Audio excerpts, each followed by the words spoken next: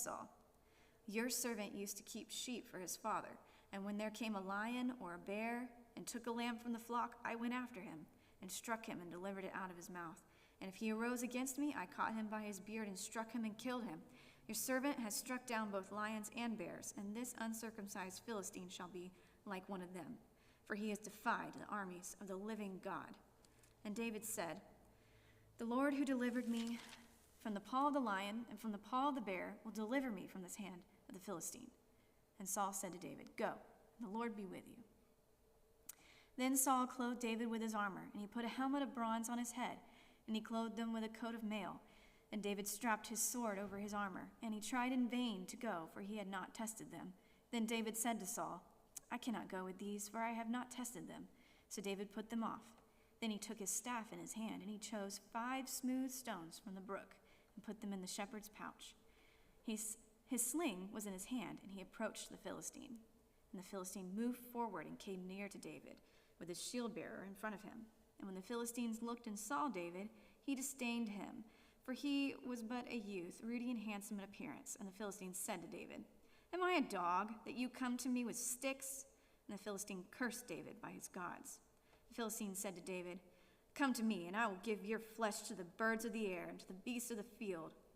Then David said to the Philistine, "You come to me with a sword and with a spear and with a javelin, but I come to you in the name of the Lord of hosts, the God of the armies of Israel, whom you have defied.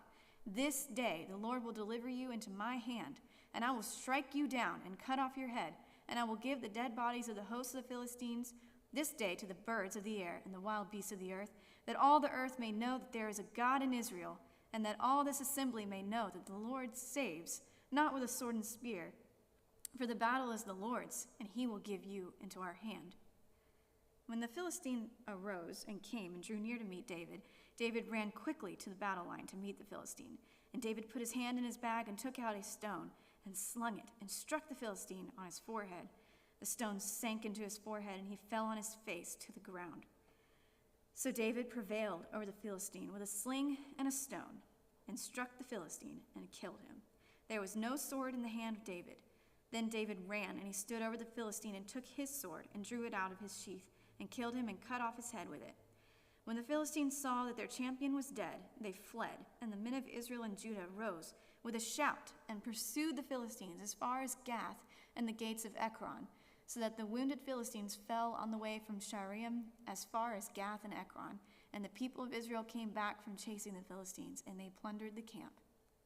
And David took the head of the Philistine and brought it to Jerusalem, but he put his armor in his tent. As soon as Saul saw David go out against the Philistine, he said to Abner, the commander of the army, "Abner, whose son is this youth?" Abner said, "As your soul lives, O king, I do not know." And the king said, "Inquire whose son this boy is." And as soon as David returned from striking down the Philistine, Abner took him and brought him before Saul with the head of the Philistine in his hand. And Saul said to him, "Whose son are you, young man?" And David answered, "I am the son of your servant Jesse, the Bethlehemite." As soon as he had finished speaking to Saul, the soul of Jonathan was knit to the soul of David, and Jonathan loved him as his own soul. And Saul took him that day and would not let him return to his father's house.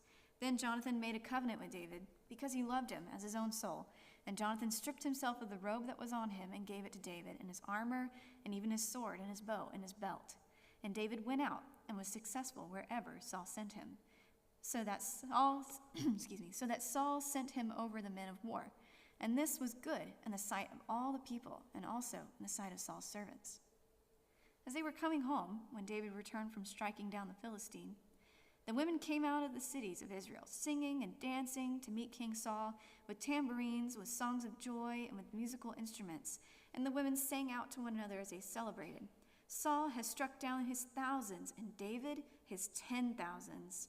And Saul was very angry at this, and saying displeased him. He said, "They have ascribed to David 10,000s, and to me they have ascribed thousands. And what more can he have but the kingdom?" And Saul eyed David from that day on. The next day, a harmful spirit from God rushed upon Saul, and he raved within his house while David was playing the lyre. And he did day by day. Saul had this spear in his hand, And Saul hurled the spear, for he thought, I will pin David to the wall.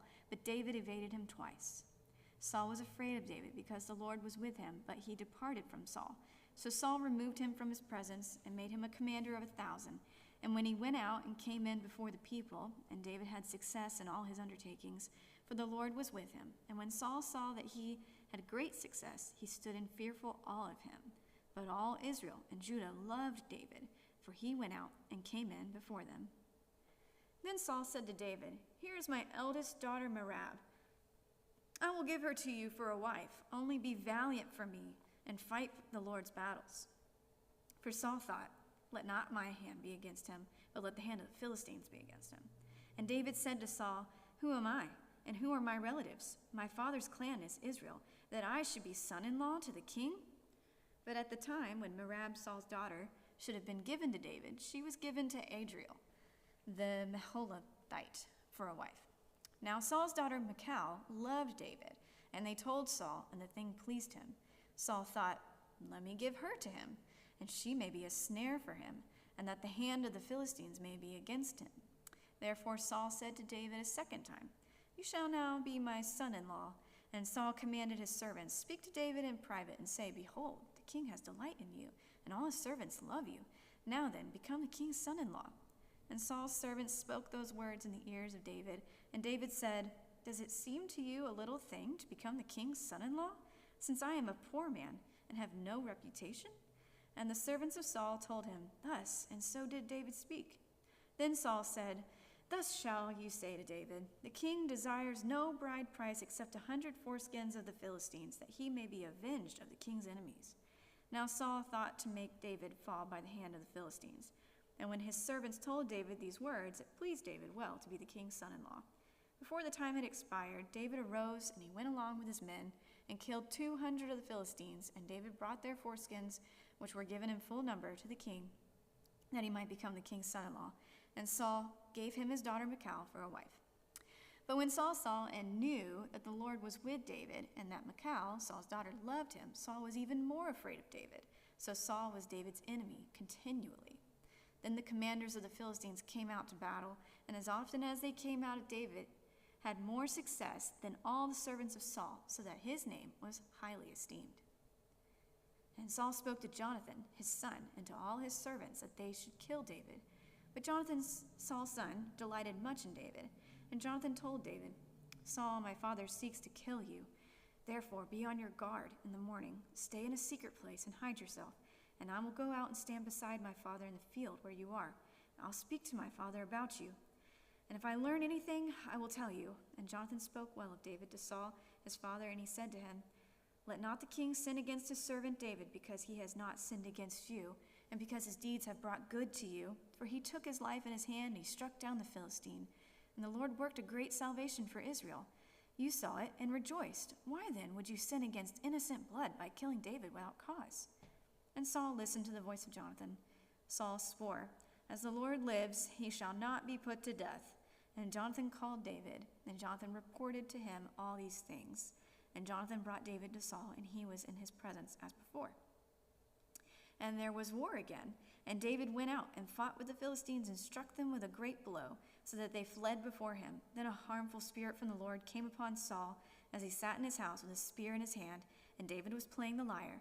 And Saul sought to pin David to the wall with the spear, but he eluded Saul, so that he struck the spear into the wall, and David fled and escaped that night. Saul sent messengers to David's house to watch him, that he might kill him in the morning. But Michal, David's wife, told him, If you do not escape with your life tonight, tomorrow you will be killed. So Michal let David down through the window, and he fled away and escaped. Michal took an image and laid it on the bed, and put a pillow of goat's hair as its head, and covered it with the clothes. And when Saul sent messengers to take David, he said, He is sick. She said, He is sick. Then Saul sent the messengers to see David, saying, Bring him up to me in the bed, that I may kill him. And when the messengers came in, behold, the image was in the bed, with the pillow of goat's hair on its head. Saul said to Michal, Why have you deceived me thus, and let my enemy go, so that he has escaped? And Michal answered Saul, He said to me, Let me go. Why should I kill you? Now David fled and escaped, and he came to Samuel at Ramah, and told him all that Saul had done to him. And he and Samuel went and lived at Naioth. And it was told to Saul, Behold, David is at Naioth in Ramah. Then Saul sent messengers to take David. And when they saw the company of the prophets prophesying, and Samuel standing as head over them, the Spirit of God came upon the messengers of Saul, and they also prophesied. When it was told Saul, he sent other messengers, and they also prophesied. And Saul sent messengers again the third time, and they also prophesied. Then he himself went to Ramah, and came to the great well that is in Secu. And he asked, Where are Samuel and David? And one said, Behold, they are at Naioth in Ramah. And when he went there to Naioth in Ramah, and the Spirit of God came upon him also. And as he went, he prophesied until he came to Naioth in Ramah. And he too stripped off his clothes, and he too prophesied before Samuel, and lay naked all that day and all that night. Thus it is said, Is Saul also among the prophets? Then David fled from Naioth in Ramah, and came and said before Jonathan, What have I done? What is my guilt? And what is my sin before your father, that he seeks my life? And he said to him, Far from it, you shall not die. Behold, my father does nothing, either great or small, without disclosing it to me. And why should my father hide this from me? It is not so. But David vowed again, saying, Your father knows well that I have found favor in your eyes, and he thinks, Do not let Jonathan know this, lest he be grieved. But truly, as the Lord lives, and as your soul lives, there is but a step between me and death. Then Jonathan said to David, Whatever you say, I will do for you. David said to Jonathan, Behold, tomorrow is the new moon, and I should not fail to sit at table with the king. But let me go, that I may hide myself in the field till the third day at evening. If your father misses me at all, then say, David earnestly asked leave of me to return to Bethlehem, his city, for there is a yearly sacrifice there for all the clan. If he says, Good, it will be well with your servant. But if he is angry, then know that harm is determined by him. Therefore deal kindly with your servant, for you have brought your servant into a covenant of the Lord with me. But if there is guilt in me, kill me yourself, for why should you bring me to your father? And Jonathan said, Far be it from you. If I knew that it was determined by me, by my father, that harm should come to you, would I not tell you? Then David said to Jonathan, Who will tell me if your father answers you roughly? And Jonathan said to David, Come, let us go out into the field. So they both went out into the field. And Jonathan said to David, The Lord, the God of Israel, be witness.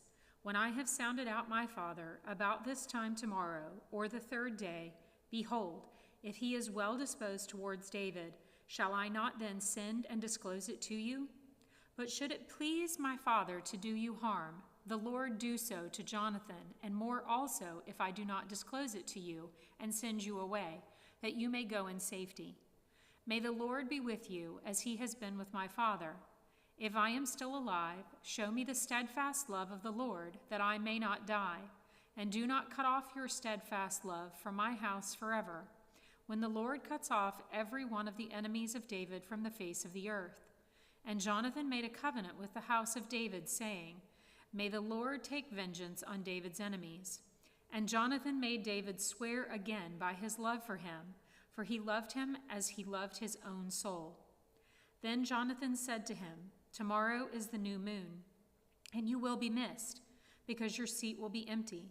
On the third day, go down quickly to the place where you hid yourself when the matter was in hand, and remain beside the stone heap. And I will shoot 3 arrows to the side of it, as though I shot at a mark. And behold, I will send the boy, saying, Go find the arrows.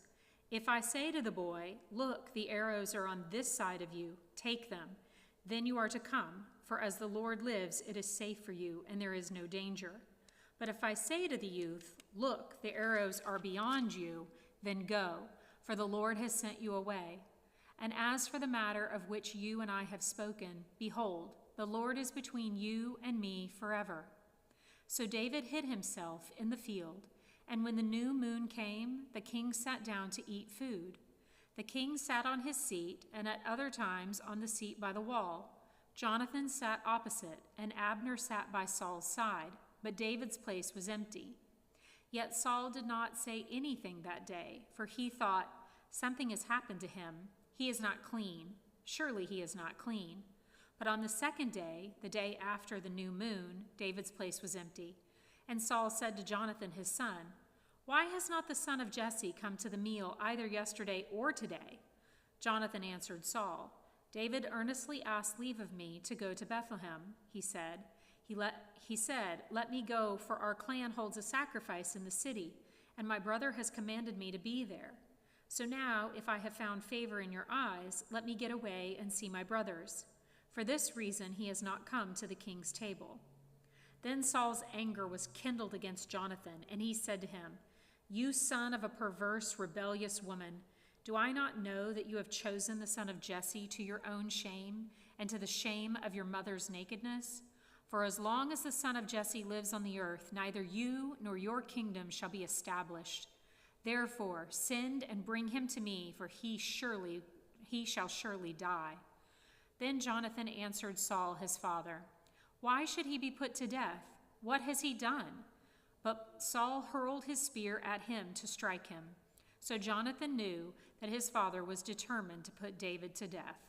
And Jonathan rose from the table in fierce anger and ate no food the second day of the month, for he was grieved for David because his father had disgraced him. In the morning, Jonathan went out into the field to the appointment with David, and with him a little boy. And he said to his boy, "Run and find the arrows that I shoot." As the boy ran, he shot an arrow beyond him. And when the boy came to the place of the arrow that Jonathan had shot, Jonathan called after the boy and said, "Is not the arrow beyond you?" And Jonathan called after the boy, "Hurry, be quick, do not stay." So Jonathan's boy gathered up the arrows and came to his master. But the boy knew nothing. Only Jonathan and David knew the matter. And Jonathan gave his weapons to his boy and said to him, "Go and carry them to the city." And as soon as the boy had gone, David rose from beside the stone heap and fell on his face to the ground and bowed 3 times. And they kissed one another and wept with one another, David weeping the most. Then Jonathan said to David, "Go in peace, because we have sworn both of us in the name of the Lord, saying, 'The Lord shall be between me and you, and between my offspring and your offspring forever.'" And he rose and departed, and Jonathan went into the city. Then David came to Nob, to Amalek the priest. And Amalek came to meet David, trembling, and said to him, "Why are you alone, and no one with you?" And David said to Amalek the priest, "The king has charged me with a matter, and said to me, 'Let no one know anything of the matter about which I send you, and with which I have charged you. I have made an appointment with the young men for such and such a place. Now then, what do you have on hand? Give me 5 loaves of bread, or whatever is here." And the priest answered David, "I have no common bread on hand, but there is holy bread, if the young men have kept themselves from women." And David answered the priest, "Truly, women have been kept from us always when I go on an expedition. The vessels of the young men are holy, even when it is an ordinary journey. How much more today will their vessels be holy?" So the priest gave him the holy bread, for there was no bread there but the bread of the presence, which is removed from before the Lord, to be replaced by hot bread on the day it is taken away. Now a certain man of the servants of Saul was there that day, detained before the Lord. His name was Doeg the Edomite, the chief of Saul's herdsmen. Then David said to Amalek, "Then have you not here a spear or a sword at hand? For I have brought neither my sword nor my weapons with me, because the king's business required haste." And the priest said, "The sword of Goliath, the Philistine, whom you struck down in the valley of Elah, behold, it is here wrapped in a cloth behind the ephod. If you will take that, take it, for there is none but that here." And David said, "There is none like that. Give it to me." And David rose and fled that day from Saul and went to Achish, the king of Gath. And the servants of Achish said to him, Is not this David, the king of the land? Did they not sing to one another of him in dances? Saul has struck down his thousands, and David his 10,000s. And David took these words to heart, and was much afraid of Achish, the king of Gath. So he changed his behavior before them, and pretended to be insane in their hands, and made marks on their doors of the gate, and let his spittle run down his beard. Then Achish said to his servants, Behold, you see the man is mad. Why then have you brought him to me? Do I lack madmen, that you have brought this fellow to behave as a madman in my presence? Shall this fellow come into my house? David departed from there and escaped to the cave of Adullam. And when his brothers and all his father's house heard it, they went down there to him. And everyone who was in distress, and everyone who was in debt, and everyone who was bitter in soul gathered to him. And he became commander over them. And there were with him about 400 men. And David went from there to Mizpah of Moab. And he said to the king of Moab, Please let my father and my mother stay with you till I know what God will do for me. And he left them with the king of Moab, and they stayed with him all the time that David was in the stronghold. Then the prophet Gad said to David, Do not remain in the stronghold. Depart and go into the land of Judah. So David departed and went into the forest of Hereth. Now Saul heard that David was discovered, and the men who were with him. Saul was sitting at Gibeah under the tamarisk tree on the height with his spear in his hand, and all his servants were standing about him. And Saul said to his servants who stood about him, Hear now, people of Benjamin, will the son of Jesse give every one of you fields and vineyards? Will he make you all commanders of thousands and commanders of hundreds, that all of you have conspired against me? No one discloses to me when my son makes a covenant with the son of Jesse. None of you is sorry for me or discloses to me that my son has stirred up my servant against me to lie in wait as at this day. Then answered Doeg the Edomite, who stood by the servants of Saul, I saw the son of Jesse coming to Nob, to Amalek, the son of Ahitub, and he inquired of the Lord for him, and gave him provisions, and gave him the sword of Goliath the Philistine. Then the king sent to summon Amalek the priest, the son of Ahitub, and all his father's house. The priests were at Nob, and all of them came to the king. And Saul said, Hear now, son of Ahitub. And he answered, Here I am, my lord. And Saul said to him, Why have you conspired against me, you and the son of Jesse, in that you have given him bread and a sword, and have inquired of God for him, so that he has risen against me to lie in wait as at this day? Then Amalek answered the king, And who among all your servants is so faithful as David? Who is the king's son-in-law and captain over your bodyguard and honored in your house? Is today the first time that I have inquired of God for him? No. Let not the king impute anything to his servant or to all the house of my father. For your servant has known nothing of all this, much or little. And the king said, You shall surely die, Amalek, you and all your father's house. And the king said to the guard who stood about him, Turn and kill the priests of the Lord, because their hand also is with David. And they knew that he fled, and did not disclose it to me. But the servants of the king would not put out their hand to strike the priests of the Lord. Then the king said to Doeg, You turn and strike the priests. And Doeg the Edomite turned and struck down the priests, and he killed on that day 85 persons who wore the linen ephod. And Nob, the city of the priests, he put to the sword, both man and woman, child and infant, ox, donkey, and sheep he put to the sword. But one of the sons of Amalek, the son of Ahitub, named Abiathar, escaped and fled after David. And Abiathar told David that Saul had killed the priests of the Lord. And David said to Abiathar, I knew on that day when Doeg the Edomite was there that he would surely tell Saul, I have occasioned the death of all the persons of your father's house. Stay with me, do not be afraid, for he who seeks my life seeks your life. With me you shall be in safekeeping. Now they told David, Behold, the Philistines are fighting against Keilah and are robbing the threshing floors. Therefore David inquired of the Lord, Shall I go and attack these Philistines? And the Lord said to David, Go and attack the Philistines and save Keilah.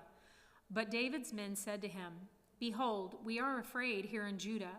How much more then if we go to Keilah against the armies of the Philistines?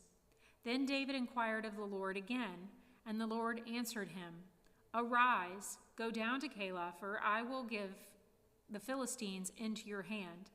And David and his men went to Keilah and fought with the Philistines, and brought away their livestock, and struck them with a great blow. So David saved the inhabitants of Keilah. When Abiathar, the son of Amalek, had fled to David to Keilah, he had come down with an ephod in his hand.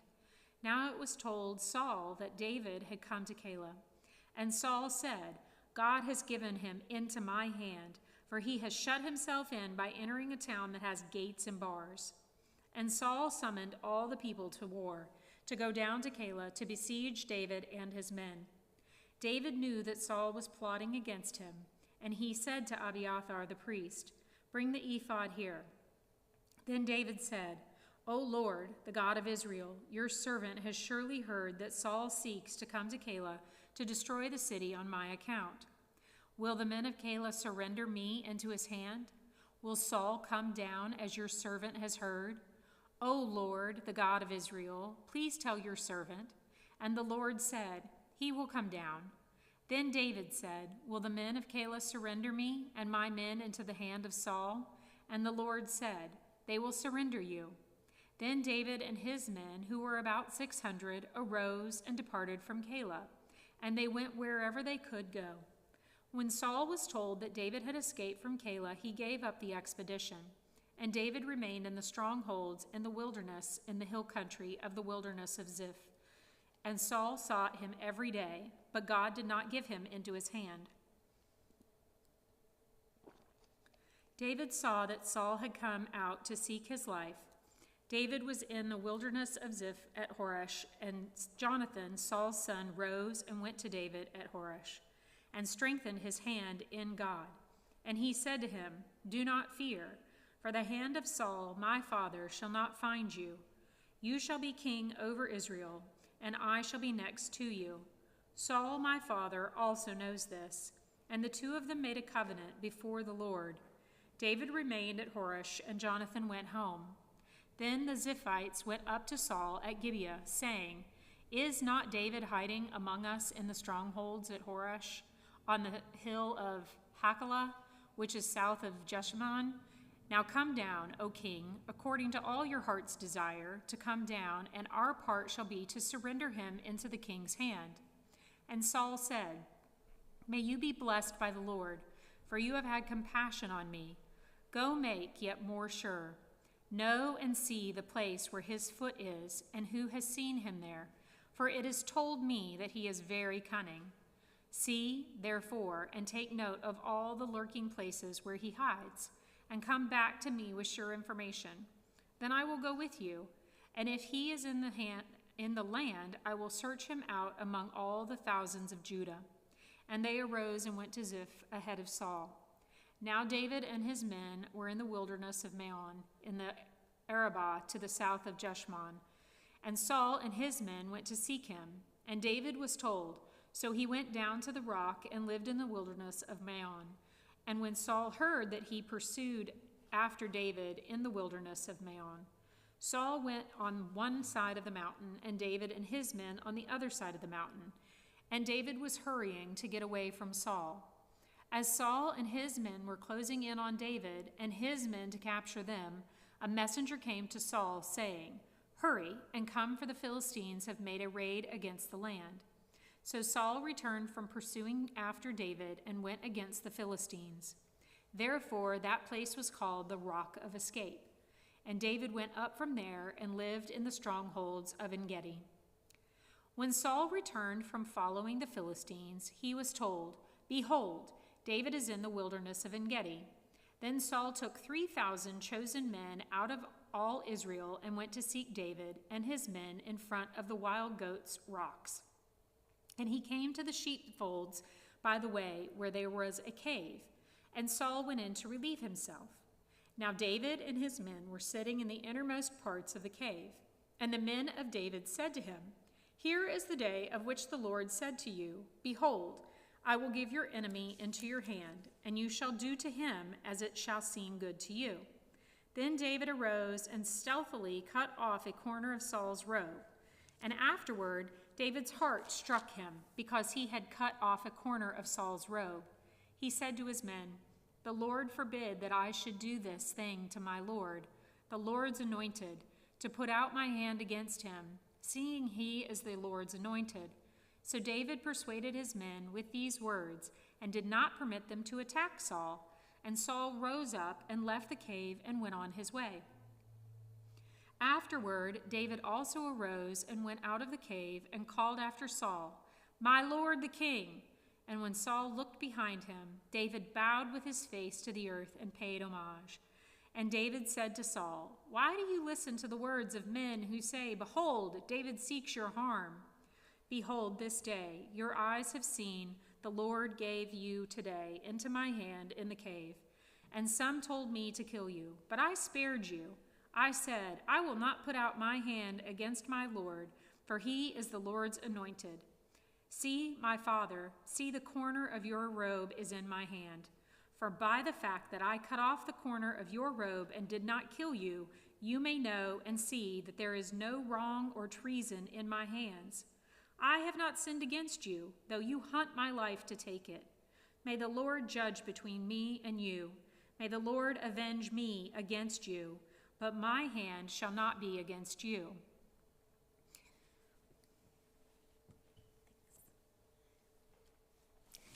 As the proverb of the ancient says, Out of the wicked comes wickedness, but my hand shall not be against you. After whom has the king of Israel come out? After whom do you pursue? After a dead dog, after a flea. May the Lord therefore be judge and give sentence between me and you, and see to it, and plead my cause, and deliver me from your hand. As soon as David had finished speaking these words to Saul, Saul said, Is this your voice, my son David? And Saul lifted up his voice and wept. He said to David, You are more righteous than I, for you have repaid me good, whereas I have repaid you evil. And you have declared this day how you have dealt well with me, in that you did not kill me when the Lord put me into your hands. For if a man finds his enemy, will he let him go away safe? So may the Lord reward you with good for what you have done to me this day. And now behold, I know that you shall surely be king, and that the kingdom of Israel shall be established in your hand. Swear to me therefore by the Lord that you will not cut off my offspring after me, and that you will not destroy my name out of my father's house. And David swore this to Saul. Then Saul went home, but David and his men went up to the stronghold. Now Samuel died, and all of Israel assembled and mourned for him, and they buried him in his house at Ramah. Then David rose and went down to the wilderness of Paran. And there was a man in Maon whose business was in Carmel. The man was very rich. He had 3,000 sheep and 1,000 goats. He was shearing his sheep in Carmel. Now the name of the man was Nabal, and the name of his wife was Abigail. The woman was discerning and beautiful, but the man was harsh and badly behaved. He was a Calebite. David heard in the wilderness that Nabal was shearing his sheep. So David sent 10 young men, and David said to the young men, Go up to Carmel and go to Nabal and greet him in my name. And thus you shall greet him, Peace be to you, and peace be to your house, and peace be to all that you have. I hear that you have shearers. Now your shepherds have been with us, and we did them no harm, and they missed nothing all the time they were in Carmel. Ask your young men, and they will tell you. Therefore let my young men find favor in your eyes, for we come on a feast day. Please give whatever you have at hand to your servants and to your son David. When David's young men came, they said all this to Nabal in the name of David, and then they waited. And Nabal answered David's servants, Who is David? Who is the son of Jesse? There are many servants these days who are breaking away from their masters. Shall I take my bread and my water and my meat that I have killed for my shearers and give it to men who come from I do not know where? So David's young men turned away and came back and told him all this. And David said to his men, Every man strap on his sword. And every man of them strapped on his sword. David also strapped on his sword. And about 400 men went up after David, while 200 remained with the baggage. But one of the young men told Abigail, Nabal's wife, Behold, David sent messengers out of the wilderness to greet our master, and he railed at them. Yet the men were very good to us, and we suffered no harm, and we did not miss anything when we were in the fields, as long as we went with them. They were a wall to us both by night and by day, all the while we were with them keeping the sheep. Now therefore, know this and consider what you should do, for harm is determined against our master and against all his house, and he is such a worthless man that one cannot speak to him. Then Abigail made haste and took 200 loaves and 2 skins of wine and 5 sheep already prepared, and 5 seahs of parched grain, and 100 clusters of raisins, and 200 cakes of figs, and laid them on donkeys. And she said to her young men, "Go on before me, behold, I come after you." But she did not tell her husband Nabal. And she rode on the donkey and came down under cover of the mountain. Behold, David and his young men came down toward her, and she met them. Now David had said, "Surely in vain have I guarded all that this fellow has in the wilderness, so that nothing was missed of all that belonged to him, and he has returned me evil for good. God do so to the enemies of David, and more also, if by morning I leave so much as one male of all who belong to him." When Abigail saw David, she hurried and got down from the donkey and fell before David on her face and bowed to the ground. She fell at his feet and said, "On me alone, my lord, be the guilt. Please let your servant speak in your ears and hear the words of your servant. Let not my lord regard this worthless fellow Nabal, for his name is, so is he. Nabal is his name, and folly is with him. But I, your servant, did not see the young men of my lord whom you sent. Now then, my lord, as the Lord lives and as your soul lives, because the Lord has restrained you from blood guilt and from saving with your own hand, now then let your enemies and those who seek to do evil to my lord be as Nabal. And now let this present that your servant has brought to my lord be given to the young men who follow my lord. Please forgive the trespass of your servant, for the Lord will certainly make my lord a sure house, because my lord is fighting the battles of the Lord, and evil shall not be found in you so long as you live. If men rise up to pursue you and seek your life, the life of my lord shall be bound in the bundle of the living in the care of the Lord your God. And the lives of your enemies he shall sling out as from the hollow of a sling. And when the Lord has done to my lord according to all the good that he has spoken concerning you, and has appointed you prince over Israel, my lord shall have no cause of grief or pangs of conscience for having shed blood without cause, or for my lord working in salvation himself. And when the Lord has dealt well with my lord, then remember your servant." And David said to Abigail, "Blessed be the Lord, the God of Israel, who sent you this day to meet me. Blessed be your discretion, and blessed be you have kept me this day from blood guilt and from working salvation with my own hand.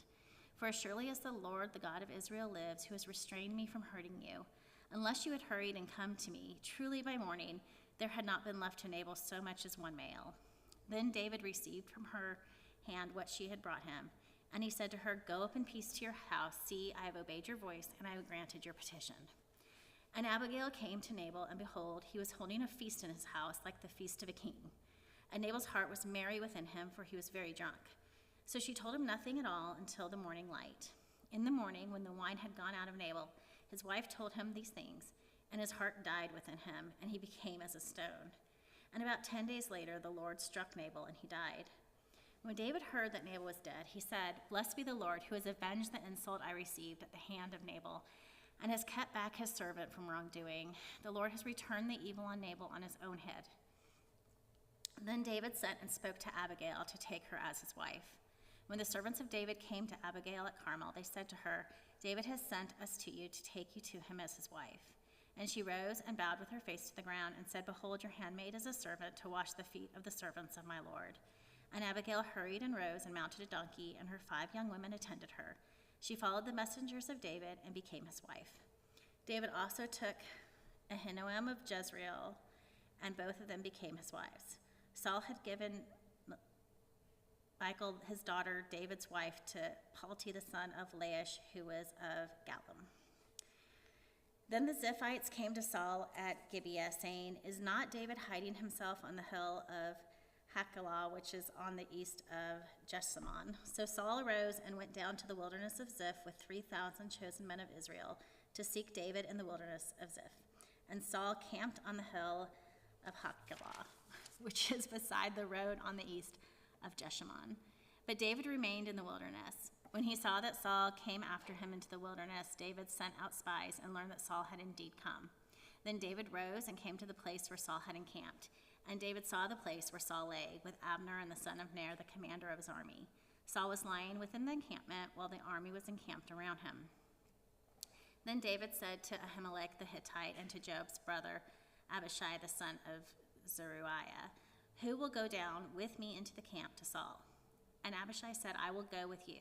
So David and Abishai went to the army by night, and there lay Saul sleeping within the encampment with his spear stuck in the ground at his head, and Abner and the army lay around him.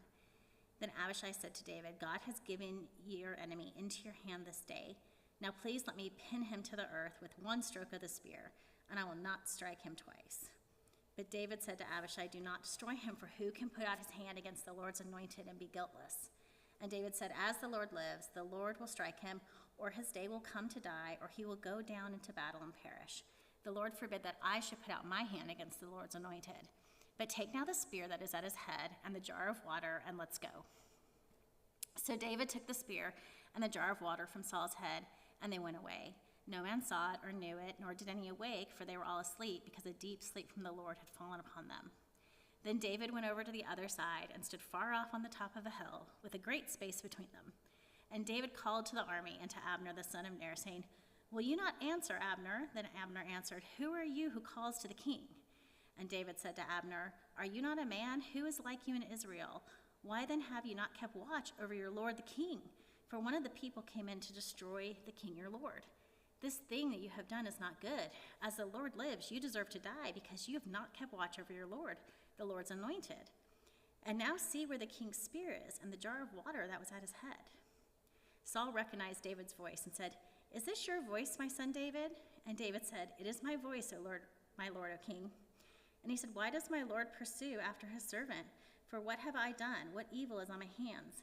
Now therefore let my lord the king hear the words of his servant.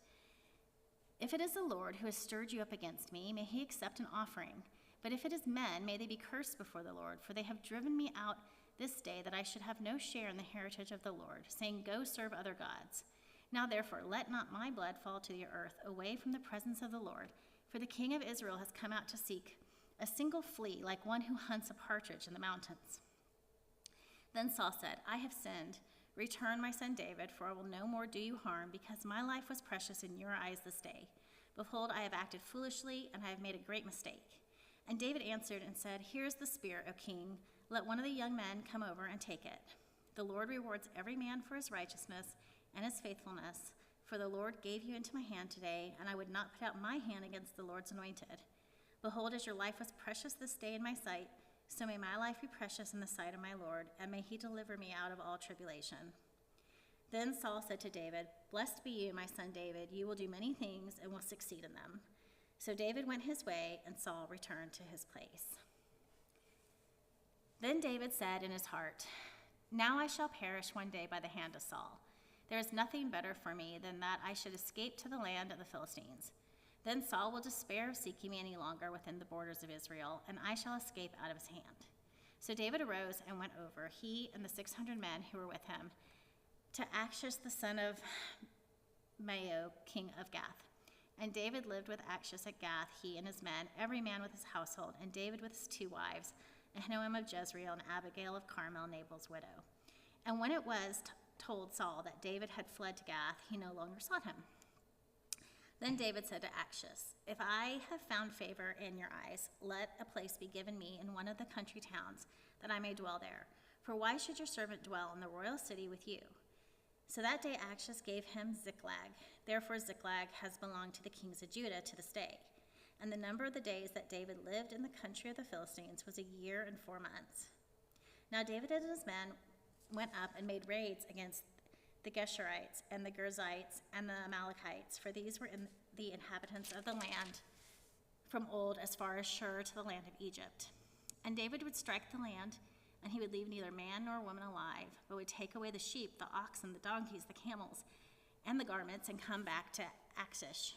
When Achish asked, "Where have you made a raid today?" David would say, "Against the Negeb of Judah, or against the Negeb of the Jerahmeelites, or against the Negeb of the Kenites." And David would leave neither man nor woman alive to bring news to Gath, thinking lest they should tell us about it and say, "So David has done." So was his custom all the while he lived in the country of the Philistines. And Achish trusted David, thinking, "He has made himself an utter stench to his people Israel. Therefore he shall always be my servant." In those days, the Philistines gathered their forces for war to fight against Israel. And Achish said to David, "Understand that you and your men are to go out with me in the army." David said to Achish, "Very well, you shall know what your servant can do." And Achish said to David, "Very well, I will make you my bodyguard for life." Now Samuel had died, and all Israel had mourned for him and buried him in Ramah, his own city. And Saul had put the mediums and the necromancers out of the land. The Philistines assembled and came and encamped at Shunem, and Saul gathered all Israel, and they encamped at Gilboa. When Saul saw the army of the Philistines, he was afraid, and his heart trembled greatly. And when Saul inquired of the Lord did not answer him, either by dreams, or by Urim, or by prophets. Then Saul said to his servants, "Seek out for me a woman who is a medium, that I may go to her and inquire of her." And his servants said to him, "Behold, there is a medium in Endor." So Saul disguised himself and put on other garments, and went, he and 2 men with him. And they came to the woman by night, and he said, "Divine for me by a spirit, and bring up for me whomever I shall name to you." The woman said to him, "Surely you know what Saul has done, how he has cut off the mediums and the necromancers from the land. Why then are you laying a trap for my life to bring about my death?" But Saul swore to her by the Lord, "As the Lord lives, no punishment shall come upon you for this thing." Then the woman said, "Whom shall I bring up for you?" He said, "Bring up Samuel for me." When the woman saw Samuel, she cried out with a loud voice. And the woman said to Saul, "Why have you deceived me? You are Saul." The king said to her, "Do not be afraid. What do you see?" And the woman said to Saul, "I see a god coming up out of the earth." He said to her, "What is his appearance?" And she said, "An old man is coming up, and he is wrapped in a robe." And Saul knew that it was Samuel, and he bowed with his face to the ground and paid homage. Then Samuel said to Saul, "Why have you disturbed me by bringing me up?" Saul answered, "I am in great distress, for the Philistines are warring against me, and God has turned away from me and answers me no more, either by prophets or by dreams. Therefore I have summoned you to tell me what I shall do." And Samuel said, "Why then do you ask me, since the Lord has turned from you and become your enemy? The Lord has done to you as he spoke by me, for the Lord has torn the kingdom out of your hand and given it to your neighbor David. Because you did not obey the voice of the Lord and did not carry out his fierce wrath against Amalek, therefore the Lord has done this thing to you this day. Moreover, the Lord will give Israel also with you into the hand of the Philistines, and tomorrow you and your son shall be with me. The Lord will give the army of Israel also into the hand of the Philistines."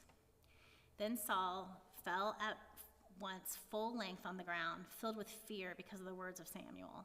And there was no strength in him, for he had eaten nothing all day and all night. And when the woman came to Saul, and when she saw that he was terrified, she said to him, "Behold, your servant has obeyed you. I have taken my life in my hand and have listened to what you have said to me. Now therefore you also obey your servant. Let me set a morsel of bread before you and eat, that you may have strength when you go on your way." He refused and said, "I will not eat." But his servants together with the woman urged him, and he listened to their words. So he rose from the earth and sat on the bed. Now the woman had a fattened calf in the house, and she quickly killed it. And she took flour and kneaded it and baked unleavened bread of it. And she put it before Saul and his servants, and they ate. Then they rose and went away that night.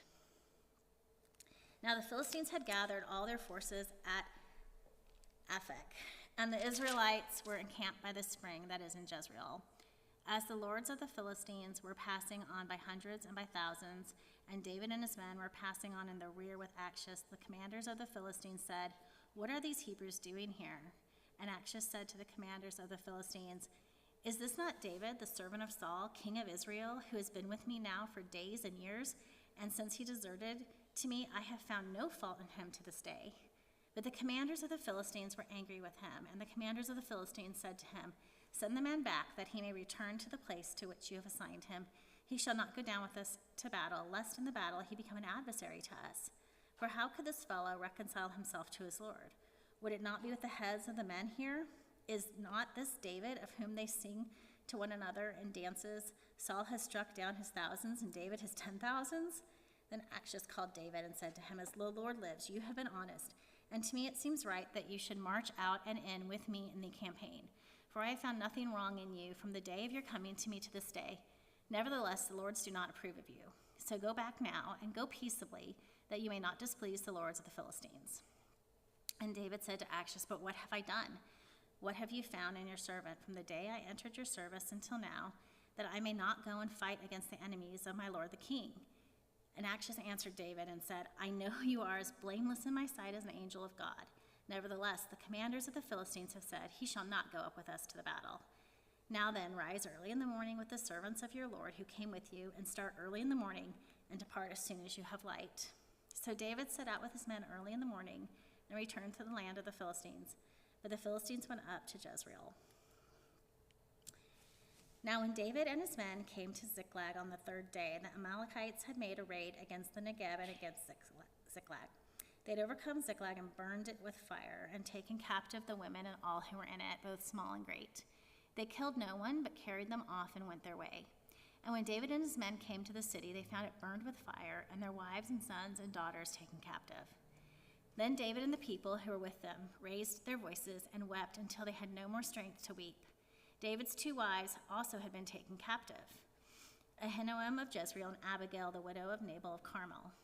And David was greatly distressed, for the people spoke of stoning him, because all the people were bitter in soul, each for his sons and daughters. But David strengthened himself in the Lord his God. And David said to Abiathar the priest, the son of Ahimelech, Bring me the ephod. So Abiathar brought the ephod to David. And David inquired of the Lord, Shall I pursue after this band? Shall I overtake them? He answered him, Pursue, for you shall surely overtake, and shall surely rescue. So David set out, and the 600 men who were with him, and they came to the brook Besor, where those who were left behind stayed. But David pursued, he and 400 men. 200 stayed behind, who were too exhausted to cross the brook Besor.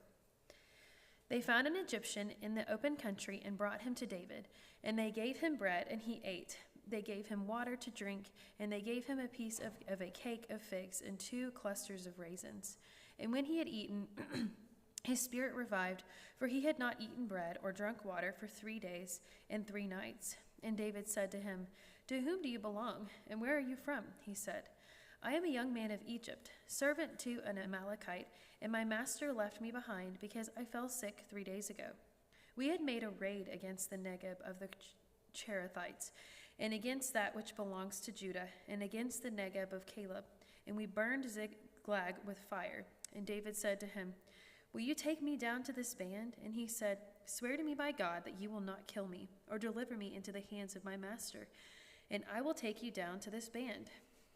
And when he had taken him down, behold, they were spread abroad over all the land, eating and drinking and dancing, because of all the great spoil they had taken from the land of the Philistines and from the land of Judah.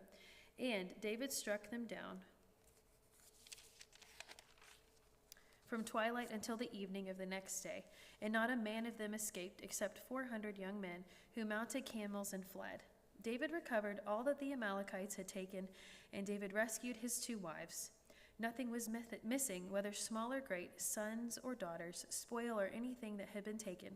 David brought back all. David also captured all the flocks and herds, and the people drove the livestock before him and said, This is David's spoil. Then David came to the 200 men who had been too exhausted to follow David and who had been left at the brook Besor. And they went out to meet David and to meet the people who were with him. And when David came near to the people, he greeted them. Then all the wicked and worthless fellows among the men who had gone with David said, Because they did not go with us, we will not give them any of the spoil that we have recovered, except that each man may lead away his wife and children and depart. But David said, You shall not do so, my brothers, with what the Lord has given us. He has preserved us and given into our hands the band that came against us. Who would listen to you in this matter? For as his share is who goes down into the battle, so shall his share be who stays by the baggage. They shall share alike. And he made it a statute and a rule for Israel from that day forward to this day.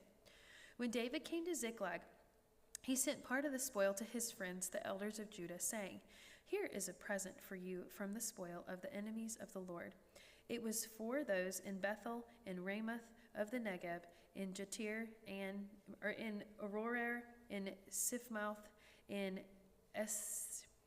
Esthemoa, in Rakal, in the cities of the Jerahmeelites, in the cities of the Kenites, in Hormah, in Bor Ashan, in Athak, in Hebron, for all the places where David and his men had roamed. Now the Philistines were fighting against Israel, and the men of Israel fled before the Philistines and fell slain on Mount Gilboa. And the Philistines overtook Saul and his sons, and the Philistines struck down Jonathan and Abinadab and Malchishua, the sons of Saul. The battle pressed hard against Saul, and the archers found him, and he was badly wounded by the archers. Then Saul said to his armor-bearer, "Draw your sword and thrust me through with it, lest these uncircumcised come and thrust me through and mistreat me." But his armor-bearer would not, for he feared greatly. Therefore Saul took his own sword and fell upon it. And when his armor-bearer saw that Saul was dead, he also fell upon his sword and died with him. Thus Saul died, and his 3 sons, and his armor-bearer, and all his men on the same day together. And when the men of Israel who were on the other side of the valley and those beyond the Jordan saw that the men of Israel had fled, and that Saul and his sons were dead, they abandoned their cities and fled. And the Philistines came and lived in them. The next day, when the Philistines came to strip the slain, they found Saul and his 3 sons fallen on Mount Gilboa. So they cut off his head and stripped off his armor, and sent messengers throughout the land of the Philistines to carry the good news to the house of their idols and to the people. They put his armor in the temple of Ashtaroth, and they fastened his body to the wall of Bethshan.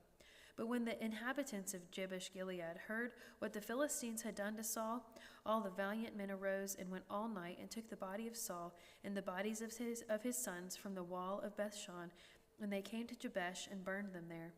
And they took their bones and buried them under the tamarisk tree in Jabesh and fasted 7 days. 2 Samuel. After the death of Saul, when David had returned from striking down the Amalekites, David remained 2 days in Ziklag. And on the 3rd day, behold, a man came from Saul's camp with his clothes torn and dirt on his head. And when he came to David, he fell to the ground and paid homage. David said to him, "Where do you come from?" And he said to him, "I have escaped from the camp of Israel." And David said to him, "How did it go? Tell me." And he answered, "The people fled from the battle, and also many of the people have fallen and are dead, and Saul and his son Jonathan are also dead." Then David said to the young man who told him, "How do you know that Saul and his son Jonathan are dead?" And the young man who told him said, "By chance I happened to be on Mount Gilboa, and there was Saul leaning on his spear, and behold, the chariots and the horsemen were close upon him. And when he looked behind him, he saw me and called to me. And I answered, 'Here I am.' And he said to me, 'Who are you?' I answered him, 'I am an Amalekite.' And he said to me, 'Stand beside me and kill me, for anguish has seized me, and yet my life still lingers.' So I stood beside him and killed him, because I was sure that he could not live after he had fallen. And I took the crown that was on his head and the armlet that was on his arm, and I have brought them here to my Lord." Then David took hold of his clothes and tore them, and so did all the men who were with him. And they mourned and wept and fasted until evening for Saul and for Jonathan his son, and for the people of the Lord, and for the house of Israel, because they had fallen by the sword. And David said to the young man who told him, "Where do you come from?" And he answered, "I am the son of a sojourner, an Amalekite." David said to him, "How is it you were not afraid to put out your hand to destroy the Lord's anointed?" Then David called one of the young men and said, "Go execute him." And he struck him down so that he died. And David said to him, "Your blood be on your head, for your own mouth has testified against you, saying, 'I have killed the Lord's anointed.'" And David lamented with his lamentation over Saul and Jonathan his son. And he said, "It should be taught to the people of Judah. Behold, it is written in the book of Jashar, he said, 'Your glory, O Israel, is slain on your high places, how the mighty have fallen.' Tell it not in Gath, publish it not in the streets of Ashkelon, lest the daughters of the Philistines rejoice, lest the daughters of the uncircumcised exult. You mountains of Gilboa, let there be no dew or rain upon you, nor fields of offerings, for there the shield of the mighty was defiled, the shield of Saul, not anointed with oil. From the blood of the slain, from the fat of the mighty, the bow of Jonathan turned not back, and the sword of Saul returned not empty. Saul and Jonathan, beloved and lovely. In life and in death they were not divided. They were swifter than eagles, they were stronger than lions. You daughters of Israel, Weep over Saul, who clothed you luxuriously in scarlet, who put ornaments of gold on your apparel. How the mighty have fallen in the midst of the battle. Jonathan lies slain on your high places. I am distressed for you, my brother Jonathan. Very pleasant have you been to me. Your love to me was extraordinary, surpassing the love of women. How the mighty have fallen, and the weapons of war perished. After this, David inquired of the Lord, Shall I go up into any of the cities of Judah? And the Lord said to him, Go up. David said, To which shall I go up? Go up. And he said, To Hebron. So David went up there, and his 2 wives also, Ahinoam of Jezreel and Abigail the widow of Nabal of Carmel. And David brought up his men who were with him, everyone with his household, and they lived in the towns of Hebron. And the men of Judah came, and they anointed David king over the house of Judah. Then they told David, It was the men of Jabesh Gilead who buried Saul. David sent messengers to the men of Jabesh Gilead and said to them, May you be blessed by the Lord, because you showed this loyalty to Saul your Lord and buried him. Now may the Lord show steadfast love and faithfulness to you, and I will do good to you because you have done this thing.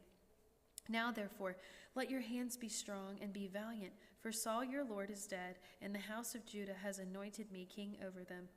But Abner, the son of Ner, commander of Saul's army, took Ishbosheth, the son of Saul, and brought him over to Mahanaim, and he made him king over Gilead and the Ashurites in Jezreel and Ephraim and Benjamin and all Israel.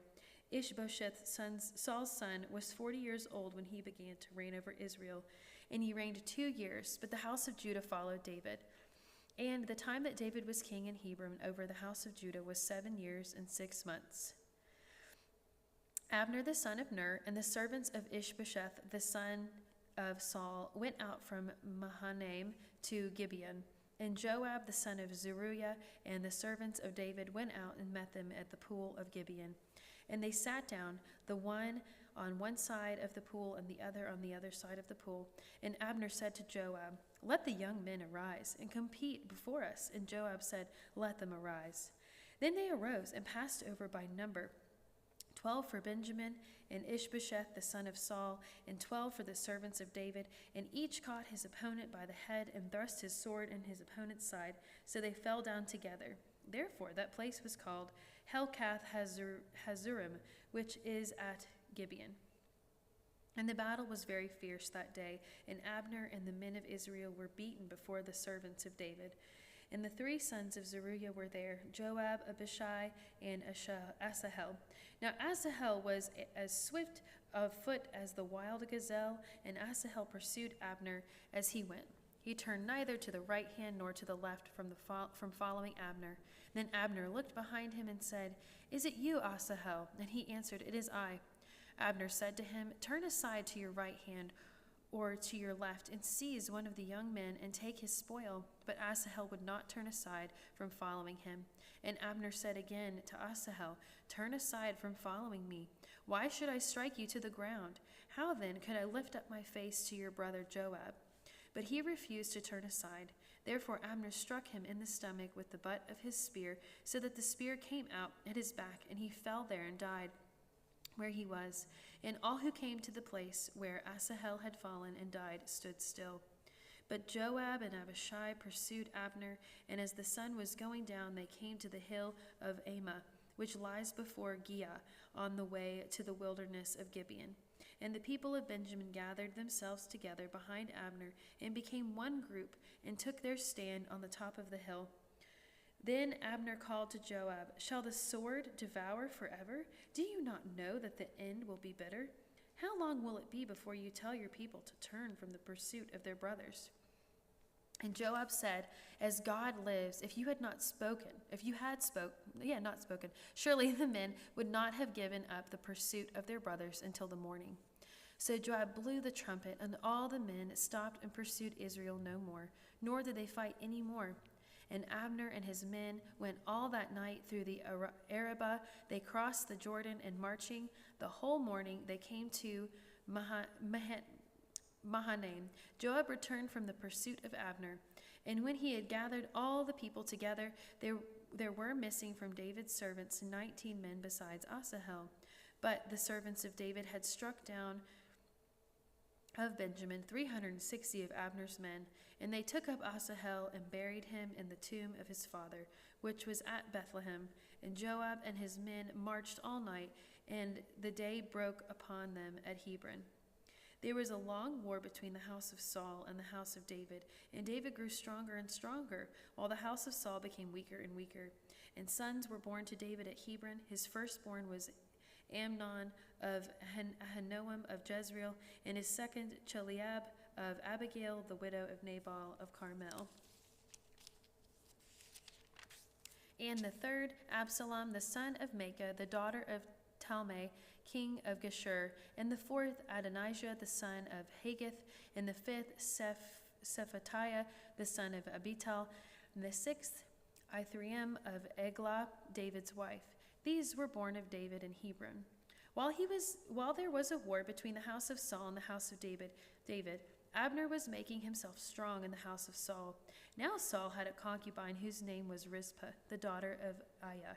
And Ishbosheth said to Abner, "Why have you gone into my father's concubine?"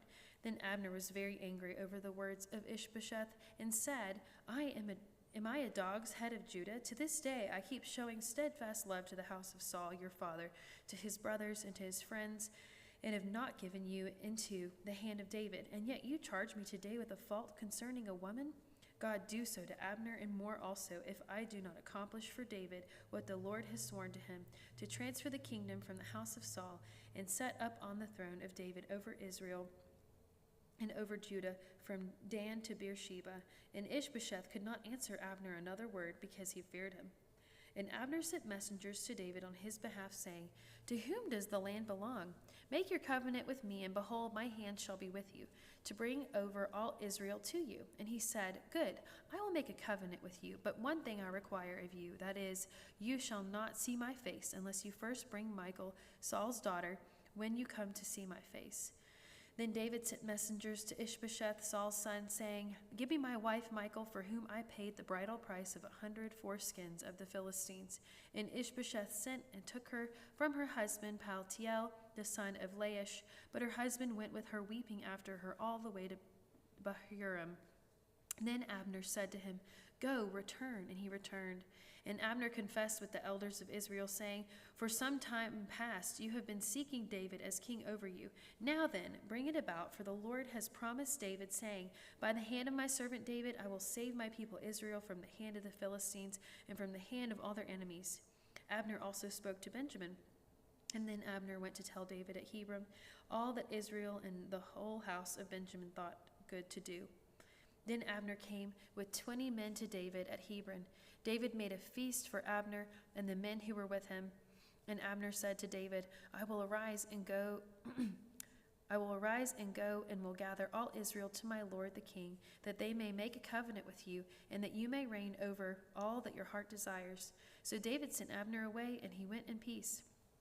Just then the servants of David arrived with Joab from the raid, bringing much spoil with them. But Abner was not with David at Hebron, for he had sent him away, and he had gone in peace. When Joab and all the army that was with him came, it was told Joab, Abner the son of Ner came to the king, and he has let him go, and he has gone in peace. Then Joab went to the king and said, What have you done? Behold, Abner came to you. Why is it that you have sent him away so that he is gone? You know that Abner the son of Ner came to deceive you, and to know your going out and your coming in, and to know all that you are doing. When Joab came out from David's presence, he sent messengers after Abner, and they brought him back from the cistern of Sirah. But David did not know about it. And when Abner returned to Hebron, Joab took him aside into the midst of the gate to speak with him privately, and there he struck him in the stomach so that he died, for the blood of Asahel his brother. Afterward, when David heard of it, he said, I and my kingdom are forever guiltless before the Lord for the blood of Abner the son of Ner. May it fall upon the head of Joab and upon his father's house, and may the house of Joab never be without one who has a discharge, or who is leprous, or who holds the spindle, or who falls by the sword, or who lacks bread. So Joab and Abishai his brother killed Abner, because he had put their brother Asahel to death in the battle at Gibeon. Then David said to Joab and to all the people who were with him, Tear your clothes and put on sackcloth and mourn before Abner." And King David followed the bier. They buried Abner at Hebron, and the king lifted up his voice and wept at the grave of Abner, and all the people wept. And the king lamented for Abner, saying, "Should Abner die as a fool dies? Your hands were not bound, your feet were not fettered, and as one falls before the wicked, you have fallen." And all the people wept again over him. Then all the people came to persuade David to eat bread while it was yet day. But David swore, saying, "God, do so to me, and more also, if I taste bread or anything else till the sun goes down." And all the people took notice of it, and it pleased them, as everything that the king did pleased all the people. So all the people and all Israel understood that day that it had not been the king's will to put to death Abner the son of Ner. And the king said to his servants, "Do you not know that a prince and a great man has fallen this day in Israel? And I was gentle today, though anointed king. These men, the sons of Zeruiah, are more severe than I. The Lord repay the evildoer according to his wickedness." When Ishbosheth, Saul's son, heard that Abner had died at Hebron, his courage failed, and all Israel was dismayed. Now Saul's son had 2 men who were captains of raiding bands. The name of the one was Baanah, and the name of the other Rechabad, son of Rimmon, a man of Benjamin from Beeroth, for Beeroth also is counted part of Benjamin. The Beerothites fled to Githaim and have been sojourners there to this day. Jonathan, the son of Saul, had a son who was crippled in his feet. He was 5 years old when the news about Saul and Jonathan came from Jezreel, and his nurse took him up and fled. And as she fled in her haste, he fell and became lame, and his name was Mephibosheth. Now the sons of Rimmon, the Beerothite, Rechab and Baanah, set out, and about the heat of the day they came to the house of Ishbosheth as he was taking his noonday rest. And they came into the midst of the house as if to get wheat, and they stabbed him in the stomach. Then Rechab and Baanah, his brother, escaped. When they came into the house, as he lay on his bed in his bedroom, they struck him and put him to death and beheaded him. They took his head and went by the way of Arabah all night, and brought the head of Ishbosheth to David at Hebron. And they said to the king, "Here is the head of Ishbosheth, the son of Saul, your enemy, who sought your life.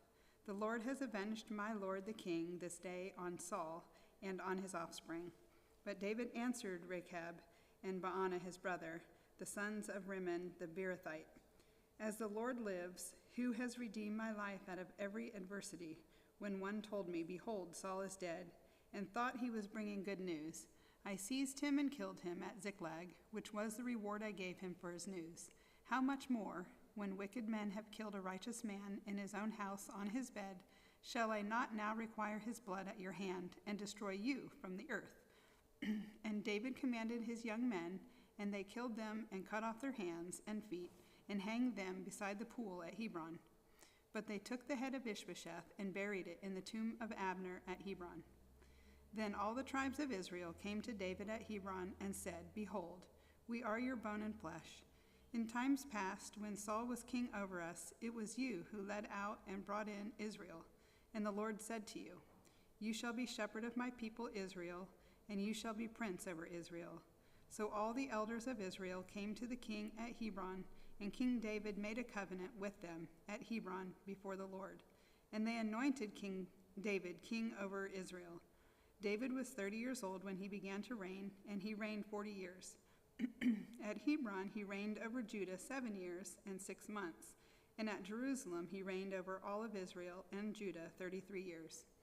And the king and his men went to Jerusalem against the Jebusites, the inhabitants of the land, who said to David, 'You will not come in here, but the blind and the lame will ward you off,' thinking, 'David cannot come in here.' Nevertheless, David took the stronghold of Zion, that is, the city of David. And David said on that day, 'Whoever would strike the Jebusites, let him get up the water shaft to attack, the lame and the blind, who are hated by David's soul.' Therefore it is said, 'The blind and the lame shall not come into the house.' And David lived in the stronghold and called it the city of David. And David built the city all around from the Millo inward. And David became greater and greater, for the Lord, the God of hosts, was with him. And Hiram, king of Tyre, sent messengers to David, and cedar trees, also carpenters and masons who built David a house. And David knew that the Lord had established him king over Israel, and that he had exalted his kingdom for the sake of his people, Israel. And David took more concubines and wives from Jerusalem after he came from Hebron, and more sons and daughters were born to David. And these are the names of those who were born to him in Jerusalem: Shemua, Shobab, Nathan, Solomon, Ibhar, Elishua, Nepheg, Japhia, Elishama, Eliada, and Eliphalet. When the Philistines heard that David had been anointed king over Israel, all of the Philistines went up to search for David. But David heard of it and went down to the stronghold. Now the Philistines had come and spread out in the valley of Rephaim. And David inquired of the Lord, "Shall I go up against the Philistines? Will you give them into my hand?" And the Lord said to David, "Go up, for I will certainly give the Philistines into your hand." And David came to Baal Perazim, and David defeated them there. And he said, "The Lord has broken through my enemies before me like a breaking flood." Therefore the name of that place is called Baal Perazim. And the Philistines left their idols there, and David and his men carried them away. And the Philistines came up yet again and spread out in the valley of Rephaim. And when David inquired of the Lord, he said, "You shall not go up. Go around to their rear and come against them opposite the balsam trees. And when you hear the sound of marching in the tops of the balsam trees, then rouse yourself, for then the Lord has gone out before you to strike down the army of the Philistines." And David did as the Lord commanded him, and struck down the Philistines from Geba to Gezer. Chapter 6. David again gathered all the chosen men of Israel, 30,000. And David arose and went with all the people who were with him from Baal Judah to bring up from there the ark of God, which is called by the name of the Lord of hosts, who sits enthroned on the cherubim. And they carried the ark of God on a new cart, and brought it out of the house of Abinadab, which was on the hill. And Uzzah and Ahio, the sons of Abinadab, were driving the new cart, and with the ark of God, and Ahio went before the ark. And David and all the house of Israel were celebrating before the Lord with songs and lyres and harps and tambourines and castanets and cymbals. And when they came to the threshing floor of Nacon, Uzzah put out his hand to the ark of God and took hold of it, for the oxen stumbled. And the anger of the Lord was kindled against Uzzah, and God struck him down there because of his error, and he died there beside the ark of God. And David was angry because the Lord had broken out against Uzzah. And that place is called Perez Uzzah to this day. And David was afraid of the Lord that day, and he said, "How can the ark of the Lord come to me?" So David was not willing to take the ark of the Lord into the city of David, but David took it aside to the house of Obed-Edom the Gittite. And the ark of the Lord remained in the house of Obed-Edom the Gittite 3 months, and the Lord blessed Obed-Edom and all his household. And it was told King David, "The Lord has blessed the household of Obed-Edom and all that belongs to him, because of the ark of God." So David went and brought up the ark of God from the house of Obed-Edom to the city of David with rejoicing. And when those who bore the ark of the Lord had gone 6 steps, he sacrificed an ox and a fattened animal. And David danced before the Lord with all his might, and David was wearing a linen ephod. So David and all of the house of Israel brought up the ark of the Lord with shouting and with the sound of the horn. As the ark of the Lord came into the city of David, Michal, the daughter of Saul, looked out of the window and saw King David leaping and dancing before the Lord, and she despised him in her heart. And they brought in the ark of the Lord and set it in its place, inside the tent that David had pitched for it. And David offered burnt offerings and peace offerings before the Lord. And when David had finished offering the burnt offerings and the peace offerings, he blessed the people in the name of the Lord of hosts, and distributed among all the people, the whole multitude of Israel, both men and women, a cake of bread, a portion of meat, and a cake of raisins to each one. Then all the people departed, each to his house. And David returned to bless his household. But Michal, the daughter of Saul, came out to meet David and said, "How the king of Israel honored himself today, uncovering himself today before the eyes of his servants, female servants, as one of the vulgar fellows shamelessly uncovers himself." And David said to Michal, "It was before the Lord, who chose me above your father and above all his house, to appoint me as a prince over Israel. the people of the Lord, and I will celebrate before the Lord. I will make myself yet more contemptible than this, and I will be abased in your eyes. But by the female servants of whom you have spoken, and by them I shall be held in honor. And Michal, the daughter of Saul, had no child to the day of her death. Chapter 7. Now when the king lived in his house, and the Lord had given him rest from all of his surrounding enemies, the king said to Nathan the prophet, "See now, I dwell in a house of cedar, but the ark of God dwells in a tent." And Nathan said to the king, "Go, do all that is in your heart, for the Lord is with you." But that same night the word of the Lord came to Nathan, "Go and tell my servant David, thus says the Lord, would you build me a house to dwell in? I have not lived in a house since the day I brought up the people of Israel from Egypt to this day, but I have been moving about in a tent for my dwelling. In all places where I have moved with all the people of Israel, did I speak a word with any of the judges of Israel, whom I commanded to shepherd my people Israel, saying, Why have you not built me a house of cedar? Now therefore, thus you shall say to my servant David, Thus says the Lord of hosts, I took you from the pasture, from following the sheep, that you should be prince over my people Israel. And I have been with you wherever you went, and have cut off all your enemies from before you. And I will make for you a great name, like the name of the great ones of the earth. And I will appoint a place for my people Israel, and will plant them, so that they may dwell in their own place, and be disturbed no more. And violent men shall afflict them no more, as formerly, from the time that I appointed judges over my people Israel. And I will give you rest from all of your enemies. Moreover, the Lord declares to you that the Lord will make you a house. When your days are fulfilled, and you lie down with your fathers, I will raise up your offspring after you, who shall come from your body, and I will establish his kingdom. He shall build a house for my name, and I will establish the throne of his kingdom forever. I will be to him a father, and he shall be to me a son. When he commits iniquity, I will discipline him with the rod of men, with the stripes of the sons of men. But my steadfast love will not depart from him, as I took it from Saul, whom I put away from before you. And your house and your kingdom shall be made sure forever before me. Your throne shall be established forever. In accordance with all these words, and in accordance with all of this vision, Nathan spoke to David. Then King David went in and sat before the Lord and said, Who am I, O Lord God, and what is my house, that you have brought me thus far? And yet this was a small thing in your eyes, O Lord God. You have spoken also of your servant's house for a great while to come, and this is instruction for mankind, O Lord God. And what more can David say to you? For you know your servant, O Lord God. Because of your promise, and according to your own heart, you have brought about all this greatness, to make your servant know it.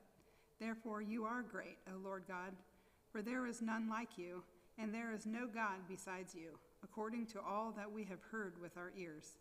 And who is like your people Israel, the one nation on earth whom God went to redeem to be his people, making himself a name, and doing for them great and awesome things by driving out before your people, whom you redeemed for yourself from Egypt, a nation and its gods. And you established for yourself your people Israel to be your people forever. And you, O Lord, became their God. And now, O Lord God, confirm forever the word that you have spoken concerning your servant and concerning his house, and do as you have spoken. And your name will be magnified forever, saying, The Lord of hosts is God over Israel, and the house of your servant David will be established before you. For you, O Lord of hosts, the God of Israel, have made this revelation to your servant, saying, I will build you a house. Therefore your servant has found courage to pray this prayer to you. And now, O Lord God, you are God, and your words are true, and you have promised this good thing to your servant. Now therefore may it please you to bless the house of your servant, so that it may continue forever before you. For you, O Lord God, have spoken, and with your blessing shall the house of your servant be blessed forever. Chapter 8. After this, David defeated the Philistines and subdued them. And David took Metheg-Ammah out of the hand of the Philistines. And he defeated Moab, and he measured them with a line, making them lie down on the ground. 2 lines he measured to be put to death, and 1 full line to be spared. And the Moabites became servants to David and brought tribute. David also defeated Hadadezer, the son of Rehob, king of Zobah, as he went to restore the power at the river Euphrates. And David took from him 1,700 horsemen and 20,000 foot soldiers. And David hamstrung all the chariot horses, but left enough for 100 chariots. And when the Syrians of Damascus came up to help Hadadezer, king of Zobah, David struck down 22,000 men of the Syrians. Then David put garrisons on Aram of Damascus, and the Syrians became servants to David and brought tribute. And the Lord gave victory to David wherever he went. And David took the shields of gold that were carried by the servants of Hadadezer and brought them to Jerusalem, and from Betah and from Berothai, cities of Hadadezer. King David took very much bronze. When Toi, king of Hamath, heard that David had defeated the whole army of Hadadezer, Toi sent his son Joram to King David to ask about his health and to bless him, because he had fought against Hadadezer and defeated him, for Hadadezer had often been at war with Toi. And Joram brought with him articles of silver, of gold, and of bronze. These also King David dedicated to the Lord, together with the silver and gold that he dedicated from all the nations he subdued, from Edom, Moab, the Ammonites, the Philistines, Amalek, and from the spoil of Hadadezer, the son of Rehob, king of Zobah. And David made a name for himself when he returned from striking down 18,000 Edomites in the Valley of Salt. Then he put garrisons in Edom. Throughout all of Edom he put garrisons. And all the Edomites became David's servants, and the Lord gave victory to David wherever he went. So David reigned over all of Israel, and David administered justice and equity to all of his people. Joab, the son of Zeruiah, was over the army, and Jehoshaphat, the son of Ahilud, was recorder. And Zadok, the son of Ahitub, and Ahimelech, the sons of Abiathar, were priests. And Zeruiah was secretary. And Benaiah, the son of Jehoiada, was over the Cherethites and the Pelethites, and David's sons were priests. Chapter 9. And David said, "Is there still anyone left in the house of Saul, that I may show him kindness for Jonathan's sake?" Now there was a servant of the house of Saul whose name was Ziba, and they called him to David. And the king said to him, "Are you Ziba?" And he said, "I am your servant." And the king said, "Is there not still someone of the house of Saul, that I may show the kindness of God to him?" Ziba said to the king, "There is still a son of Jonathan. He is crippled in his feet." The king said to him, "Where is he?" And Ziba said to the king, "He is in the house of Machir, the son of Ammiel, at Lo-debar." Then King David sent and brought him from the house of Machir, the son of Ammiel, at Lo-debar. And Mephibosheth, the son of Jonathan, son of Saul, came to David and fell on his face and paid homage. And David said, "Mephibosheth." And he answered, "Behold, I am your servant." And David said to him, "Do not fear, for I will show you kindness for the sake of your father Jonathan, and I will restore to you all the land of Saul your father, and you shall eat at my table always." And he paid homage and said, "What is your servant, that you should show regard for a dead dog such as I?" Then the king called Ziba, Saul's servant, and said to him, "All that belonged to Saul and to all his house I have given to your master's grandson. And you and your sons and your servants shall till the land for him, and shall bring in the produce, that your master's grandson may have bread to eat. But Mephibosheth, your master's grandson, shall always eat at my table." Now Ziba had 15 sons and 20 servants. Then Ziba said to the king, "According to all that my lord the king commands his servant, so will your servant do." So Mephibosheth ate at David's table like one of the king's sons. And Mephibosheth had a young son whose name was Micah. And all who lived in Ziba's house became Mephibosheth's servants. So Mephibosheth lived in Jerusalem, for he ate always at the king's table. Now he was lame in both his feet. Chapter 10. After this, the king of the Ammonites died, and Hanun his son reigned in his place. And David said, "I will deal loyally with Hanun the son of Nahash, as his father dealt loyally with me." So David sent by his servants to console him concerning his father. And David's servants came into the land of the Ammonites. But the princes of the Ammonites said to Hanun their lord, "Do you think, because David has sent comforters to you, that he is honoring your father? Has not David sent his servants to you to search the city and to spy it out and to overthrow it?" So Hanun took David's servants and shaved off half the beard of each and cut off their garments in the middle, at their hips, and sent them away. When it was told David, he sent to meet them, for the men were greatly ashamed. And the king said, "Remain at Jericho until your beards have grown, and then return." When the Ammonites saw that they had become a stench to David, the Ammonites sent and hired the Syrians of Beth-rehob and the Syrians of Zobah, 20,000 foot soldiers, and the king of Maacah with the 1,000 men, and the men of Tob, 12,000 men. And when David heard of it, he sent Joab and all the hosts of the mighty men. And the Ammonites came out and drew up in battle array at the entrance of the gate. And the Syrians of Zobah and of Rehob and the men of Tob and Maacah were by themselves in the open country. When Joab saw that the battle was set against him, both in front and in the rear, he chose some of the best men of Israel and arrayed them against the Syrians. The rest of his men he put in the charge of Abishai his brother, and he arrayed them against the Ammonites. And he said, "If the Syrians are too strong for me, then you shall help me. But if the Ammonites are too strong for you, then I will come and help you. Be of good courage, and let us be courageous for our people, and for the cities of our God, and may the Lord do what seems good to him."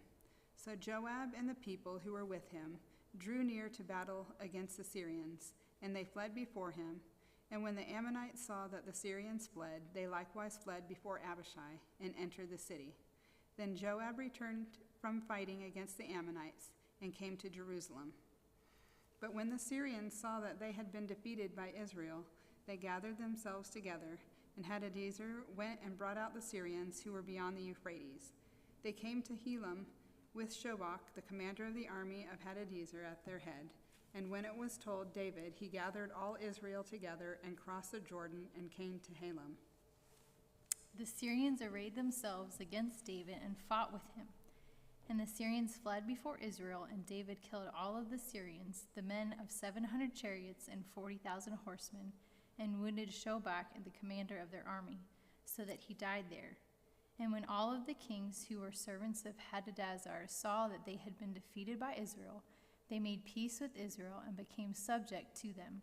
So the Syrians were afraid to save the Ammonites any more. In the spring of the year, the time when kings go out to battle, David sent Joab and his servants with him and all Israel. And they ravaged the Ammonites and besieged Rabbah, but David remained at Jerusalem. It happened late one afternoon when David arose from his couch and was walking on the roof of the king's house, that he saw from the roof a woman bathing, and the woman was very beautiful. And David sent and inquired about the woman, and one said, "Is not this Bathsheba, the daughter of Eliam, the wife of Uriah the Hittite?"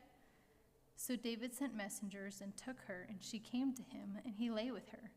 Now she had been purifying herself from her uncleanness.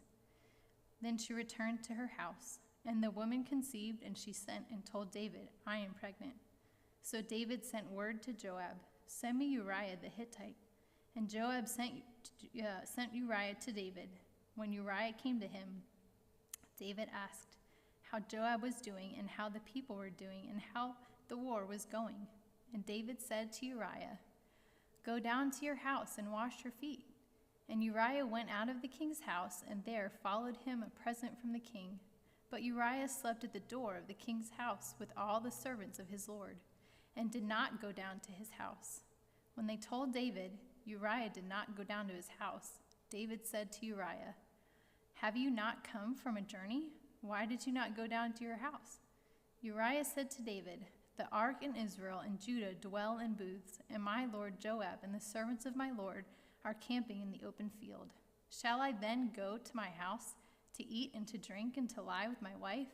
As you live and as your souls live, I will not do this thing." Then David said to Uriah, "Remain here today also, and tomorrow I will send you back."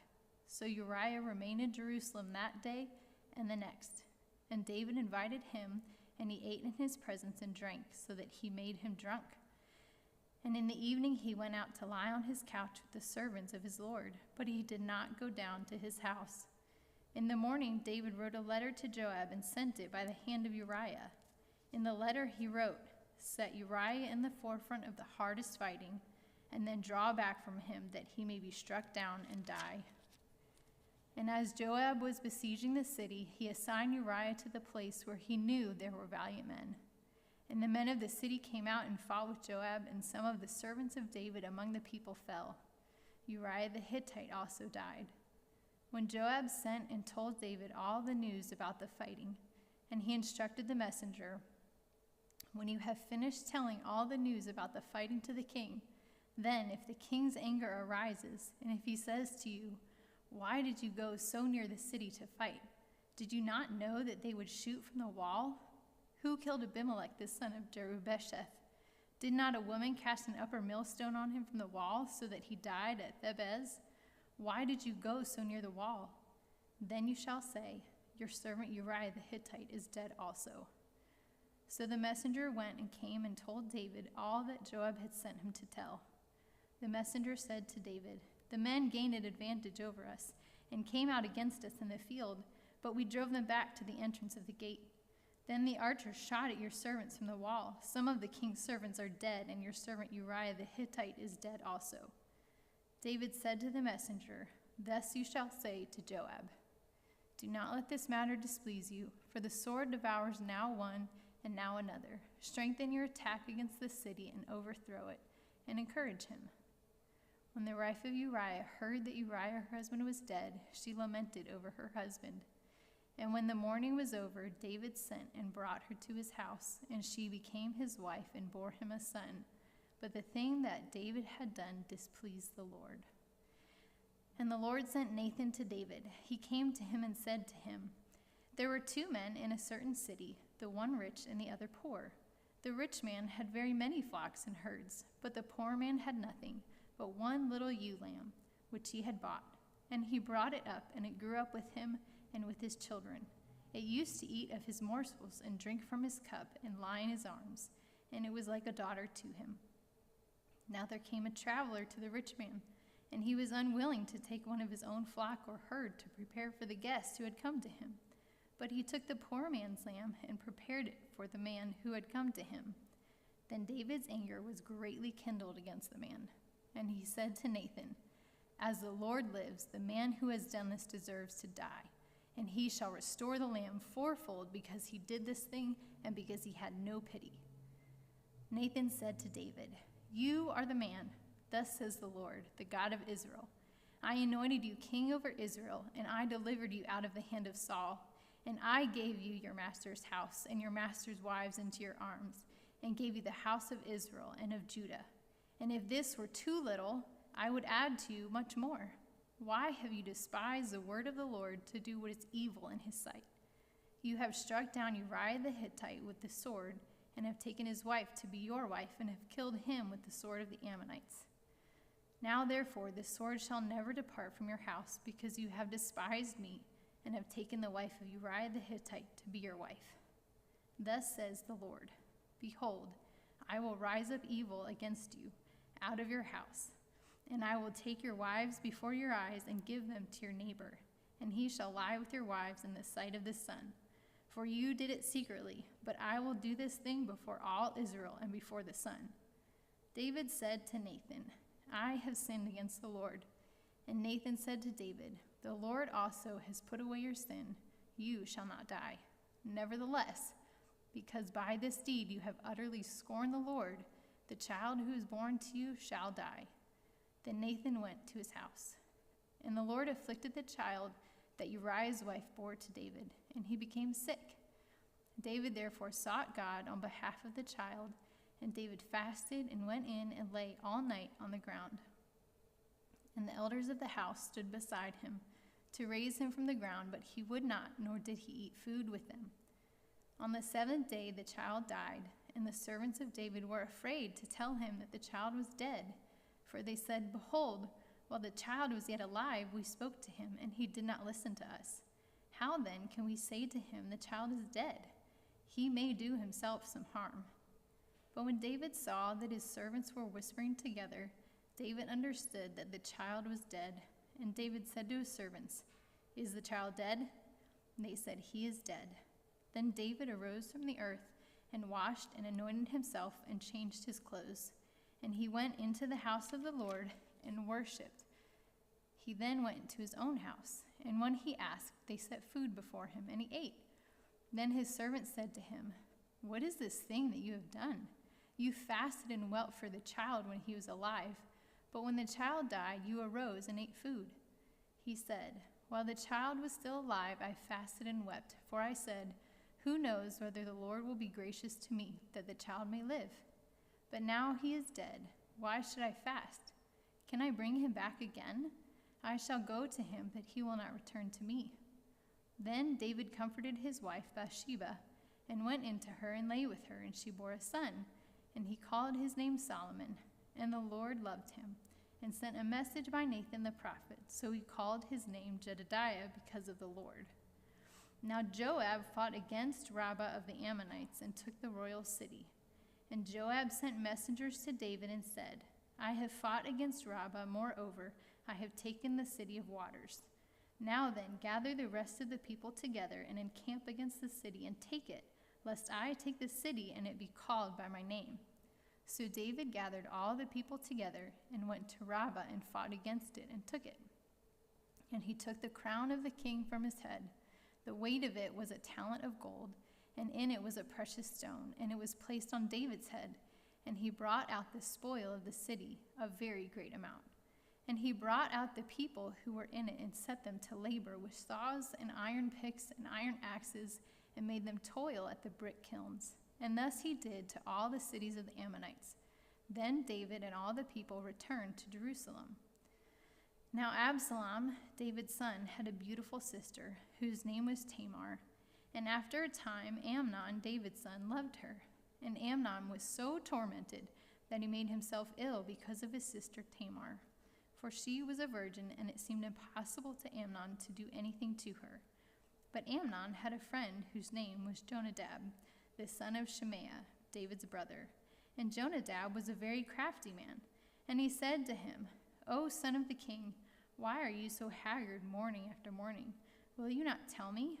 Amnon said to him, "I love Tamar, my brother Absalom's sister." Jonadab said to him, "Lie down on your bed and pretend to be ill. And when your father comes to see you, say to him, 'Let my sister Tamar come and give me bread to eat and prepare the food in my sight, that I may see it and eat it from her hand.'" So Amnon lay down and pretended to be ill. And when the king came to see him, Amnon said to the king, "Please let my sister Tamar come and make a couple of cakes in my sight, that I may eat from her hand." Then David sent home to Tamar, saying, "Go to your brother Amnon's house and prepare food for him." So Tamar went to her brother Amnon's house, where he was lying down. And she took dough and kneaded it and made cakes in his sight and baked the cakes. And she took the pan and emptied it out before him, but he refused to eat it. And Amnon said, "Send out everyone from me." So everyone went out from him. Then Amnon said to Tamar, "Bring the food into the chamber, that I may eat from your hand." And Tamar took the cakes she had made and brought them into the chamber to Amnon her brother. But when she brought them near to him to eat, he took hold of her and said to her, "Come, lie with me, my sister." And she said to him, "No, my brother, do not violate me, for such a thing is not done in Israel. Do not do this outrageous thing. As for me, where could I carry my shame? And as for you, you would be as one of the outrageous fools in Israel. Now, therefore, please speak to the king, for he will not withhold me from you." But he would not listen to her, and being stronger than she, he violated her and lay with her. Then Amnon hated her with very great hatred, so that the hatred with which he hated her was greater than the love with which he had loved her. And Amnon said to her, "Get up, go." But she said to him, "No, my brother, for this is wrong, and sending me away is greater than the other that you did to me." But he would not listen to her. He called the young man who served him and said, "Put this woman out of my presence, and bolt the door after her." Now she was wearing a long robe with sleeves, for thus were the virgin daughters of the king dressed. So his servant put her out and bolted the door after her. And Tamar put ashes on her head and tore the long robe that she wore. And she laid her hand on her head and went away crying aloud as she went. And her brother Absalom said to her, Has Amnon your brother been with you? Now hold your peace, my sister. He is your brother. Do not take this to heart. So Tamar lived a desolate woman in her brother Absalom's house. When King David heard all of these things, he was very angry. But Absalom spoke to Amnon, neither good nor bad, for Absalom hated Amnon, because he had violated his sister Tamar. After 2 full years, Absalom had sheep shears at Baal-Hazor, which is near Ephraim. And Absalom invited all the king's sons. And Absalom came to the king and said, Behold, your servant has sheep shears. Please let the king and his servants go with your servant. But the king said to Absalom, No, my son, let us not all go, lest we be burdensome to you. He pressed him, but he would not go, but gave him his blessing. Then Absalom said, If not, please let my brother Amnon go with us. And the king said to him, Why should he go with you? But Absalom pressed him until he let Amnon and all the king's sons go with him.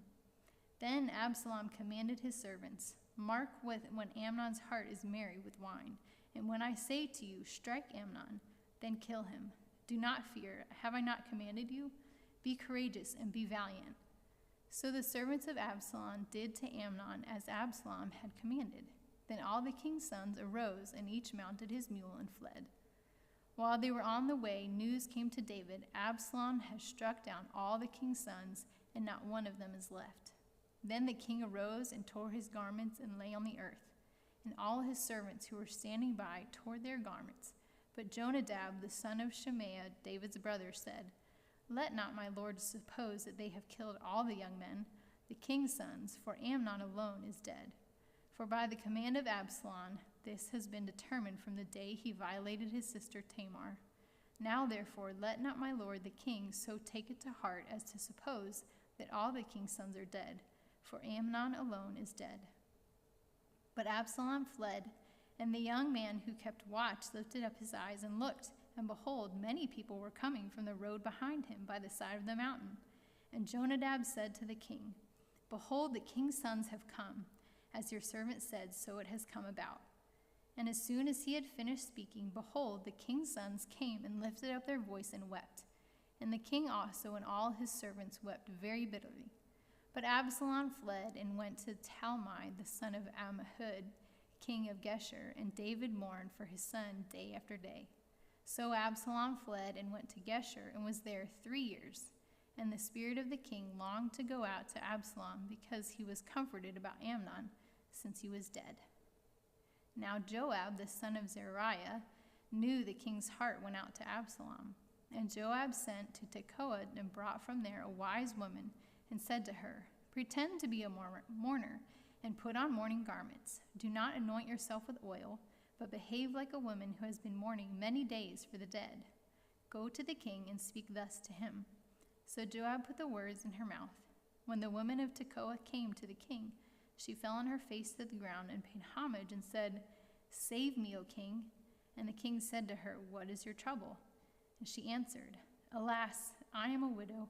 My husband is dead, and your servant had 2 sons, and they quarreled with one another in the field. There was no one to separate them, and one struck the other and killed him. And now the whole clan has risen against your servant, and they say, Give up the man who struck his brother, that we may put him to death for the life of his brother whom he killed. And so they would destroy their heir also. Thus they would quench my coal that is left, and leave to my husband neither name nor remnant in the face of the earth. Then the king said to the woman, Go to your house, and I will give orders concerning you. And the woman of Tekoa said to the king, On me be the guilt, my lord the king, and on my father's house. Let the king and his throne be guiltless.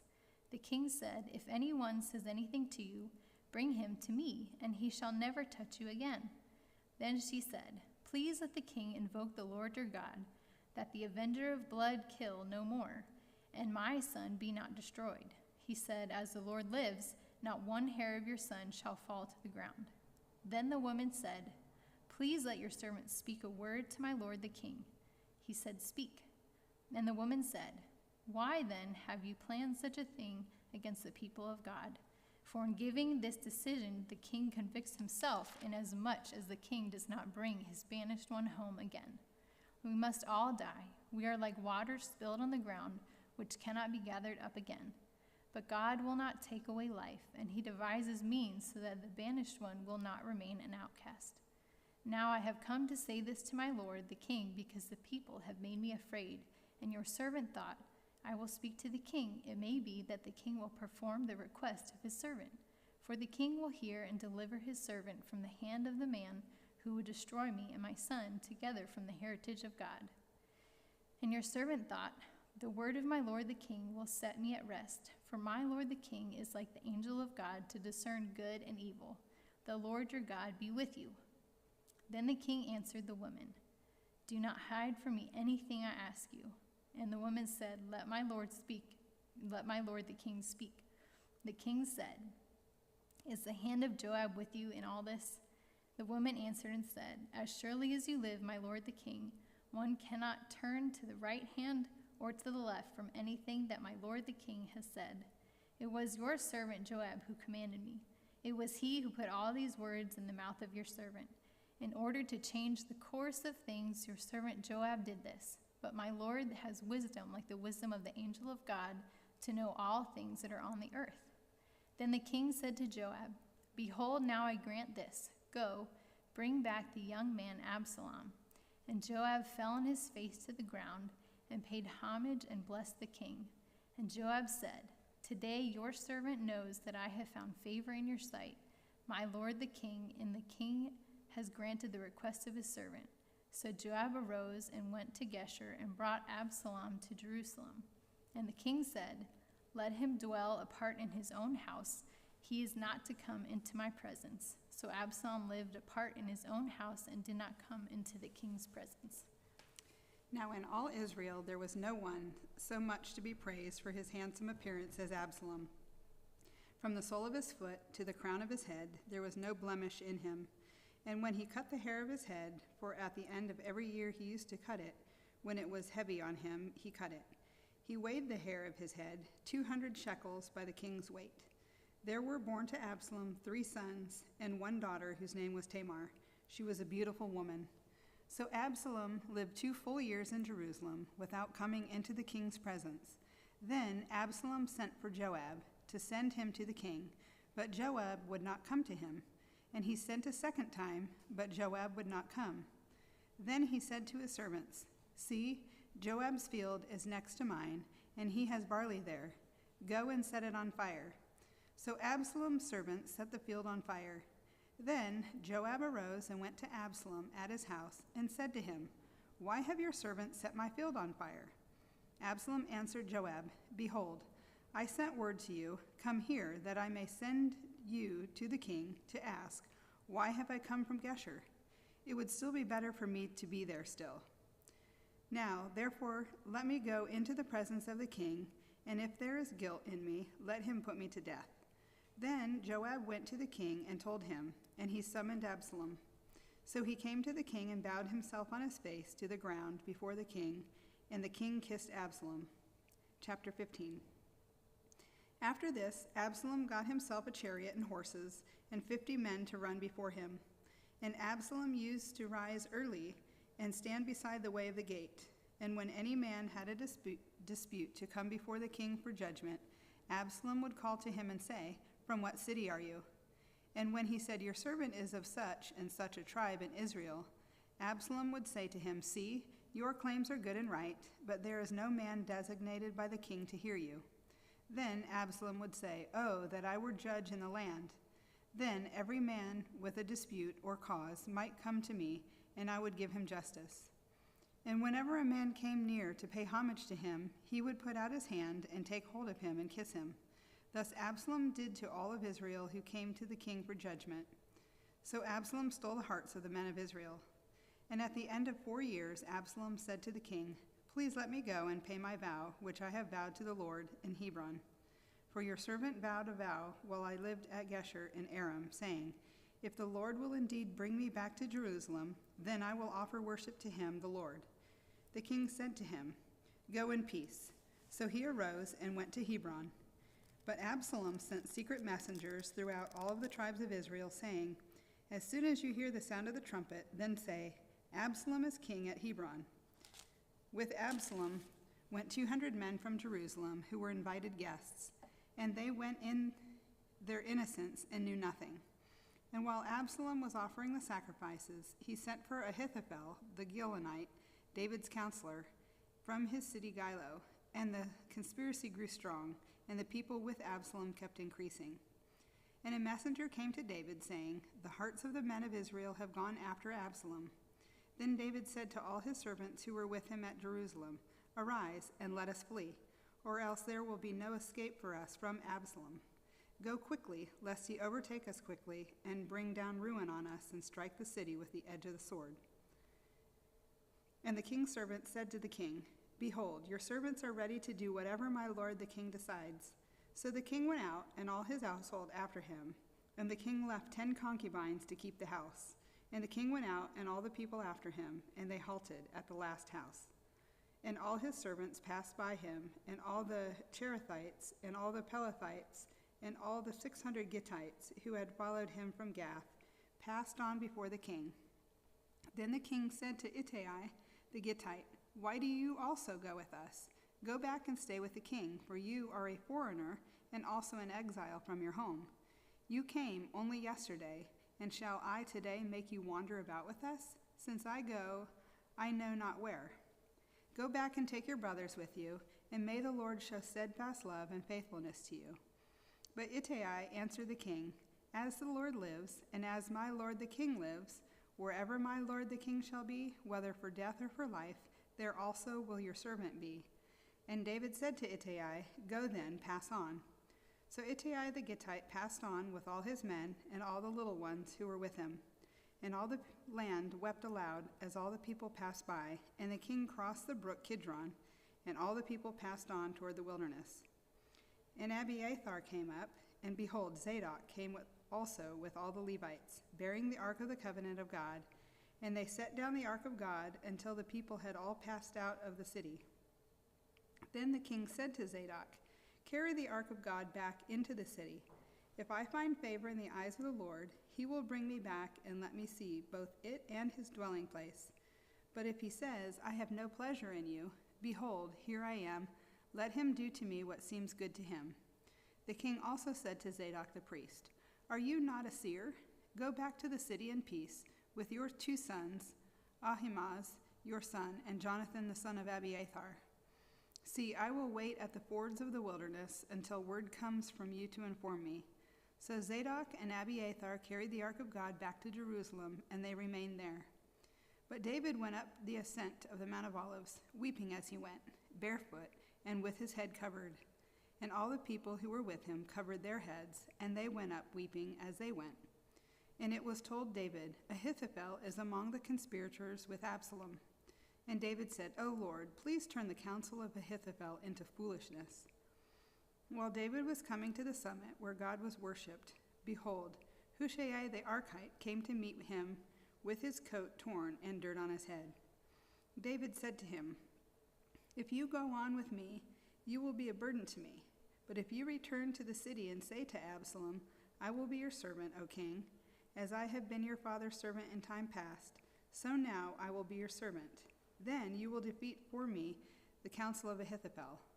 Are not Zadok and Abiathar the priests with you there? So whatever you hear from the king's house, tell it to Zadok and Abiathar the priests. Behold, their 2 sons are with them there, Ahimaaz, Zadok's son, and Jonathan, Abiathar's son.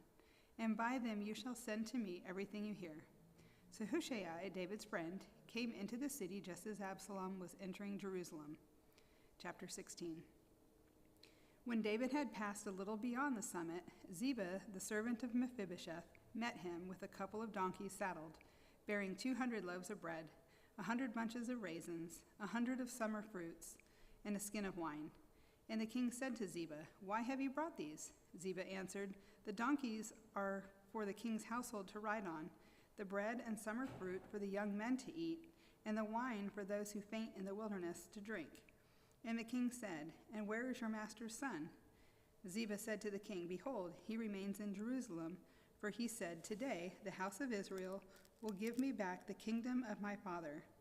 Then the king said to Ziba, "Behold, all that belonged to Mephibosheth is now yours." And Ziba said, "I pay homage. Let me ever find favor in your sight, my lord the king." When King David came to Bahurim, there came out a man of the family of the house of Saul, whose name was Shimei, the son of Gera. And as he came, he cursed continually. And he threw stones at David and at all the servants of King David. And all the people and all the mighty men were on his right hand and on his left. And Shimei said as he cursed, get out, you man of blood, you worthless man. The Lord has avenged on you all the blood of the house of Saul, in whose place you have reigned. And the Lord has given the kingdom into the hand of your son Absalom. See, your evil is on you, for you are a man of blood." Then Abishai, the son of Zeruiah, said to the king, "Why should this dead dog curse my lord the king? Let me go over and take off his head." But the king said, "What have I to do with you, you sons of Zeruiah? If he is cursing because the Lord has said to him, 'Curse David,' who then shall say, 'Why have you done so?'" And David said to Abishai and to all his servants, "Behold, my own son seeks my life. How much more now may this Benjamite? Leave him alone and let him curse, for the Lord has told him to. It may be that the Lord will look on the wrong done to me, and that the Lord will repay me with good for his cursing today." So David and his men went on the road, while Shimei went along on the hillside opposite him, and cursed as he went, and threw stones at him, and flung dust. And the king and all the people who were with him arrived weary at the Jordan, and there he refreshed himself. Now Absalom and all the people, the men of Israel, came to Jerusalem, and Ahithophel with him. And when Hushai the Archite, David's friend, came to Absalom, Hushai said to Absalom, "Long live the king! Long live the king!" And Absalom said to Hushai, "Is this your loyalty to your friend? Why did you not go with your friend?" And Hushai said to Absalom, "No, for whom the Lord and his people and all the men of Israel have chosen, his I will be, and with him I will remain. And again, whom should I serve? Should it not be his son? As I have served your father, so I will serve you." Then Absalom said to Ahithophel, "Give your counsel. What shall we do?" Ahithophel said to Absalom, "Go into your father's concubines, whom he has left to keep the house, and all Israel will hear that you have made yourself a stench to your father, and the hands of all who are with you will be strengthened." So they pitched a tent for Absalom on the roof, and Absalom went into his father's concubines in the sight of all of Israel. Now in those days the counsel that Ahithophel gave was as if one consulted the word of God. So was all the counsel of Ahithophel esteemed, both by David and by Absalom. Chapter 17. Moreover, Ahithophel said to Absalom, "Let me choose 12,000 men, and I will arise and pursue David tonight. I will come upon him while he is weary and discouraged, and throw him into a panic, and all the people who are with him will flee. I will strike down only the king, and I will bring all the people back to you as a bride comes home to her husband. You seek the life of only one man, and all the people will be at peace." And the advice seemed right in the eyes of Absalom and all of the elders of Israel. Then Absalom said, "Call Hushai the Archite also, and let us hear what he has to say." And when Hushai came to Absalom, Absalom said to him, "Thus has Ahithophel spoken. Shall we do as he says? If not, you speak." Then Hushai said to Absalom, "This time the counsel that Ahithophel has given is not good."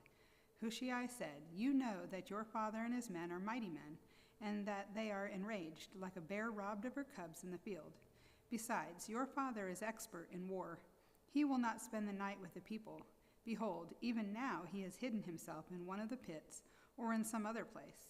And as soon as some of the people fall at the first attack, whoever hears it will say, 'There's been a slaughter among the people who follow Absalom.'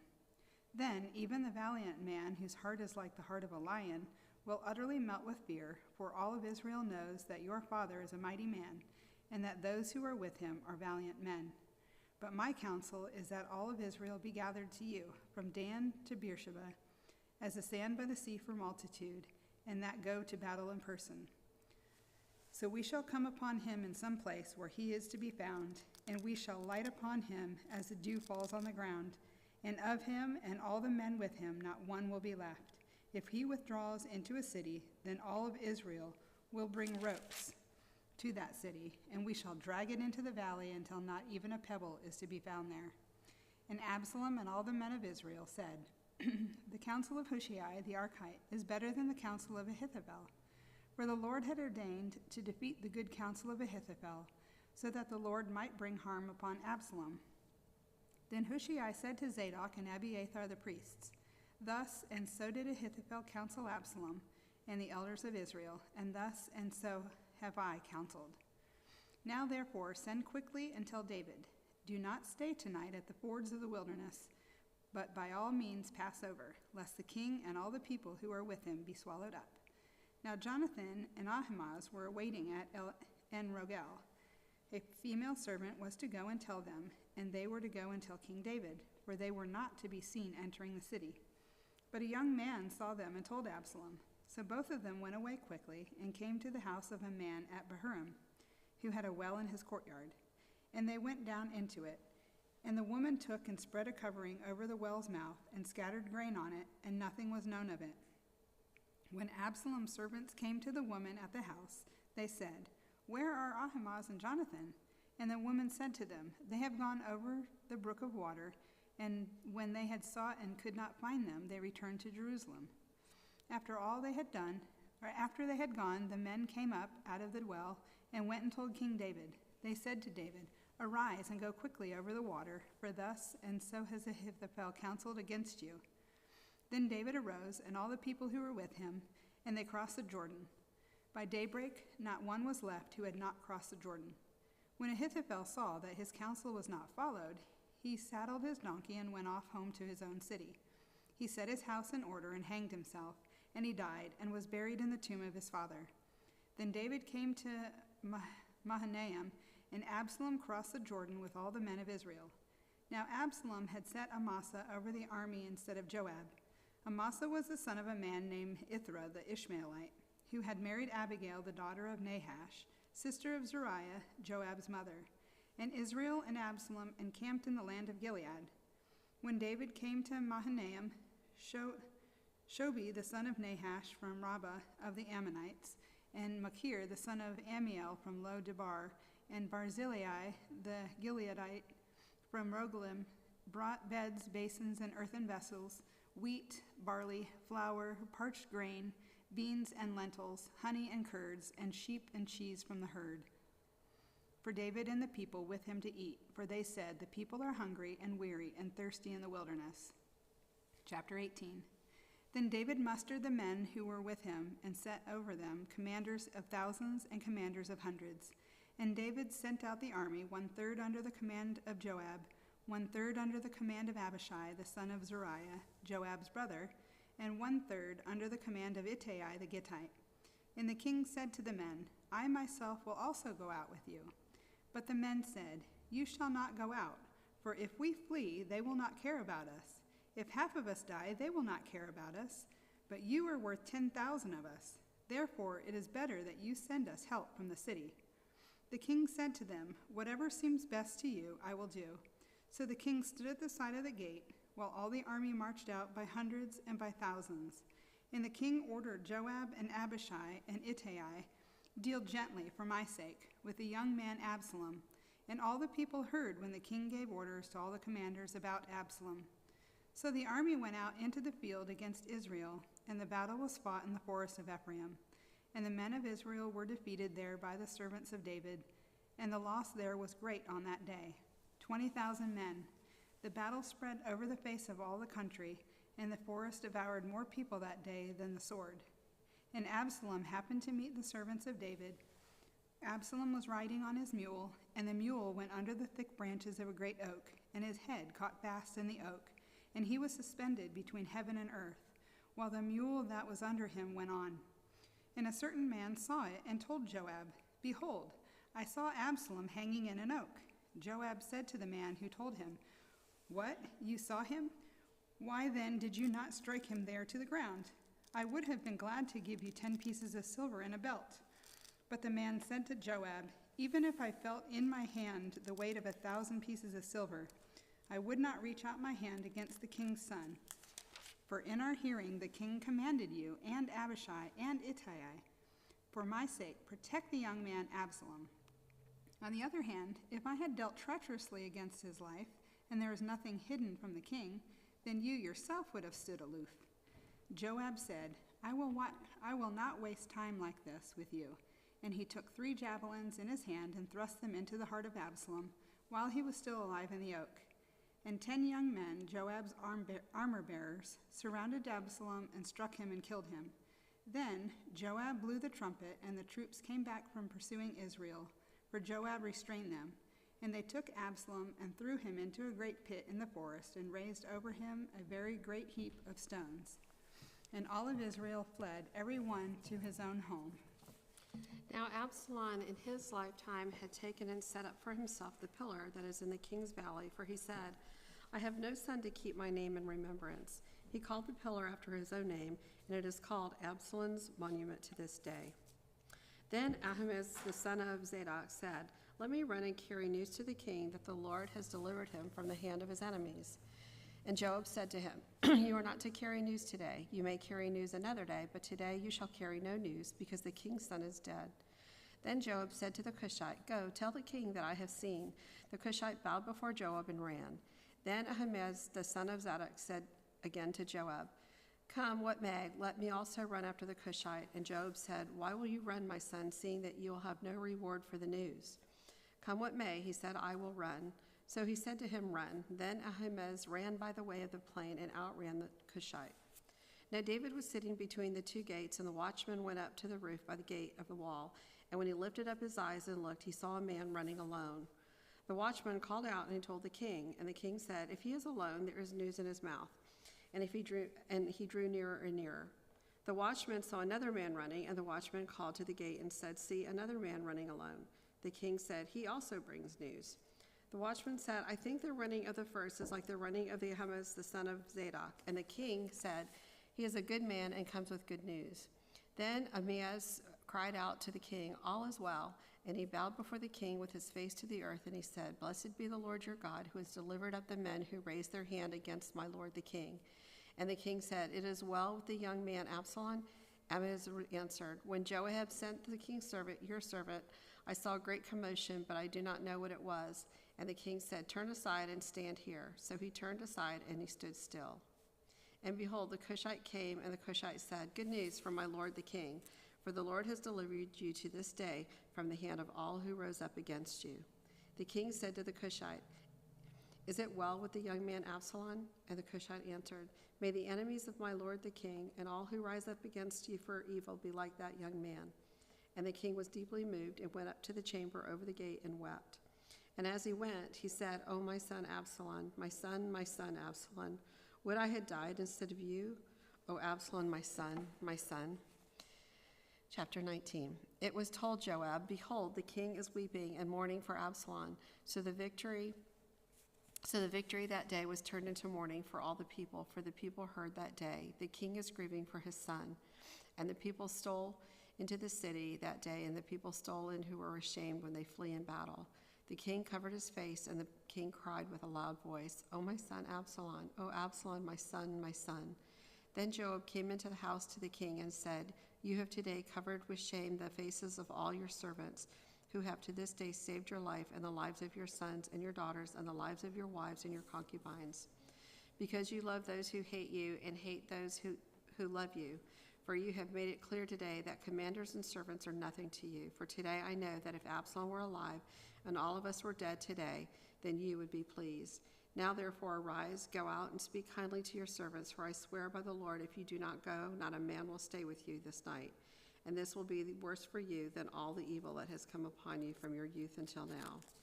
Then the king arose and took his seat in the gate. And the people were all told, Behold, the king is sitting in the gate. And the people came before the king. Now Israel had fled every man to his own home.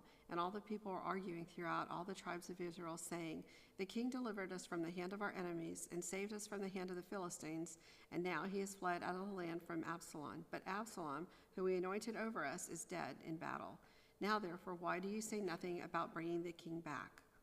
And King David sent this message to Zadok and Abiathar the priest, Say to the elders of Judah, Why should you be the last to bring the king back to his house when the word of all Israel has come to this king? You are my brothers, you are my bone and my flesh. Why then should you be the last to bring back the king? And say to Amasa, are you not my bone and my flesh? God do so to me, and more also, if you are not commander of my army from now on in the place of Joab. And he swayed the heart of all the men of Judah as one man, so that they sent word to the king, return, both of you, all your servants. So that the king came back to the Jordan, and Judah came to Gilgal to meet the king and to bring the king over the Jordan. And Shimei, the son of Gera, the Benjaminite from Bahurim, hurried down to where the men of Judah to meet King David. And with him were 1,000 men from Benjamin. And Ziba, the servant of the house of Saul, with his 15 sons and his 20 servants, rushed down to the Jordan before the king. And they crossed the ford to bring over to the king's household and to do his pleasure. And Shimei, the son of Gera, fell down before the king as he was about to cross the Jordan. And he said to the king, let not my lord hold me guilty, or remember how your servant did wrong on the day my lord the king left Jerusalem. Do not let the king take it to heart, for your servant knows that I have sinned. Therefore, behold, I have come this day, the first of all the house of Joseph, to come down to meet my lord the king. Abishai the son of Zeruiah answered, shall not Shimei be put to death for this, because he cursed the Lord's anointed? But David said, what have I to do with you, you sons of Zeruiah, that you should to this day be an adversary to me? Shall anyone be put to death in Israel this day? For I do not know that I am this day king over Israel. And the king said to Shimei, you shall not die. And the king gave him his oath. And Mephibosheth, the son of Saul, came down to meet the king. He had never taken care of his feet, nor trimmed his beard, nor washed his clothes from the day the king departed until the day he came back in safety. And when he came to Jerusalem to meet the king said to him, why do you not go with me, Mephibosheth? He answered, my lord, O God, my king, my servant deceived me, for your servant said to him, I will saddle a donkey for myself, that I might ride on it and go with the king, for your servant is lame. He has slandered your servant to my lord the king, but my lord the king is like the angel of God. Do therefore what seems good to you, for all my father's house were but men doomed to death before my lord the king, but you set your servant among those who eat at your table. What further right have I then to cry to the king? And the king said to him, why speak any more of your affairs? I have decided, you and Ziba shall divide the land. And Mephibosheth said to the king, oh, let him take it all, since my lord the king has come safely home. Now Barzillai the Gileadite had come down from Rogelim, and he went on with the king to Jordan to escort him over the Jordan. Barzillai was a very aged man, 80 years old. He had provided the king with food while he stayed at Mahanaim, for he was a very wealthy man. And the king said to Barzillai, come over to me, and I will provide for you with me in Jerusalem. But Barzillai said to the king, how many years have I still to live, that I should go with the king to Jerusalem? I am this day 80 years old. Can I discern what is pleasant and what is not? Can your servant taste what he eats or what he drinks? Can I still listen to the voice of singing men and singing women? Why then should your servant be an added burden to my lord the king? Your servant will go a little way over the Jordan with the king. Why should the king repay me with such a reward? Please let your servant return, that I may die in my own city near the grave of my father and my mother. But here is your servant Shinham. Let him go over with my lord the king, and do for him whatever seems good to you. And the king answered, Shinham shall go over with me, and I will do for him whatever seems good to you, and all that you desire of me I will do for you. Then all the people went over the Jordan, and the king went over, and the king kissed Barzillai and blessed him, and he returned to his own home. The king went on to Gilgal, and Shimham went on with him. All the people of Judah and also half the people of Israel brought the king on his way. Then all the men of Israel came to the king and said to the king, why have our brothers, the men of Judah, stolen you away and brought the king and his household over the Jordan, and all David's men with him? All the men of Judah answered the men of Israel, because the king is our close relative. Why then are you angry over this matter? Have we eaten at all at the king's expense, or has he given us any gift? And the men of Israel answered the men of Judah, we have 10 shares in the king, and in David also we have more than you. Why then did you despise us? Were we not the first to speak of bringing back our king? But the words of the men of Judah were fiercer than the words of the men of Israel. Chapter 20. Now there happened to be there a worthless man whose name was Sheba, the son of Bichri, a Benjamite. And he blew the trumpet and he said, "We have no portion in David, and we have no inheritance in the son of Jesse. Every man to his tents, O Israel." So all the men of Israel withdrew from David and followed Sheba the son of Bichri. But the men of Judah followed their king steadfastly from the Jordan to Jerusalem. And David came to his house at Jerusalem, and the king took the 10 concubines whom he had left to the care for the house, and put them in a house under guard, and provided for them, but did not go up into them. So they were shut up until the day of their death, living as if in widowhood. Then the king said to Amasa, "Call the men of Judah together to me within 3 days, and hear yourself." So Amasa went to summon Judah, but he delayed beyond the set time that had been appointed him. And David said to Abishai, "Now Sheba the son of Bichri will do us more harm than Absalom. Take your Lord's servants and pursue him, lest he get himself to fortified cities and escape from us." And there went after him Joab's men, and the Cherethites and the Pelethites, and all the mighty men. They went out from Jerusalem to pursue Sheba the son of Bichri. When they were at the great stone that is in Gibeon, Amasa came to meet them. And now Joab was wearing a soldier's garment, and over it was a belt with a sword, and its sheath fastened on his thigh. And he went forward, it fell out. And Joab said to Amasa, "It is well with you, my brother." And Joab took Amasa by the beard with his right hand to kiss him. But Amasa did not observe the sword that was in Joab's hand. So Joab struck him with it in the stomach and spilled his entrails to the ground without striking a second blow, and he died. Then Joab and Abishai, his brother, pursued Sheba the son of Bichri, and one of Joab's young men took his stand by Amasa and said, "Whoever favors Joab and whoever is for David, let him follow Joab." And Amasa lay wallowing in his blood in the highway. And anyone who came by seeing him stopped. And when the man saw all that the people stopped, he carried Amasa out of the highway into the field and threw a garment over him. When he was taken out of the highway, all the people went on after Joab to pursue Sheba the son of Bichri. And Sheba passed through all the tribes of Israel to Abel of Bethlehem, and all the Bichrites assembled and followed him in. And all the men who were with Joab came and besieged him in Abel of Beth-makkah. They cast up a mound against the city, and it stood against the rampart, and they were battering the wall to throw it down. And then a wise woman called from the city, "Listen, listen, tell Joab, come here that I may speak to him." And he came near, and the woman said, "Are you Joab?" He answered, "I am." And then she said to him, "Listen to the words of your servant." And he answered, "I am listening." Then she said, "They used to say in former times, 'Let them but ask Abel.' And so they settled a matter. I am one of those who are peaceable and faithful in Israel. You seek to destroy a city that is a mother in Israel. Why will you swallow up the heritage of the Lord?"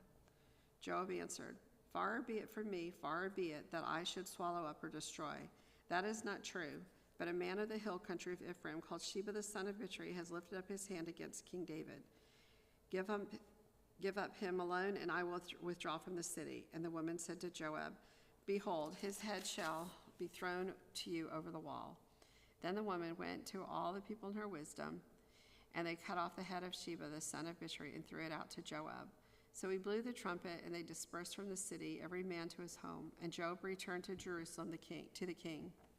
Now Joab was in command of all the army of Israel, and Benai the son of Jehoiada was in command of the Cherethites and the Pelethites, and Abiram was in charge of the forced labor. And Jehoshaphat the son of Hilud was the recorder, and Sheva the secretary, and Zadok and Abiathar were priests, and Ira the Jerite was also David's priest.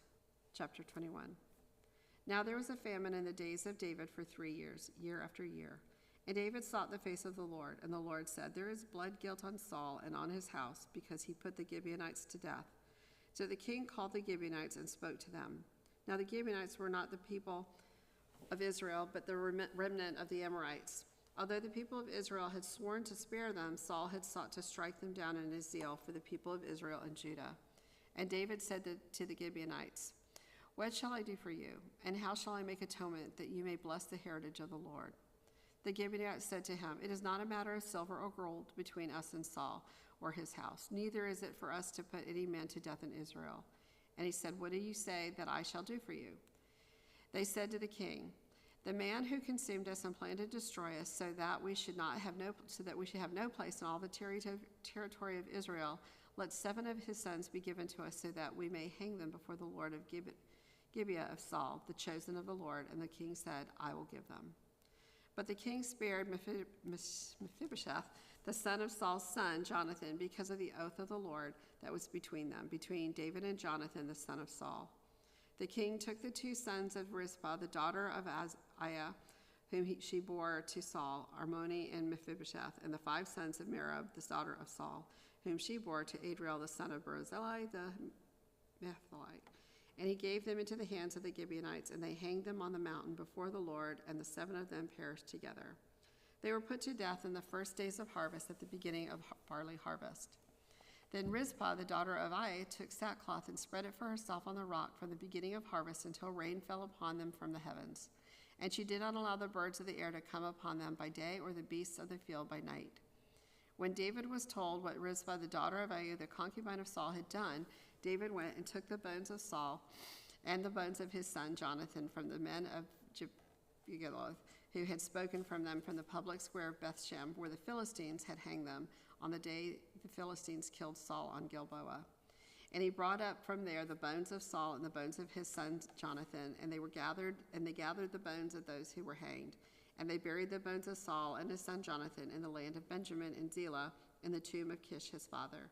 And they did all that the king commanded. After that, God responded to the plea for the land. There was a war again between the Philistines and Israel, and David went down together with his servants, and they fought against the Philistines. And David grew weary. And Ishbenob, one of the descendants of the giants, whose spear weighed 300 shekels of bronze, and who was armed with new sword, thought to kill David. But Abishai, the son of Zeruiah, came to his aid and attacked the Philistine and killed him. Then David's men swore to him, You shall no longer go out with us to battle, lest you quench the lamp of Israel. After this, there was again war with the Philistines at Gob. Then Sibbecai the Hushathite struck down Saph, who was one of the descendants of the giants. And there was again war with the Philistines at Gob, and Elhanan, the son of Jerubim, and the Bethlehemite struck down the Goliath the Hittite, the shaft of whose spear was like a weaver's beam. And there was again war at Gath, where there was a man of great stature who had 6 fingers on each hand and 6 toes on each foot, 24 in number, and he also was descended from the giants. And when he taunted Israel, Jonathan, the son of Shimei, David's brother, struck him down. These 4 were descended from the giants of Gath, and they fell by the hand of David and by the hand of his servants. David's Song of Deliverance, 22.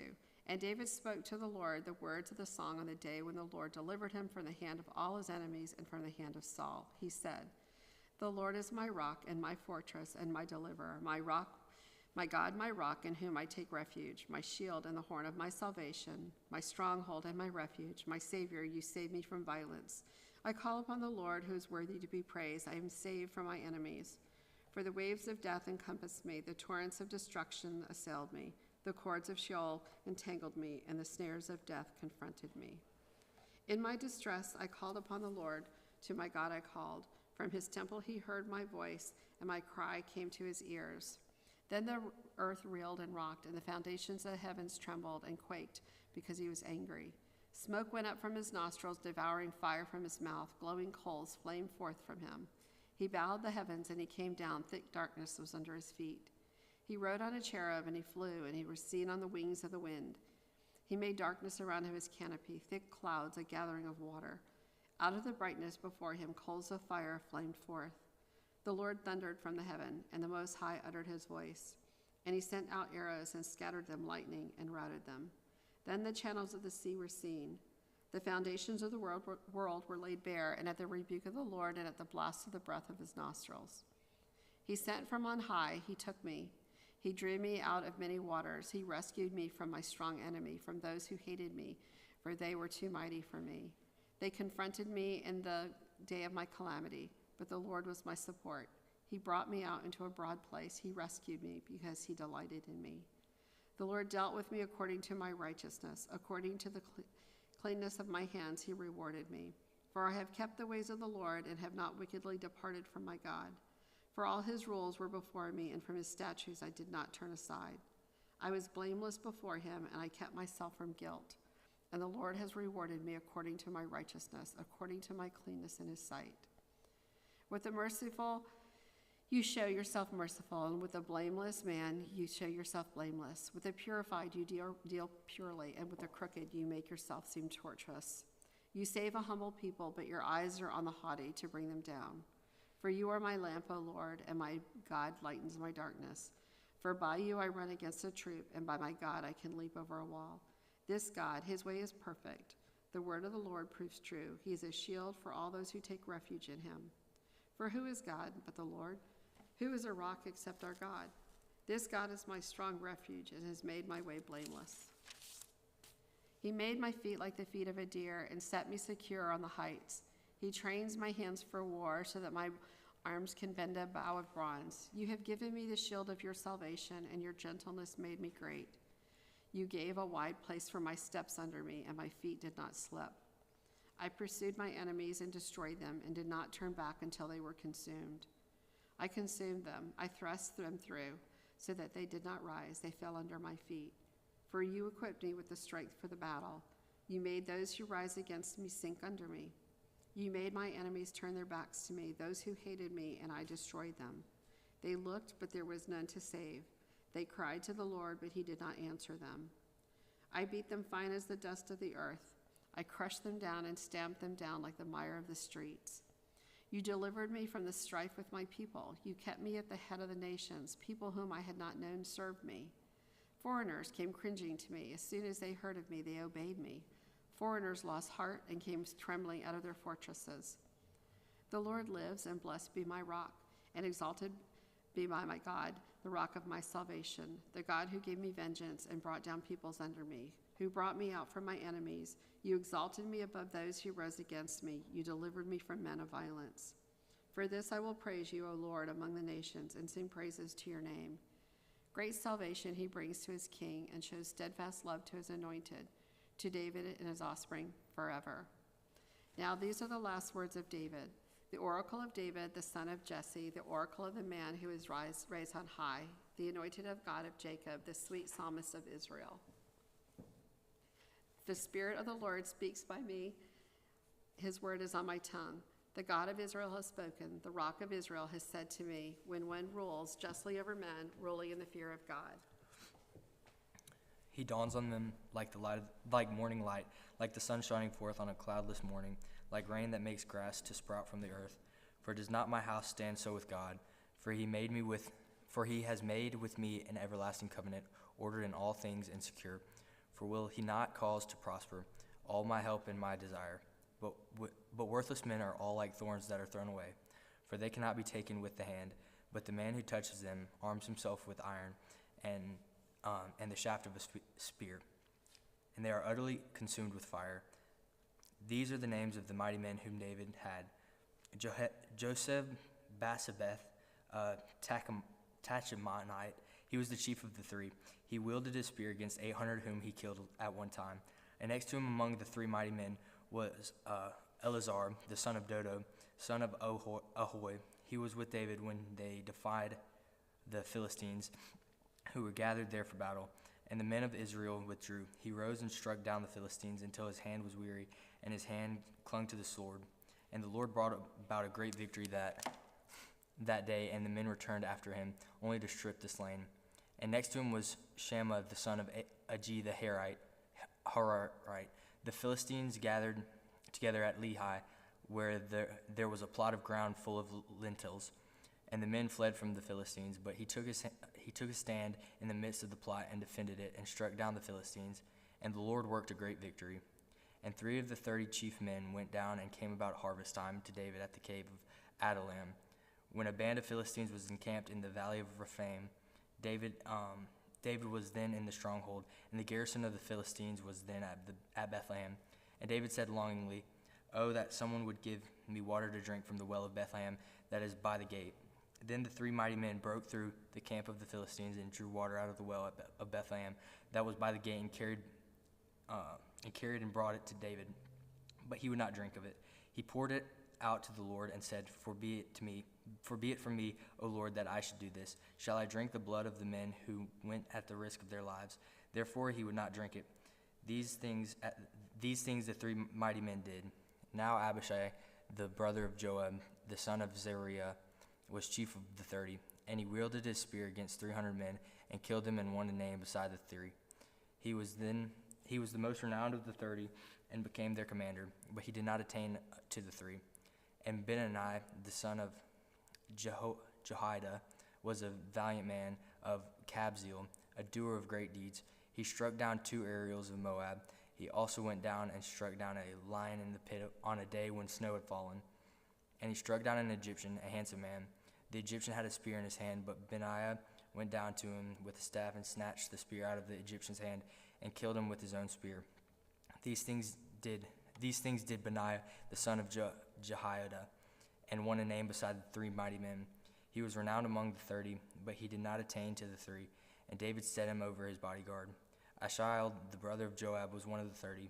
Elhanan, the son of Dodo of Bethlehem, Shema of Herod, Elika of Herod, Helez the Pelite, Ir the son of Ikish of Tekoa, Abiezer of Anathoth, Mabuni the Hushathite, Zaman the Ahoite, Mara of Netopha, Heleb the son of Baana of Netopha, Itai the son of Ribai of Gibeah of the people of Benjamin, Benai the Parathon, Hiddai of the brooks of Gash, Abai Alban the Arabathite, Asmaveth of Beharim, Eliba the Shelbanite, the sons of Jashan Jonathan, Shema the Harite, Ahim the son of Sharar the Harite, Eliphalet the son of Ashabai of Makkah, Eliam the son of Ahithophel of Gilo, Hezro of Carmel, Pirai the Arabite, Igal the son of Nathan of Zabah, Bani the Gadite, Zalik the Ammonite, Zerah of Beeroth, the armor-bearer of Joab the son of Zerah, Ira the Etherite, Gareb the Etherite, Uriah the Hittite, 37 in all. Again the anger of the Lord was kindled against Israel, and he incited David against them, saying, Go, number Israel and Judah. So the king said to Joab, the commander of the army who was with him, Go through all the tribes of Israel, from Dan to Beersheba, and number the people, that I may know the number of the people. But Joab said to the king, May the Lord your God add to the people 100 times as many as they are, while the eyes of the Lord of my lord the king still see it. But why does my lord the king delight in these things? But the king's word prevailed against Joab and the commanders of the army. So Joab and the commanders of the army went out from the presence of the king to number the people of Israel. They crossed the Jordan and began from Aroer, and from the city that is in the middle of the valley, toward Gad and on to Jazer. Then they came to Gilead and to Kadesh in the land of the Hittites, and they came to Dan, and from Dan they went around to Sidon, and came to the fortress of Tyre and to all the cities of the Hivites and the Canaanites. And they went out to the Negeb of Judah at Beersheba. So when they had gone through all of the land, they came to Jerusalem at the end of the 9 months and 20 days, and Joab gave the sum of the numbering of the people to the king. In Israel there were 800,000 valiant men who drew the sword, and the men of Judah were 500,000. But David's heart struck him after he had numbered the people, and David said to the Lord, I have sinned greatly in what I have done, but now, O Lord, please take away the iniquity of your servant, for I have done very foolishly. And when David arose in the morning, the word of the Lord came to the prophet Gad, David's seer, saying, Go and say to David, Thus says the Lord, these 3 things I offer you. Choose one of them, that I may do it to you.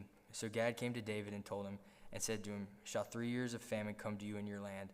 Or will you flee 3 months before your foes while they pursue you? Or shall there be 3 days pestilence in your land? Now consider and decide what I answer. I shall return to him who sent me.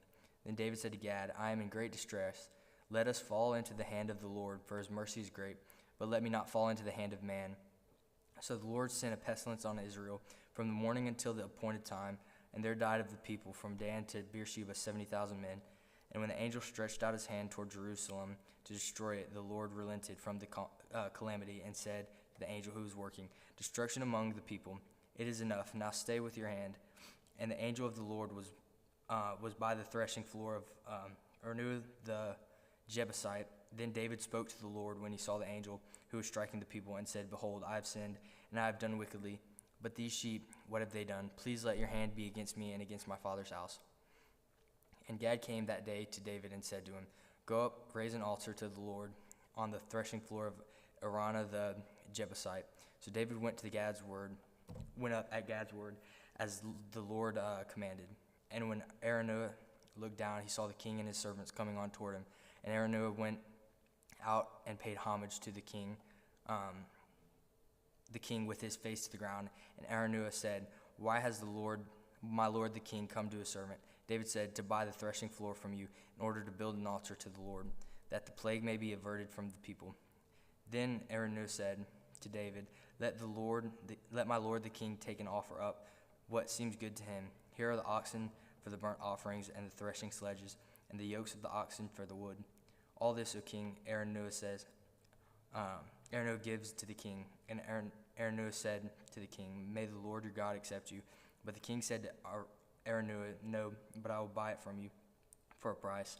I will not offer burnt offerings to the Lord my God that cost me nothing. So David went to the threshing floor and the oxen for 50 shekels of silver. And David built there an altar to the Lord and offered burnt offerings and peace offerings. So the Lord responded to the plea for the land, and the plague was averted from Israel. 1 Kings 1. Now David was old and advanced in his years, and although they covered him with clothes, he could not get warm. Therefore his servants said to him, Let a young woman be sought for my lord the king, and let her wait on the king and be in his service. Let her lie in your arms, that my lord the king may be warm. So they sought for a beautiful young woman throughout all the territory of Israel, and found Abishag the Shunammite, and brought her to the king. The young woman was very beautiful, and she was of service to the king, and attended to him, but the king knew her not.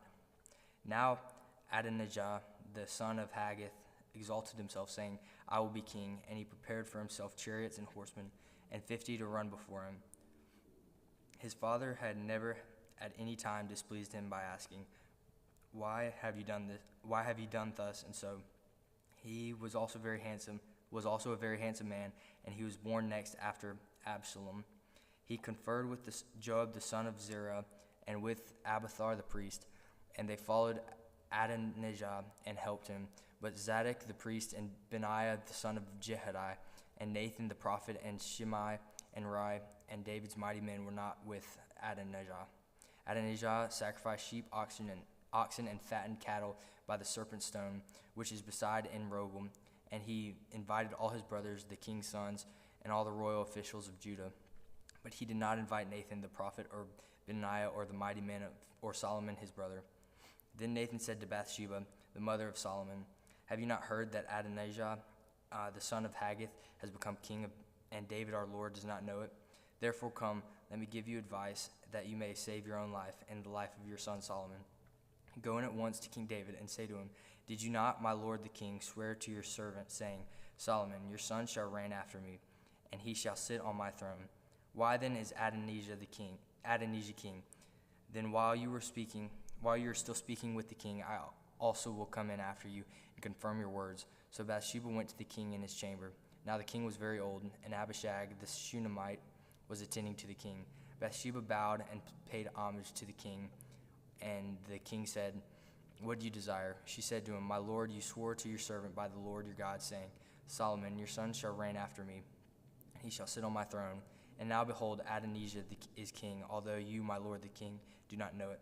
He has sacrificed oxen, fattened cattle, and sheep in abundance, and has invited all the sons of the king, Abiathar the priest, and Joab the commander of the army, but Solomon, your servant, he has not invited. And now, my lord the king, the eyes of all Israel are on you, to tell them who shall sit on the throne of my lord the king after him. Otherwise it will come to pass when my lord the king sleeps with his fathers, that I and my son Solomon will be counted offenders. While she was still speaking with the king, Nathan the prophet came in, and they told the king, Here is Nathan the prophet. And when he came in before the king, he bowed before the king, and with his face to the ground. And Nathan said, My lord the king, have you said, Adonijah shall reign after me, and he shall sit on my throne?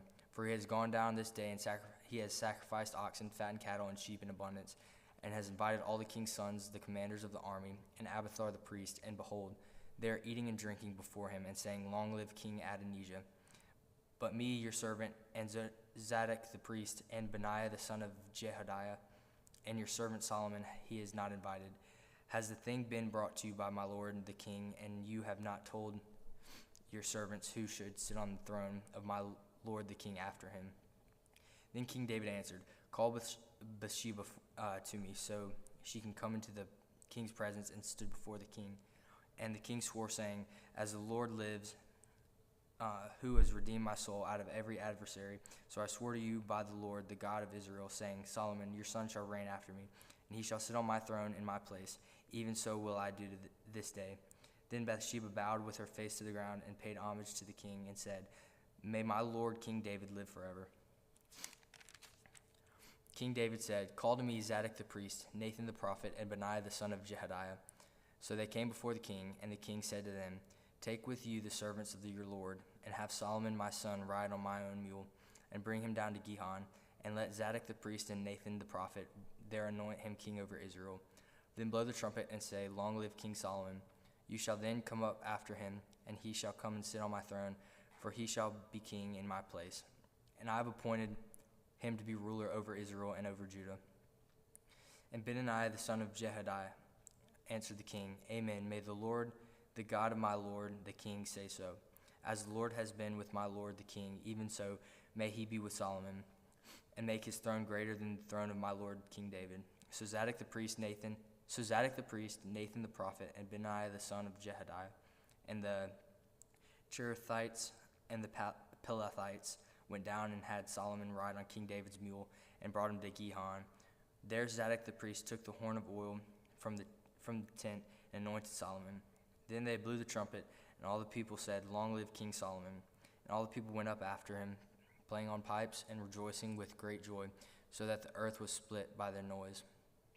Adonijah and all the guests who were with him, heard it as they finished feasting. And when Joab heard the sound of the trumpet, he said, What does this uproar in the city mean? While he was still speaking, behold, Jonathan the son of Abiathar the priest came. And Adonijah said, Come in, for you are a worthy man, and bring good news. Jonathan answered Adonijah, No, for our lord King David has made Solomon king, and the king has sent him with Zadok the priest, Nathan the prophet, and Benaiah the son of Jehoiada, and the Cherethites and the Pelethites. And they had him ride on the king's mule. And Zadok the priest and Nathan the prophet have anointed him king at Gihon, and they have gone up from there rejoicing, so that the city is in an uproar. This is the noise that you have heard. Solomon sits on the royal throne. Moreover, the king's servants came to congratulate our lord King David, saying, May your God make the name of Solomon more famous than yours, and make his throne greater than your throne. And the king bowed himself on the bed. And the king also said, Blessed is the Lord, the God of Israel, who has granted someone to sit on my throne this day, my own eyes seeing it. Then all the guests of Adonijah trembled and rose, and each went his own way. Adonijah feared Solomon, so he arose and went and took hold of the horns of the altar. Then it was told Solomon, Behold, Adonijah fears King Solomon, for behold, he has laid hold of the horns of the altar, saying, Let King Solomon swear to me first that he will not put his servant to death with the sword. Solomon said, If he will show himself a worthy man, not one of his hairs shall fall to the earth, but if wickedness is found in him, he shall die. So King Solomon sent, and they brought him down from the altar. And he came and paid homage to King Solomon. And Solomon said to him, Go to your house. When David's time to die drew near, he commanded Solomon his son, saying, I am about to go the way of all the earth. Be strong and show yourself a man, and keep the charge of the Lord your God, walking in his ways, and keep his statutes, his commandments, his rules, and his testimonies, as it is written in the law of Moses, that you may prosper in all that you do and wherever you turn, that the Lord may establish his word that he spoke concerning me, saying, If your sons pay close attention to their way to walk before me in faithfulness with all their heart and with all their soul, you shall not lack a man on the throne of Israel. Moreover, you also know what Joab the son of Zeruiah did to me, how he dealt with the two commanders of the armies of Israel, Abner the son of Ner and Amasa the son of Jether, whom he killed, avenging in the time of peace for blood that had been shed in war, and putting the blood of war on the belt around his waist and on the sandals on his feet. Achathar Act therefore according to your wisdom, but do not let his gray head go down to Sheol in peace. But deal loyally with the sons of Barzillai the Gileadite, and let him be among those who eat at your table. For with such loyalty they met me when I fled from Absalom, your brother. And there is also with you Shimei, the son of Gera, the Benjamite from Bahurim, who cursed me with a grievous curse on the day when I went to Mahanaim. But when he came down to meet me at the Jordan, I swore to him by the Lord, saying, I will not put you to death with the sword.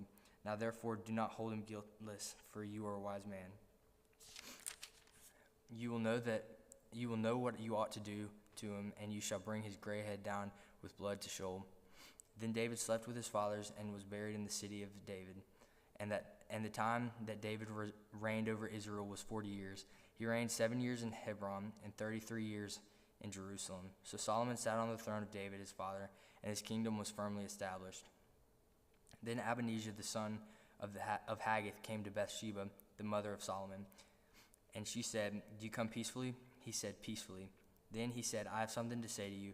She said, Speak. He said, You know that the kingdom was mine, and that all Israel fully expected me to reign. However, the kingdom has turned about and become my brother's. For it was his from the Lord, and now I have one request to make of you. Do not refuse me. She said to him, Speak. And he said, Please ask King Solomon. He will not refuse you.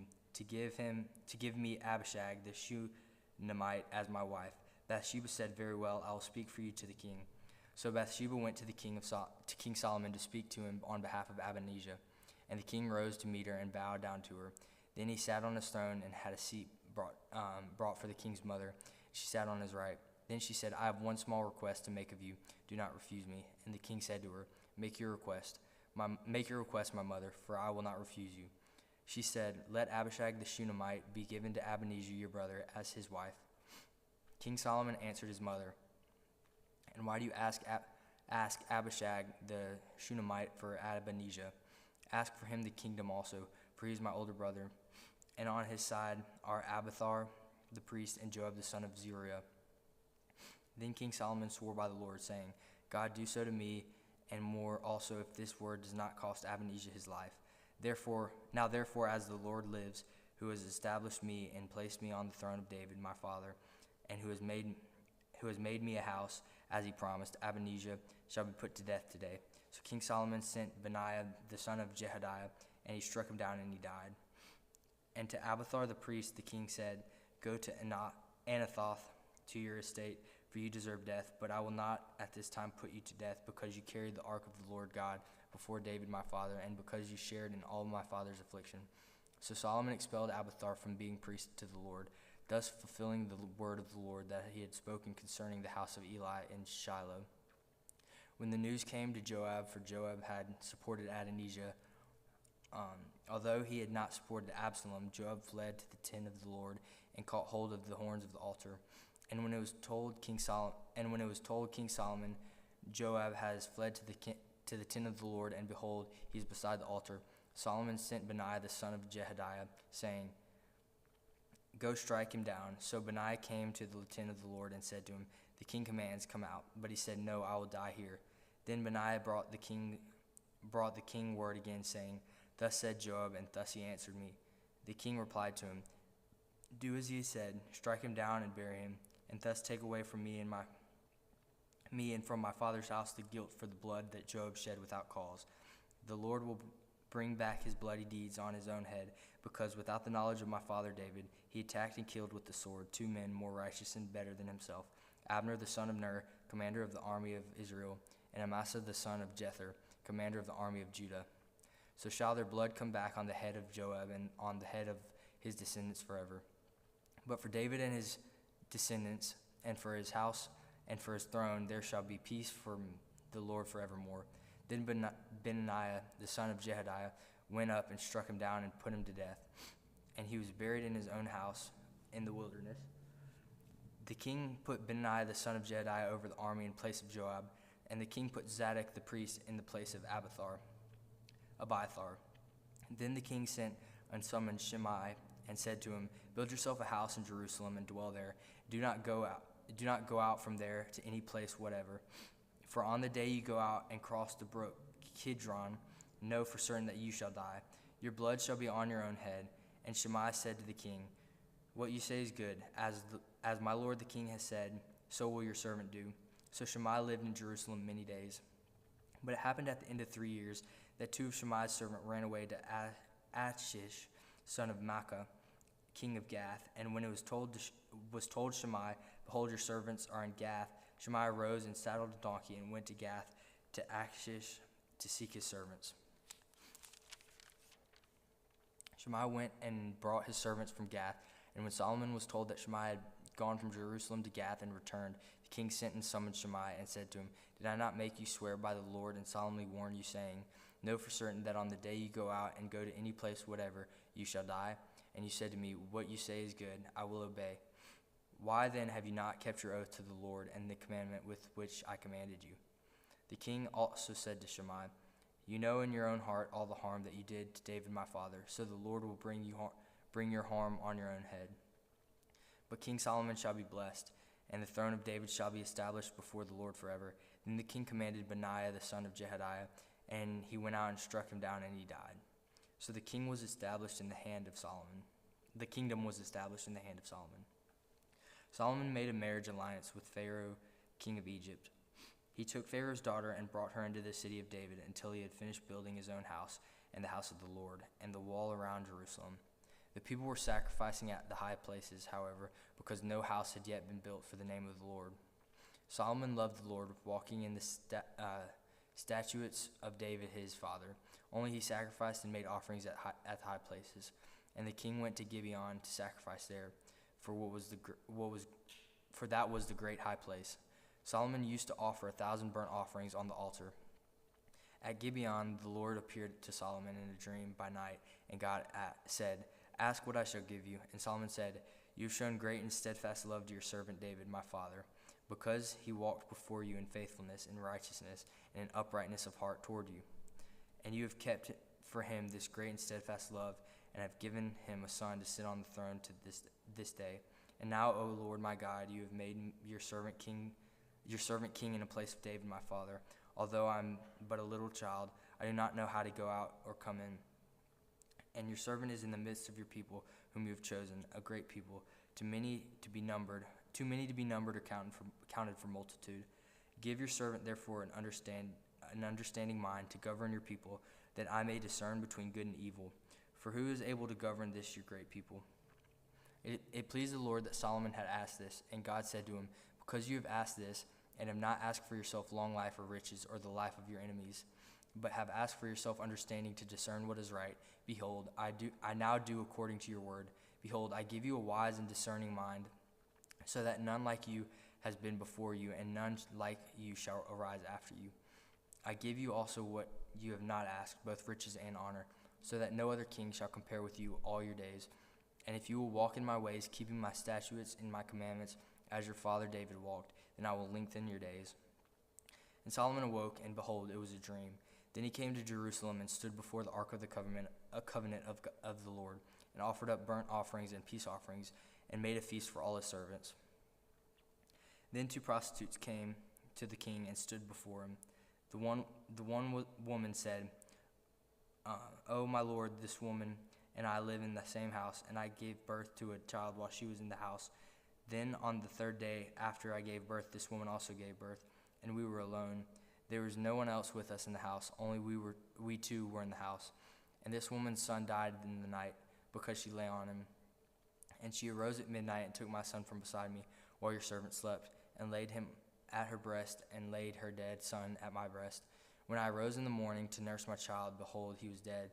But when I looked at him closely in the morning, behold, he was not the child that I had born." But the other woman said, "No, the living child is mine, and the dead child is yours." The first said, "No, the dead child is yours, and the living child is mine." Thus they spoke before the king. Then the king said, "The one says, 'This is my son that is alive, and your son is dead.' And the other says, 'No, but your son is dead, and my son is the living one.' And the king said, 'Bring me a sword.' So a sword was brought before the king, and the king said, 'Divide the living child in two, and give half to the one and half to the other.' Then the woman whose son was alive said to the king, because her heart yearned for her son, 'O my lord, give her the living child, and by no means put him to death. But the other said, He shall be neither mine nor yours, divide him.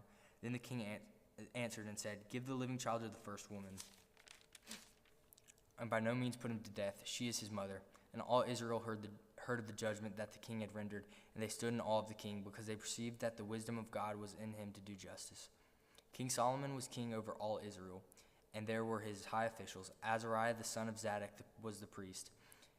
Elihoreph and Ahijah, the sons of Shishah, were secretaries. Jehoshaphat the son of Ahilud was recorder. Benaiah the son of Jehoiada was in command of the army. Zadok and Abiathar were priests. Azariah the son of Nathan was over the officers. Zabud the son of Nathan was priest and king's friend.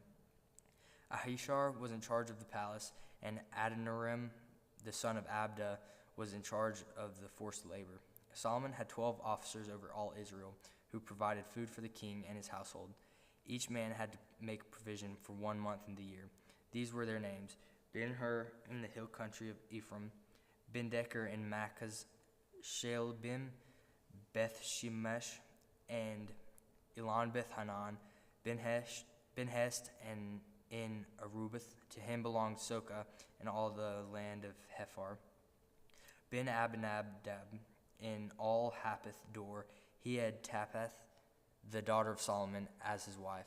Bana the son of Ahilud in Tanakh, Megiddo, and all Bethshem, that is beside Zereth, below Jezreel, and from Bethshean to Abel Mahala, as far as the other side of the Jokmeam. Ben-Geber in Ramoth Gilad. He had the villages of Jair the son of Manasseh, which are in Gilad, and he had the region of Argob, which is in Bashan, 60 great cities, which with walls and bronze bars. Ahinadab the son of Edo in Mahanaim.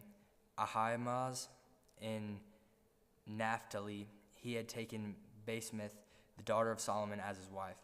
Bana the son of Hushai in Asher and Baloth. Josaphat the son of Pero in Issachar. Shemaiah the son of Eli in Benjamin. Geber the son of Uri in the land of Gilead, the country of Sihon, king of the Amorites, and of Og, king of Bashan. And there was one governor who was all over the land.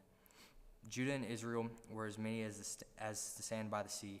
They ate and drank and were happy. Solomon ruled over all the kingdoms, from the Euphrates to the land of the Philistines, and to the border of Egypt. They brought tribute and served Solomon all the days of his life.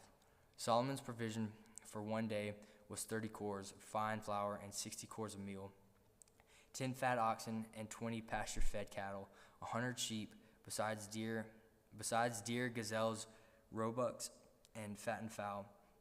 For he had dominion over all the region west of the Euphrates, from Tifsa to Gaza, over all the kings west of the Euphrates, and he had peace on all sides around him. And Judah and Israel lived in safety, from Dan even to Beersheba, every man under his vine and under his fig tree, all the days of Solomon. Solomon also had 40,000 stalls of horse for his chariots, and 12,000 horsemen. And those officers supplied provisions for King Solomon, and for all who came to King Solomon's table, each one in his month. They let nothing be lacking. Barley also and straw for the horses, and swift steeds they brought to the place where it was required, each according to his duty. And God gave Solomon wisdom and understanding beyond measure, and breadth of mind like the sand on the seashore, so that Solomon's wisdom surpassed the wisdom of all the people of the east, and all the wisdom of Egypt. For he was wiser than all other men, wiser than Ethan the Israelite, and Heman, Calcol, and Darda, the sons of Mahol, and his fame was in all the surrounding nations. He also spoke 3,000 proverbs, and his songs were 1,005. He spoke of trees, from the cedar that is in Lebanon to the hyssop that grows out of the wall. He spoke also of beasts and of birds and of reptiles and of fish. And people of all nations came to hear the wisdom of Solomon, and from all the kings of the earth who had heard of his wisdom. Now Hiram, king of Tyre, sent his servants to Solomon when he heard that they had anointed him king in place of his father, for Hiram always loved David. And Solomon sent word to Hiram, "You know that David my father could not build a house for the name of the Lord his God because of the warfare which his enemies surrounded him, until the Lord put them under the soles of his feet. But now that the Lord my God has given me rest on every side, there is neither adversary nor misfortune. And so I intend to build a house for the name of the Lord my God, as the Lord said to David my father, your son whom I will set on your throne in your place shall build the house for my name. Now therefore command the cedars of Lebanon be cut for me, and my servants will join your servants, and I will pay you for your servants such wages as you set. For you know that there is no one among us who knows how to cut timber like the Sidonians." As soon as Hiram heard the words of Solomon, he rejoiced greatly and said, "Blessed be the Lord this day, who has given to David a wise son to be over the great people." And Hiram sent to Solomon, saying, "I've heard the message that you have sent to me. I'm ready to do all that you desire in the matter of cedar and cypress timber. My servants shall bring it down to the sea from Lebanon, and I will make it into rafts and go by sea to the place you direct. And I will have them broken up there, and you shall receive it. And you shall meet my wishes by providing food for my household." So Hiram supplied Solomon with all the timber of cedar and cypress that he desired, while Solomon gave Hiram 20,000 cores of wheat as food for his household, and 20,000 cores of beaten oil. Solomon gave this to Hiram year by year, and the Lord gave Solomon wisdom, and he promised him. And there was peace between Hiram and Solomon, and the two of them made a treaty. King Solomon drafted forced labor out of all of Israel, and the draft numbered 30,000 men, and he sent them to Lebanon, 10,000 a month in shifts. They would be a month in Lebanon and 2 months at home. Adoniram was in charge of the draft. Solomon also had 70,000 burden bearers and 80,000 stone cutters in the hill country, besides Solomon's 3,300 chief officers who were over the work, who had charge of the people who carried on the work. At the king's command, they quarried out great, costly stones in order to lay the foundation of the house and dress stones. So Solomon's builders and Hiram's builders and the men of Gabal did the cutting and prepared the timber and the stone to build the house. In the 418th year, after the people of Israel came out of the land of Egypt, in the 4th year of Solomon's reign over Israel, in the month of Ziv, which is the 2nd month, he began to build the house of the Lord. The house that King Solomon built for the Lord was 60 cubits long, 20 cubits wide, and 30 cubits high. The vestibule in front of the nave of the house was 20 cubits long, equal to the width of the house, and 10 cubits deep in front of the house. And he made for the house windows with recessed frames. He also built a structure against the wall of the house, running around the walls of the house, both the nave and the inner sanctuary. He made side chambers all around. The lowest story was 5 cubits broad, the middle one was 6 cubits broad, and the third was 7 cubits broad. For around the outside of the house he made offsets on the wall in order that the supporting beams should not be inserted into the walls of the house. When the house was built, it was with the stone prepared at the quarry, so that neither hammer nor axe nor tool of iron was heard in the house while it was being built. The entrance for the lowest story was on the south side of the house, and one went up by the stairs to the middle story, and from the middle story to the third. So he built the house and finished it, and he made the ceiling of the house of beams and planks of cedar. He built the structure against the whole house, 5 cubits high, and it was joined to the house with timbers of cedar. Now the word of the Lord came to Solomon concerning this house that you are building. If you walk in my statutes and obey my rules and keep all my commandments and walk in them, then I will establish my word with you, which I spoke to David your father. And I will dwell among the children of Israel and will not forsake my people Israel. So Solomon built the house and finished it. He lined the walls of the house on the inside with boards of cedar. From the floor of the house to the walls of the ceiling, he covered them on the inside with wood, and he covered the floor of the house with boards of cypress. He built 20 cubits of the rear of the house with boards of cedar from the floor to the walls, and he built this within as an inner sanctuary, as the most holy place. The house, that is the nave in front of the inner sanctuary, was 40 cubits long. The cedar within the house was carved in the form of gourds and open flowers. All was cedar, no stone was seen. The inner sanctuary he prepared in the innermost part of the house to set there the ark of the covenant of the Lord. The inner sanctuary was 20 cubits long, 20 cubits wide and 20 cubits high, and he overlaid it with pure gold. He also overlaid an altar of cedar, and Solomon overlaid the inside of the house with pure gold, and he drew chains of gold across in front of the inner sanctuary and overlaid it with gold. And he overlaid the whole house with gold until all the house was finished. Also the whole altar that belonged to the inner sanctuary he overlaid with gold. In the inner sanctuary he made 2 cherubim of olive wood, each 10 cubits high. 5 cubits was the length and one wing of the cherub, and 5 cubits was the length of the other wing of the cherub. It was 10 cubits from the tip of one wing to the tip of the other. The other cherub was measured 10 cubits. Both cherubim had the same measurement of the same form. The height of the one cherub was 10 cubits, and so was that of the other cherub. He put the cherubim in the innermost part of the house, and the wings of the cherubim were spread out so that a wing of one touched the wall, and a wing of the other cherub touched the other wall. Their other wings touched each other in the middle of the house. And he overlaid the cherubim with gold. Around all the walls of the house he carved engraved figures of cherubim and palm trees and open flowers. In the inner and outer rooms, the floor of the house was he overlaid with gold in the inner and outer rooms. For the entrance to the inner sanctuary he made doors of olive wood. The lintel and the doorposts were 5-sided. He covered the 2 doors of olive wood with carvings of cherubim, palm trees, and open flowers. He overlaid them with gold and spread gold on the cherubim and on the palm trees. So also he made for the entrance to the nave doorposts of olive wood in the form of square, and 2 doors of cypress wood. The 2 leaves of the one door were folding, and the 2 leaves of the other door were folding. On them he carved the cherubim and palm trees and open flowers, and he overlaid them with gold evenly applied on the carved work. He built the inner court with the 3 courses of cut stone and course of cedar beams.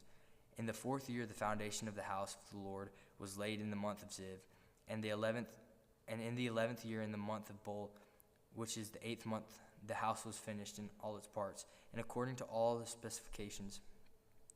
He was 7 years in building it. Solomon was building his own house 13 years, and he finished his entire house. He built the house of the forest of Lebanon. Its length was 100 cubits, and its breadth 50 cubits, and its height 30 cubits. And it was built on 4 rows of cedar pillars, with cedar beams on the pillars. And it was covered with cedar above the chambers that were on the 45 pillars, 15 in each row. There were window frames in 3 rows, and window opposite window in 3 tiers. All the doorways and windows had square frames, and windows were opposite window in 3 tiers. And he made the hall of pillars. Its length was 50 cubits, and its breadth was 30 cubits. There was a porch in front with pillars and a canopy in front of them. And he made the hall of the throne where he was pronounced judgment, even the hall of judgment. It was finished with cedar from floor to rafters. His own house where he was to dwell in the other court back of the hall was like the workmanship. Solomon also made a house like this hall for Pharaoh's daughter, whom he had taken in marriage. All these were made of costly stones, cut according to measure, sawed with saws back and front, even from the foundation to the coping, and from the outside to the great court. The foundation was of costly stones, huge stones, stones of 8 and 10 cubits. And above were costly stones cut according to measurement and cedar. The great court had 3 courses of cut stone all around, and a course of cedar beams. So had the inner court of the house of the Lord and the vestibule of the house. And King Solomon sent and brought Hiram from Tyre. He was the son of a widow of the tribe of Naphtali, and his father was the man of Tyre, a worker in bronze. He was full of wisdom, understanding, and skill for making any work in bronze. He came to King Solomon and did all the work. He cast 2 pillars of bronze. 18 cubits was the height of one, and the line of 12 cubits measured its circumference. It was hollow, and its thickness was 4 fingers. The second pillar was the same.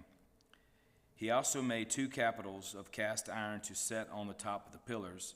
The height of the one capital was 5 cubits, and the height of the other capital was 5 cubits. There were lattices of checker work with wreaths of chain work for the capitals on the top of the pillars. a lattice for the one capital and a lattice for the other capital. Likewise, he made pomegranates in 2 rows around the one lattice work to cover the capital that was on the top of the pillar, and he did the same with the other capital. Now the capitals that were on tops of the pillars in the vestibule were of lily work, 4 cubits. The capitals were on the 2 pillars and also above the rounded projection which was beside the lattice work. There were 200 pomegranates in 2 rows all around, and so with the other capital. He set up pillars as vestibule of the temple. He set up pillar on the south and called its name Jachin, and he set up pillar on the north and called its name Boaz. And on the tops of the pillars was lily work. Thus the work of the pillars was finished. Then he made the sea of cast metal. It was round 10 cubits from brim to brim and 5 cubits high, and a line 30 cubits measured in circumference. Under its brim were the gourds for 10 cubits compassing the sea all around. The gourds were 2 rows cast with it when it was cast. It stood on 12 oxen, 3 facing north, 3 facing west, 3 facing south, and 3 facing east. The sea was set on them, and all their rear parts were inward. Its thickness was a handbreadth, and its brim was made like the brim of a cup, like the flower of a lily. It held 2,000 baths. He also made 10 stands of bronze. Each stand was 4 cubits long, 4 cubits wide, and 3 cubits high. This was the construction of the stands. They had panels, and the panels were set in the frames. And on the panels there were set in the frames were lions, oxen, cherubim. On the frames, both above and below the lions and the oxen, there were wreaths of beveled work. Moreover, each stand had 4 bronze wheels and axles of bronze, and at the 4 corners were supports for a basin.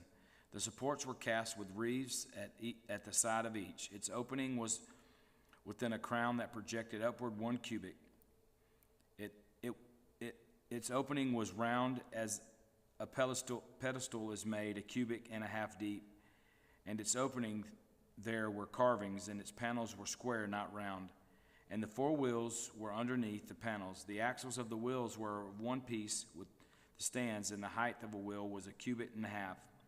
The wheels were made like a chariot wheel. Their axles, their rims, their spokes, and their hubs were all cast. There were 4 supports at the 4 corners of each stand. The supports were of one piece with the stands, and on the top of the stand there was a round band 1/2 cubit high, and on the top of the stand it stays, and its panels were one piece with it. And on the surfaces of its stays and on its panels he carved cherubim, lions, palm trees, according to the space of each, with wreaths around. After this manner he made the 10 stands. All of them were cast alike, of the same measure and the same form. And he made 10 basins of bronze. Each basin held 40 baths. Each basin measured 4 cubits, and there was a basin for each of the 10 stands. And he set the stands on 5 on the 5, and he set the stands 5 on the south side of the house, 5 on the north side of the house, and he set the sea at the southeast corner of the house. Hiram also made the pots, the shovels, and the basins. So Hiram finished all the work that he did for King Solomon on the house of the Lord. The 2 pillars, the 2 bowls of capitals that were on tops of the pillars, and the 2 lattice works to cover the 2 bowls of capitals that were on the tops of the pillars, and the 400 pomegranates for the 2 lattice works, 2 rows of pomegranates for each lattice work to cover the 2 bowls of the capitals that were on the pillars. The 10 stands and the 10 basins on the stands, and the 1 sea, and the 12 oxen underneath the sea. Now the pots, the shovels, and the basins, all these vessels in the house of the Lord, which Hiram made for King Solomon, were of burnished bronze. In the plain of the Jordan, king cast them in the clay ground between Succoth and Sarathan. And Solomon left all these vessels unweighed, because there were so many of them. The weight of the bronze was not ascertained. So Solomon made all the vessels that were in the house of the Lord: the golden altar, the golden table for the bread of presence, the lampstands of pure gold, 5 on the south side and 5 on the north. Before the inner sanctuary, the flowers, the lamps, and the tongs of gold, the cups, the snuffers, basins, dishes for incense, and fire pans of pure gold and the sockets of gold, for the doors of the innermost part of the house, the most holy place, and for the doors of the knob of the temple. Thus all the work that the king Solomon did on the house of the Lord was finished, and Solomon brought in the things that David his father had dedicated, the silver, the gold, the vessels, and stored them in the treasuries of the house of the Lord. Then Solomon assembled the elders of Israel and all the heads of the tribes, the leaders of the fathers' houses of the people of Israel before King Solomon in Jerusalem, to bring up the ark of the covenant of the Lord out of the city of David, which is in Zion. And all the men of Israel assembled to King Solomon at the feast in the month of Ethanim, which is the 7th month. And all the elders of Israel came, and the priests took up the ark. And they brought up the ark of the Lord, the tent of meeting, and all the holy vessels that were in the tent. The priests and the Levites brought them up. And King Solomon and all the congregation of Israel who had assembled before him were with him before the ark, sacrificing so many sheep and oxen that they could not be counted or numbered. Then the priests brought the ark of the covenant of the Lord to its place in the inner sanctuary of the house, in the most holy place, underneath the wings of the cherubim. For the cherubim spread out their wings over the place of the ark, so that the cherubim overshadowed the ark and its poles. And the poles were so long that the ends of the poles were seen from holy place before the inner sanctuary, but they could not be seen from the outside. And they are there to this day. There was nothing in the ark except for 2 tablets of stone that Moses put there at Horeb, where the Lord of the covenant with the people of Israel when they came out of the land of Egypt. And when the priests came out of the holy place, the cloud filled the house of the Lord, so that the priests could not stand to minister because of the cloud, for the glory of the Lord filled the house of the Lord. Then Solomon said, "The Lord has said that he would dwell in the thick darkness.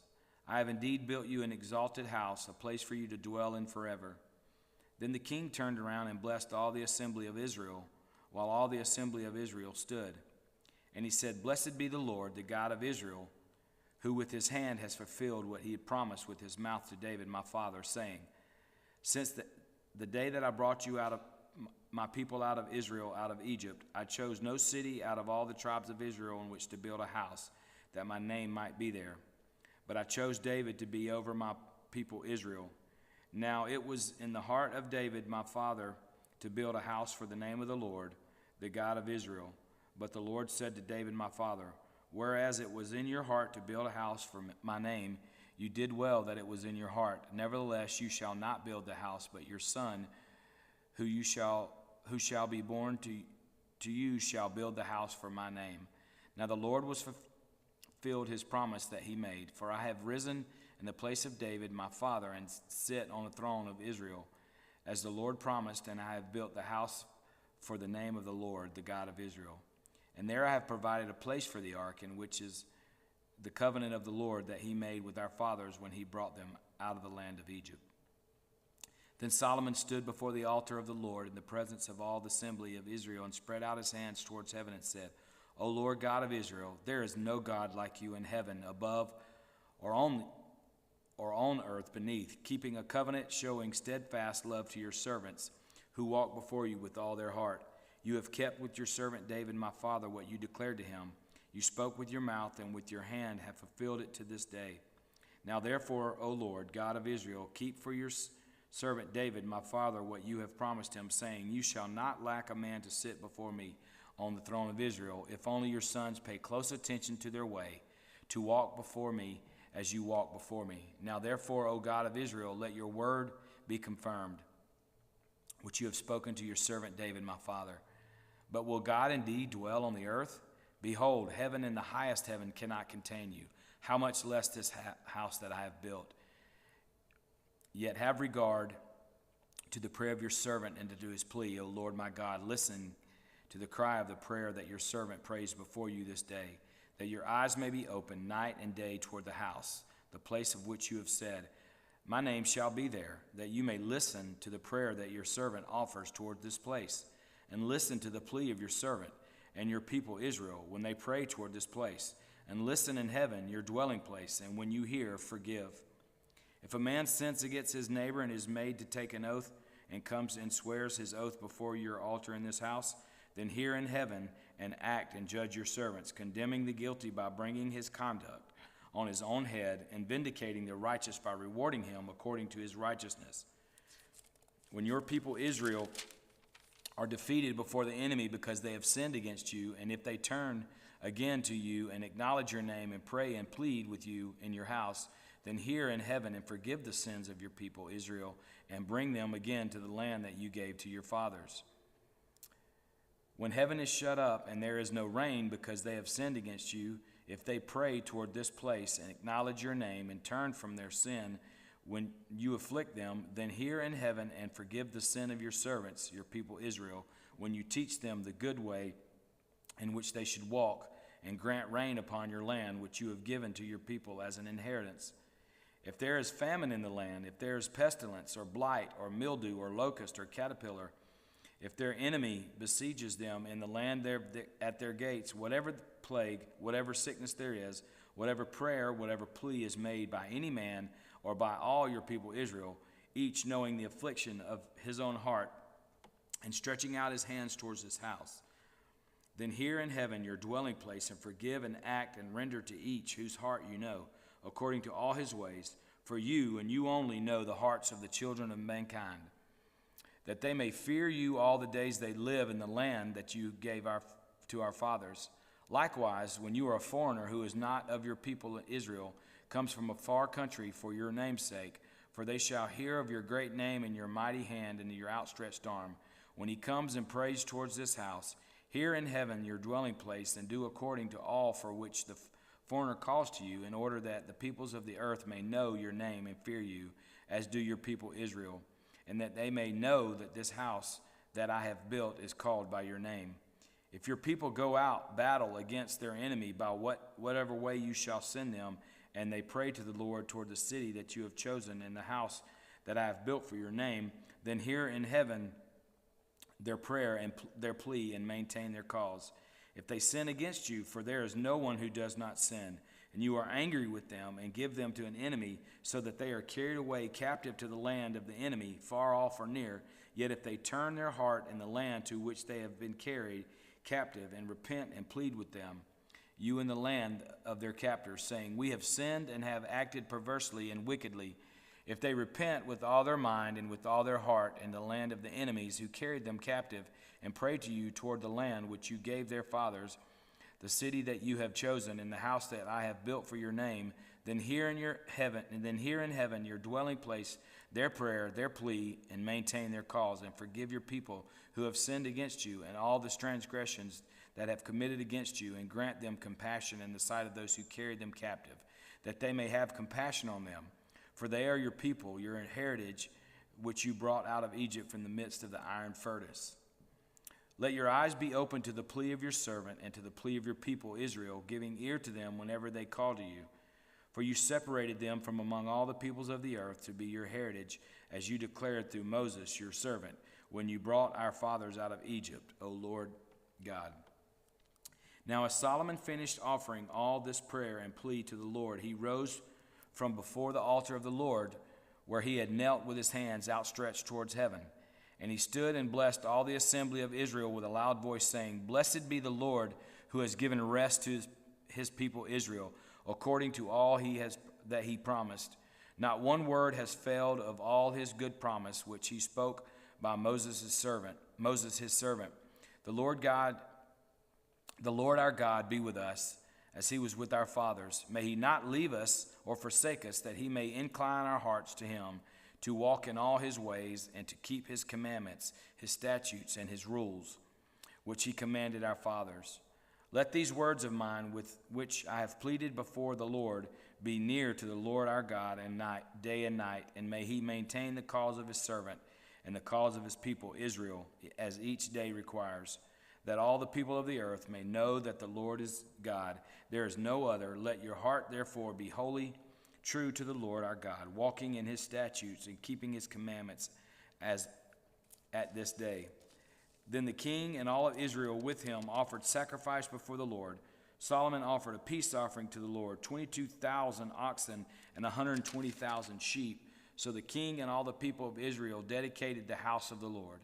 The same day the king consecrated the middle of the court that was before the house of the Lord, for there he offered the burnt offering and the grain offering and the fat pieces of the peace offerings, because the bronze altar that was before the Lord was too small to receive the burnt offering and the grain offering and the fat pieces of the peace offerings.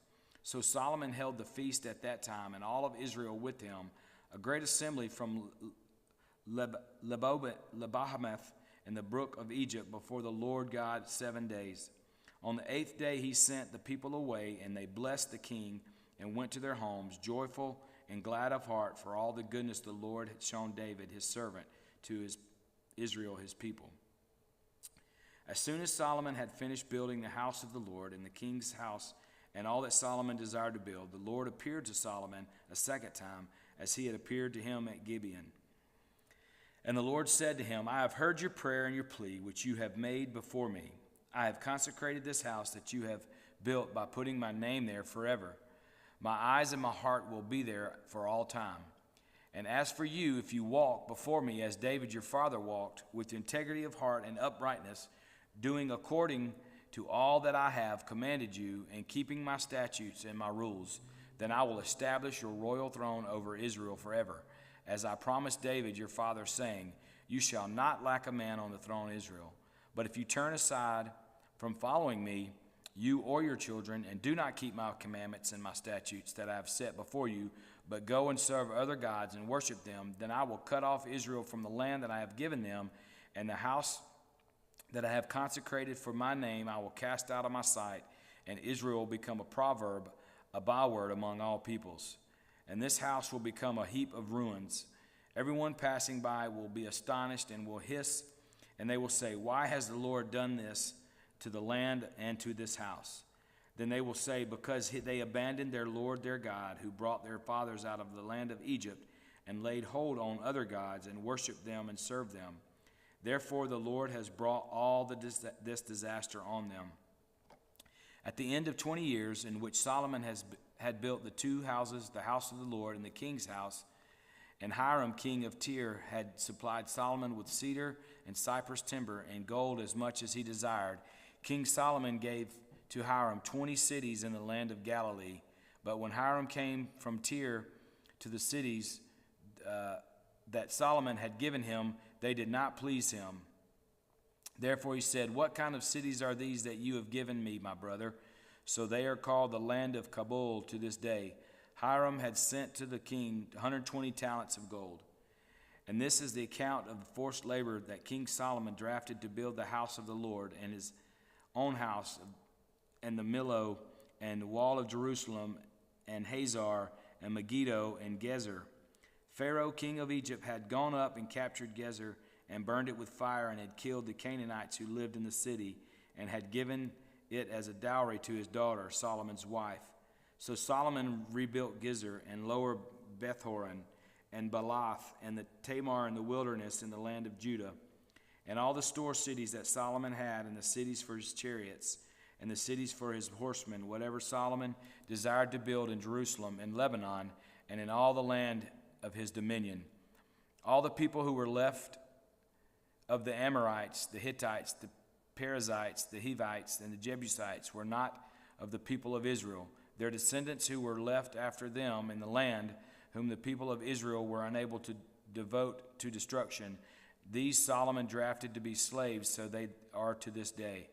But of the people of Israel, Solomon made no slaves. They were soldiers, they were his officials, his commanders, his captains, his chariot commanders, and his horsemen. These were the chief officers who were over Solomon's work, 550 who had charge of the people who carried on work. But Pharaoh's daughter went up from the city of David to her own house that Solomon had built for her. Then he built the Millo. 3 times a year, Solomon used to offer up burnt offerings and peace offerings on the altar that he built to the Lord, making offerings with it before the Lord. So he finished the house. King Solomon built a fleet of ships at Ezion-Geber, which is near Eloth, on the shore of the Red Sea in the land of Edom. And Hiram sent with the fleet his servants, seamen who were familiar with the sea, together with the servants of Solomon. And they went to Ophir and brought from there gold, 420 talents, and they brought it to King Solomon. Now when the queen of Sheba heard the fame of Solomon concerning the name of the Lord, she came to test him with hard questions. She came to Jerusalem with a very great retinue with camels bearing spices and very much gold and precious stones.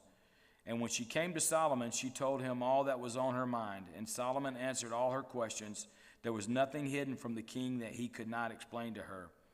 And when the queen of Sheba had seen all the wisdom of Solomon, the house that he had built, the food at his table, the seating of his officials, and the attendance of his servants, their clothing, his cupbearers, his burnt offerings that he had offered the house of the Lord, there was no more breath in her. And she said to the king, the report was true that I heard in my own land of your words and of your wisdom, but I did not believe the reports until I came and my own eyes had seen it. And behold, the half was not told me. Your wisdom and prosperity surpasses the report that I heard. Happy are your men, happy are your servants who continually stand before you and hear your wisdom. Blessed be your Lord, your God, who has delighted in you, set you on the throne of Israel, because the Lord loved Israel forever, and he has made you king, that you may execute justice and righteousness. Then she gave the king 120 talents of gold and a very great quantity of spices and precious stones. Never again came such an abundance of spices as these that the queen of Sheba gave King Solomon. Moreover, the fleet of Hiram, which brought gold from Ophir, brought from Ophir a very great amount of almug wood, precious stones, and the king made of the almug wood supports for the house of the Lord, for the king's house, also lyres and harps and for singers. No such almug wood has come or been seen to this day. And King Solomon gave to the queen of Sheba all that she desired, whatever she asked besides what was given her by the bounty of King Solomon. So she turned and went back to her own land with her servants. Now the weight of gold that came to Solomon in 1 year was 666 talents of gold, besides that which came from the explorers and from the businesses of the merchants, from all the kings the west, from the governors of the land. King Solomon made 200 large shields of beaten gold. 600 shekels of gold went into each shield. And he made 300 shields of beaten gold. 3 minas of gold went into each shield, and the king put them in the house of the forest of Lebanon. The king also made a great ivory throne and overlaid it with the finest gold. The throne had 6 steps, and the throne had a round top, and on each side of the seat were armrests, 2 lions standing beside the armrest, while 12 lions stood there, one on each end of the step of the 6 steps. The like of it was never made in any kingdom. All King Solomon's drinking vessels were of gold, and the vessels of the house of the forest of Lebanon were pure gold. None were of silver. Silver was not considered as anything in the days of Solomon. For the king had a fleet of ships of Tarshish at sea with the fleet of Hiram.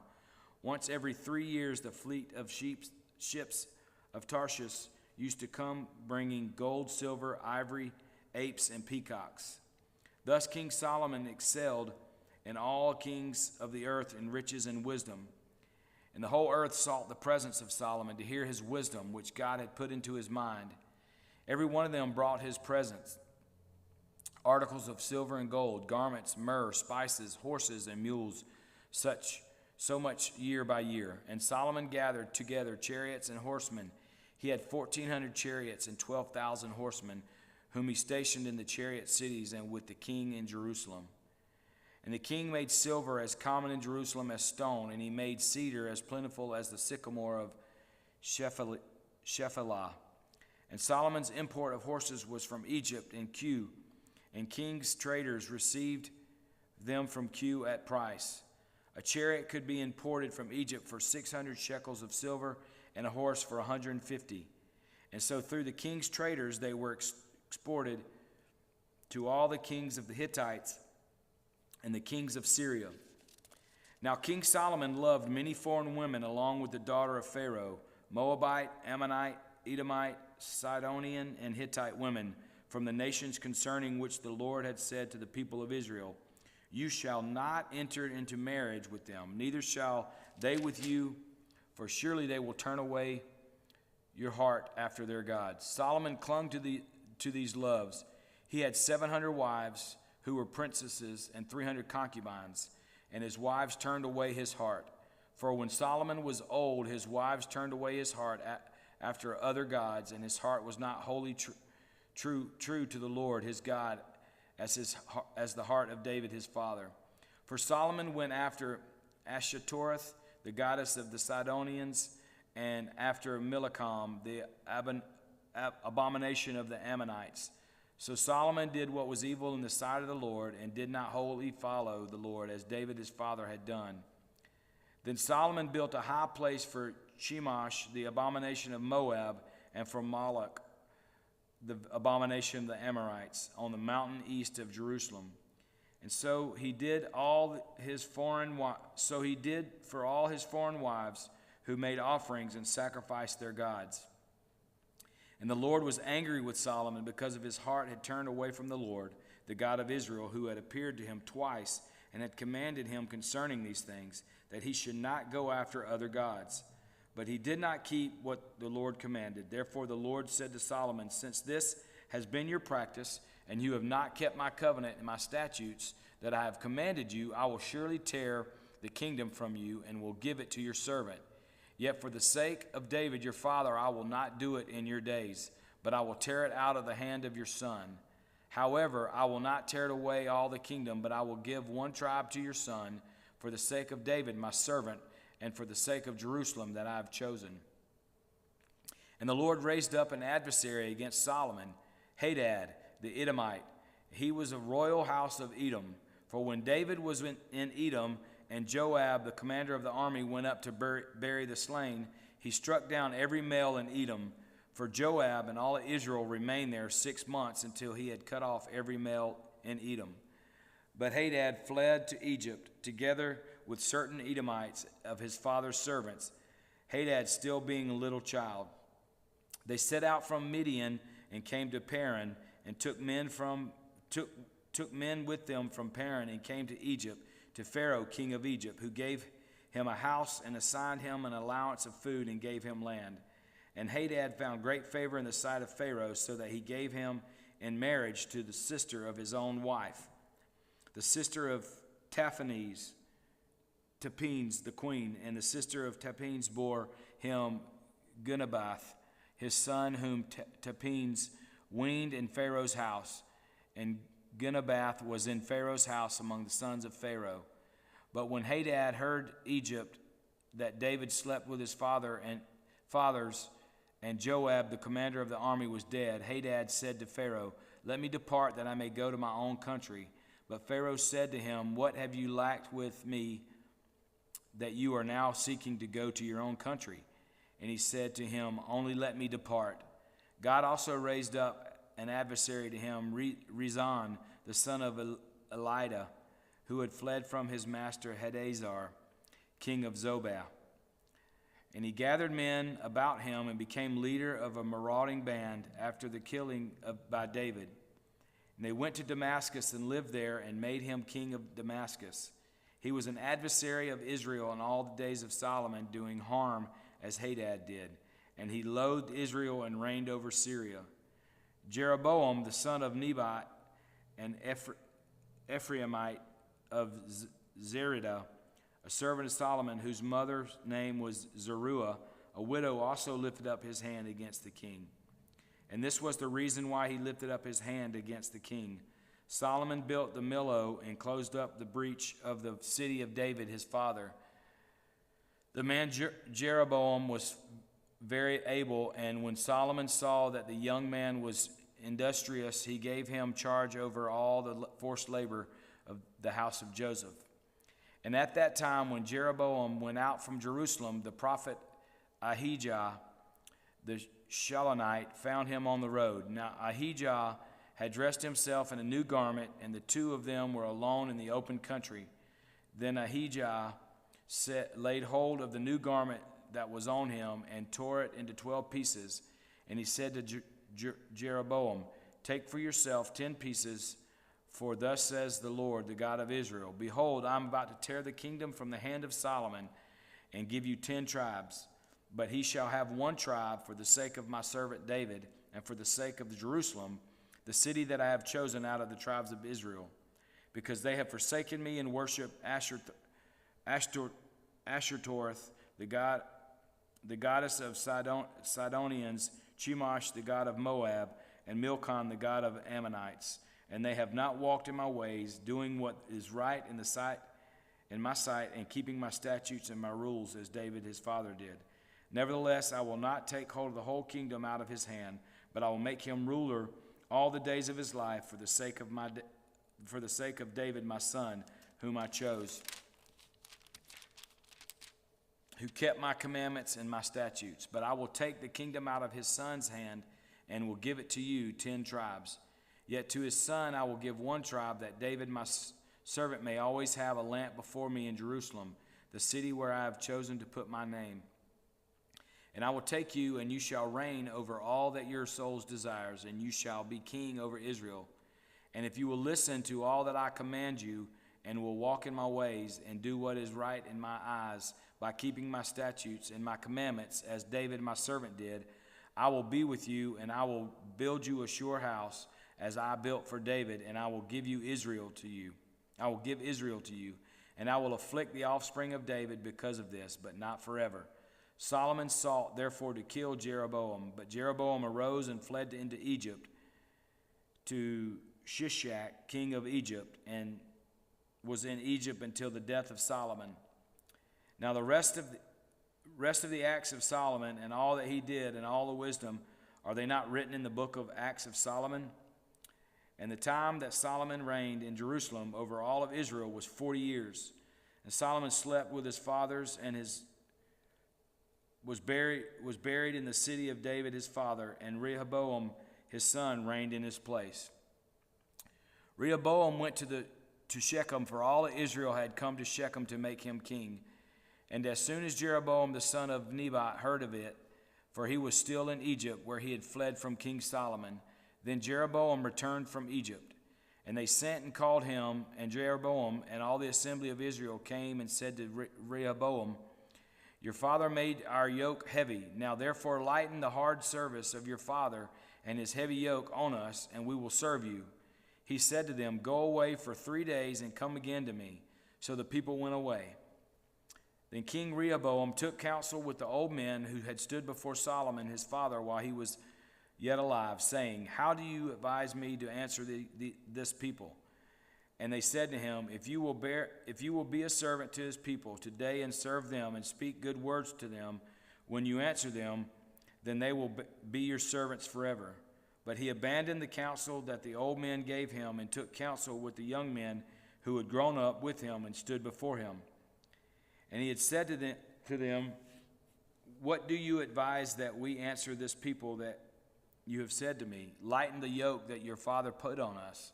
And the young men who had grown up with him said to him, thus shall you speak to this people who said to you, your father made our yoke heavy, but you lighten it for us. Thus shall you say to them, my little finger is thicker than my father's thighs. And now, whereas my father laid on you a heavy yoke, I will add to your yoke. My father disciplined with you whips, but I will discipline you with scorpions. So Jeroboam and all the people came to Rehoboam the 3rd day as king, and as the king said, come to me again the 3rd day.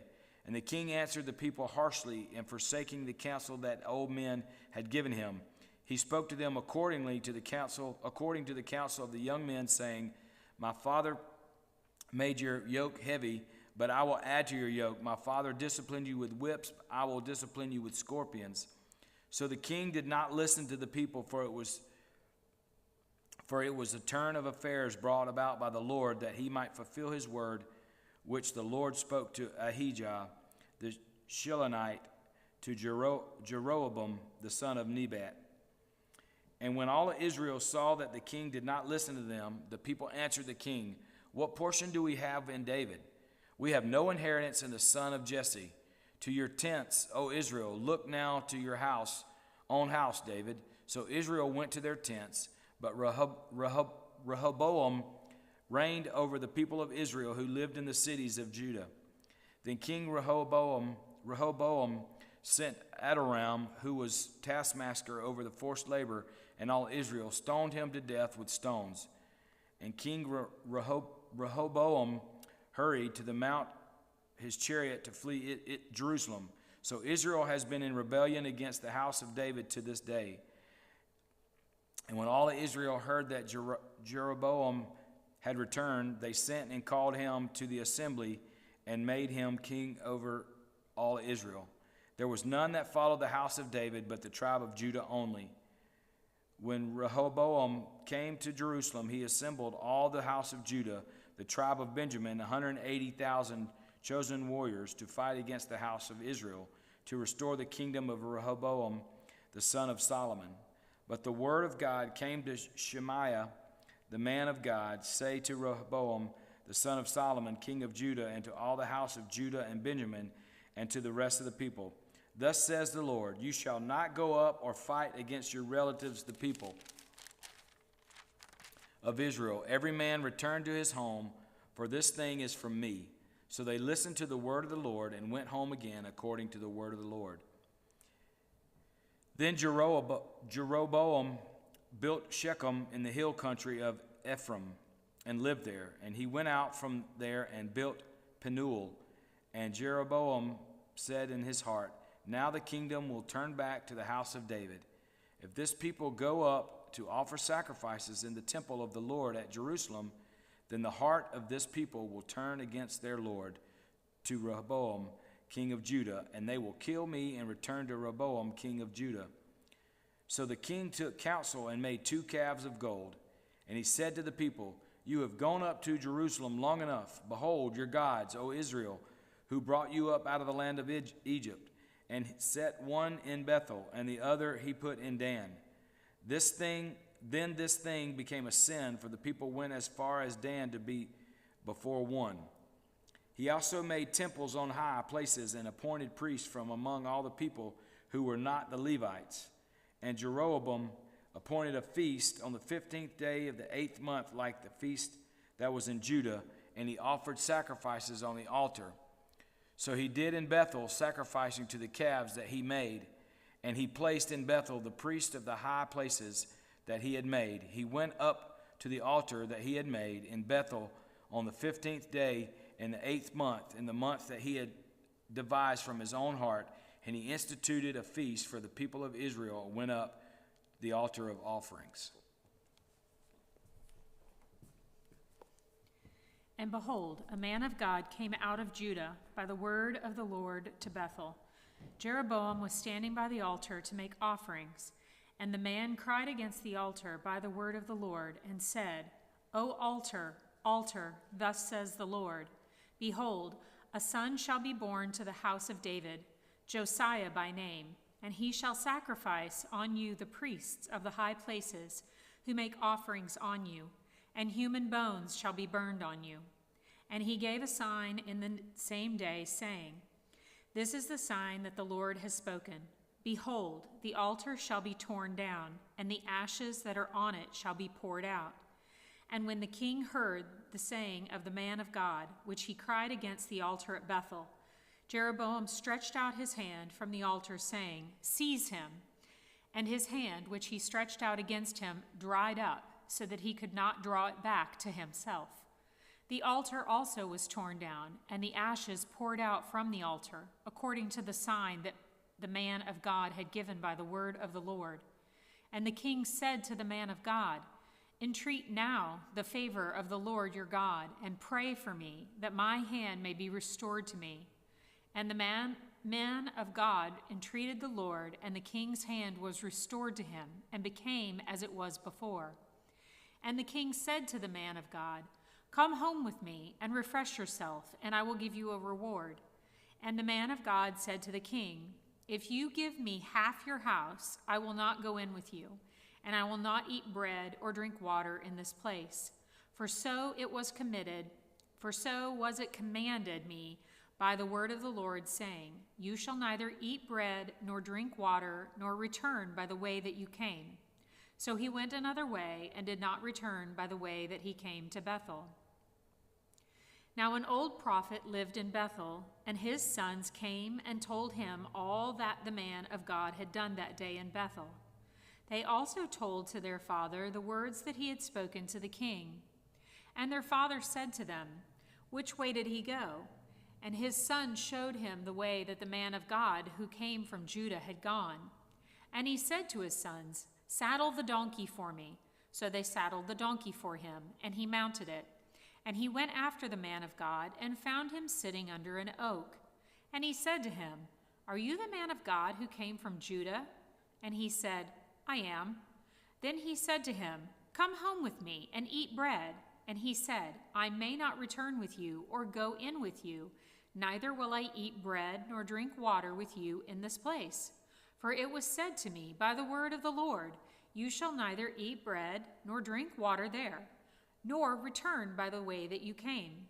And he said to him, "I also am a prophet, as you are, and an angel spoke to me by the word of the Lord, saying, Bring him back with you into your house, that he may eat bread and drink water." But he lied to him. So he went back with him and ate bread in the house and drank water.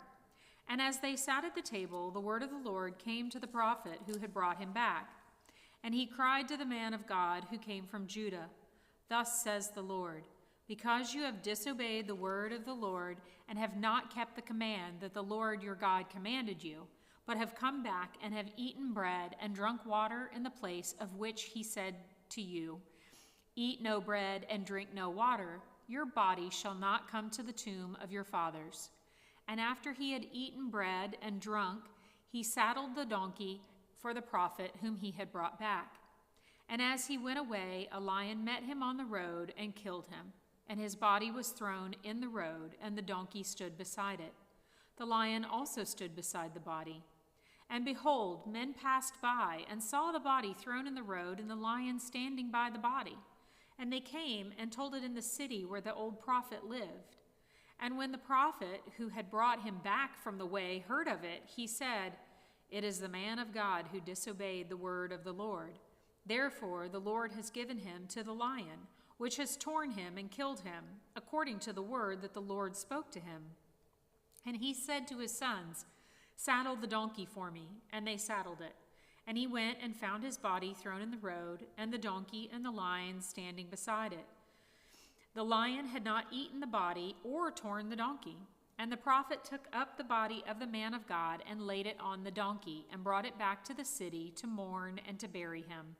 And he laid the body in his own grave, and they mourned over him, saying, "Alas, my brother." And after he had buried him, he said to his sons, "When I die, bury me in the grave in which the man of God is buried. Lay my bones beside his bones." For the saying that he called out by the word of the Lord against the altar in Bethel, and against all the houses of the high places that are in the cities of Samaria, shall surely come to pass. After this thing, Jeroboam did not turn from his evil way, but made priests for the high places again among all the people. Any who would, he ordained to be priests of the high places. And this thing became sin to the house of Jeroboam, so as to cut it off and to destroy it from the face of the earth. At that time, Abijah, the son of Jeroboam, fell sick. And Jeroboam said to his wife, "Arise and disguise yourself, that it not be known that you are the wife of Jeroboam, and go to Shiloh. Behold, Ahijah the prophet is there, who said of me that I should be king over this people. Take with you 10 loaves, some cakes, and a jar of honey, and go to him. He will tell you what shall happen to the child." Jeroboam's wife did so. She arose and went to Shiloh, and came to the house of Ahijah. Now Ahijah could not see, for his eyes were dim because of age. And the Lord said to Ahijah, "Behold, the wife of Jeroboam is coming to inquire of you concerning her son, for he is sick. Thus and thus shall you say to her." When she came, she pretended to be another woman. But when Ahijah heard the sound of her feet as she came in at the door, he said, "Come in, wife of Jeroboam. Why do you pretend to be another? For I am charged with unbearable news for you.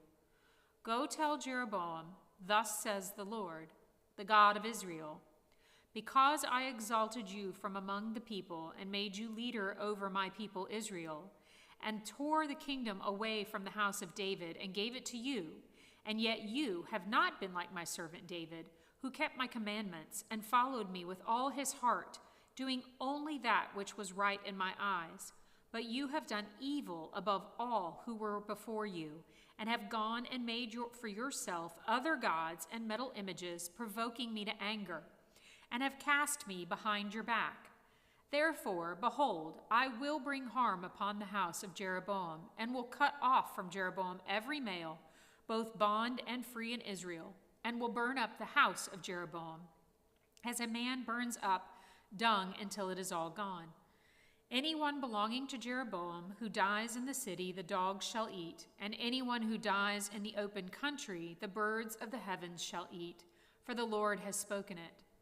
Arise, therefore, go to your house.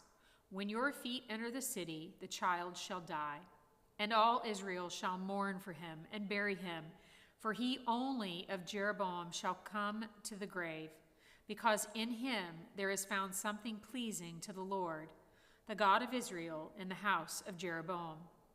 Moreover, the Lord will raise up for himself a king over Israel, who shall cut off the house of Jeroboam today. And henceforth the Lord will strike Israel as a reed is shaken in the water, and root up Israel out of this good land that he gave to their fathers, and scatter them beyond the Euphrates, because they have made their Asherim, provoking the Lord to anger. And he will give Israel up because of the sins of Jeroboam, which he sinned and made Israel to sin. Then Jeroboam's wife arose and departed and came to Tirzah. And as she came to the threshold of the house, the child died. And all Israel buried him and mourned for him, according to the word of the Lord, which he spoke by his servant Ahijah the prophet. Now the rest of the acts of Jeroboam, how he wared and how he reigned, behold, they are written in the book of the Chronicles of the kings of Israel. And the time that Jeroboam reigned was 22 years, and he slept with his fathers, and Nadab his son reigned in his place.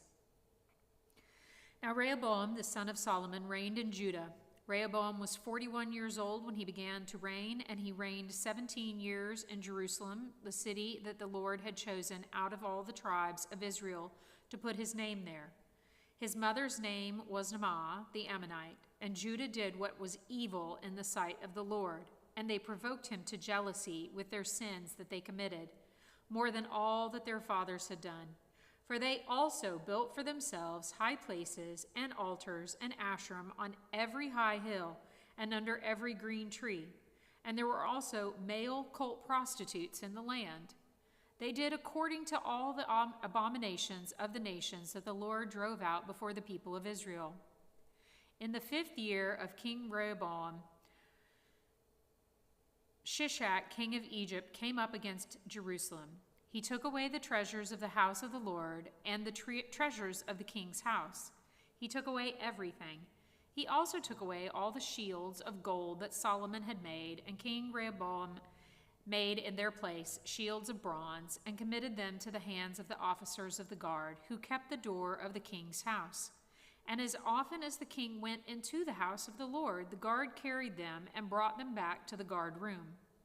Now, the rest of the acts of Rehoboam and all that he did, are they not written in the book of the Chronicles of the kings of Judah? And there was war between Rehoboam and Jeroboam continually. And Rehoboam slept with his fathers and was buried with his fathers in the city of David.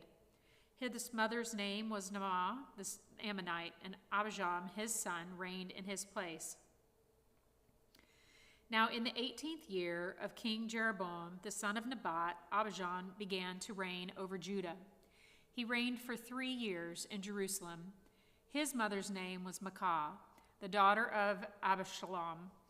And he walked in all the sins that his father did before him, and his heart was not wholly true to the Lord his God, as the heart of David his father. Nevertheless, for David's sake, the Lord his God gave him a lamp in Jerusalem, setting up his son after him and establishing Jerusalem. because David did what was right in the eyes of the Lord, and did not turn aside from anything that he commanded him all the days of his life, except in the matter of Uriah the Hittite. Now there was war between Rehoboam and Jeroboam all the days of his life. The rest of the acts of Abijam and all that he did, are they not written in the book of the Chronicles of the kings of Judah? And there was war between Abijam and Jeroboam. And Abijam slept with his fathers, and they buried him in the city of David, and Asa his son reigned in his place. In the 20th year of Jeroboam king of Israel, Asa began to reign over Judah. And he reigned 41 years in Jerusalem. His mother's name was Maacah, the daughter of Absalom. And Asa did what was right in the eyes of the Lord, as David his father had done. He put away the male cult prostitutes out of the land, and removed all the idols that his fathers had made. He also removed Maacah his mother from being queen mother, because she had made an abominable image from Asherah. And Asa cut down her image and burned it at the brook Kidron. But the high places were not taken away. Nevertheless, the heart of Asa was wholly true to the Lord all his days, and he brought into the house of the Lord the sacred gifts of his father, and his own sacred gifts, silver and gold and vessels. And there was war between Asa and Baasha, king of Israel, all their days. Baasha, king of Israel, went up against Judah and built Ramah, that he might permit no one to go out or come into Asa, king of Judah. Then Asa took all the silver and the gold that were left in the treasures of the house of the Lord, and the treasures of the king's house, and gave them to the hands of the servants. And King Asa sent them to Benhadad, the son of Tabramon, the son of Hazael, king of Syria, who lived in Damascus, saying, Let there be a covenant between me and you, as there was between my father and your father. Behold, I am sending to you a present of silver and gold. Go break your covenant with Baasha, king of Israel, that he may withdraw from me. And Benhadad listened to King Asa, and sent the commanders of his armies against the cities of Israel, and conquered Ijon, Dan, Abel Beth-Maacah, and all Chinneroth, with all the land of Naphtali. And when Baasha heard of it, he stopped building Ramah, and he lived in Tirzah. Then King Asa made a proclamation to all Judah, none was exempt, and they carried away the stones of Ramah and its timber with which Baasha had been building. And with them King Asa built Geba of Benjamin and Mizpah. Now the rest of all the acts of Asa, all his might, and all that he did, and the cities that he built, are they not written in the book of the Chronicles of the kings of Judah? But in his old age he was diseased in his feet, and Asa slept with his fathers, and was buried with his fathers in the city of David his father, and Jehoshaphat his son reigned in his place. Nadab the son of Jeroboam began to reign over Israel in the 2nd year of Asa, king of Judah, and he reigned over Israel 2 years. He did what was evil in the sight of the Lord, and walked in the way of his father, and in his sin, which he made Israel to sin. Baasha the son of Ahijah of the house of Issachar conspired against him, and Baasha struck him down in Gibbethon, which belonged to the Philistines. For Nadab and all Israel were laying siege to Gibbethon. So Baasha killed him in the 3rd year of Asa, king of Judah, and reigned in his place. And as soon as he was king, he killed all the house of Jeroboam. He left to the house of Jeroboam not one that breathed until he had destroyed it, according to the word of the Lord, that he spoke by his servant Ahijah the Silonite. It was for the sins of Jeroboam that he sinned, and that he made Israel to sin, and because of the anger to which he provoked the Lord, the God of Israel. Now the rest of the acts of Nadab and all that he did, are they not written in the book of the Chronicles of the kings of Israel? And there was war between Asa and Baasha, king of Israel, all their days. In the 3rd year of Asa, king of Judah, Baasha the son of Ahijah began to reign over all Israel at Tirzah, and he reigned 24 years. He did what was evil in the sight of the Lord, and walked in the way of Jeroboam, and in his sin which he made Israel to sin.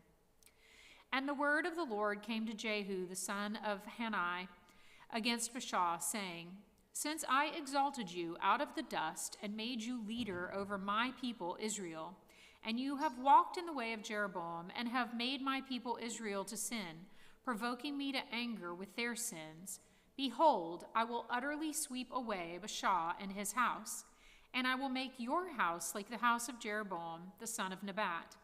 Anyone belonging to Baasha who dies in the city, the dogs shall eat, and anyone of his who dies in the field, the birds of the heavens shall eat. Now the rest of the acts of Baasha and what he did in his might, are they not written in the book of the Chronicles of the kings of Israel? And Baasha slept with his fathers and was buried at Tirzah, and Elah, his son, reigned in his place. Moreover, the word of the Lord came by the prophet Jehu, the son of Hanani, against Baasha and his house, both because of all the evil that he did in the sight of the Lord, provoking him to anger with the work of his hands in being like the house of Jeroboam, and also because he destroyed it. In the 26th year of Asa, king of Judah, Elah, the son of Baasha, began to reign over Israel. In Tirzah he reigned 2 years. But his servant Zimri, commander of half his chariots, conspired against him.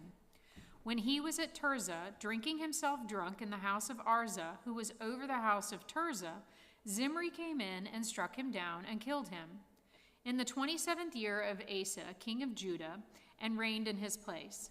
When he began to reign, as soon as he had seated himself on the throne, he struck down all the house of Baasha. He did not leave him a single male of his relatives or his friends.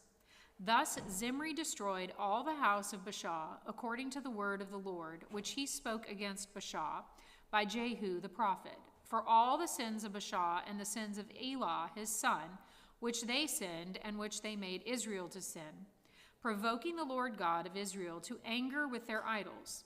Now the rest of the acts of Elah and all that he did, are they not written in the book of the Chronicles of the kings of Israel? In the 27th year of Asa, king of Judah, Zimri reigned 7 days in Tirzah. Now the troops were encamped against Gibbethon, which belonged to the Philistines. And the troops who were encamped heard it said, Zimri is conspired, and he has killed the king. Therefore all Israel made Omri, the commander of the army, king over Israel that day in the camp. So Omri went up from Gibbethon, and all Israel with him, and they besieged Tirzah. And when Zimri saw that the city was taken, he went into the citadel of the king's house and burned the king's house over him with fire and died, because of his sins that he committed, doing evil in the sight of the Lord, walking in the way of Jeroboam, and for his sin which he committed, making Israel to sin. Now the rest of the acts of Zimri and the conspiracy that he made, are they not written in the book of the Chronicles of the kings of Israel? Then the people of Israel were divided into 2 parts. Half of the people followed Tibni, the son of Ginath, to make him king, and half followed Omri. But the people who followed Omri overcame the people who followed Tibni, the son of Ginath. So Tibni died, and Omri became king. In the 31st year of Asa, king of Judah, Omri began to reign over Israel, and he reigned for 12 years. 6 years he reigned in Tirzah. He bought the hill of Samaria from Shamir for 2 talents of silver, and he fortified the hill and called the name of the city that he built Samaria, after the name of Shamir, the owner of the hill. Omri did what was evil in the sight of the Lord, and did more evil than all of who were before him. For he walked in all of the way Jeroboam, the son of Nebat, and in the sins that he made Israel to sin, provoking the Lord, the God of Israel, to anger by their idols. Now the rest of the acts of Omri that he did, and the might that he showed, are they not written in the book of Chronicles of the king of Israel? And Omri slept with his fathers and was buried in Samaria, and Ahab his son reigned in his place. In the 38th year of Asa, the king of Judah, Ahab the son of Omri began to reign over Israel. Ahab the son of Omri reigned over Israel in Samaria 22 years. And Ahab the son of Omri did evil in the sight of the Lord. more than all who were before him. And as if it had been a light thing for him to walk in the sins of Jeroboam, the son of Nebat, he took for his wife Jezebel, the daughter of Ethbaal, king of Sidonians, and went and served Baal, who worshipped him. He erected an altar for Baal in the house of Baal, which he built in Samaria. And Ahab made Azerah. Ahab did more note to provoke the Lord, the God of Israel, to anger than all the kings of Israel who were before him. In his days, Hiel of Bethel built Jericho. He laid his foundation at the cost of Abiram, his firstborn, and set up its gates at the cost of his youngest son, Sejub, according to the word of the Lord, which he spoke by Joshua the son of Nun. Now Elijah the Tishbite of Tishbe in Gilead said to Ahab, As the Lord, the God of Israel, lives, before whom I stand, there shall be neither dew nor rain these years except by my word. And the word of the Lord came to him, Depart from here and turn eastward and hide yourself by the brook of Cherith, which is east of Jordan. You shall drink from the brook, and I have commanded the ravens to feed you there. So he went and did according to the word of the Lord. He went and lived by the brook Cherith, that is east of Jordan. And the ravens brought him bread and meat in the morning, and bread and meat in the evening, and he drank from the brook. And after a while the brook dried up, because there was no rain in the land. Then the word of the Lord came to him, Arise, go to Zarephath, which belongs to Sidon, and dwell there. Behold, I have commanded a widow there to feed you. So he rose and went to Zarephath. And when he came to the gate of the city, behold, a widow was there gathering sticks. And he called to her and said, Bring me a little water in a vessel, that I may drink. And as she was going to bring it, he called to her and said, Bring me a morsel of bread in your hand. And she said, As the Lord your God lives, I have nothing baked, only a handful of flour in a jar, and a little oil in a jug. And now I'm gathering a couple of sticks, that I may go in and prepare it for myself and my son, and that we may eat it and die. And Elijah said to her, Do not fear, go and do as you have said. But first make me a little cake of it and bring it to me. And afterward make me something for yourself and your son. For thus says the Lord, the God of Israel, the jar of flour shall not be spent, and the jug of oil shall not be empty, until the day that the Lord sends rain upon the earth. And she went and did as Elijah said. And she and he and her household ate for many days. The jar of flour was not spent, neither did the jug of oil become empty, according to the word of the Lord that he spoke by Elijah. After this, the son of the woman, the mistress of the house, became ill, and his illness was so severe that there was no breath left in him. And she said to Elijah, What have you against me, O man of God? You have come to me to bring my sin to remembrance and to cause the death of my son. And he said to her, Give me your son. And he took from him her arms, and he took him from her arms and carried him up into the upper chamber where he lodged, and laid him on his bed. And he cried to the Lord, O Lord my God, have you brought calamity even upon the widow with whom I sojourn by killing her son? Then he stretched himself upon the child 3 times and cried to the Lord, O Lord God, let this child's life come into him again. And the Lord listened to the voice of Elijah, and the life of the child came into him again, and he revived. And Elijah took the child and brought him down from the upper chamber into the house, and delivered him to see his mother. And Elijah said, See, your son lives. And the woman said to Elijah, Now I know that you are a man of God, and that the word of the Lord is in your mouth is true. After many days, the word of the Lord came to Elijah in the 3rd year, saying, Go, show yourself to Ahab, and I will send rain upon the earth. So Elijah went to show himself to Ahab. Now the famine was severe in Samaria, and Ahab called Obadiah, who was over the household. Now Obadiah feared the Lord greatly. When Jezebel cut off the prophets of the Lord, Obadiah took 100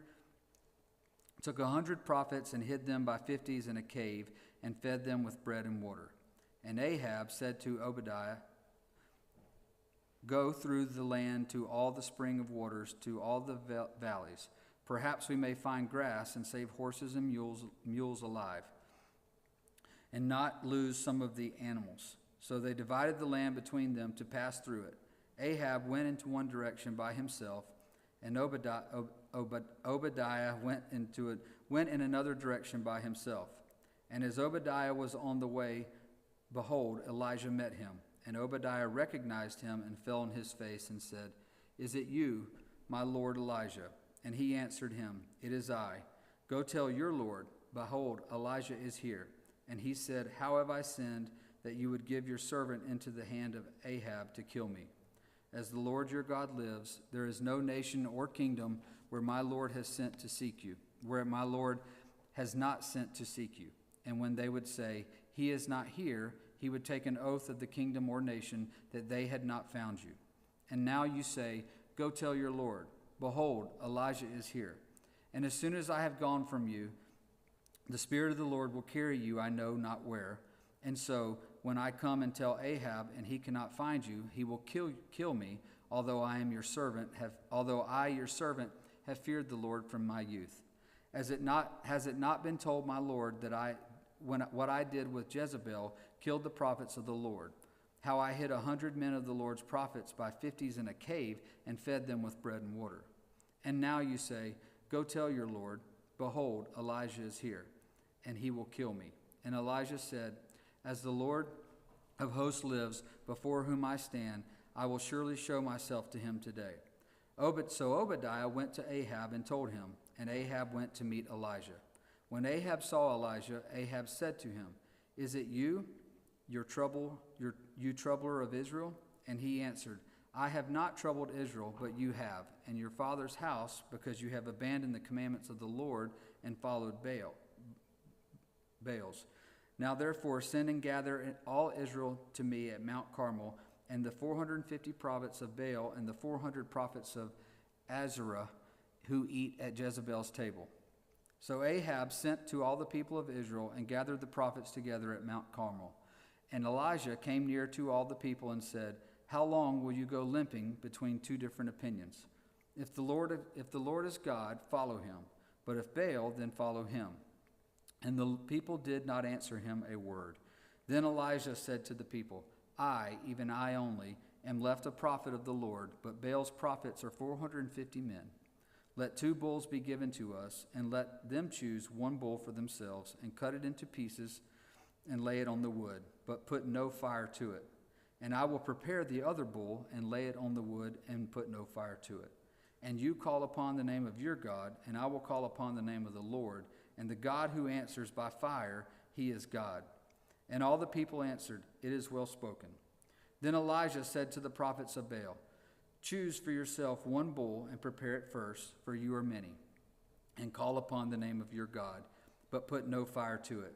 And they took the bull that was given them, and they prepared it and called upon the name of Baal from morning until noon, saying, O Baal, answer us. But there was no voice, and no one answered. And they limped around the altar that they had made. And at noon Elijah mocked them, saying, Cry aloud, for he is God. He is a God. Either he is musing, or he is relieving himself, or he is on a journey, or perhaps he is asleep and must be awakened. And they cried aloud and cut themselves after their customs with swords and lances, until the blood gushed out upon them. And as midday passed, they raved on until the time of the offering of oblation, but there was no voice. No one answered, no one paid attention. Then Elijah said to all the people, Come near to me. And all the people came near to him. And he repaired the altar of the Lord that had been thrown down. Elijah took 12 stones, according to the number of the tribes of the sons of Jacob, to whom the word of the Lord came, saying, Israel shall be your name. And with the stones he built an altar in the name of the Lord. And he made a trench about the altar, as great as would contain 2 seahs of seed. And he put the wood in order, and cut the bull in pieces, and laid it on the wood. And he said, Fill 4 jars with water, and pour it on the burnt offering, and on the wood. And he said, Do it a second time, and they did it a second time. And he said, Do it a third time, and they did it a third time. And the water ran around the altar, and filled the trench also with water. And at the time of the offering of the oblation, Elijah the prophet came near and said, O Lord, God of Abraham, Isaac, and Israel, let it be known this day that you are God in Israel, and that I am your servant, and that I have done all of these things at your word. Answer me, O Lord, answer me, that this people may know that you, O Lord, are God, and that you have turned their hearts back. Then the fire of the Lord fell and consumed the burnt offering, and the wood, and the stones, and the dust, and licked up the water that was in the trench. And when all the people saw it, they fell on their faces and said, The Lord, he is God. The Lord, he is God. And Elijah said to them, Seize the prophets of Baal, let not one of them escape. And they seized them, and Elijah brought them down to the brook Kishon and slaughtered them there. And Elijah said to Ahab, Go up and eat and drink, for there is a sound of the rushing of rain. So Ahab went up to eat and drink, and Elijah went up to the top of Mount Carmel.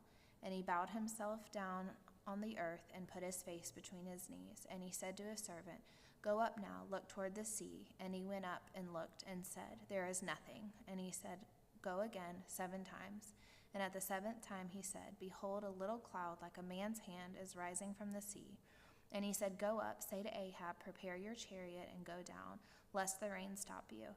And in a little while the heavens grew black with clouds and wind, and there was a great rain. And Ahab rode and went to Jezreel, and the hand of the Lord was on Elijah. And he gathered up his garment and ran before Ahab to the entrance of Jezreel. Ahab told Jezebel all that Elijah had done, and how he had killed the prophets with the sword. Then Jezebel sent a messenger to Elijah, saying, So may the gods do to me and more also, if I do not make your life as the life of one of them by this time tomorrow. Then he was afraid, and he arose and ran for his life, and came to Beersheba, which belongs to Judah, and left his servant there. But he himself went a day's journey into the wilderness, and came and sat down under a broom tree. And he asked that he might die, saying, It is enough now. O Lord, take my life, for I am no better than my fathers.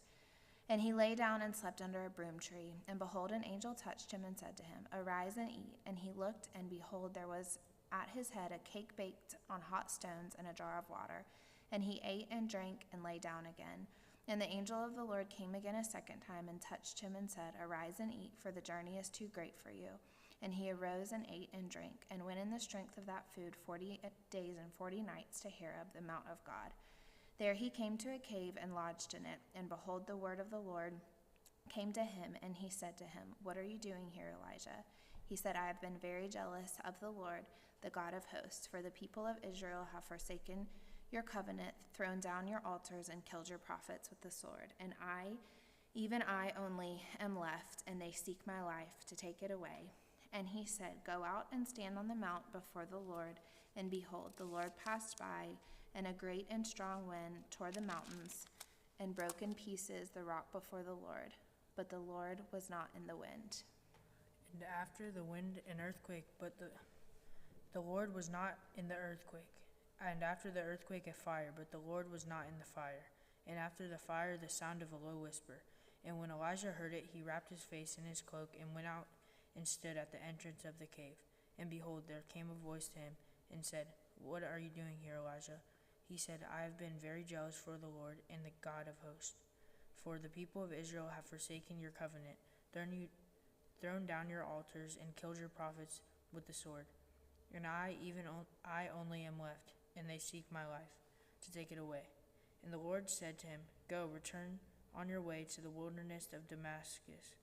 And when you arrive, you shall anoint Hazael to be the king of Syria. And Jehu the son of Nimshi you shall anoint to be the king over Israel. And Elisha the son of Shaphat of Abel Meholah you shall anoint to be the prophet in your place. And the one who escapes from the sword of Hazael shall Jehu put to death. And the one who escapes from the sword of Jehu shall Asa put to death. Yet I will leave 7,000 in Israel, all the knees that have not bowed to bow, and every mouth that has not kissed him.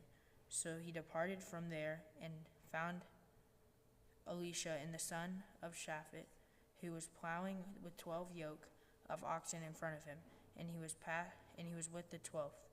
Elijah passed by him and cast his cloak upon him, and he left oxen and ran after Elijah and said, "Let me kiss my father and my mother, and then I will follow you." And he said to him, "Go back again, for what I have done to you."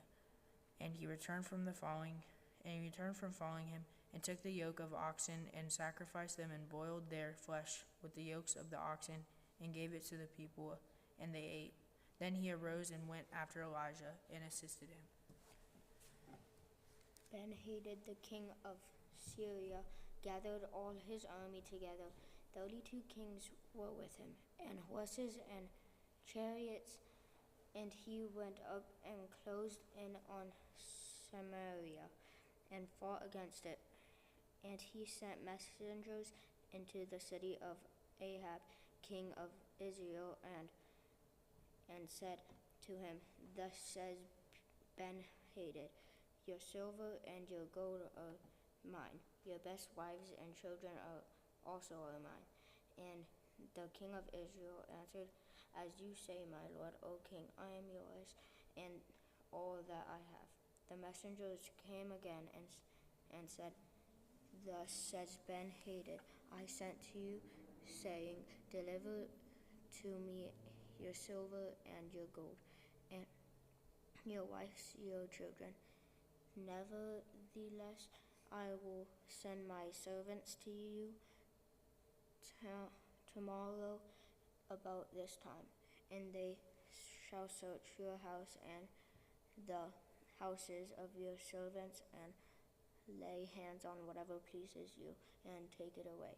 Then the king of Israel called all the elders of the land and said, "Mark now and see how this man is seeking trouble, for he sent to me for my wives and my children, and for my silver and my gold, and I did not refuse him."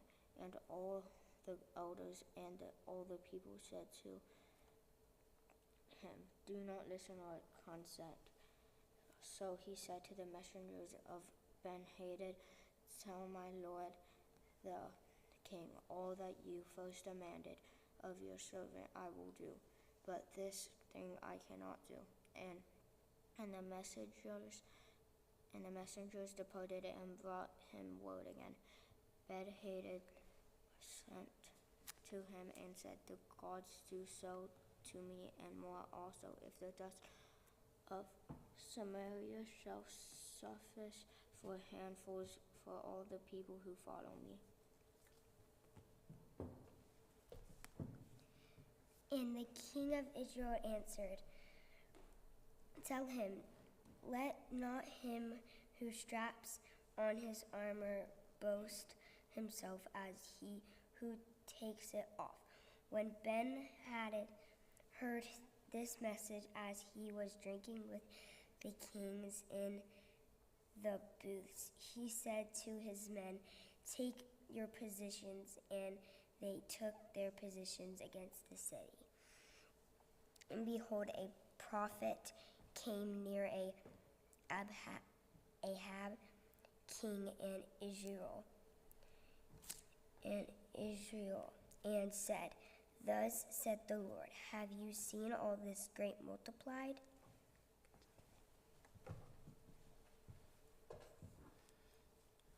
Behold, I will give it into your hand this day, and you shall know that I am the Lord.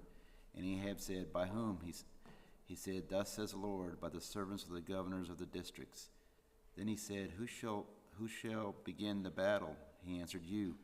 Then he mustered the servants of the governors of the districts, and they were 232. And after them he mustered all the people of Israel, 7,000. They went out at noon, when Ben-Hadad was drinking himself drunk in the booths, he and the 32 kings who helped him. The servants of the governors of the districts went out first, and Ben-Hadad sent out scouts, and they reported to him, "Men are coming out from Samaria," he said. "If they have come out for peace, take them alive, or if they come out for war, take them alive." So these went out of the city, the servants of the governors of the districts, and the army that followed them, and each struck down his man. The Syrians fled, and Israel pursued them, Ben-Hadad, king of Syria, escaped on the horse with horsemen. And the king of Israel went out and struck the horses and chariots and struck the Syrians with a great blow. Then the prophet came near to the king of Israel, and he said to him, "Come, strengthen yourself, and consider well what you have to do. For in the spring the king of Syria will come up against you." And the servants of the king of Syria said to him, "Their gods are gods of the hills, and so they were stronger than we. But let us fight against them in the plain, and surely we shall be stronger than they. Do this, remove the kings each from his post, and put commanders in their places, and muster an army like the army that you have lost, horse for horse and chariot for chariot. Then we will fight against them in the plain, and surely we shall be stronger than they."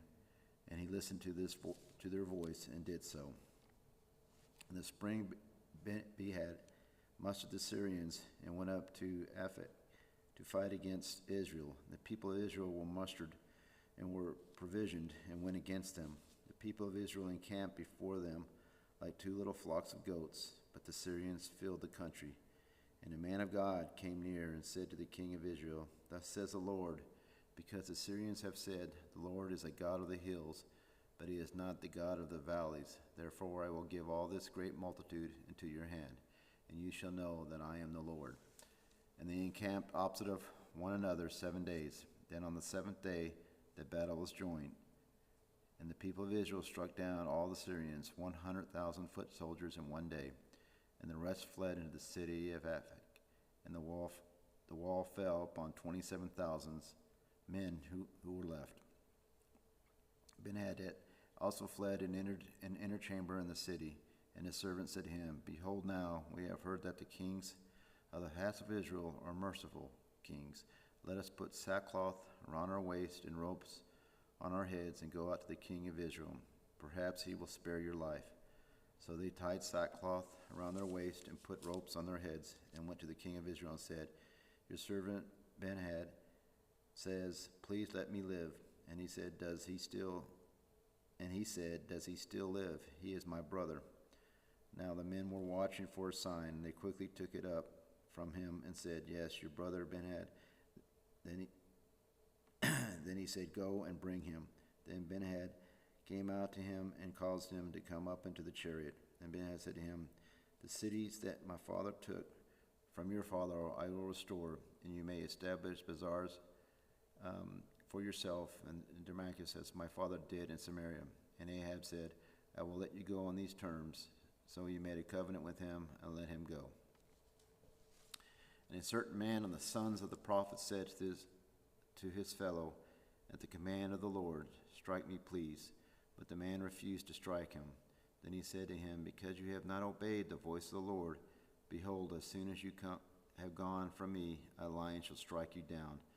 And as soon as he had departed from him, a lion met him and struck him down. Then he found another man and said, 'Strike me, please.' And the man struck him and wounded him. So the prophet departed and waited for the king by the way, disguising himself with a bandage over his eyes. And as the king passed, he cried to the king and said, 'Your servant went out into the midst of the battle, and behold, a soldier turned and brought a man to me and said, Guard this man. If by any means he is missing, your life shall be for his life, or else you shall pay a talent of silver.' And as the servant was busy here and there, he was gone. The king of Israel said to him, 'So shall your judgment be. You yourself have decided it.' Then he hurried to take the bandage away from his eyes, and the king of Israel recognized him as one of the prophets. And he said to him, 'Thus says the Lord, because you have let go of your hand the man whom I have devoted to destruction, therefore your life shall be for his life, and your people for his people.' And the king of Israel went to his house vexed and sullen, and came to Samaria. Now Naboth the Jezreelite had a vineyard in Jezreel, besides the palace of Ahab the king of Samaria. And after this Ahab said to Naboth, 'Give me your vineyard, and I may have it for a vegetable garden, because it is near my house, and I will give you a better vineyard for it. Or if it seems good to you, I will give you its value in money.' But Naboth said to Ahab, 'The Lord forbid that I should give you the inheritance of my fathers.' And Ahab went into his house vexed and sullen because of what Naboth the Jezreelite had said to him. For he had said, I will not give you the inheritance of my fathers. And he laid down in his bed and turned away his face, and would eat no food. But Jezebel, his wife, came to him and said, Why is your spirit vexed that you eat no food? And he said to her, Because I spoke to Naboth the Jezreelite. And he said to him, Give me your vineyard for money, or else, if it please you, I will give you another vineyard for it. And he answered, I will not give you my vineyard. And Jezebel his wife said to him, Do you now govern Israel? Arise and eat bread, and let your heart be cheerful. I will give you your vineyard of Naboth the Jezreelite. So he wrote letters to Ahab's name and sealed them with his seal.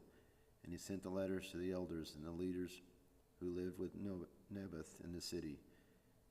And she wrote in the letters, Proclaim a fast and set Naboth at the head of the people, and set 2 worthless men opposite him, and let them bring a charge against him, saying, You have cursed God and the king. Then take him out and stone him to death. And the men of the city, the elders, and the leaders who lived in the city did as Jezebel had sent word to them, as it was written in the letters that she had sent to them. They proclaimed a fast and set Naboth at the head of the people. And the 2 worthless men came in and sat opposite him.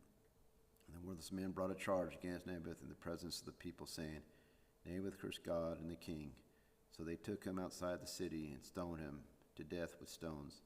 Then they sent to Jezebel, saying, Naboth has been stoned, he is dead. As soon as Jezebel heard that Naboth had been stoned and was dead, Jezebel said to Ahab, Arise, take possession of the vineyard of Naboth the Jezreelite, which he refused to give you for money, for Naboth is not alive, but dead. And as soon as Ahab heard that Naboth was dead, Ahab arose to go down to the vineyard of Naboth the Jezreelite to take possession of it. Then the word of the Lord came to Elijah the Tishbite, saying, Arise, go down to meet Ahab, king of Israel, who is in Samaria. Behold, he is in the vineyard of Naboth, where he has gone to take possession. And you shall say to him, Thus says the Lord, Have you killed and also taken possession? And you shall say to him, Thus says the Lord, In the place where dogs licked up the blood of Naboth, shall dogs lick your own blood.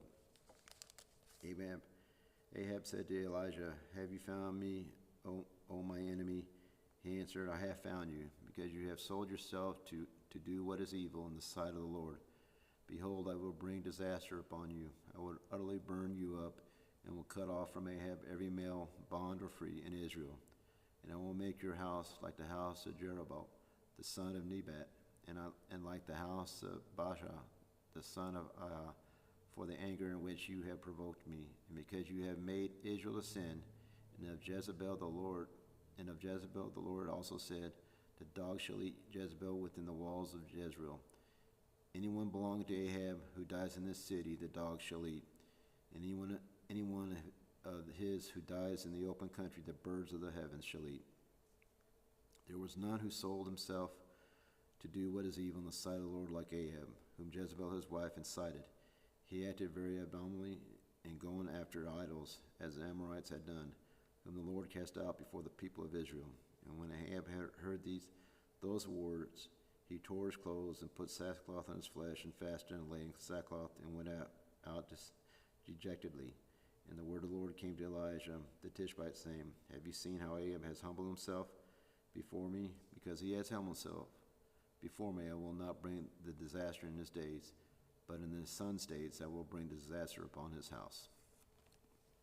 For 3 years Syria and Israel continued without war, but in the 3rd year Jehoshaphat, the king of Judah, came down to the king of Israel, and the king of Israel said to his servants, Do you know what Ramoth Gilead belongs to us? And we keep quiet and do not strike it out of the hand of the king of Syria.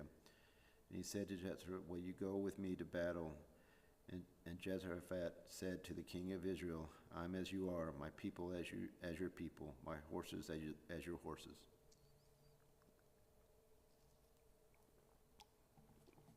And Jehoshaphat said to the king of Israel, Inquire first for the word of the Lord. Then the king of Israel gathered the prophets together, about 400 men, and said to him, Shall I go to battle against Ramoth Gilead, or shall I refrain? And they said, Go up, for the Lord will give you into the hand of the king. But Jehoshaphat said, Is there not here another prophet of the Lord whom we may inquire? And the king of Israel said to Jehoshaphat, There is yet one man by whom we may inquire of the Lord, Micaiah the son of Imlah, but I hate him, for he never prophesies good concerning to me, but evil. And Jehoshaphat said, Let him not the king say so. And the king of Israel summoned an officer and said, Bring quickly Micaiah the son of Imlah. Now the king of Israel and Jehoshaphat the king of Judah were sitting on their thrones, arrayed in their robes, at the threshing floor at the entrance of the gate of Samaria. All the prophets were prophesying before them.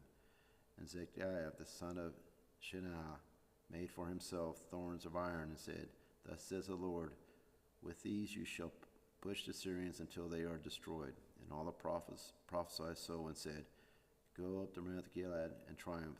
The Lord will give it into the hand of the king.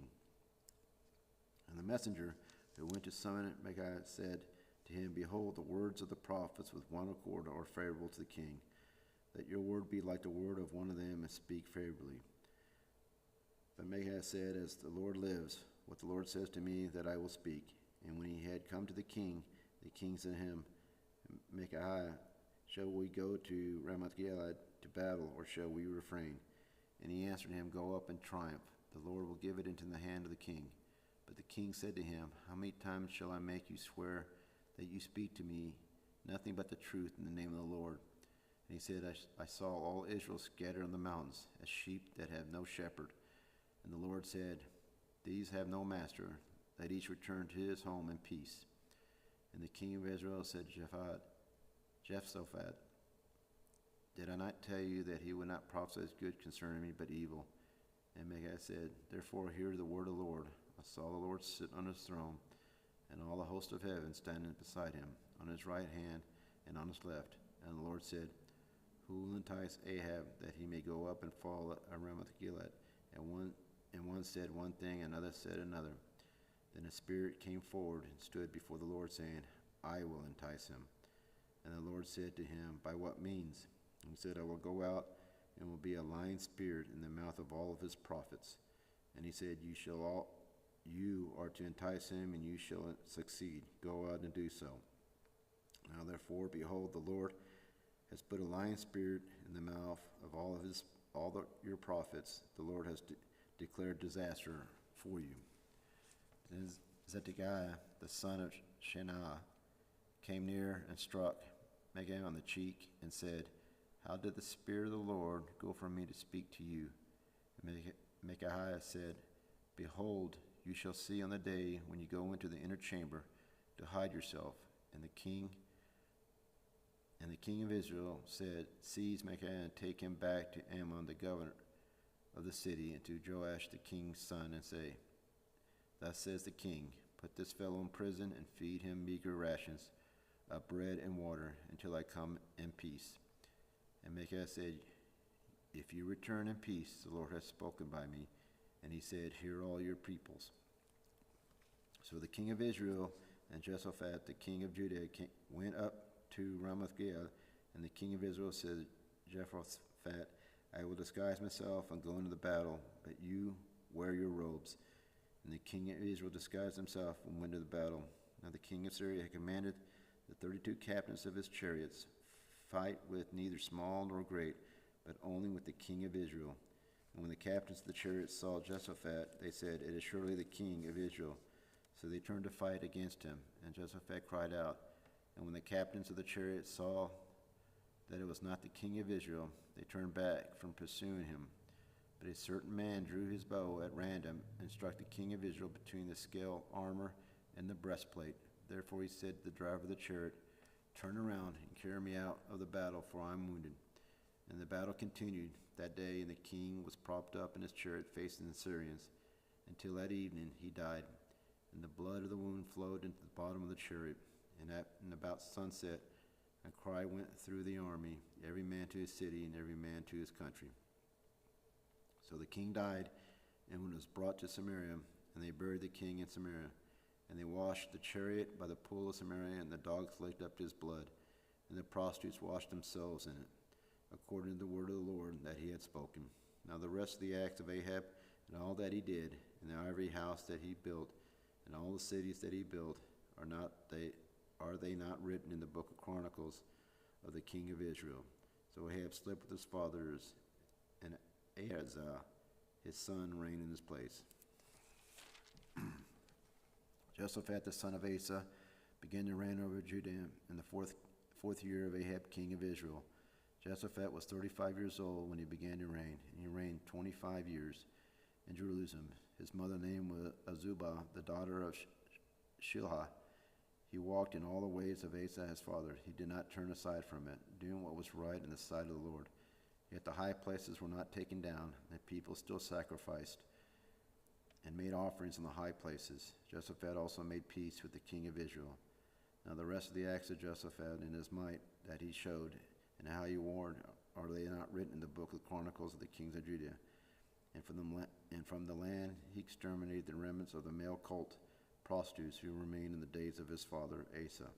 And there was no king in Edom, a deputy was king.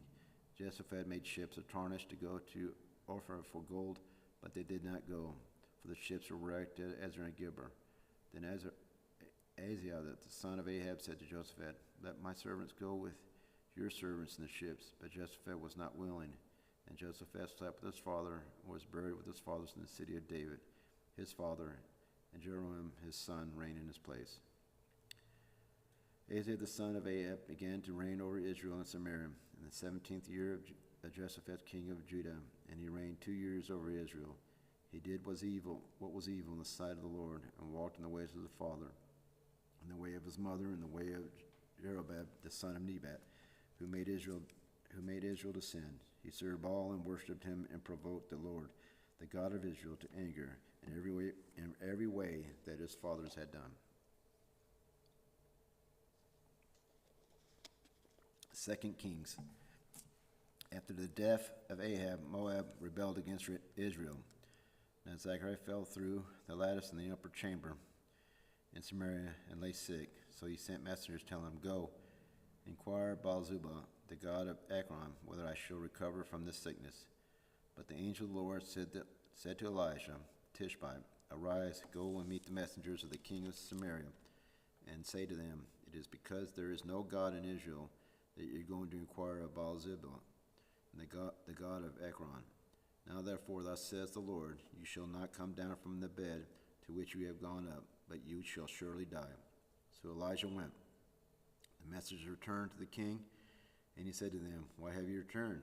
And they said to him, "There came a man to meet us, and he said, Go back to the king who sent you, and say to him, Thus says the Lord, is it because there is no God in Israel that you are sending to inquire of Baal-zebub, the god of Ekron? Therefore you shall not come down from the bed to which you have gone up, but you shall surely die." And he said to him, "What kind of man was he who came to meet you and told you these things?" They answered him, "He wore a garment of hair with a belt of leather about his waist." And he said, "It is Elijah the Tishbite." Then the king sent to him a captain of 50 men with his 50.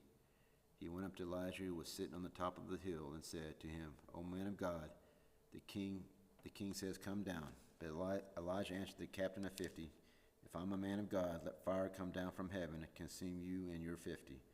Then the fire came down from heaven and consumed him and his 50. Again the king sent to him another captain of 50 men with 50. And he answered and said to him, "O man of God, this is the king's order. Come down quickly." But Elijah answered them, "If I am a man of God, let fire come down from heaven and consume you and your 50.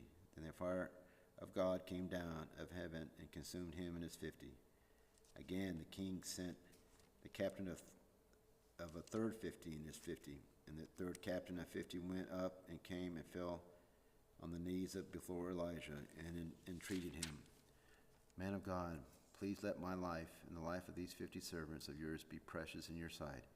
Behold, fire came down from heaven and consumed the 2 former captains of 50 men with their 50s. But let my life be precious in your sight. Then the angel of the Lord said to Elijah, "Go down with him. Do not be afraid of him."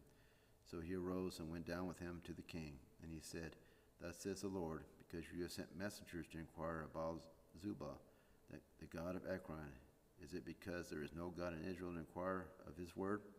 Therefore you shall not come down from the bed to which we have gone up, but you shall surely die. So he died according to the word of the Lord that Elijah had spoken. Joram became king in his place in the 2nd year. Joram, the son of Jehoshaphat, king of Judah, because Azariah had no son. Now the rest of the acts that Azariah did, are they not written in the book of the Chronicles of the kings of Israel? Now when the Lord was about to take Elijah up to the heaven by a whirlwind, Elijah and Elisha were on their way from Gilead. And Elijah said to Elisha, "Please stay here, for the Lord has sent me to be as far as Bethel." But Elisha said, "As the Lord lives, as you yourself live, I will not leave you." So they went down to Bethel, and the sons of the prophets who were in Bethel came out to Elisha and said to him, "Do you know that today the Lord will take away your master from over you?" And he said, "Yes, I know it. Keep quiet."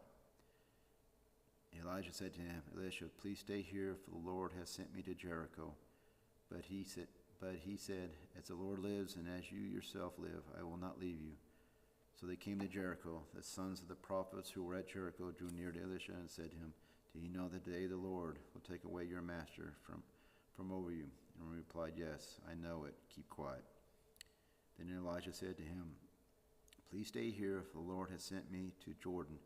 But he said, "As the Lord lives, and as you yourself live, I will not leave you."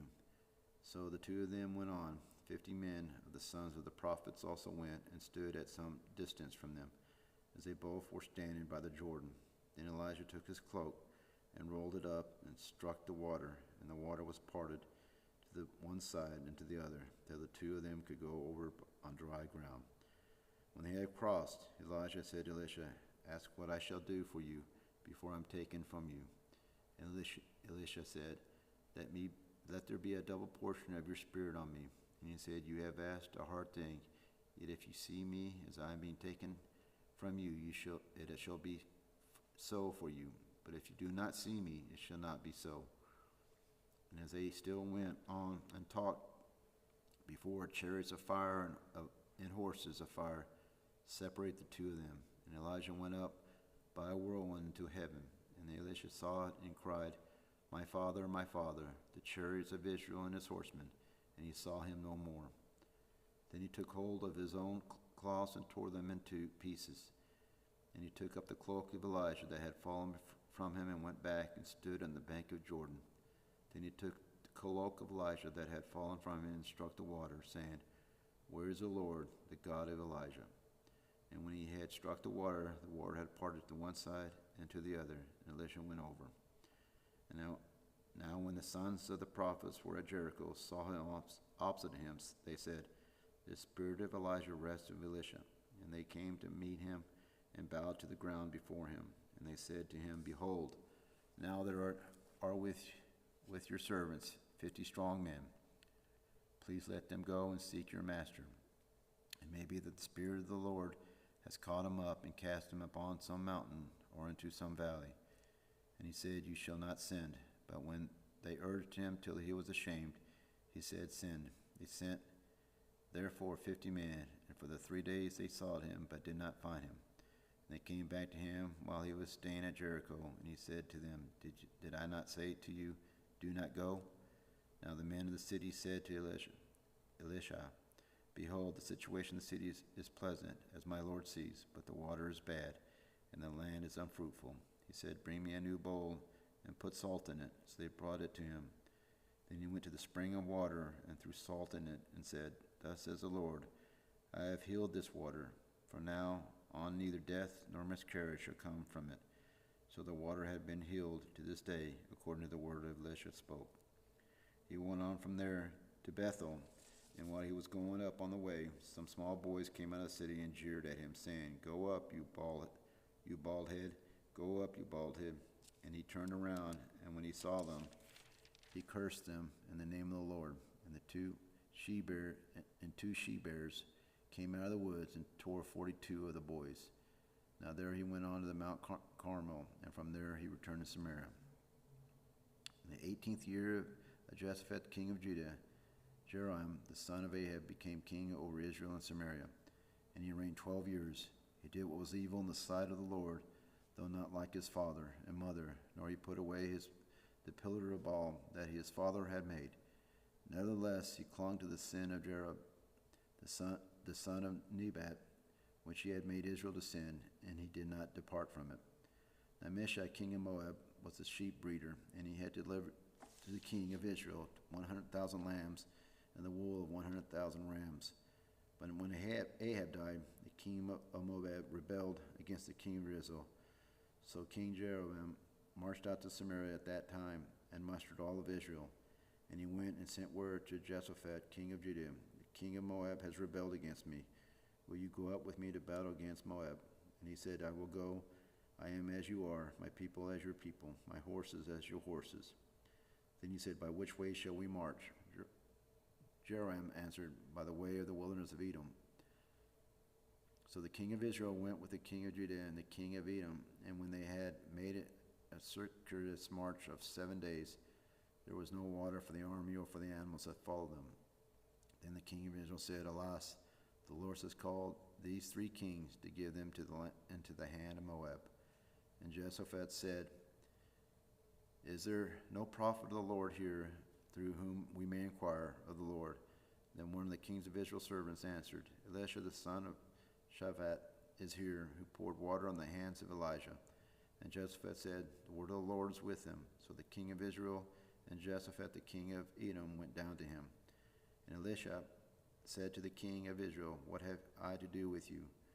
Go to the prophets of your father and to the prophets of your mother. But the king of Israel said to him, no, it is the Lord who has called these 3 kings to give them into the hand of Moab. And Elisha said, as the Lord host lives, before whom I stand, were it not that I have regard for Jehoshaphat the king of Judah, I would neither look at you nor see you. But now bring me a musician. And when the musician played, the hand of the Lord came upon him. And he said, thus says the Lord, I will make this dry steam bed full of pools. But thus says the Lord, you shall not see wind or rain, but the stream bed shall be filled with water, so that you shall drink, you and your livestock and your animals.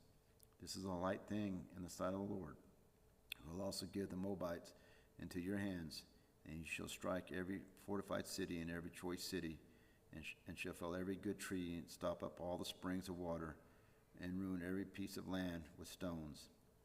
The next morning, about the time of offerings to sacrifice, behold, water came from the direction of Edom till the country was filled with water. When all the Moabs heard that the king had come up to fight against them, all who were able to put on armor, from the youngest to the oldest, were called out and were drawn up at the border. And when they rose early in the morning, and the sun shone on the water, the Moabs saw the water opposite them as red as blood. And they said, this is blood. The kings have surely fought together and struck one another down. Now then, Moab to the spoil. But when they had came to the camp of Israel, the Israelites rose and struck the Moabites till they fled before them. And they went forward, striking the Moabites as they went. And they overthrew the cities, and on every good piece of land every man threw a stone until it was covered. They stopped every spring of water and felled all the good trees, till only its stones were left in Kirhareseth, and the slingers surrounded it and attacked it. When the king of Moab saw that the battle was going against him, he took with him 700 swordsmen to break through, opposite the king of Edom, but that they could not. When he took his oldest son, who was to reign in his place, and offered him for a burnt offering on the wall, there came a great wrath against Israel, and they withdrew from him and returned to their own land. Now the wife of one of the sons of the prophets cried to Elisha, your servant, my husband is dead, and you know that your servant feared the Lord, but the creditor has come to take my 2 children to be his slaves. And when Elisha said to him, what shall I do for you? Tell me, what have you in the house? And he said, your servant has nothing in the house except a jar of oil. And then he said, go outside, borrow vessels from all your neighbors, empty vessels, and not too few. Then go in and shut the door behind yourself and your sons, and pour into all these vessels, and when one is full, set it aside. So she went from him and shut the door behind herself and her sons. And as she poured, they brought the vessels to her. And when the vessels were full, she said to her son, "Bring me another vessel." And he said to her, "There is not another." Then the oil stopped flowing. She came and told the man of God, and he said, "Go sell the oil and pay your debts, and you and your sons shall live on the rest."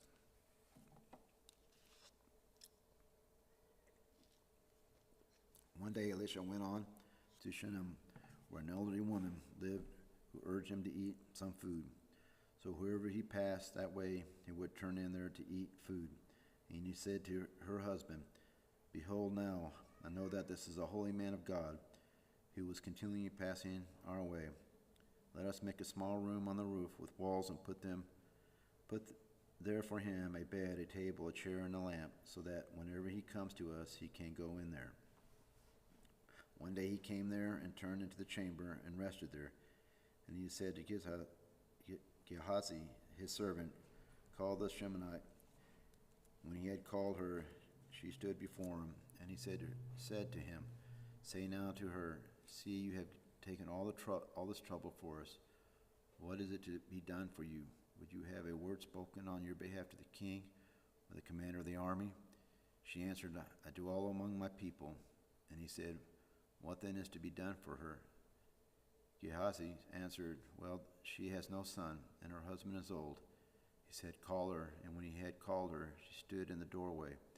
And he said, "At this season, about this time next year, you shall embrace a son." And she said, "No, my lord, O man of God, do not lie to your servant." But the woman conceived, and she bore a son about the time the following spring, as Elisha had said to her. When the child had grown, he went out one day to his father among the reapers, and he said to his father, "Oh, my head, my head." The father said to his servant, "Carry him to his mother." And when he had lifted him and brought him to his mother, the child sat on her lap till noon, and then he died. And she went up and laid him on the bed of the man of God, and shut the door behind him and went out. Then she called to her husband and said, "Send me one of the servants and one of the donkeys, that I might quickly go to the man of God and come back." And he said, "Why will you go to him today? It is neither new moon nor Sabbath." She said, "All is well." Then she saddled the donkey, and she said to the servant, "Urge the animal on, and do not slacken the pace for me unless I tell you." So she sent out and came to the man of God at Mount Carmel. When the man of God saw her coming, he said to Gehazi, his servant, "Look, there is a Shemanite. Run at once and meet her, and say to her, 'Is all well with you? Is all well with your husband? Is all well with the child?' And she answered, 'All is well.' And when she came to the mountain, to the man of God, she caught hold of his feet, and Gehazi came to push her away. But the man of God said, 'Leave her alone, for she is in bitter distress, and the Lord has hidden it from me, and has not told me.' Then he said, Did I ask my Lord for a son? Did I not say, 'Do not deceive me'?" He said to Gehazi, "Tie up your garments and take my staff in your hand and go. If you meet anyone, do not greet him, and if anyone greets you, do not reply." And he said, "My staff on the face of and lay my staff on the face of the child." Then the mother of the Lord said, "As the Lord lives, and as you yourself live, I will not leave you." So he arose and followed her. Gehazi went on ahead and laid the staff on the face of the child, but there was no sign of life. Therefore he returned to meet him and told him, "The child has not awakened." Then Elisha came into the house. He saw the child lying dead on his bed. So he went in to shut the door behind the two of them and prayed to the Lord. Then he went up and lay on the child, putting his mouth on his mouth, his eyes on his eyes, and his hands on his hands. And as they stretched himself upon him, the flesh of the child became warm. Then he got up again and walked once back and forth in the house, and went up and stretched himself upon him. The child sneezed 7 times, and the child opened his eyes. Then he summoned Gehazi and said, "Call the Shemanite." So he called her, and when she came to him, she said, "Pick up your son." She came and fell at his feet, bowing to the ground. Then she picked up her son and went out. And Elisha came to Gilgal, when there was a famine in the land, and as the sons of the prophets were sent before him, he said to his servants, set on a large pot and boil stew for the sons of the prophets. One of them went out into the field to gather herbs, and found a wild vine, and gathered from it slap full of wild gourds, and came out and cut them into the pot of stew, not knowing what they were. And they poured out some of the men for the men to eat. But while they were eating of the stew, they cried out, O man of God, there is death in the pot, and they could not eat it. He said, then bring flour, and he threw it in the pot and said, pour some out of the men, and that they may eat. And there was no harm in the pot. A man came upon bringing the man of God breath of his first fruits, 20 loaves of barley and fresh ears of grain in his sack. And Elisha said, give to the men that they may eat. But his servant said, how can I eat this before 100 men? So he repeated, give them to the men that they may eat, for thus says the Lord, they shall eat and have some left. So he set it before them, and they ate, had some left, according to the word of the Lord. Nahab, the commander of the army of the king of Syria, was a great man with his master and in high favor, because by him the Lord had given victory to Syria. He was a mighty man of valor, but he was a leper. Now the Syrians on one of their raids had carried off a little girl from the land of Israel, and she worked in the servants of Naaman's wife. She said to her mistress, would that my Lord were the prophet who is in Samaria, he would cure him of his leprosy. So Naaman went and told his Lord. So spoke the girl from the land of Israel. And the king of Syria said, go now, and I will send a letter to the king of Israel. So he went, taking with him 10 talents of silver, 6,000 shekels of gold, and 10 changes of clothing. And he brought the letters to the king of Israel, which he read. When this letter reaches you, that I have sent to you, Naaman my servant, that you may cure him of his leprosy. And when the king of Israel read the letter, he tore his clothes and said, Am I God to kill and to make alive, that this man sends word to me to cure a man of his leprosy? Only consider and see how he is seeking a quarrel with me.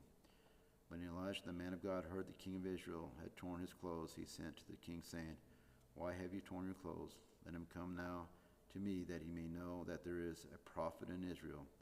So Naaman came with his horses and chariots and stood at the door of Elisha's house. And Elisha sent a messenger to him, saying, Go and wash in the Jordan 7 times, and your flesh shall be restored, and ye shall be clean. But Naaman was angry and went away, saying, Behold, I thought that you would surely come out to me and stand and call upon the name of the Lord, and wave his hand over the place and cure the leper.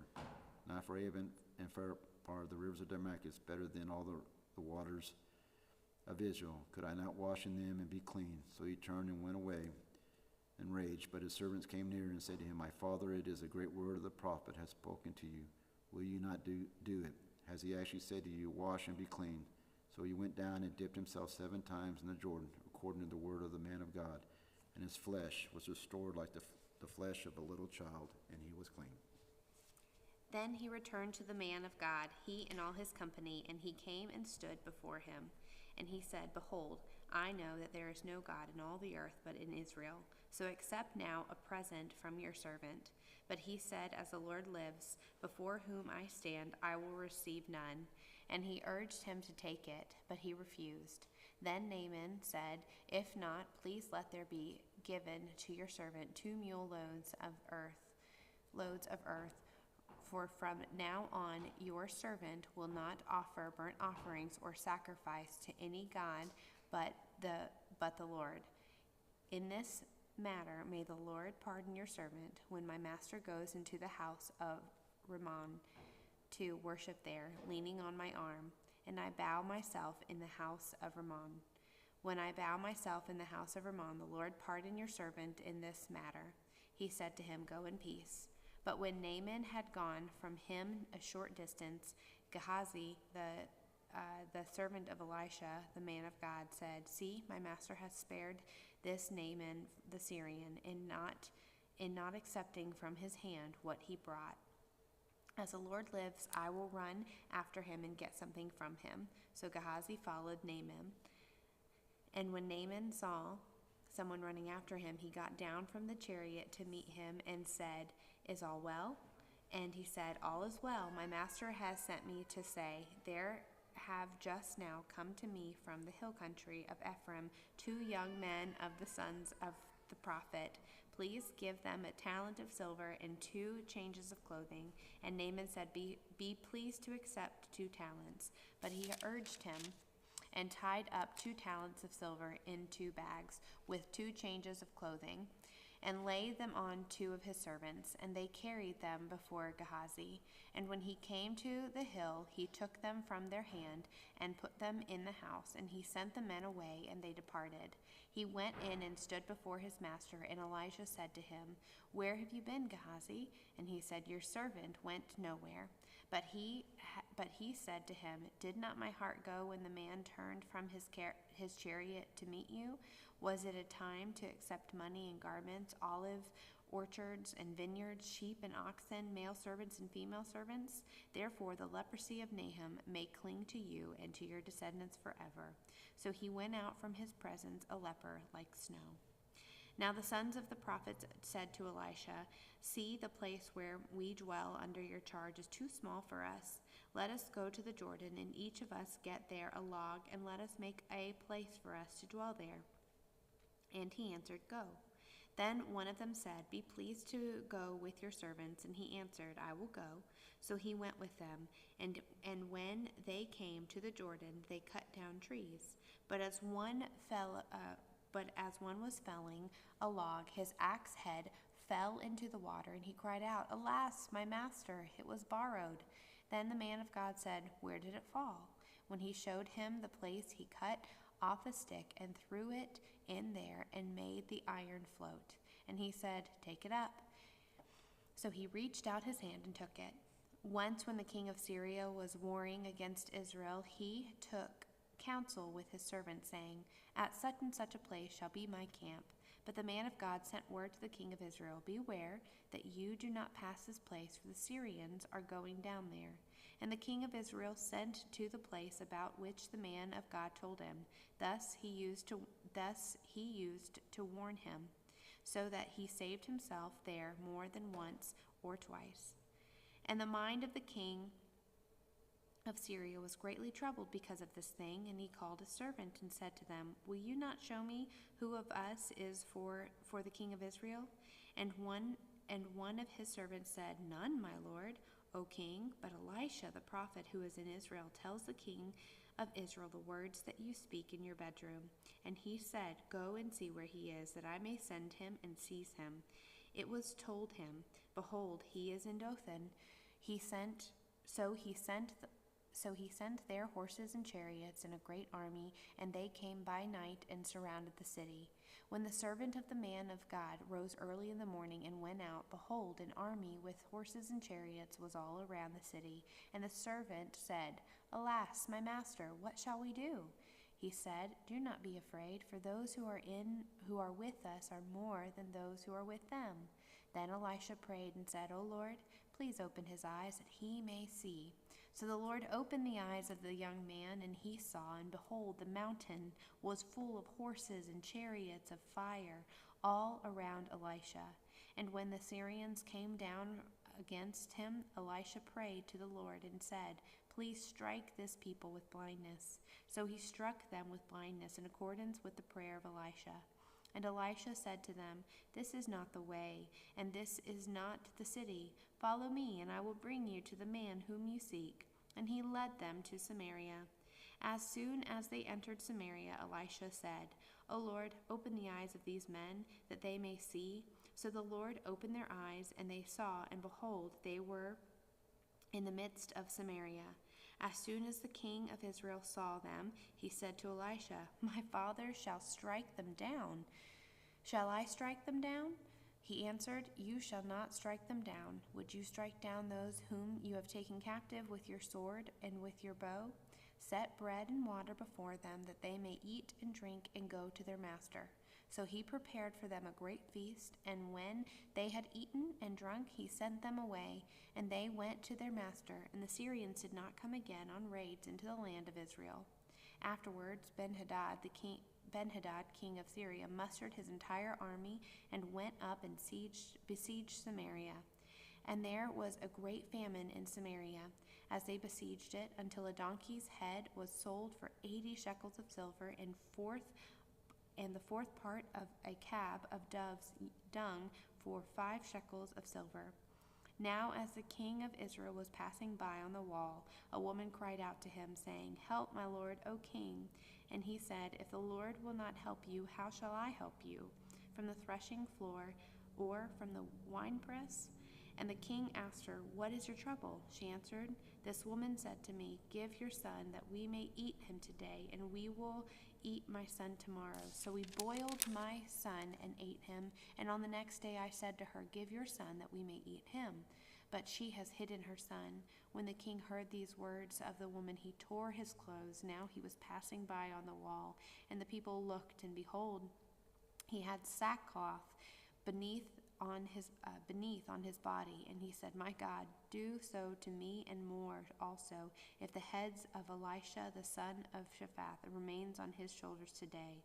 Elisha was sitting in his house, and the elders were sitting with him. Now the king had dispatched a man from his presence, but before the messenger arrived, Elisha said to the elders, Do you see how this murderer has sent to take off my head? Look, when the messenger comes, shut the door and hold the door fast against him. Is not the sound of his master's feet behind him? And while he was still speaking with them, the messenger came down to him and said, This trouble is from the Lord. Why should I wait for the Lord any longer?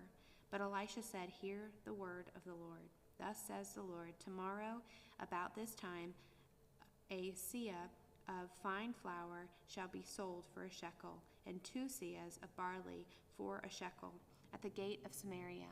Then the captain on whose hands the king leaned said to the man of God, If the Lord himself should make windows in heaven, could this thing be? But he said, You shall see it with your own eyes, but you shall not eat of it. Now there were 4 men who were lepers at the entrance to the gate, and they said to one another, Why are we sitting here until we die? If we say, Let us enter the city, the famine is in the city, and we shall die there. And if we sit here, we die also. So now, come, let us go over to the camp of the Syrians. If they spare our lives, we shall die. If they spare our lives, we shall live. And if they kill us, we shall but die. So they arose at twilight to go to the camp of the Syrians. But when they came to the edge of the camp of the Syrians, behold, there was no one there. For the Lord had made the army of the Syrians hear the sound of chariots and of horses, the sound of a great army, so that they said to one another, Behold, the king of Israel has hired against us the kings of the Hittites and the kings of Egypt to come against us. So they fled away in the twilight and abandoned their tents, their horses, and their donkeys, leaving the camp as it was, and fled for their lives. And when these lepers came to the edge of the camp, they went into a tent and ate and drank, and they carried off silver and gold and clothing and went and hid them. Then they came back and entered another tent and carried off things from it and went and hid them. Then they said to one another, We are not doing right. This day is a day of good news. If we are silent and wait until the morning light, punishment will overtake us. Now therefore, come, let us go and tell the king's household. So they came and called to the gatekeepers of the city and told them, We came to the camp of the Syrians, and behold, there was no one to be seen or heard there, nothing but the horses tied and the donkeys tied, and the tents as they were. Then the gatekeepers called out, and it was told within the king's household. And the king rose in the night and said to his servants, I will tell you what the Syrians have done to us. They know that we are hungry, therefore they have gone out of their camp to hide themselves in the open country, thinking, when they come out of the city, we shall take them alive and get into the city. And one of his servants said, Let some men take 5 of the remaining horses, seeing that those who are left here will fare like the whole multitude of Israel who have already perished.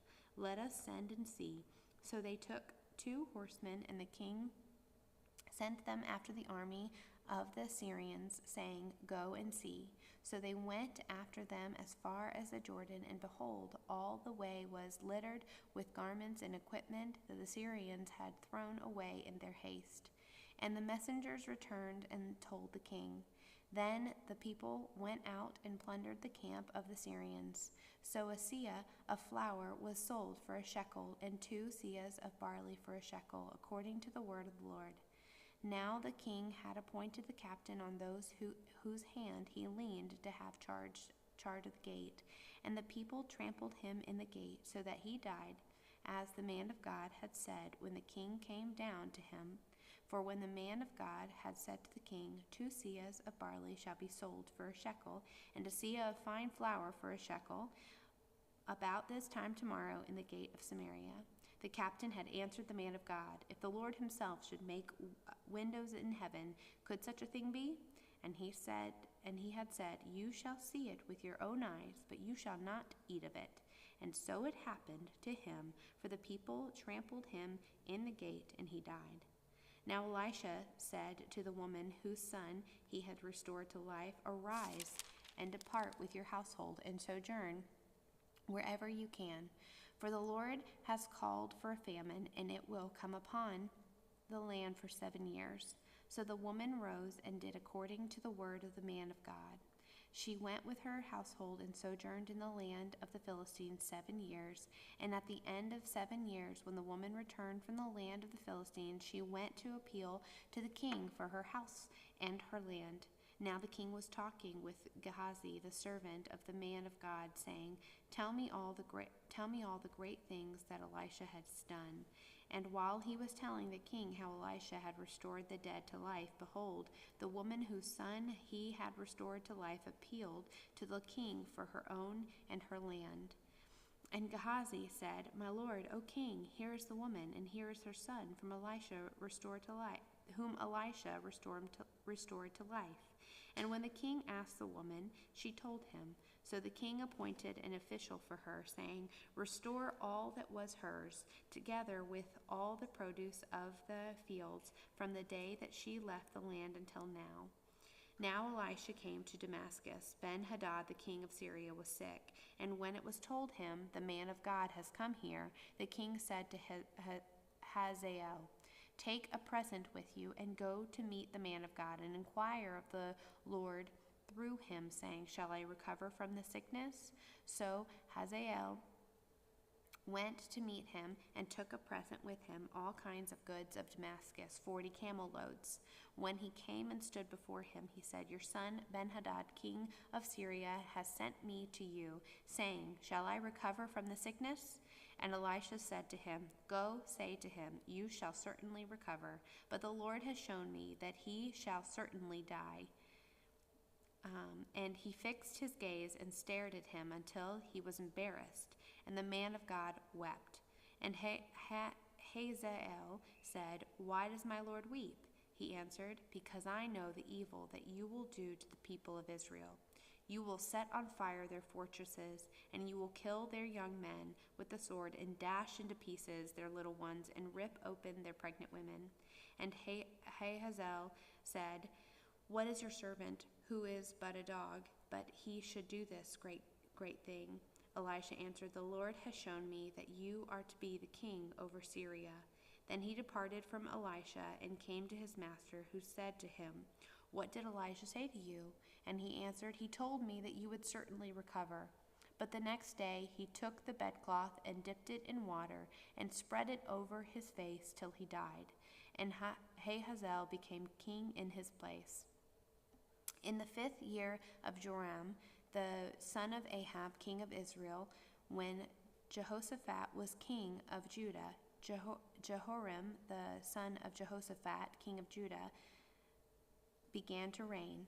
He was 32 years old when he became king, and he reigned 8 years in Jerusalem. And he walked in the way of the kings of Israel, as the house of Ahab had done, for the daughter of Ahab was his wife. And he did what was evil in the sight of the Lord. Yet the Lord was not willing to destroy Judah for the sake of David his servant, since he promised to give a lamp to him and his sons forever. In his days Edom revolted from the rule of Judah and set up a king of their own. Then Joram passed over to Zair with all his chariots and rose by night, and he and his chariot commander struck the Edomites who he had surrounded, but his army fled home. So Edom revolted from the rule of Judah to this day. Then Libnah revolted at the same time. Now the rest of the acts of Joram and all that he did, are they not written in the book of Chronicles of the kings of Judah? So Joram slept with his fathers and was buried with his fathers in the city of David, and Ahaziah his son reigned in his place. In the 12th year of Joram, the son of Ahab, king of Israel, Ahaziah, the son of Jehoram, king of Judah, began to reign. Ahaziah was 22 years old when he began to reign, and he reigned 1 year in Jerusalem. His mother's name was Athaliah. She was a granddaughter of Omri, king of Israel.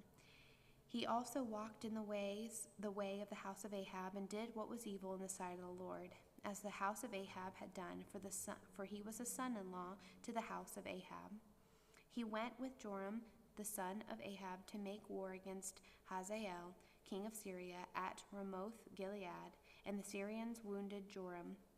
King Joram returned to be healed in Jezreel of the wounds that Syrians had given him at Ramah.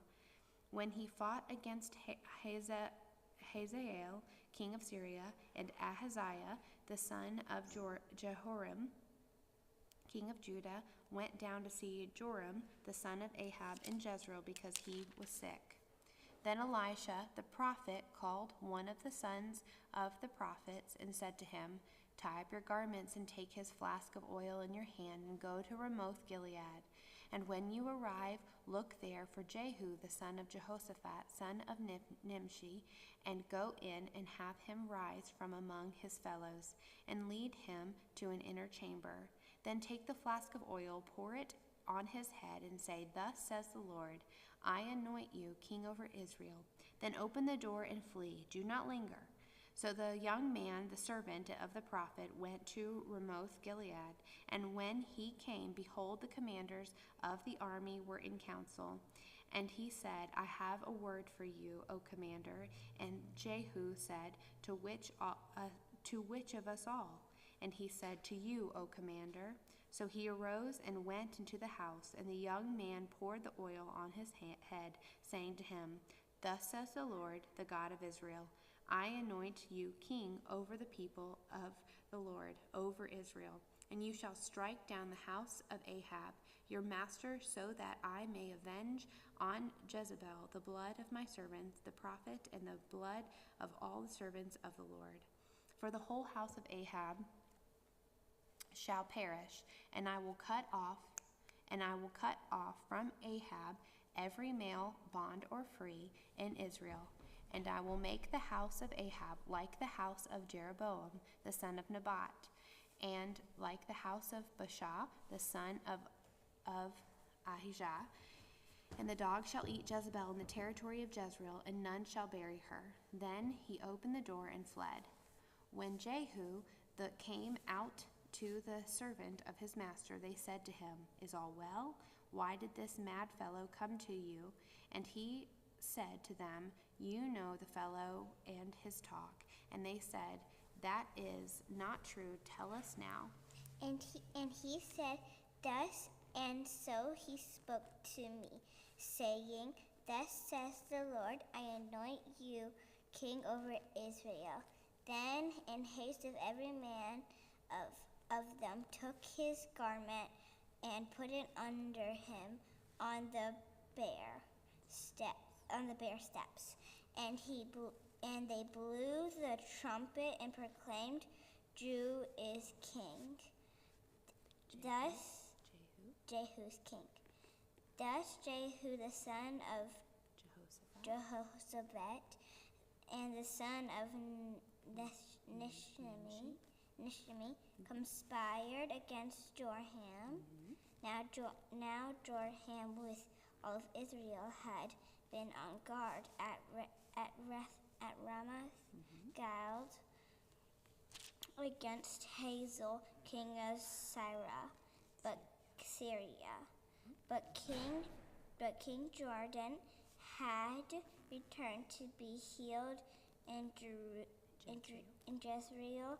The wounds that the Syrians had given him when he fought with Hazael, king of Syria.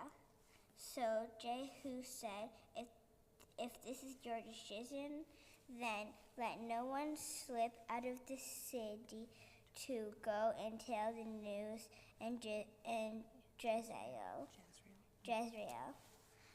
Then Jehu mounted his chariot and went to Jezreel, for Joram lay there, and Ahaziah, king of Judah, had come down to visit Joram. Now the watchman was standing on the tower of Jezreel, and saw the company of Jehu as he came and said, I see company. And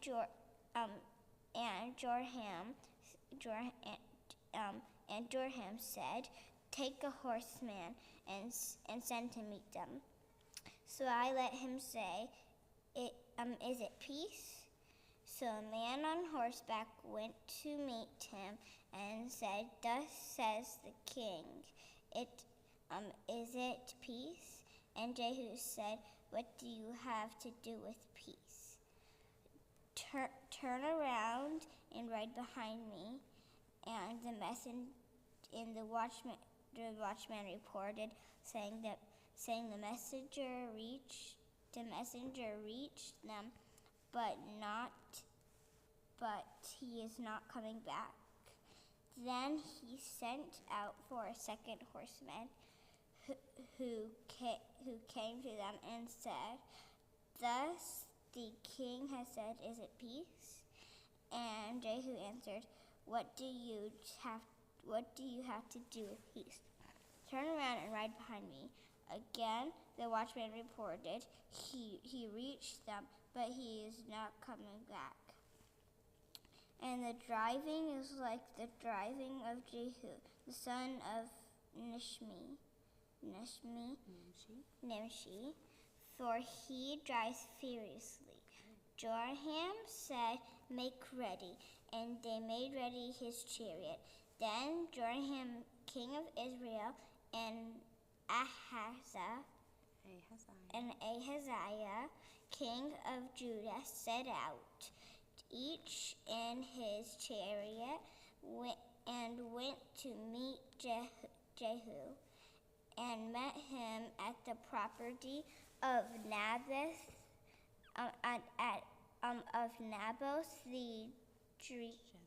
the Jezreelite.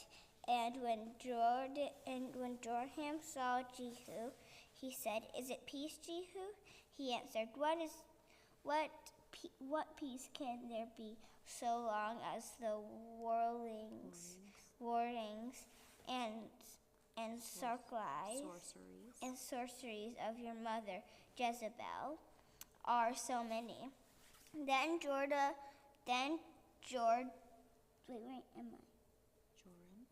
Joram reigned about and fled, saying to Ahaziah, treachery, O Ahaziah. And Jehu drew his bow with his full strength and shot Joram between the shoulders, so that the arrow pierced his heart and sank in his chariot. Jehu said to Bidkar, his aide, take up and throw him on the plot of ground belonging to Naboth the Jezreelite. For remember when you saw I rode side behind Ahab his father, how the Lord made this pronouncement against him. As surely I saw yesterday the blood of Naboth and the blood of his sons, declares the Lord. I will repay you on this plot of ground. Therefore take him up and throw him on the plot of ground in accordance with the word of the Lord. When I said, what is that word? Mama, what's the word?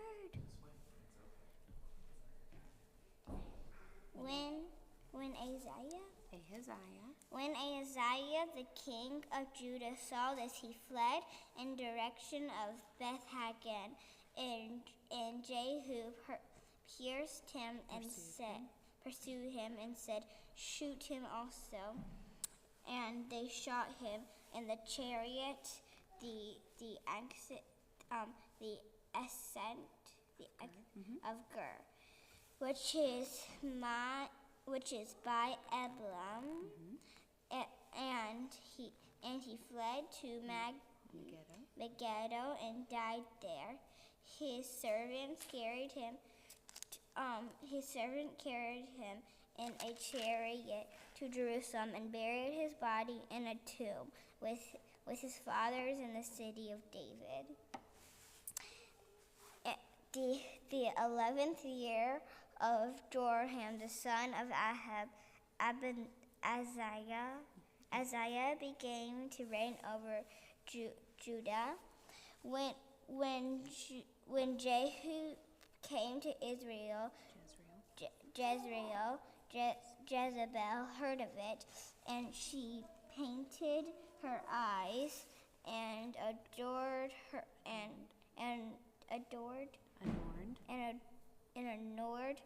head, and looked out at the window.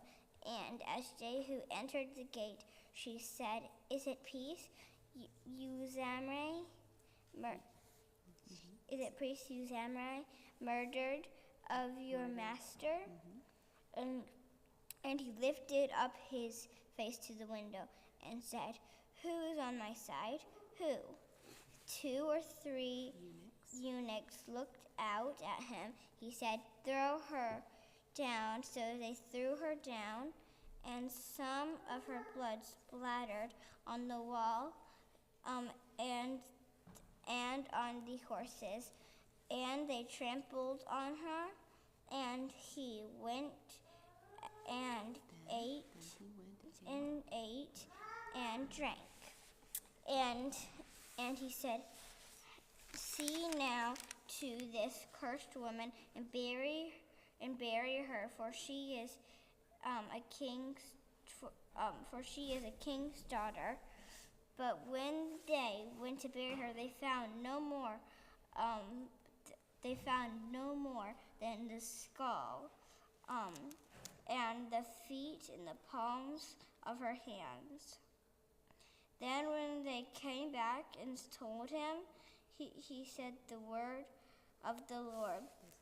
This is the word of the Lord, which he spoke by his servant Elijah in the Tishbite, in the territory of Jezreel.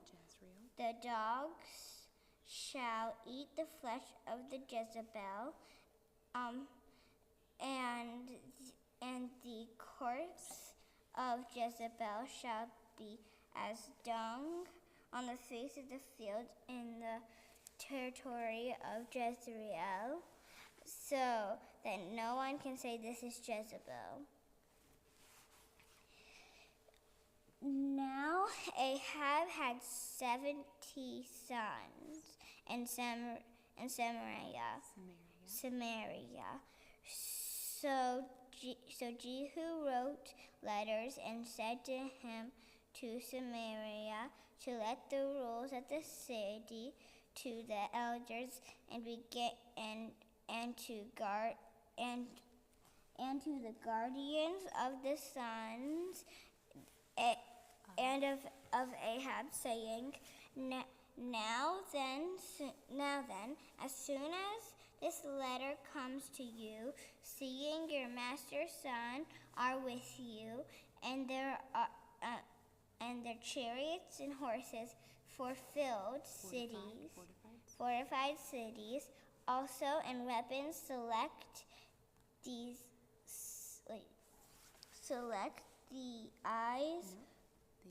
the best and fittest of your master's sons, and set him on your father's throne, and fight for your master's house.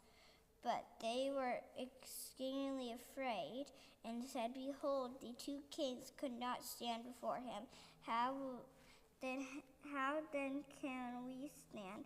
So he who was over the palace and he who is over the city, together with the elders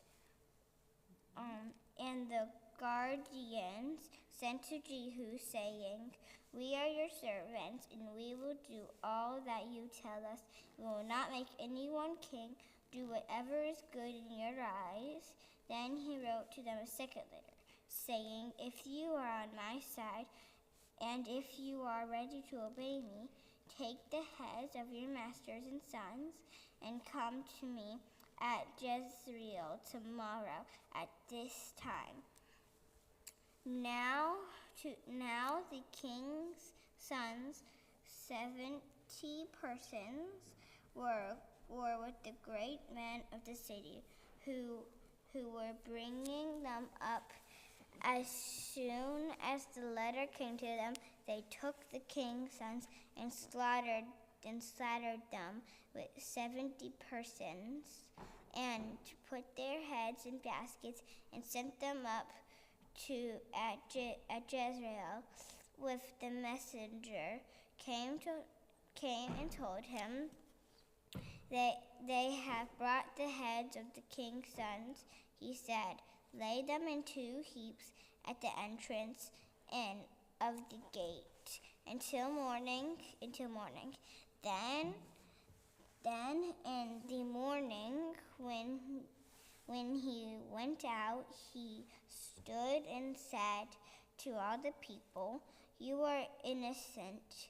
It was I who conspired against my master and killed him. But who struck down all these? Know then that there shall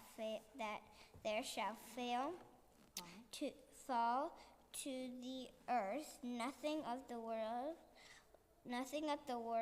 of the Lord which the Lord has spoke concerning the house of Ahab. For the Lord has done what he said by his servant Elijah. So Jehu struck down all who remained of the house, and Ahab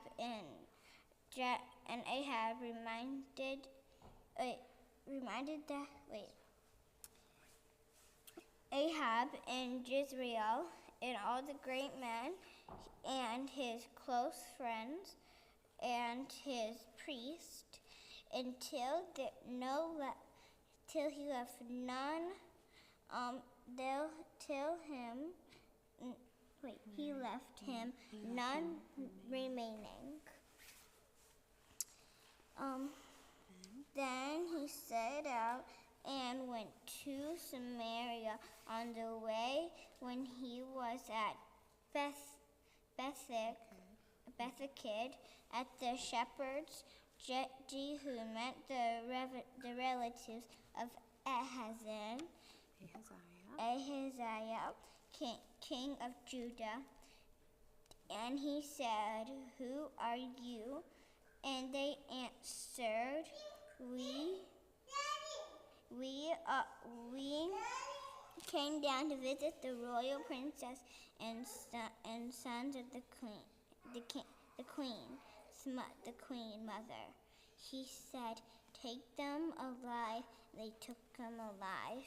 Then he slaughtered them at the pit of Bethekid, 42 persons, and he spared none of them. Ransom. And when he departed from there, he went to Jehoshaphat, the son of Rechab, coming to meet him, and he greeted him and said to him, "Is your heart true to my heart, as mine is to yours?" And Jehoshaphat answered, "It is." Jehu said, If Jehu said, if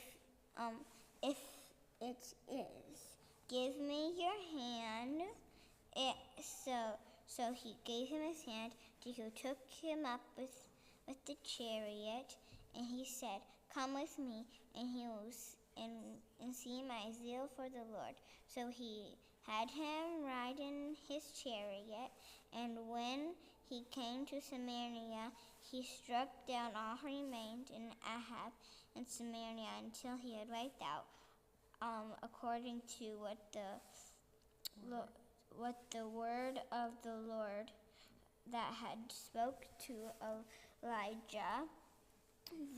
Then Jehu assembled all the people, who said to him, "Ahab served Baal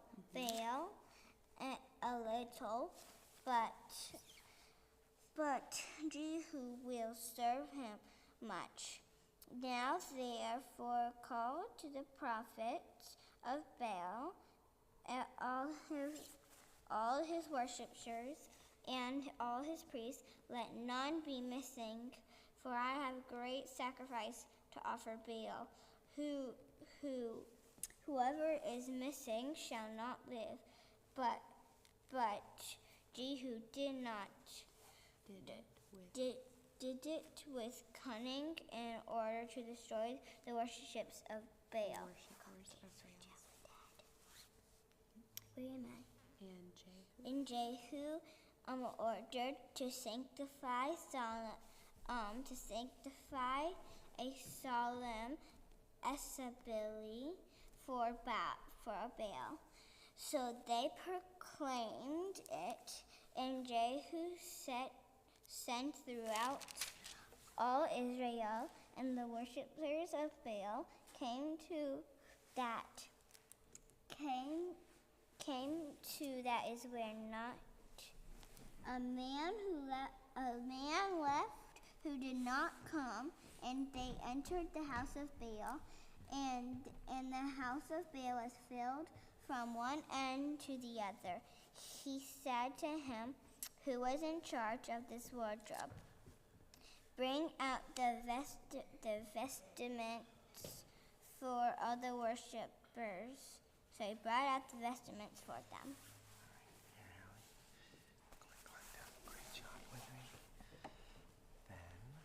Then Jehu went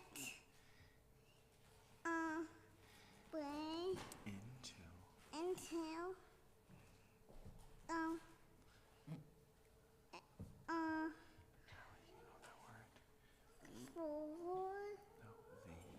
the house of them. Okay, good job.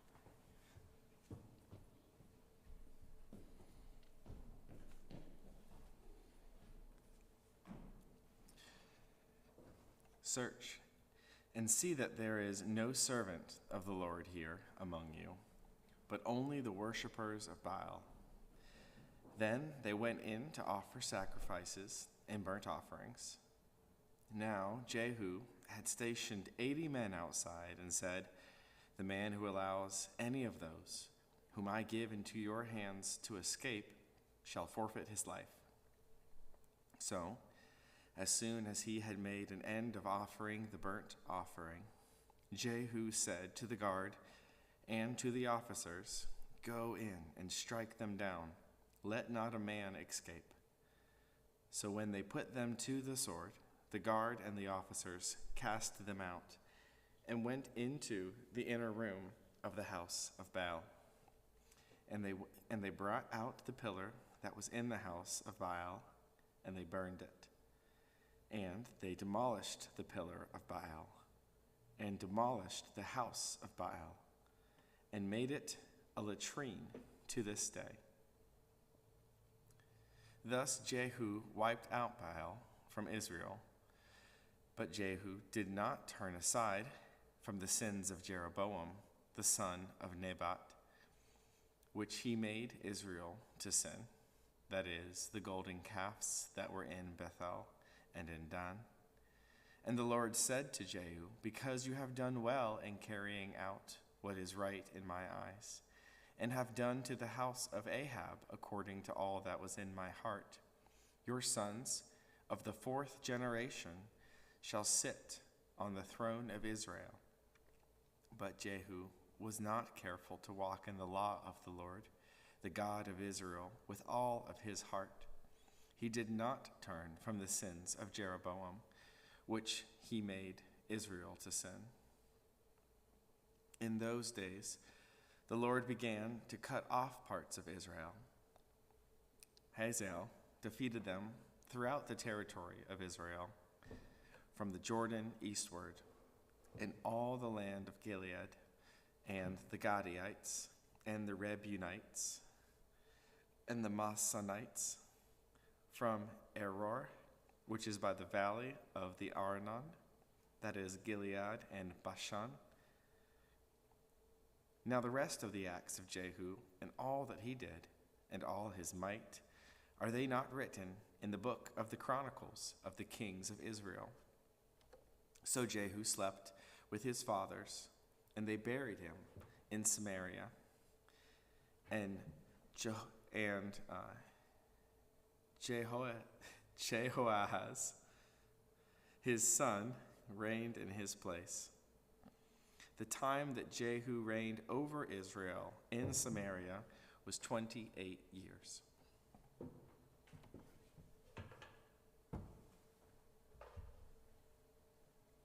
Now, when Athaliah, the mother of Uzziah, saw that her son was dead, she arose and destroyed all the royal family.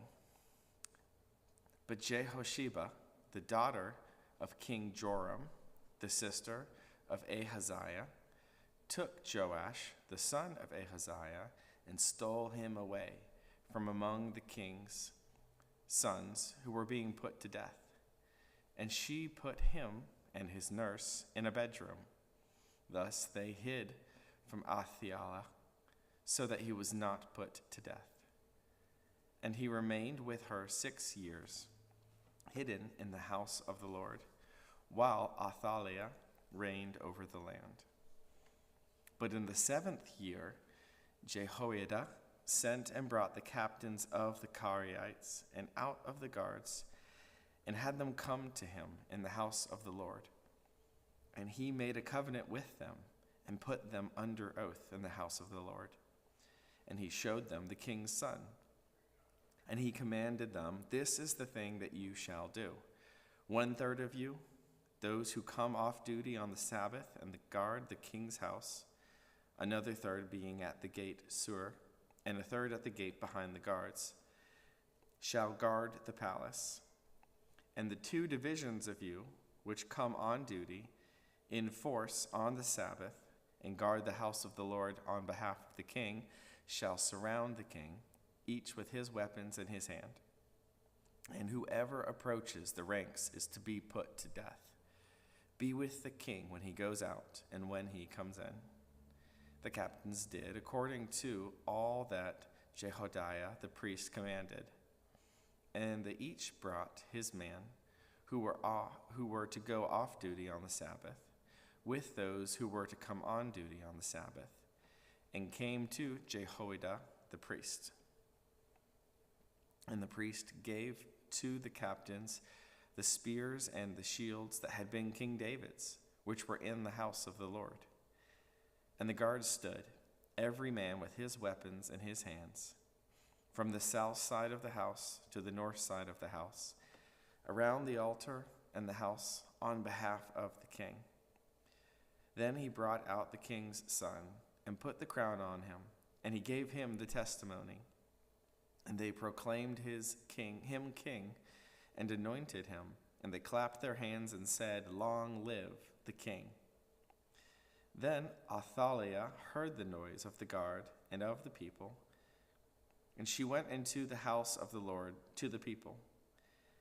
And when she looked, there was the king standing by the pillar, according to the custom, and the captains and the trumpeters beside the king, and all the people of the land rejoicing and blowing trumpets. And Athaliah tore her clothes and cried, "Treason! Treason!" Then Jehoiada the priest commanded the captains who were set over the army, "Bring her out between the ranks, and put to death with the sword anyone who follows her." For the priests said, "Let her not be put to death in the house of the Lord." So they laid hands on her, and she went through the horses' entrance to the king's house, and there she was put to death. And Jehoiada made a covenant between the Lord and the king and the people, that they should be the Lord's people, and also between the king and the people. Then all the people of the land went to the house of Baal and tore it down. His altars and his images they broke in pieces. They killed Matan, the priest of Baal, before the altars. And the priest posted watchmen over the house of the Lord. And he took the captains, the Karatites, the guards, and all the people of the land. And they brought the king down from the house of the Lord, marching through the gate of the guards through the king's house. And he took his seat on the throne of the kings. So all the people of the land rejoiced, and the city was quiet after Athaliah had been put to death with the sword at the king's house. Jehoash was 7 years old when he began to reign. In the 7th year of Jehu, Jehoash began to reign, and he reigned 40 years in Jerusalem.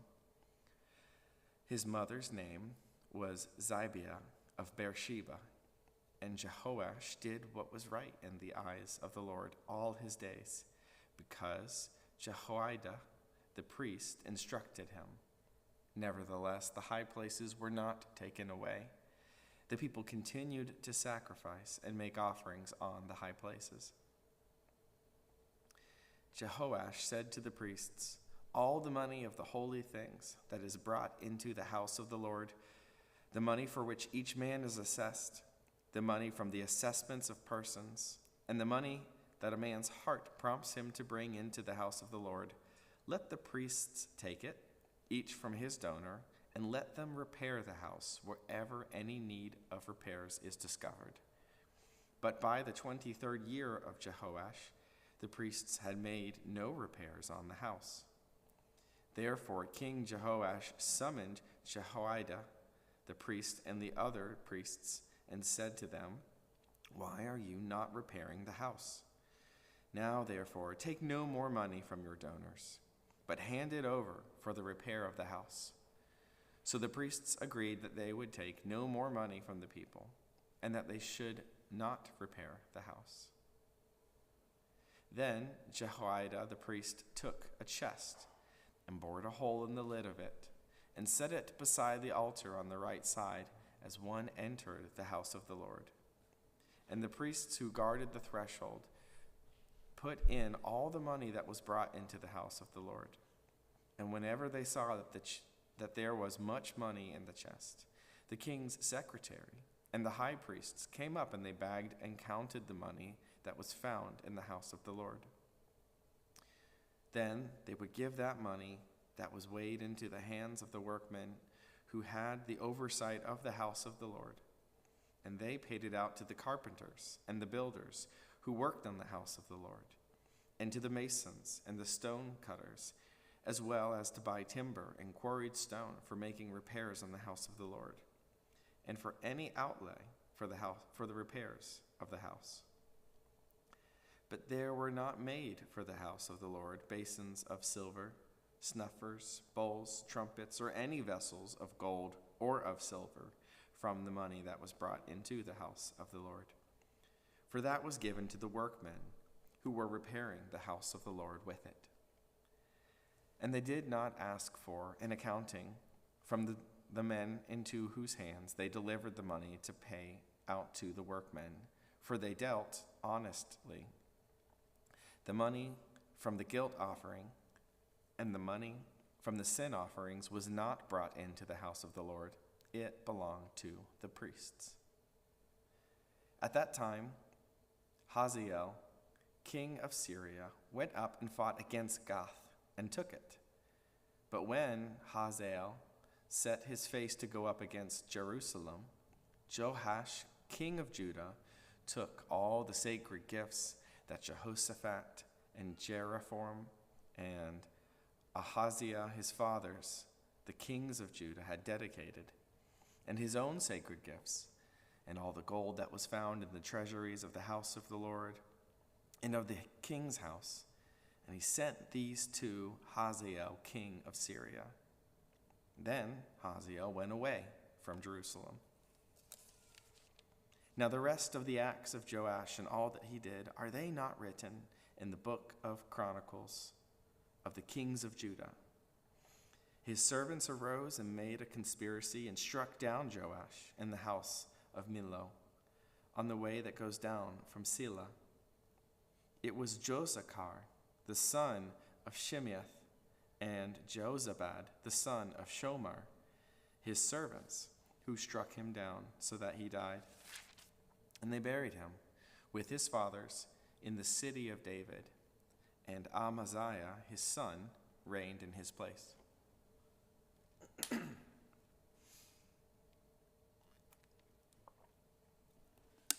In the 23rd year of Joash, the son of Ahaziah, king of Judah, Jehoaz, the son of Jehu, began to reign over Israel in Samaria, and he reigned 17 years. He did what was evil in the sight of the Lord, and he followed the sins of Jeroboam, the son of Nebat, which he made Israel to sin. He did not depart from them. The anger of the Lord was kindled against Israel, and he gave them continually into the hand of Hazael, king of Syria, and into the hand of Ben-Hadad, the son of Hazael. Then Jehoaz sought the favor of the Lord, and the Lord listened to him, for he saw the oppression of Israel, and how the king of Syria oppressed them. Therefore the Lord gave Israel a savior, so that they escaped from the hands of the Syrians, and the people of Israel lived in their homes as formerly.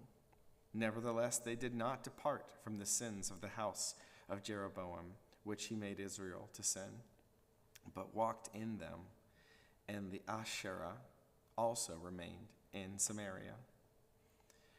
For there was not left to Jehoahaz an army of more than 50 horsemen, and 10 chariots, and 10,000 footmen. For the king of Syria had destroyed them, and made them like the dust at threshing. Now the rest of the acts of Jehoahaz, and all that he did, and all his might, are they not written in the book of the Chronicles of the kings of Israel? So Jehoahaz slept with his fathers, and they buried him in Samaria, and Joash his son reigned in his place. In the 37th year of Joash, king of Judah, Jehoash, the son of Jehoahaz, began to reign over Israel and Samaria, and he reigned 16 years. He also did what was evil in the sight of the Lord. He did not depart from all the sins of Jeroboam the son of Nebat, which he made Israel to sin, but he walked in them. Now the rest of the acts of Joash, and all that he did, and the might with which he fought against the Amaziah king of Judah, are they not written in the book of the Chronicles of the kings of Israel? So Joash slept with his fathers, and Jeroboam sat on his throne. And Joash was buried in Samaria with the kings of Israel. Now, when Elijah had fallen sick with the illness of which he was to die, Joash, king of Israel, went down to him and wept before him, crying, my father, the chariots of Israel and its horsemen. And Elijah said to him, take a bow and arrows. So he took a bow and arrows. And then he said to the king of Israel, draw the bow. And he drew it. And Elisha laid his hands on the king's hands. And he said, open the window eastward. And he opened it. And then Elijah said, shoot. And he shot.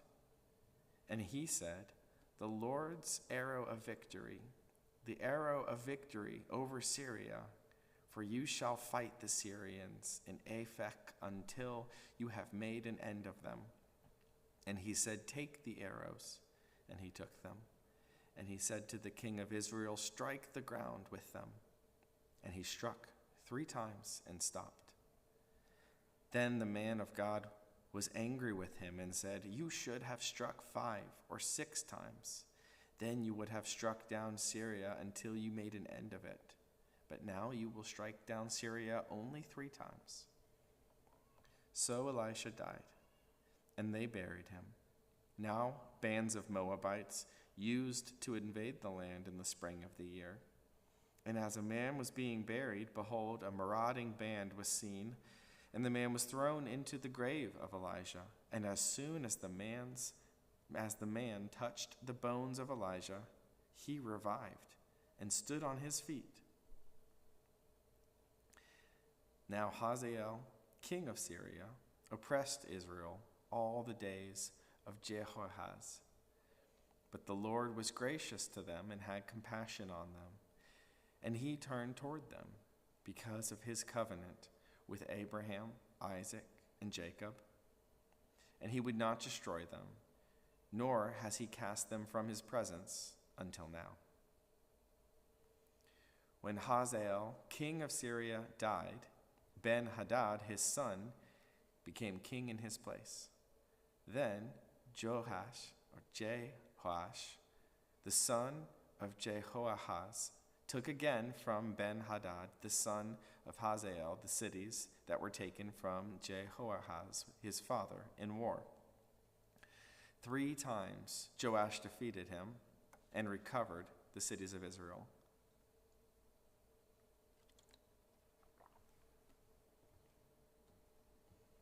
In the 2nd year of Joash, the son of Joahaz, king of Israel, Amaziah, the son of Joash, king of Judah, began to reign. He was 25 years old when he began to reign, and he reigned 29 years in Jerusalem. His mother's name was Jehoaddan of Jerusalem, and he did what was right in the eyes of the Lord, yet not like David, his father. He did in all things as Joash, his father, had done, but the high places were not removed. The people still sacrificed and made offerings on the high places. And as soon as the royal power was firmly in his hand, he struck down his servants who had struck down the king his father. But he did not put to death the children of the murderers, according to what is written in the book of the law of Moses, where the Lord commanded, fathers shall not be put to death because of their children, nor shall children be put to death because of their fathers, but each one shall die for his own sin.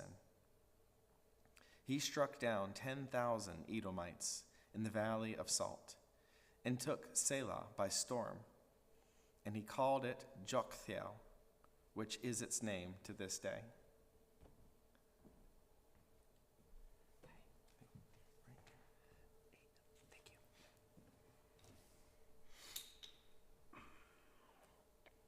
Then Amaziah sent messengers to Joash, the son of Jehoahaz, son of Jehu, king of Israel, saying, come, let us look one another in the face.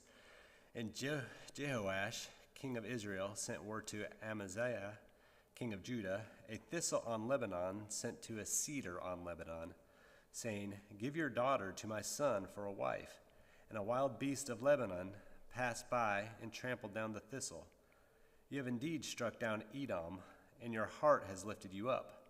Be content with your glory and stay at home, for why should you provoke trouble, so that you fall, you and Judah with you? But Amaziah would not listen, so Jehoash, king of Israel, went up, and he and Amaziah, king of Judah, faced one another in battle at Beth Shemesh, which belongs to Judah. And Judah was defeated by Israel, and every man fled to his home. And Jehoash, king of Israel, captured Amaziah, king of Judah, the son of Jehoash, son of Ahaziah, at Beth Shemesh, and came to Jerusalem and broke down the wall of Jerusalem for 400 cubits, from the Ephraim gate to the corner gate. And he seized all the gold and silver and all the vessels that were found in the house of the Lord and in the treasuries of the king's house, also hostages, and he returned to Samaria.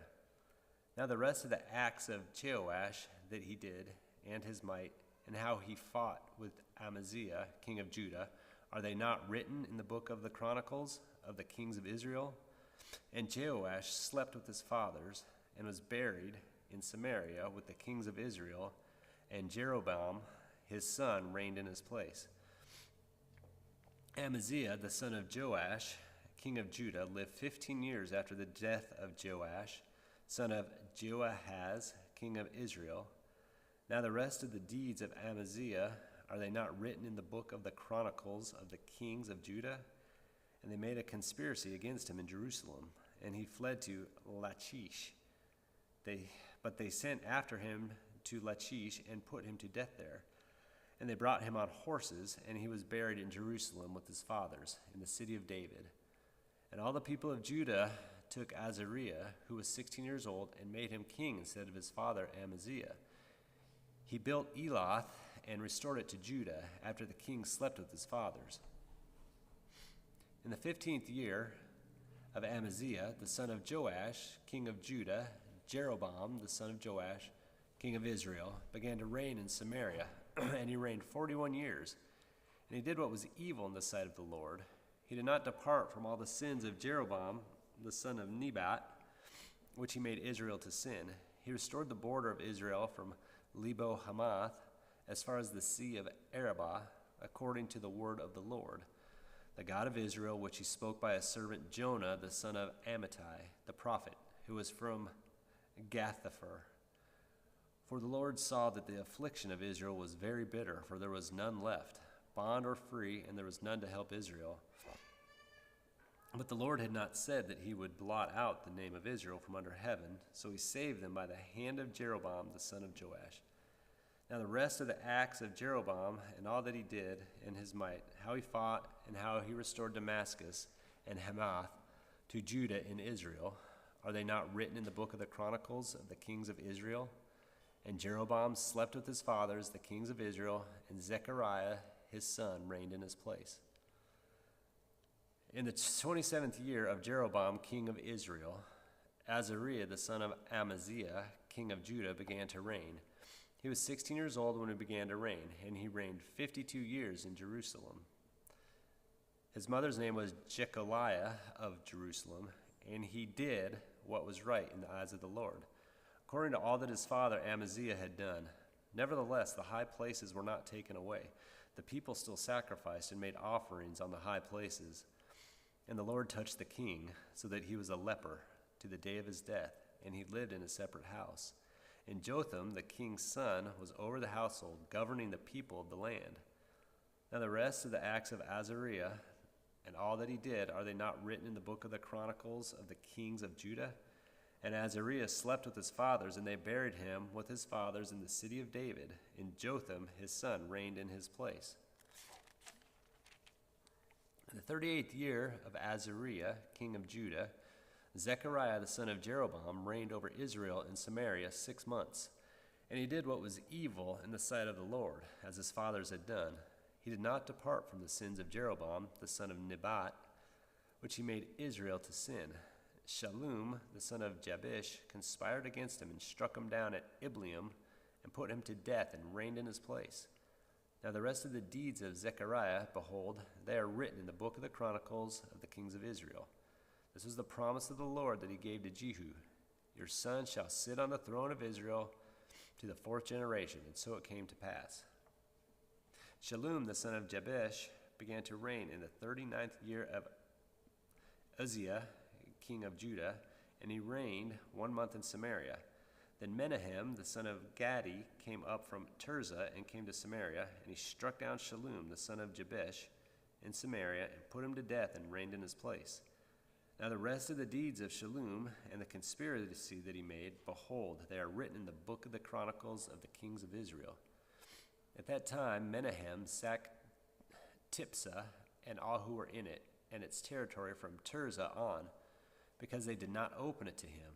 Therefore he sacked it, and he ripped open all the women in it who were pregnant. In the 39th year of Azariah, king of Judah, Menahem, the son of Gadi, began to reign over Israel. And he reigned 10 years in Samaria, and he did what was evil in the sight of the Lord. He did not depart all his days from all the sins of Jeroboam, the son of Nebat, which he made Israel to sin. Pul, the king of Assyria, came against the land, and Menahem gave Pul 1,000 talents of silver, that he might help him to confirm his hold on the royal power. Menahem exacted the money from Israel, that is, from all the wealthy men, 50 shekels of silver from every man, to give to the king of Assyria. And so the king of Assyria turned back and did not stay there in the land. Now the rest of the deeds of Menahem and all that he did, are they not written in the book of the Chronicles of the kings of Israel? And Menahem slept with his fathers, and in Pekahiah his son reigned in his place. In the 50th year of Azariah, king of Judah, Pekahiah, the son of Menahem, began to reign over Israel in Samaria. And he reigned 2 years, and he did what was evil in the sight of the Lord. He did not turn away from the sins of Jeroboam, the son of Nebat, which he made Israel to sin. And Pekah, the son of Remaliah, his captain, conspired against him with 50 men of the people of Gilead, and struck him down in Samaria, in the citadel of the king's house, with Argob and Ariah. He put him to death and reigned in his place. Now the rest of the deeds of Pekahiah and all that he did, behold, they are written in the book of the Chronicles of the kings of Israel. In the 52nd year of Azariah, king of Judah, Pekah, the son of Remaliah, began to reign over Israel in Samaria, and he reigned 20 years. And he did what was evil in the sight of the Lord. He did not depart from the sins of Jeroboam, the son of Nebat, which he made Israel to sin. In the days of Pekah, king of Israel, Tiglath-Pileser, king of Assyria, came and captured Ijon, Abel, Beth, Makkah, Genoa, Kadesh, Hazor, Gilead, and Galilee, all the land of Naphtali, and he carried the people captive to Assyria. Then Hoshea, the son of Elah, made a conspiracy against Pekah, the son of Remaliah, and struck him down and put him to death, and reigned in his place in the 20th year of Jotham, the son of Uzziah. Now the rest of the acts of Pekah and all that he did, behold, they are written in the book of the Chronicles of the kings of Israel. In the 2nd year of Pekah, the son of Remaliah, king of Israel, Jotham, the son of Uzziah, king of Judah, began to reign. He was 25 years old when he began to reign, and he reigned 16 years in Jerusalem.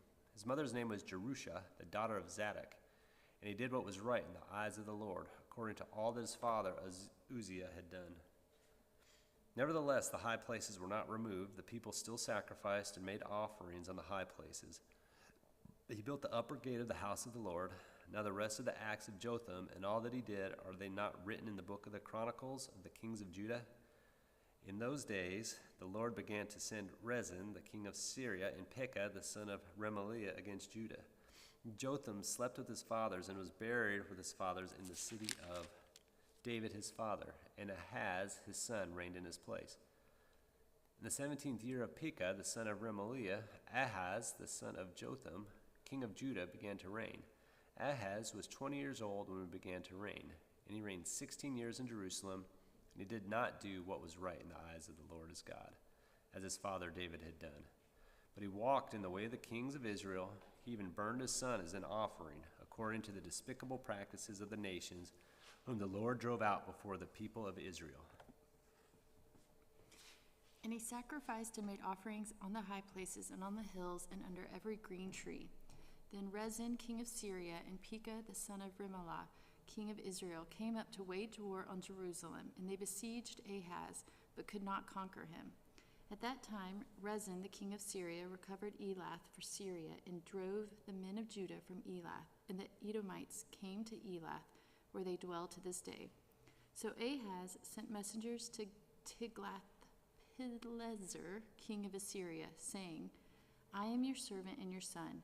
Come up and rescue me from the hand of the king of Syria and from the hand of the king of Israel, who are attacking me.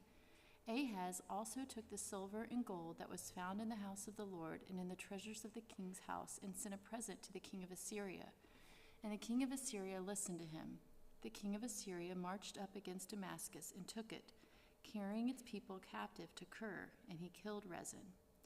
When King Ahaz went to Damascus to meet Tilgath-Pileser, king of Assyria, he saw the altar that was at Damascus.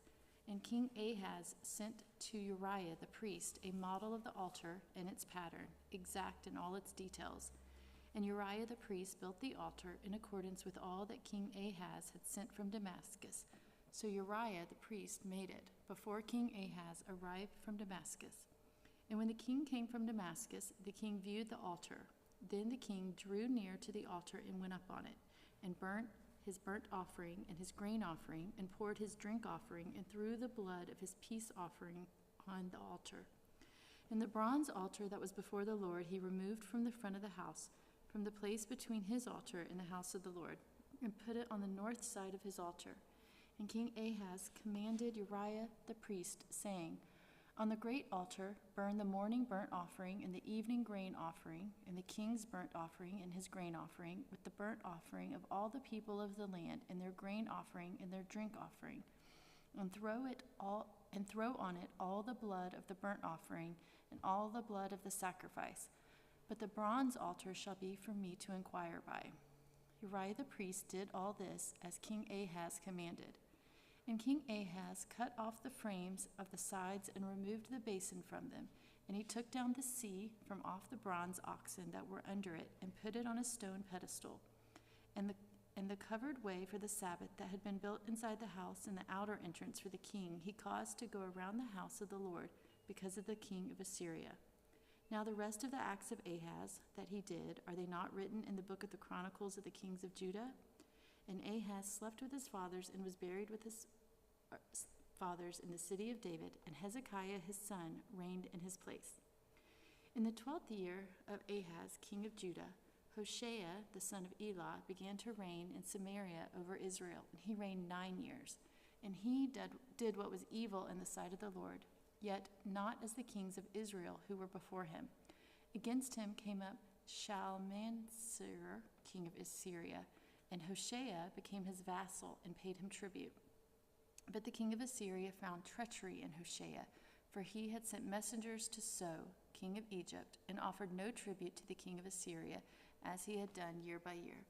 Therefore the king of Assyria shut him up and bound him in prison. Then all the kings of Assyria invaded all the land and came to Samaria, and for 3 years he besieged it. In the 9th year of Hoshea, the king of Assyria captured Samaria, and he carried the Israelites away to Assyria and placed them in Hala on the harbor, the river of Gozan, and in the cities of the Medes. And this occurred because the people of Israel had sinned against the Lord their God, who had brought them up out of the land of Egypt from under the hand of Pharaoh, king of Egypt, and had feared other gods, and walked in the customs of the nations whom the Lord drove out before the king of Israel, and in the customs that the kings of Israel had practiced.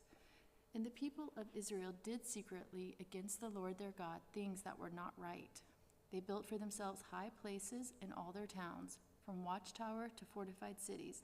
They set up for themselves pillars and asherim on every high hill and under every green tree, and there they made offerings on all the high places, as the nations did whom the Lord carried away before them. And they did wicked things, provoking the Lord to anger, and they served idols, of which the Lord had said to them, You shall not do this. Yet the Lord warned Israel and Judah by every prophet and every seer, saying, Turn from your evil ways and keep my commandments and my statutes, in accordance with the law that I commanded your fathers, and that I sent to you by my servants the prophets. But they would not listen, but were stubborn as their fathers had been, who did not believe in the Lord their God. They despised his statutes and his covenant that he made with their fathers and the warnings that he gave them. They went after false idols and became false, and they followed the nations that were around them, concerning whom the Lord had commanded them that they should not do like them. And they abandoned all the commandments of the Lord their God, and made for themselves metal images of 2 calves. And they made an Asherah, and worshipped all the host of heaven, and served Baal. And they burned their sons and their daughters as offerings, and used divination and omens, and sold themselves to do evil in the sight of the Lord, provoking him to anger. Therefore the Lord was very angry with Israel, and removed them out of his sight. None was left but the tribe of Judah only. Judah also did not keep the commandments of the Lord their God, but walked in the customs that Israel had introduced. And the Lord rejected all the descendants of Israel, and afflicted them, and gave them into the hand of the plunderers, until he had cast them out of his sight. When he had torn Israel from the house of David, they made Jeroboam the son of Nebat king. And Jeroboam drove Israel from following the Lord, and made them commit great sin. The people of Israel walked in all the sins that Jeroboam did. They did not depart from them, until the Lord removed Israel out of his sight, as he had spoken by all his servants, the prophets. So Israel was exiled from their own land to Assyria until this day. And the king of Assyria brought people from Babylon, Cuttath, Ava, Hamath, and Sepharim, and placed them in the cities of Samaria instead of the people of Israel. And they took possession of Samaria and lived in its cities. And at the beginning of their dwelling there, they did not fear the Lord. Therefore the Lord sent lions among them, which killed some of them. So the king of Assyria was told, "The nations that you have carried away and placed in the cities of Samaria do not know the law of the God of the land. Therefore he has sent lions among them, and behold, they are killing them, because they do not know the law of the God of the land." Then the king of Assyria commanded, "Send there one of the priests whom you carried away from there, and let him go, and dwell there, and teach them the law of the God of the land." So one of the priests whom they had carried away from Samaria came and lived in Bethel, and taught them how they should fear the Lord. But every nation still made gods of its own, and put them in the shrines of the high places that the Samaritans had made, every nation in the cities in which they lived. The men of Babylon made Succoth-Benoth. The men of Cuth made Nergal. The men of Hamath made Ashem. And the Avites made Nibhaz and Tarkak. And the Zephirites burned their children in the fire to Adrammelech and Anamelech, the gods of Sepharim.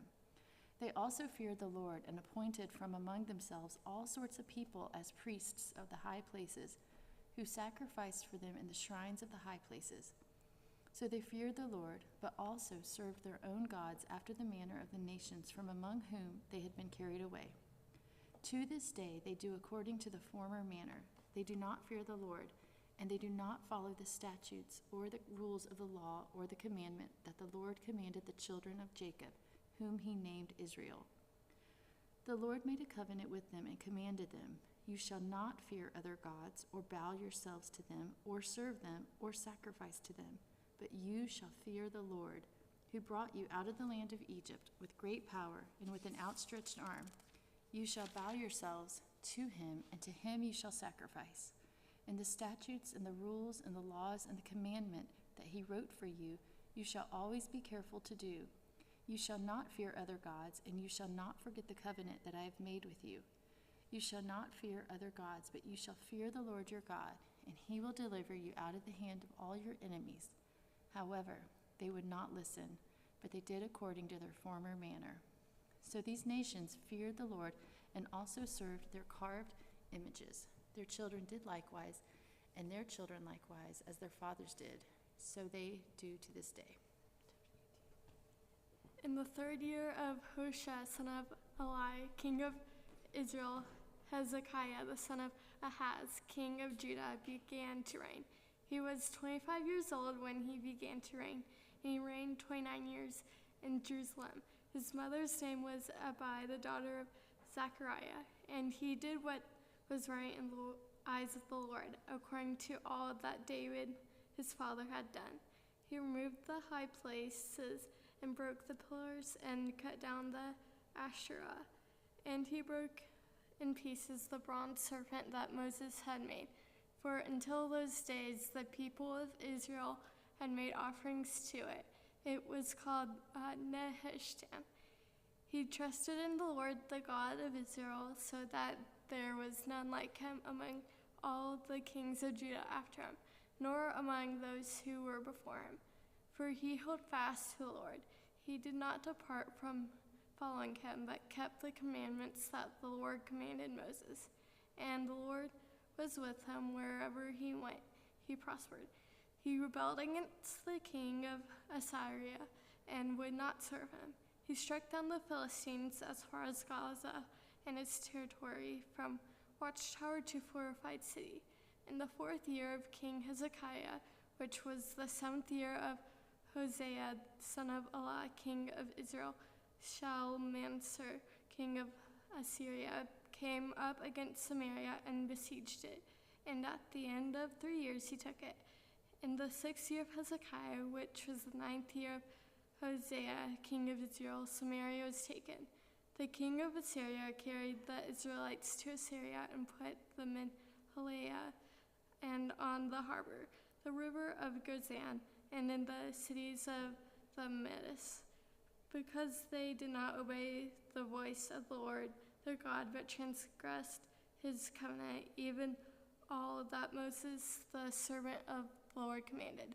They neither listened nor obeyed. In the 4th year of King Hezekiah, Sennacherib, son of Assyria, came up against all the fortified cities of Judah and took them.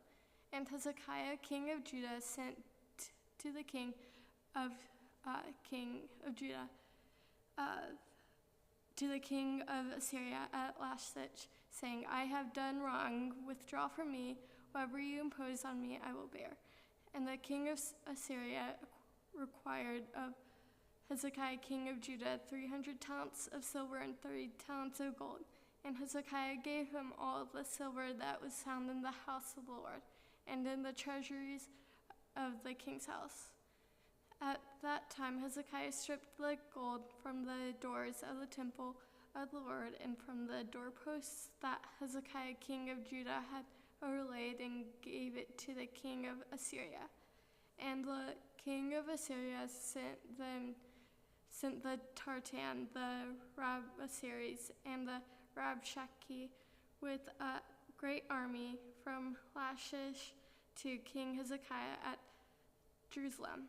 And they went and came to Jerusalem. When they arrived, they came and stood by the conduct of the upper pool, which is on the highway to the washer's field.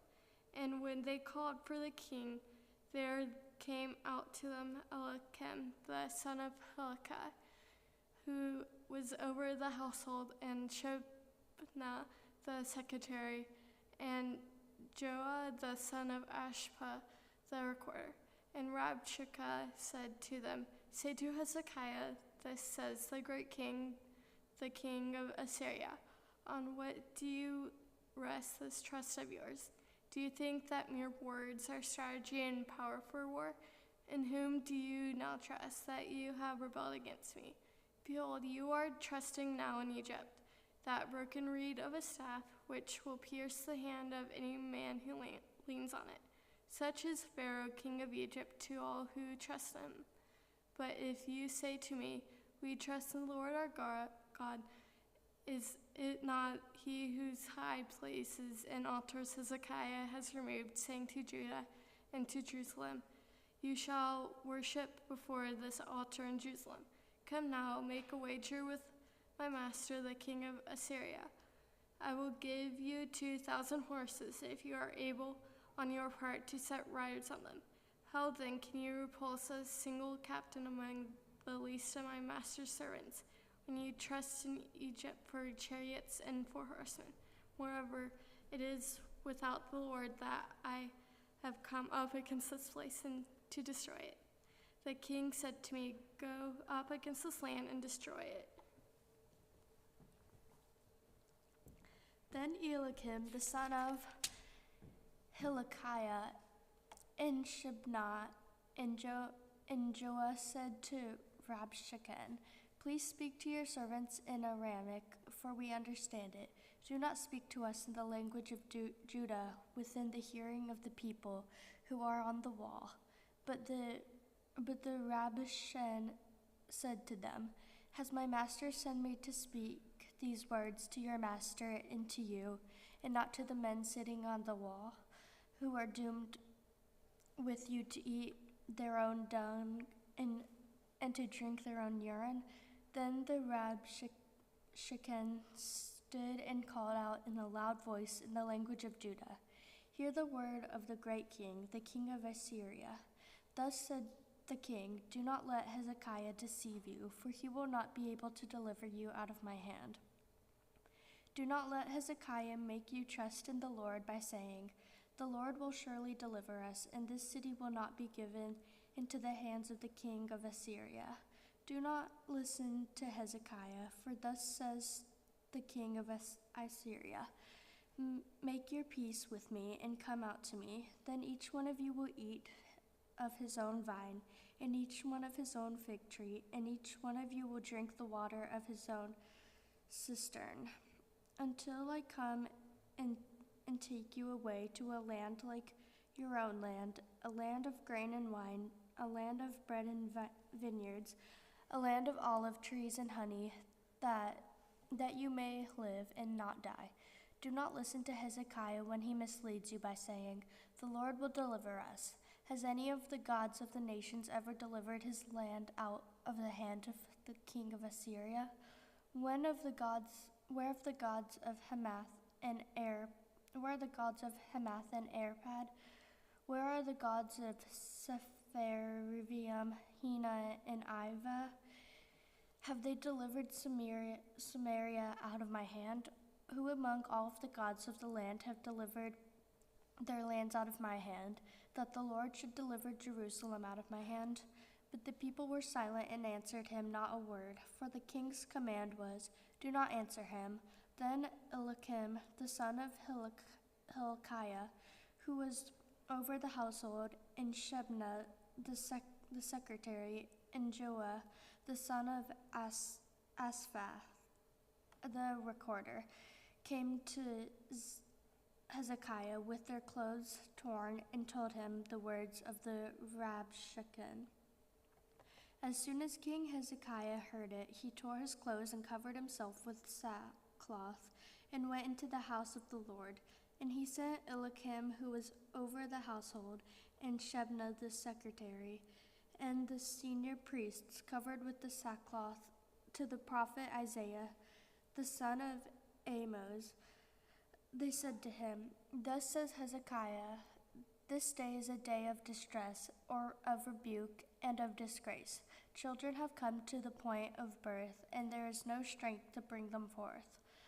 It may be that the Lord your God heard all of the words of the Rabbi-Shechem, whom his master the king of Assyria has sent to mock the living God, and will rebuke the words that the Lord your God has heard.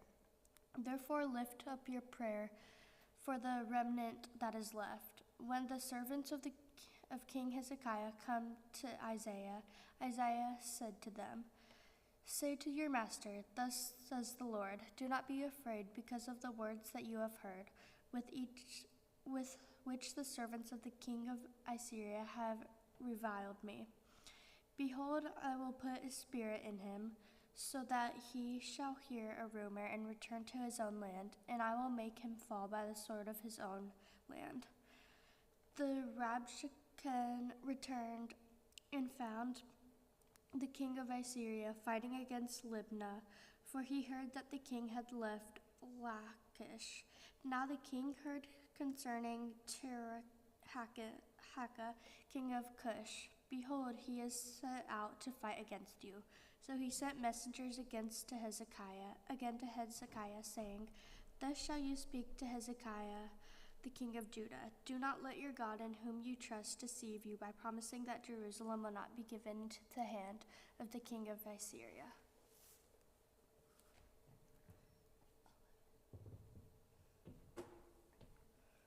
Behold, ye have heard what the king of Assyria have done to the lands, devoting them to destruction and shall you be delivered?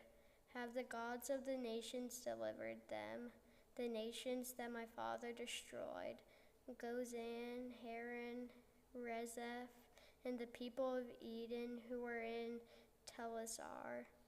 Where is the king of Hamath, the king of Arpad, the king of the city of Sepharvaim,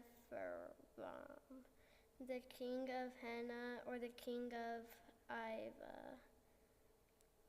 Hezekiah received the letter from the hand of the messengers and read it. And Hezekiah went up to the house of the Lord and spread it before the Lord. And Hezekiah prayed before the Lord and said, O Lord, the God of Israel, enthroned above the cherubim, and you are the God, you alone, of all the kingdoms on earth. You have made heaven and earth. Incline your ear, O Lord, and hear. Open your eyes, O Lord, and see, and hear the words of Sennacherib, which he has sent to mock the living God.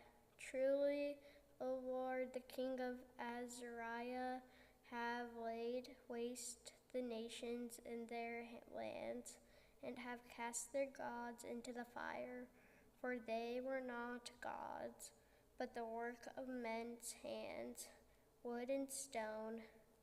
Therefore they were destroyed. So now, O Lord, our God, save us, please, from his hand, and all the kingdoms of earth may know that you, O Lord, are God alone. Then Isaiah the son of Amos sent to Hezekiah, saying, Thus says the Lord, the God of Israel, your prayer to me about Sennacherib, king of Asherah, I have heard. This is the word that the Lord has spoken concerning him. She despises you, she scorns you, the virgin daughter of Zion. She wags her head behind you, the daughter of Jerusalem. Whom have you mocked and reviled? Against whom have you raised your voice and lifted your eyes to the heights? Against the Holy One of Israel. By your messengers you have mocked the Lord, and you have said, With my many chariots I have gone up the heights of the mountains to the far recesses of Lebanon. I fell its tallest cedars, its choicest cypresses. I entered its farthest lodging place, its most fruitful forest. I dug wells and drank foreign waters, and I dried up with the sole of my foot all the streams of Egypt. Have you not heard that I determined it long ago? I planned from days of old what now I bring to pass, that you should turn fortified cities into heaps of ruins, while their inhabitants, shorn of strength, are dismayed and confounded, and have become like plants of the field, and like tender grass, like grass on the housetops, blighted before it is grown. But I know you're sitting down, and you're going out and coming in, and you're raging against me, because you have raged against me, and your complicity has come into my ears. I will put my hook in your nose and my bit in your mouth, and I will turn you back on the way by which you came. And this shall be a sign for you. This year eat in what grows of itself, and in the second year what springs of the same. Then in the third year sow and reap and plant vineyards, and eat their fruit. In the surviving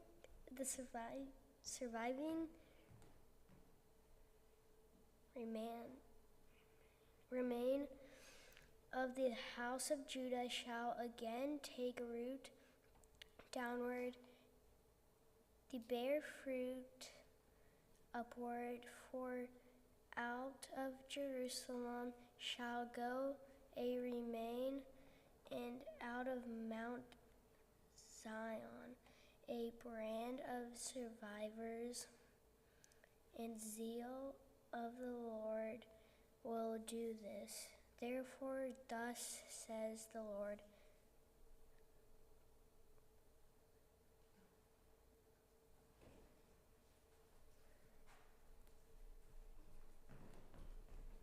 concerning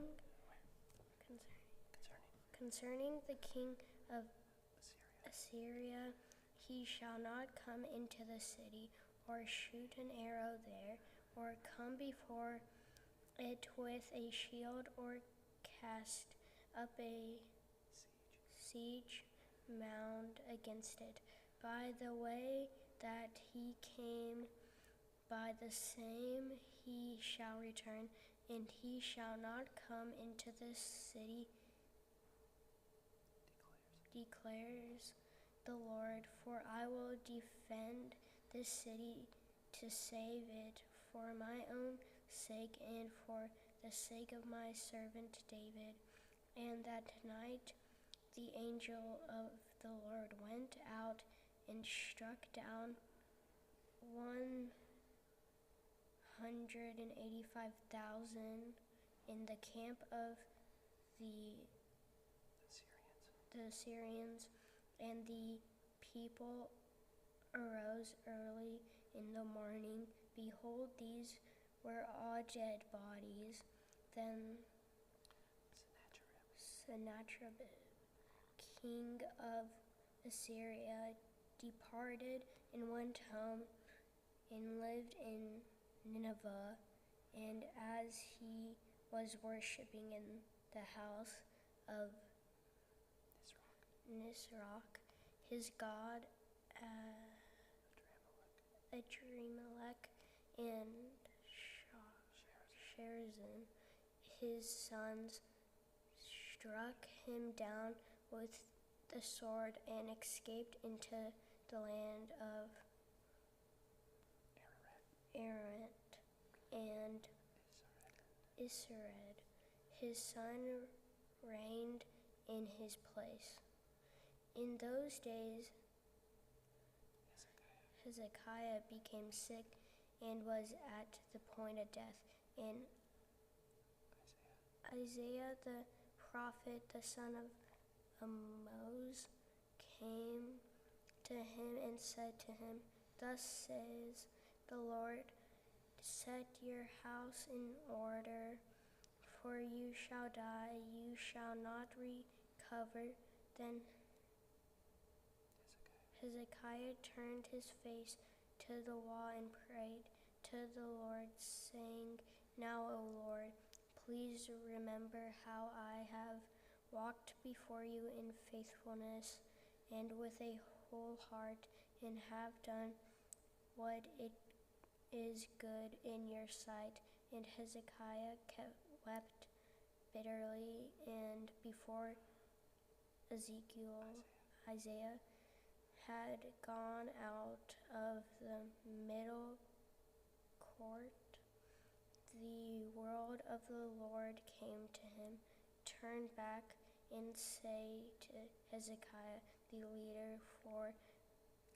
leader of my people, Thus says the Lord, the God of David, your father, I have heard your prayer.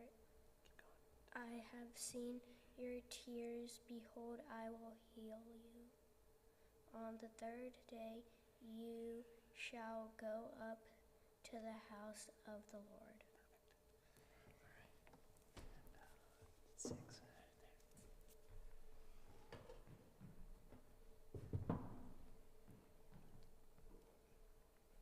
And I will add 15 years to your life. I will deliver you and this city out of the hand of the king of Assyria.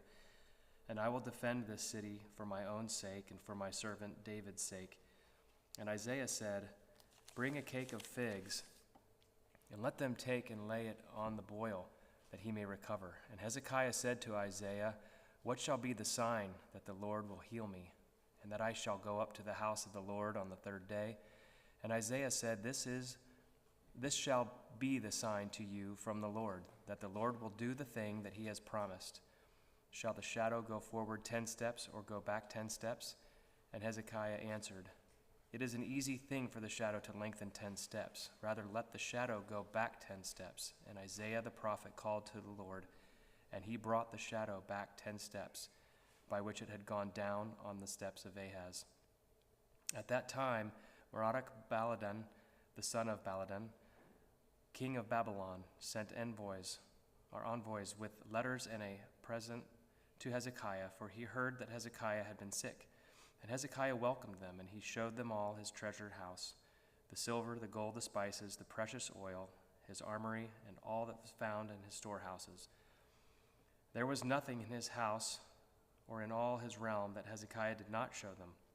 Then Isaiah the prophet came to King Hezekiah and said to him, What did these men say? And from where did they come to you? And Hezekiah said, They have come from far country, from Babylon. He said, What have they seen in your house? And Hezekiah answered, They have seen all that is in my house. There is nothing in my storehouses that I did not show them. Then Isaiah said to Hezekiah, Hear the word of the Lord.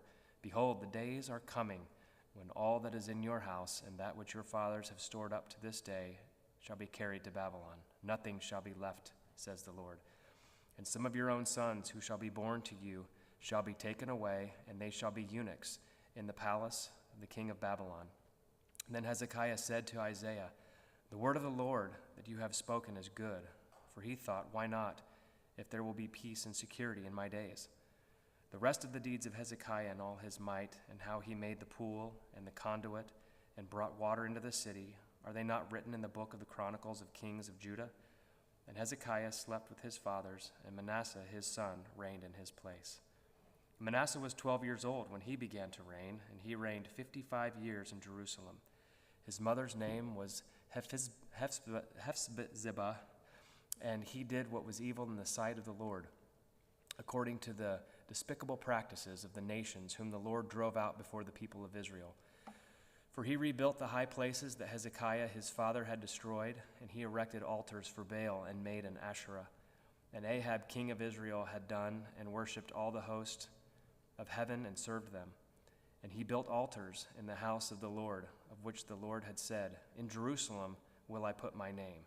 And he built altars for all the host of heaven in the 2 courts of the house of the Lord. And he burned his son as an offering, and used fortune-telling and omens, and dealt with mediums and with necromancers. He did much evil in the sight of the Lord, provoking him to anger. And the carved image of Asherah that he made, he set in the house of which the Lord said to David and to Solomon his son, In this house and in Jerusalem, which I have chosen out of all the tribes of Israel, I will put my name forever. And I will not cause the feet of Israel to wander any more out of the land that I gave to their fathers, if only they will be careful to do according to all that I have commanded them, and according to all the law that my servant Moses commanded them. But they did not listen, and Manasseh led them astray to do more evil than the nations had done, whom the Lord destroyed before the people of Israel. And the Lord said by his servants, the prophets, Because Manasseh king of Judah has committed these abominations and has done things more evil than all that the Amorites did, who were before him, and has made Judah also to sin with his idols. Therefore, thus says the Lord, the God of Israel, Behold, I am bringing upon Jerusalem and Judah such disaster that the ears of everyone who hears of it will tingle. And I will stretch over Jerusalem the measuring line of Samaria and the plumb line of the house of Ahab. And I will wipe Jerusalem as one wipes a dish, wiping it and turning it upside down. And I will forsake the remnant of my heritage and give them into the land of their enemies. And they shall become a prey and a spoil to all their enemies, because they have done what is evil in my sight and have provoked me to anger since the day their fathers came out of Egypt, even to this day. Moreover, Manasseh shed very much innocent blood, till he had filled Jerusalem from one end to another, besides the sin that he made Judah to sin, so that they did what was evil in the sight of the Lord. Now the rest of the acts of Manasseh and all he did and the sin that he committed, are they not written in the book of Chronicles of the kings of Judah? And Manasseh slept with his fathers and was buried in the garden of his house, in the garden of Uzzah, and Amon his son reigned in his place. Amon was 22 years old when he began to reign, and he reigned 2 years in Jerusalem. His mother's name was Meshullemeth, the daughter of Haruz of Jotbah, and he did what was evil in the sight of the Lord, and Manasseh his father had done. He walked in all the way in which his fathers walked, and served the idols that his father served, and worshipped them. He abandoned the Lord, the God of his fathers, and did not walk in the way of the Lord. And the servants of Ammon conspired against him and put the king to death in his house. But the people of the land struck down all those who had conspired against King Ammon. And the people of the land made Josiah, his son, king in his place.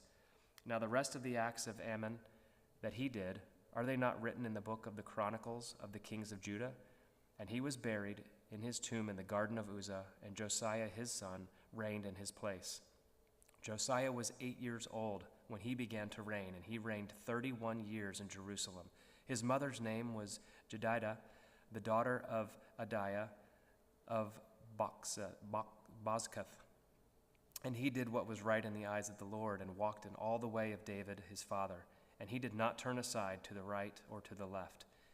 In the 18th year of King Josiah, the king sent Shaphan, the son of Azaliah, son of Meshullam, the secretary, to the house of the Lord, saying, Go up to Hilkiah, the high priest, that he may count the money that has been brought into the house of the Lord, which the keepers of the threshold have collected from the people. And let it be given into the hand of the workmen who have the oversight of the house of the Lord, and let them give it to the workmen who are at the house of the Lord, repairing the house, that is, to the carpenters, and to the builders, and to the masons.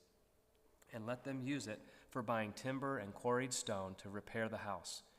But no accounting shall be asked from them for the money that is delivered into their hand, for they deal honestly. And Hilkiah the high priest said to Shaphan, the secretary, I have found the book of the law in the house of the Lord. And Hilkiah gave the book to Shaphan, and he read it.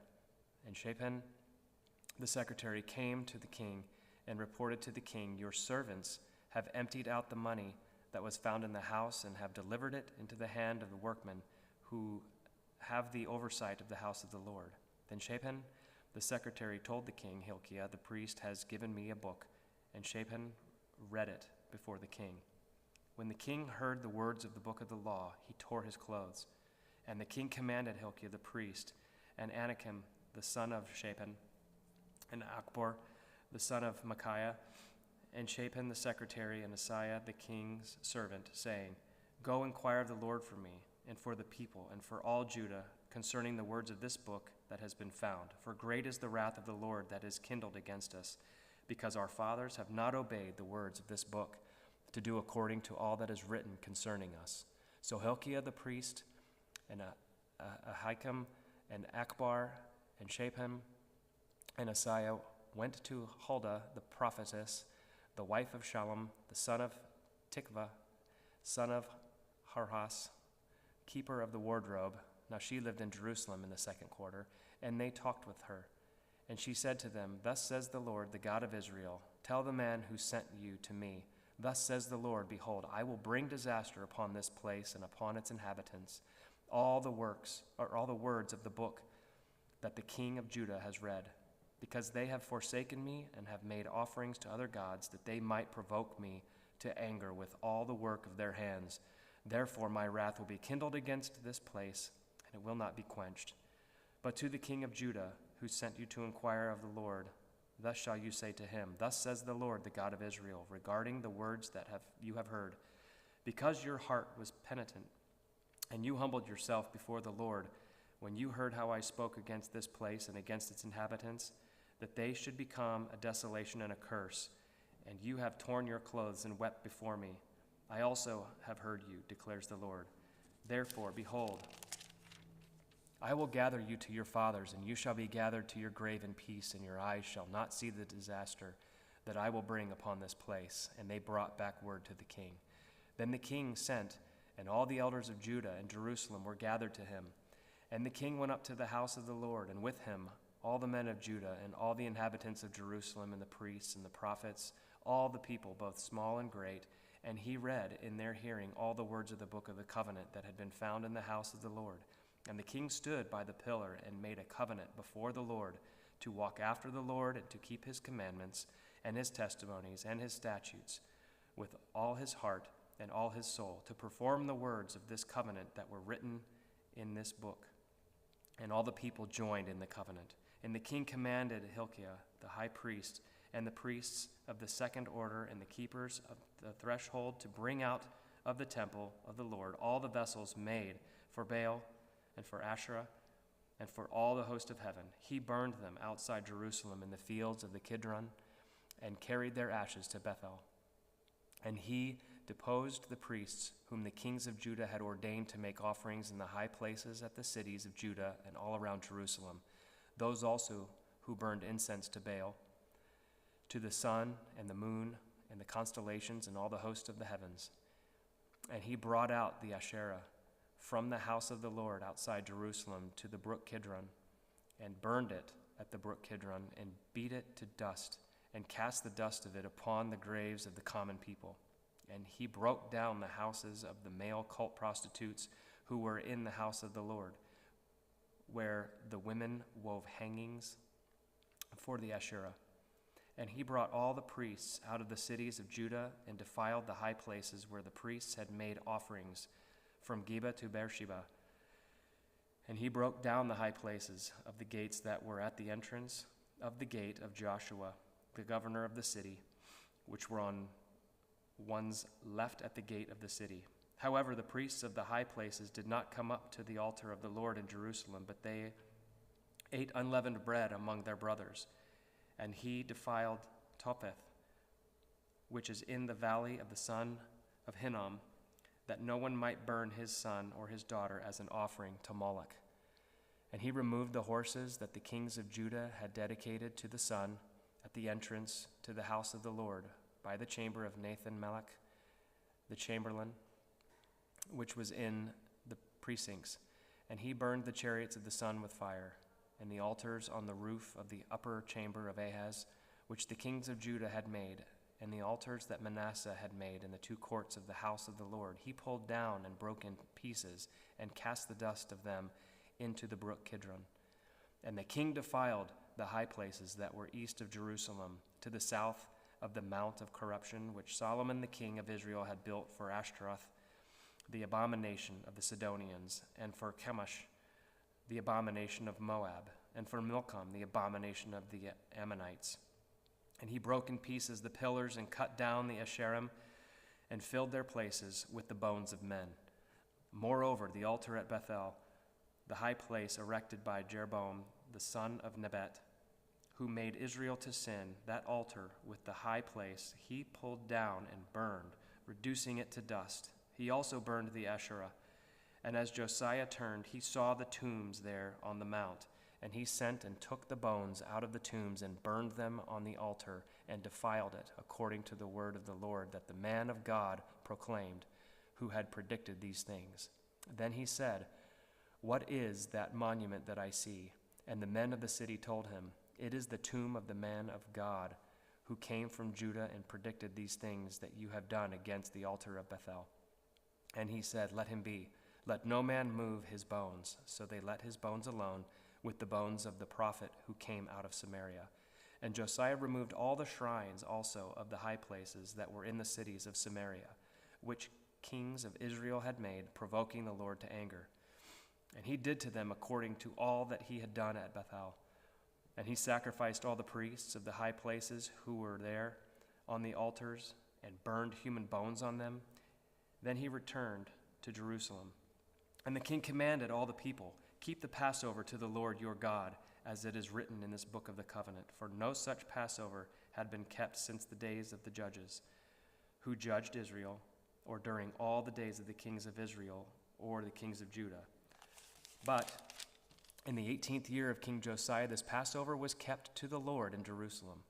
Moreover, Josiah put away the mediums and the necromancers and the household gods and the idols and all the abominations that were seen in the land of Judah and in Jerusalem, that he might establish the words of the law that were written in the book that Hilkiah the priest found in the house of the Lord. Before him there was no king like him, who turned to the Lord with all his heart and with all his soul and with all his might, according to all the law of Moses. Nor did any like him arise after him. Still the Lord did not turn from the burning of his great wrath, by which his anger was kindled against Judah, because of all the provocations with which Manasseh had provoked him. And the Lord said, I will remove Judah also out of my sight, as I have removed Israel, and I will cast off this city that I have chosen, Jerusalem, and the house of which I said, my name shall be there. Now the rest of the acts of Josiah and all that he did, are they not written in the book of the Chronicles of the kings of Judah? In his days Pharaoh Necho, king of Egypt, went up to the king of Assyria to the river Euphrates. King Josiah went to meet him, and Pharaoh Necho killed him at Megiddo as soon as he saw him. And his servants carried him dead in a chariot from Megiddo and brought him to Jerusalem and buried him in his own tomb. And the people of the land took Jehoahaz, the son of Josiah, and anointed him and made him king in his father's place. Jehoahaz was 23 years old when he began to reign, and he reigned 3 months in Jerusalem. His mother's name was Hamutal, the daughter of Jeremiah of Libnah. And he did what was evil in the sight of the Lord, according to all that his fathers had done. And Pharaoh Necho put him in bonds at Riblah in the land of Hamath, that he might not reign in Jerusalem, and laid on the land a tribute of 100 talents of silver and a talent of gold. And Pharaoh Necho made Eliakim, the son of Josiah, king in the place of Josiah his father, and changed his name to Jehoiakim. But he took Jehoahaz away, and he came to Egypt and died there. And Jehoiakim gave the silver and the gold to Pharaoh, but he taxed the land to give the money according to the command of Pharaoh. He exacted the silver and the gold of the people of the land from everyone according to his assessment, to give it to Pharaoh Necho. Jehoiakim was 25 years old when he began to reign, and he reigned 11 years in Jerusalem.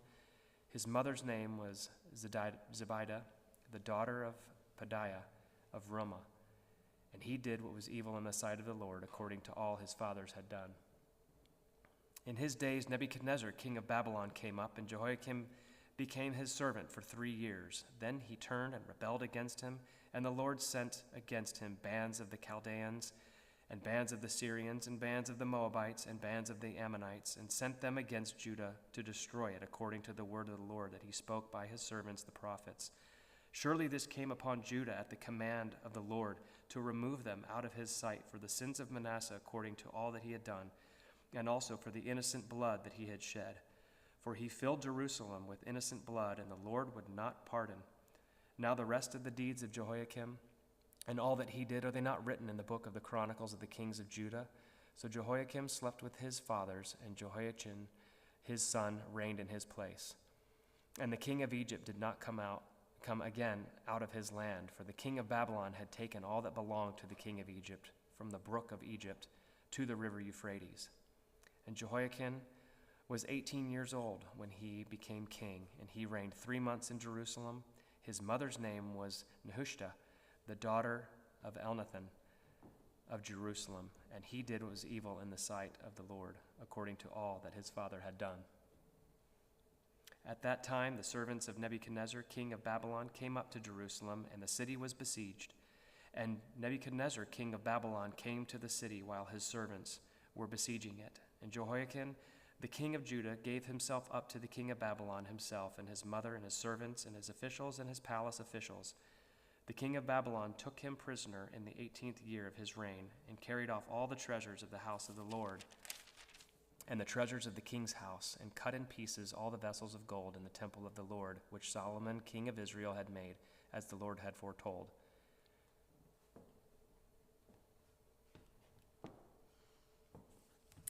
He carried away all Jerusalem, and all the officials, and all the mighty men of valor, 10,000 captives, and all the craftsmen and the smiths. None remained, except the poorest people of the land. And he carried away Jehoiakim to Babylon. The king's mother, the king's wives, his officials, and the chief men of the land he took into captivity from Jerusalem to Babylon. And the king of Babylon brought captive to Babylon all the men of valor, 7,000, and the craftsmen and the metalworkers, 1,000, all of them strong and fit for war. And the king of Babylon made Mattaniah, Jehoiakim's uncle, king in his place, and changed his name to Zedekiah. Zedekiah was 21 years old when he became king, and he reigned 11 years in Jerusalem. His mother's name was Hamutal, the daughter of Jeremiah of Libnah. And he did what was evil in the sight of the Lord, according to all that Jehoiakim had done. For because of the anger of the Lord, it came to the point in Jerusalem and Judah that he cast them out from his presence. And Zedekiah rebelled against the king of Babylon. And in the 9th year of his reign, in the 10th month, on the 10th day of the month, Nebuchadnezzar, king of Babylon, came with all his army against Jerusalem and laid siege to it. And they built siege works all around it. So the city was besieged till the 11th year of King Zedekiah. On the 9th day of the 4th month, the famine was so severe in the city that there was no food for the people of the land. Then a breach was made in the city, and all the men of war fled by night by the way of the gate between the two walls, by the king's garden, and the Chaldeans were around the city, and they went in the direction of the Arabah. But the army of the Chaldeans pursued the king and overtook him in the plains of Jericho, and all his army was scattered from him. Then they captured the king and brought him up to the king of Babylon at Riblah, and they passed sentence on him. They slaughtered the sons of Zedekiah before his eyes, and put out the eyes of Zedekiah, and bound him in chains, and took him to Babylon. In the 5th month, on the 7th day of the month, that was the 19th year of King Nebuchadnezzar, king of Babylon, Nebuzaradan, the captain of the bodyguard, a servant of the king of Babylon, came to Jerusalem. And he burned the house of the Lord, and the king's house, and all the houses of Jerusalem. Every great house he burned down. And all the army of the Chaldeans, who were with the captain of the guard, broke down the walls around Jerusalem. And the rest of the people who were left in the city, and the deserters who had deserted to the king of Babylon, together with the rest of the multitude, Nebuzaradan, the captain of the guard, carried into exile. But the captain of the guard left some of the poorest of the land to be vine dressers and plowmen. And the pillars of bronze that were in the house of the Lord, and the stands and the bronze sea that were in the house of the Lord, the Chaldeans broke in pieces and carried the bronze to Babylon. And they took away the pots and the shovels and the snuffers and the dishes for incense, and all the vessels of bronze used in the temple service, the fire pans also, and the bowls. What was of gold the captain of the guard took away as gold, and what was of silver as silver. As for the 2 pillars, the one sea, and the stands that Solomon had made for the house of the Lord, the bronze of all these vessels was beyond weight. The height of one of the pillar was 18 cubits, and on it was a capital of bronze. The height of the capital was 3 cubits. A latticework and pomegranates, all of bronze, were all around the capital. And the 2nd pillar had the same, with the latticework. And the captain of the guard took Seraiah the chief priest, and Zephaniah the 2nd priest, and the 3 keepers of the threshold. And from the city he took an officer who had been in command of the men of war, and 5 men of the king's council who were found in the city, and the secretary of the commander of the army who mustered the people of the land, the 60 men of the people of the land who were found in the city. And Nebuzaradan, the captain of the guard, took them and brought them to the king of Babylon at Riblah. And the king of Babylon struck them down and put them to death at Riblah in the land of Hamath. So Judah was taken into exile out of its land. And over the people who remained in the land of Judah, whom Nebuchadnezzar, king of Babylon, had left, he appointed Gedaliah, the son of Ahikam, son of Shaphan, governor. Now when all the captains and their men heard that the king of Babylon had appointed Gedaliah governor, they came with their men to Gedaliah at Mizpah, namely Ishmael the son of Nethaniah, and Johanan the son of Kareah, and Seraiah the son of Tanhumeth, the Netophathite, and Jezaniah the son of Machathite. And Gedaliah swore to them and their men, saying, Do not be afraid, because of the Chaldean officials live in the land and serve the king of Babylon, and it shall be well with you. But in the 7th month, Ishmael the son of Nethaniah, son of Elishma, of the royal family came with 10 men and struck down Gedaliah and put him to death along with the Jews and the Chaldeans who were with him at Mizpah. Then all the people, both small and great, and the captains of the forces arose and went to Egypt, for they were afraid of the Chaldeans. And in the 37th year of the exile of Jehoiakim, king of Judah, in the 12th month, on the 27th day of the month, Evil-Merodach, king of Babylon, in the year that he began to reign, graciously freed Jehoiakim, king of Judah, from prison, and he spoke kindly to him and gave him a seat above the seats of the kings who were with him in Babylon. So Jehoiakim put off his prison garments, and every day of his life he dined regularly at the king's table. And for his allowance, a regular allowance was given him by the king according to his daily needs as long as he lived. 1 Chronicles. Adam, Seth, Enosh, Kenan, Melech, Jared, Enoch, Methuselah, Lamech, Noah, Shem, Ham, and Japheth. The sons of Japheth, Gomer, Magog, Madai, Javan, Tubal, Meshech, and Tiras. The sons of Gomer, Ashkenaz, Riphath, and Togarmah. The sons of Javan, Elisha, Tarshish, Kittim, and Rodanim.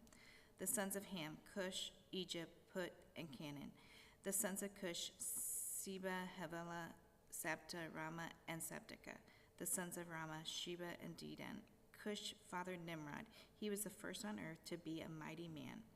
Egypt fathered Ludim, Aniam, Lehebim, Nethim, Perthusum, Calishum, from whom the Philistines came, and Captorim. Canaan fathered Sidon, his firstborn, and Heth, and the Jebusites, the Amorites, the Girgashites, the Hivites, the Arkites, the Sinites, the Arvadites, the Zemarites, and the Hamathites. The sons of Shem, Elam, Ashur, Arpachshad, Lud, and Aram. And the sons of Aram, Uz, Hul, Gether, and Meshech.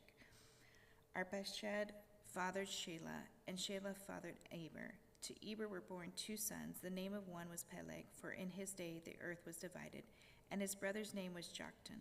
Joktan fathered Almodad, Shaleth, Hazarmeth, Jerah, Hadaram, Uzal, Diklah, Obal, Abimal, Sheba, Ophir, Havilah, and Jobab. All these were the sons of Joktan. Shem, Arpachshad, Shelah, Eber, Peleg, Ru, Serag, Nahor, Terah, Abram, that is Abraham. The sons of Abraham, Isaac and Ishmael. These are their genealogies. The firstborn of Ishmael, Nebaioth and Kedar, Abdil, Mibsam, Mishma, Duma, Massa, Hadad, Tema, Jetur, Nephis, and Kedemah. These are the sons of Ishmael. The sons of Keturah, Abraham's concubine. She bore Zimran, Jokshan, Medan, Midian, Ishbak, and Shua. The sons of Jokshan, Sheba, and Dedan. The sons of Midian, Ephah, Epher, Hanok, Ibidah, and Eldah. All these were the descendants of Keturah. Abraham fathered Isaac. The sons of Isaac, Eshwa, and Israel. The sons of Eswa, Eliphaz, Reu, Jish, Jalam, and Korah. The sons of Eliphaz, Teman, Omar, Zipho, Gatam, Kanas, and of Timnah, Amalek. The sons of Reu, Nahath, Zerah, Shammah, and Misa. The sons of Seir, Lotan, Shobal, Zibeon, Anna, Dishan, Ezer, and Dishan. The sons of Lotan, Hori and Hemam, and Lotan's sister was Timnah. The sons of Shobal, Alvan, Manath, Ebal, Shepho, and Onam. The sons of Zibeon, Ai and Anah, the son of Anah, Dishan. The sons of Dishan, Hemdan, Eshban, Ithran, and Cheran. The sons of Ezer, Belhan, Zavan, and Akan. The sons of Dishan, Uz, and Aran. These are the kings who reigned in the land of Edom before any king reigned over the people of Israel. Bela the son of Beor, the name of his city being Dinhabah. Bela died, and Jobab the son of Zerah and Basra reigned in his place. Jobab died, and Husham of the land of the Temanites reigned in his place. Husham died, and Hadad the son of Bedad, who defeated Midian in the country of Moab, reigned in his place, the name of his city being Avith. Hadad died, and Samlah of Masrekah reigned in his place. Samlah died, and Shul of Rehoboth on the Euphrates reigned in his place. Shaul died, and Baal-Hanan the son of Akbor reigned in his place. Baal-Hanan died, and Hadad reigned in his place, the name of his city being Pai, and his wife's name was Mehetabel, the daughter of Matred, the daughter of Mezahab, and Hadad died. The chiefs of Edom were chiefs Timnah, Alva, Jetheth, Oholiab, Elah, Pinon, Kenaz, Teman, Mibzar, Magdiel, and Aram. These are the chiefs of Edom. A genealogy of David. These are the sons of Israel: Reuben, Simeon, Levi, Judah, Issachar, Zebulun, Dan, Joseph, Benjamin, Naphtali, Gad, and Asher. The sons of Judah: Onan, Shelah. These three Bashwa the Canaanite bore to him. Now Judah's firstborn, was evil in the sight of the Lord, and he put him to death. His daughter-in-law Tamar was also bore him Perez and Zerah. Judah had 5 sons in all. The sons of Perez: Hezron and Hamul. The sons of Zerah: Zimri, Ethan, Heman, Calcol, and Dara, 5 in all.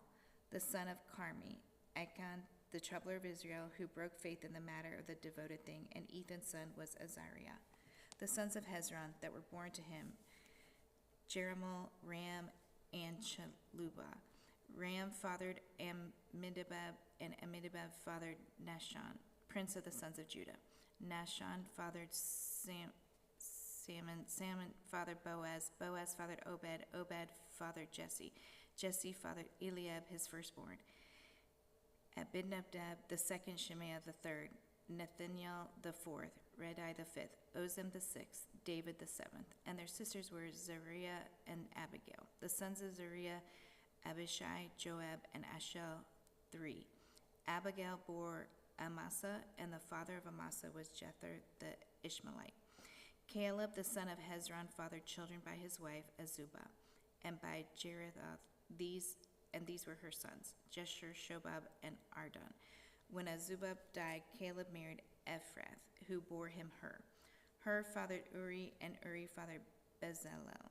Afterward, Hezron went into the daughter of Machir, the father of Gilead, whom he married when he was 60 years old, and she bore him Segub. And Segub fathered Jair, who had 23 cities in the land of Gilead. But Geshur and Aram took from them Havoth, Jair, Kenneth, and its villages, 60 towns. All these were descendants of Machir, the father of Gilead. After the death of Hezron, Caleb went into Ephrath, the wife of Hezron, his father, and she bore him Ashur, the father of Tekoa. The sons of Jerahmeel, the firstborn of Hezron: Ram, his firstborn, Bunah, Oren, Ozem, and Ahijah. Jerahmeel also had another wife, whose name was Atarah. She was the mother of Onam. The sons of Ram, the firstborn of Jerahmeel: Maz, Jenan, and Eker. The sons of Onan: Shimei and Jada. The sons of Shimei: Nadab and Abishur. The name of Abishur's wife was Abihail, and she bore him Aban and Molid. The sons of Nadab: Seled and Apam, and Seled died childless. The son of Apam: Ishi. The son of Ishi: Shishon. The son of Shishon: Alai. The sons of Jada: Shimei's brother, Jether and Jonathan, and Jether died childless. The sons of Jonathan: Peleth and Zaza. These were the descendants of Jerahmeel. Now Shishon had no sons, only daughters, but Shishon had an Egyptian slave whose name was Jarrah. So Shishon gave his daughter in marriage to Jarrah, his slave, and she bore him Attai. Attai fathered Nathan, and Nathan fathered Zabad. Zabad fathered Ephel, and Ephel fathered Obed. Obed fathered Jehu, and Jehu fathered Azariah. Azariah fathered Helez, and Helez fathered Eleasah. Eleasah fathered Sismai, and Sismai fathered Shallum. Shallum fathered Jechemiah, and Jechemiah fathered Elishama. The sons of Caleb, the brother of Jerahmeel, Marisha, his firstborn, who fathered Ziph. The son of Marisha, Hebron. The sons of Hebron: Korah, Tapua, Recham, and Shema. Shema fathered Raham, the father of Jerkim, and Recham fathered Shammai. The son of Shammai: Maon, and Maon fathered Bezur. Ephath also, Caleb's concubine, bore Haran, Moza, and Gaziz, and Haran fathered Gaziz. The sons of Jadai: Regem, Jotham, Geshan, Pelet, Ephath, and Sheph. Micah, Caleb's concubine, bore Shebir and Tiranaah. She also bore Sheph, the father of Madmannah, Sheva, the father of Machbenah, and the father of Gibeah. And the daughter of Caleb was Akshah. These were the descendants of Caleb. The sons of Hur, the firstborn of Ephrathah, Shobal, the father of Kiriath-Jearim, Salma, the father of Bethlehem, and Hareph, the father of Beth-gadir. Shobal, the father of Kiriath-Jearim, had other sons, Hareth, half of the Manahath, and the clans of Kiriath-Jearim, the Ithrites, the Puthites, the Shumathites, and the Mishrites. From these came the Zorathites and the Eshtolites. The sons of Salma, Bethlehem, the Netophates, Beth Joab, and the half of Manahathites, the Zorites. The clans also of the scribes who lived at Jebus, the Tirathites, the Shimeathites, and the Sukkites. These are the Kenites who came from Hamath, the father of the house of Rechab. These are the sons of who were born to him in Hebron. The firstborn, Amnon, by Ibnah the Jezreelite, the second Daniel, by Abigail the Carmelite, the third Absalom, whose mother was Micah, the daughter of Talmai, king of Geshur, the fourth Adonijah, whose mother was Haggith, the fifth Shephthitah by Abital, the sixth Ithream by his wife Eglah. 6 were born to him in Hebron, where he reigned for 7 years and 6 months, and he reigned 33 years in Jerusalem. These were born to him in Jerusalem, Shemiah, Shobab, Nathan, and Solomon. For by Bathshua, the daughter of Amiel, then Eber, Elishama, Eliphethet, Naga, Nephrag, Japhia, Elishama, Eliada, Eliaphilet, 9. All these were David's sons, besides the sons of the concubines, and Tamar was their sister. The son of Solomon was Rehoboam, Abijah his son, Asa his son, Jehoshaphat his son, Jeram his son, Isaiah his son, Joash his son, Amaziah his son, Azariah his son, Jotham his son, Ahaz his son, Hezekiah his son, Manasseh his son, Ammon his son, Josiah his son. The sons of Josiah, Johanan the firstborn, the second Jehoiakim, the third Zedekiah, the fourth Shalom. The descendants of Jehoiakim, Jeconiah his son, Zedekiah his son, and the sons of Jeconiah the captive, Shalitiel his son, Malchiram, Pedaiah, Sheznarzar, Jekiam, Hoshama, and Nebadiah, and the sons of Pedaiah, Zerubbabel and Shemi, and the sons of Zerubbabel, Meshullam, and Hananiah, and Shelemeth was their sister, and Hashabuah, Ohel, Barakai, Hazadiah, and Jeshab Hesed, 5. The sons of Hananiah, Baliath, and Josiah his son, Rephaiah, his son Arnan, his son Obadiah, his son Shechaniah. The son of Shechaniah, Shemaiah, and the sons of Shemaiah, Hattush, Igal, Bariah, Nachariah, and Shaphat, 6.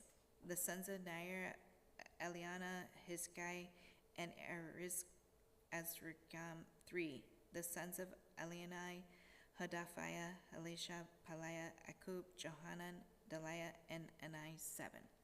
The sons of Judah, Perez, Hezron, Carmi, Hor, and Shobal. Raya, the son of Shobal, fathered Jahath, and Jahath fathered Ahomai and Lahad. These were the clans of the Zorathites. These were the sons of Etam, Jezreel, Ishma, and Ibdash. And the name of their sister was Hazelaponi. And Penel fathered Gedor, and Ezer fathered Husha. These were the sons of Hur, the firstborn of Ephrath, the father of Bethlehem. Ashur fathered the father of Tekoa, and the 2 wives, Hela and Naraz. Nara bore him Ashur, Hefer, Tonai, and Hazarita. These were the sons of Nazar. The sons of Hela, Zether, Ishur, Ethnan. Kaz fathered Anub, Zobah, the clans of Arela, the son of Haram. Jabaz was more honorable than his brothers, and his mother called his name Jabaz, saying, because I bore him in pain. Jabez called upon the God of Israel, saying, Oh, that you would bless me and enlarge my border, and that your hand might be with me, and that you would keep me from harm, so that it may not bring me pain. And God granted what he asked. Shalub, the brother of Shuha, fathered Mehir, who fathered Eston.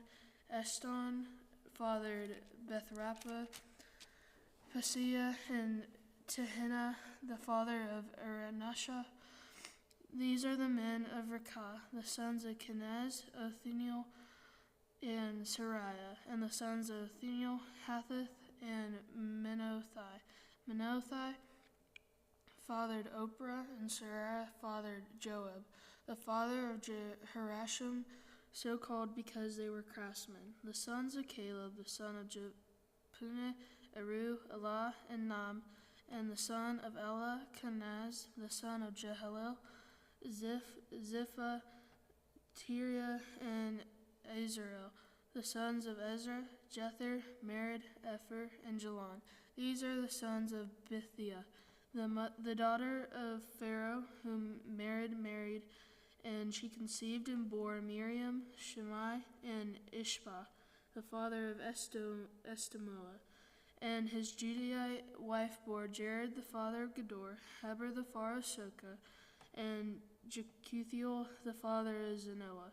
The sons of the wife of Hodiah, the sister of Nahum, were the fathers of Kaleah, the Garmite, and Eshtemoa, the Machirathite. The sons of Shimon, Ammon, Renah, Ben-Hanan, and Tilon. The sons of Ishi, Zoeth, and Ben-Zoeth. The sons of Shelah, the son of Judah, the father of Lecah, Ladah, the father of Marisah, and the clans of the house of linen workers at Bathsheba, and Joachim, and the men of Kezeba, and Joash, and Seraph, who ruled in Moab, and returned to Limon. Now these were the potters who were inhabitants of Netaim and Gederah. They lived there in the king's service. The sons of Simeon, Nemuel, Jamin, Jareb, Zerah, Shallum was his son, Mibsam his son, Misham his son. The sons of Mishama, Hamuel his son, Zakir his son, Shimi his son. Shimi had 16 sons and 6 daughters. But his brothers did not have many children, nor did all their clan multiply like the men of Judah. They lived in Beersheba, Moladah, Hazar-Shual, Bilhah, Azim, Tolad, Bethuel, Hormah, Ziklag, Beth-Markaboth, Hazarim, Beth-Buri, and Sheraim. These were cities until David reigned, and their villages were Etam, Ain, Ramon, Tochin, and Ashon, 5 cities, along with all their villages that were around these cities as far as Baal. These were their settlements, and they kept a genealogical record. Meshobab, Jamlech, Joshua the son of Amaziah, Joel, Jehu the son of Joshabiah, son of Sariah, son of Aziel, Elionai, Jacobah, Jeshua, Azza, Adel, Jezemel, Benahai, Ziza the son of Shippi, son of Alon, son of Jediah, son of Shemiri, son of Shemaiah. These mentioned by name were princes in their clans, and their fathers' houses increased greatly. They journeyed to the entrance of Gedor to the east side of the valley to seek pastures for their flock, where they found rich, good pasture, and the land was very broad, quiet, and peaceful, for the former inhabitants there belonged to Ham. These, registered by name, came in the days of Hezekiah, king of Judah, and destroyed their tents as the Menuhites who were found there, and marked them for destruction to this day, and settled in their place, because there's pasture there for their flocks. And some of them, 500 men of Simeonites, went to Mount Seir, having as their leaders Pelatiah, Neriah, Rephaiah, and Uziel, the sons of Ishi. And they defeated the remnant of Amalekites who had escaped, and they had lived there to this day. Chapter 5. The sons of Reuben, the firstborn of Israel, for he was the firstborn, but because he defiled his father's couch, his birthright was given to the sons of Joseph, the son of Israel, so that he could not be enrolled as the oldest son. through Judah became strong among his brothers, and a chief came from him. Yet the birthright belonged to Joseph. The sons of Reuben, the firstborn of Israel, Hanok, Palu, Hezron, and Carmi. The sons of Joel, Shemaiah his son, Gog his son, Shimei his son, Micah his son, Rehiah his son, Baal his son, Burah his son, whom Tiglath-Pileser, king of Assyria, carried away into exile. He was a chief of the Reubenites, and his kinsmen by their clans. When the genealogy of their generations was recorded, the chief Jael and Zechariah, and Bela the son of Azaz, son of Shema, son of Joel, who lived in Aror as far as Nebo and Baal-meon. He also lived to the east as far as the entrance of the desert this side of the Euphrates, because their livestock had multiplied in the land of Gilead. And in the days of Saul they waged war against the Hagrites, who fell into their hand, and they lived in their tents throughout all the region east of Gilead. The sons of Gad lived over against them in the land of Bashan as far as Selakah. Joel the chief, Shapham the second, Janai, and Shaphat in Bashan, and their kinsmen according to their fathers' houses, Michael, Meshullam, Sheva, Jerai, Jachan, Ziah, and Eber 7. These were the sons of Baahal, the son of Huri, son of Jeruah, son of Gilead, son of Michael, son of Jeshai, son of Jado, son of Buz. Ahai, the son of Abidel, son of Guni, was chief in their father's house, and they lived in Gilead, in Bashan in its town, and in all the pasture lands of Sharon to their limits. All of these were recorded in genealogies in the days of Jotham, king of Judah, and in the days of Jeroboam, king of Israel. The Reubenites, the Gadites, and the half-tribe of Manasseh had valiant men who were carried shield and sword and drew the bow, expert in war, 44,760 able to go to war. They waged war against the Hagrites, Jetur, Naphish, and Nodab, and when they prevailed over them, the Hagrites and all who were with them were given into their hands, for they cried out to God in battle, and he granted their urgent plea because they trusted in him. They carried off their livestock, 50,000 of their camels, 250,000 sheep, 2,000 donkeys, and 100,000 men alive. For many fell because the war was of God, and they lived in their place until the exile. The members of the half-tribe of Manasseh lived in the land. They were very numerous. Bashan, to Baal-Hermon, Sir, and Mount Hermon. There were the heads of their fathers' houses, Epher, Ishi, Eliel, Azriel, Jeremiah, Hodaviah, and Jadel. Mighty warriors, famous men, heads of their fathers' houses. But they broke faith with the God of their fathers and whored after the gods of the peoples of the land, whom God had destroyed before them. So the God of Israel stirred up the spirit of Pul, king of Assyria, the spirit of Tiglath-Pileser, king of Assyria, and he took them into exile, namely the Reubenites and the Gadites, and the half-tribe of Manasseh, and brought them to Halah, Habor, Hara, and the river Gazan to this day. Chapter 6. The son of Levi, Gershon, Kohath, and Merari. The sons of Kohath, Amram, Izhar, Hebron, and Uziel. The children of Amram, Aaron, Moses, and Miriam. The sons of Aaron, Nadab, Abihu, Eleazar, and Ithamar.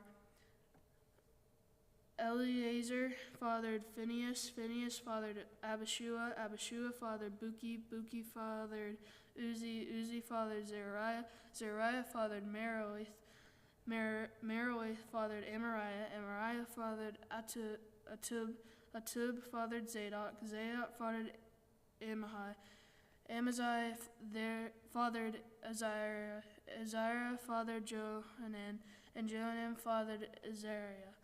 It was he who served as priest in the house that Solomon built in Jerusalem. Azariah fathered Amariah, Amariah fathered Athub, Athub fathered Zadok, Zadok fathered Shallum, Shallum fathered Hilkiah, Hilkiah fathered Azariah. Azariah fathered Seraiah. Seraiah fathered Jehozadak. And Jehozadak went into exile when the Lord sent Judah and Jerusalem into exile by the hand of Nebuchadnezzar. The sons of Levi, Gershom, Kohath, and Merari. And these are the names of the sons of Gershom, Libni and Shimi. The sons of Kohath, Amram, Izhar, Hebron, and Uziel. The sons of Merari, Mahil, and Mushi. These are the clans of the Levites according to their fathers, of Gershom. Libni his son, Jahath his son, Zimah his son, Joah his son, Iddo his son, Zerah his son, Jethariah his son. The sons of Kohath, Abinadab his son, Korah his son, Asir his son, Elkanah his son, Abisaphat his son, Asir his son, Tahath his son, Uriel his son, Uzziah his son, and Shaul his son. The sons of Elkanah, Amasai and Ahamath. Elkanah his son, Zophai his son, Nahath his son, Eliab his son, Jeroham his son, Elkanah his son. The sons of Samuel, Joel his firstborn, the second Abijah.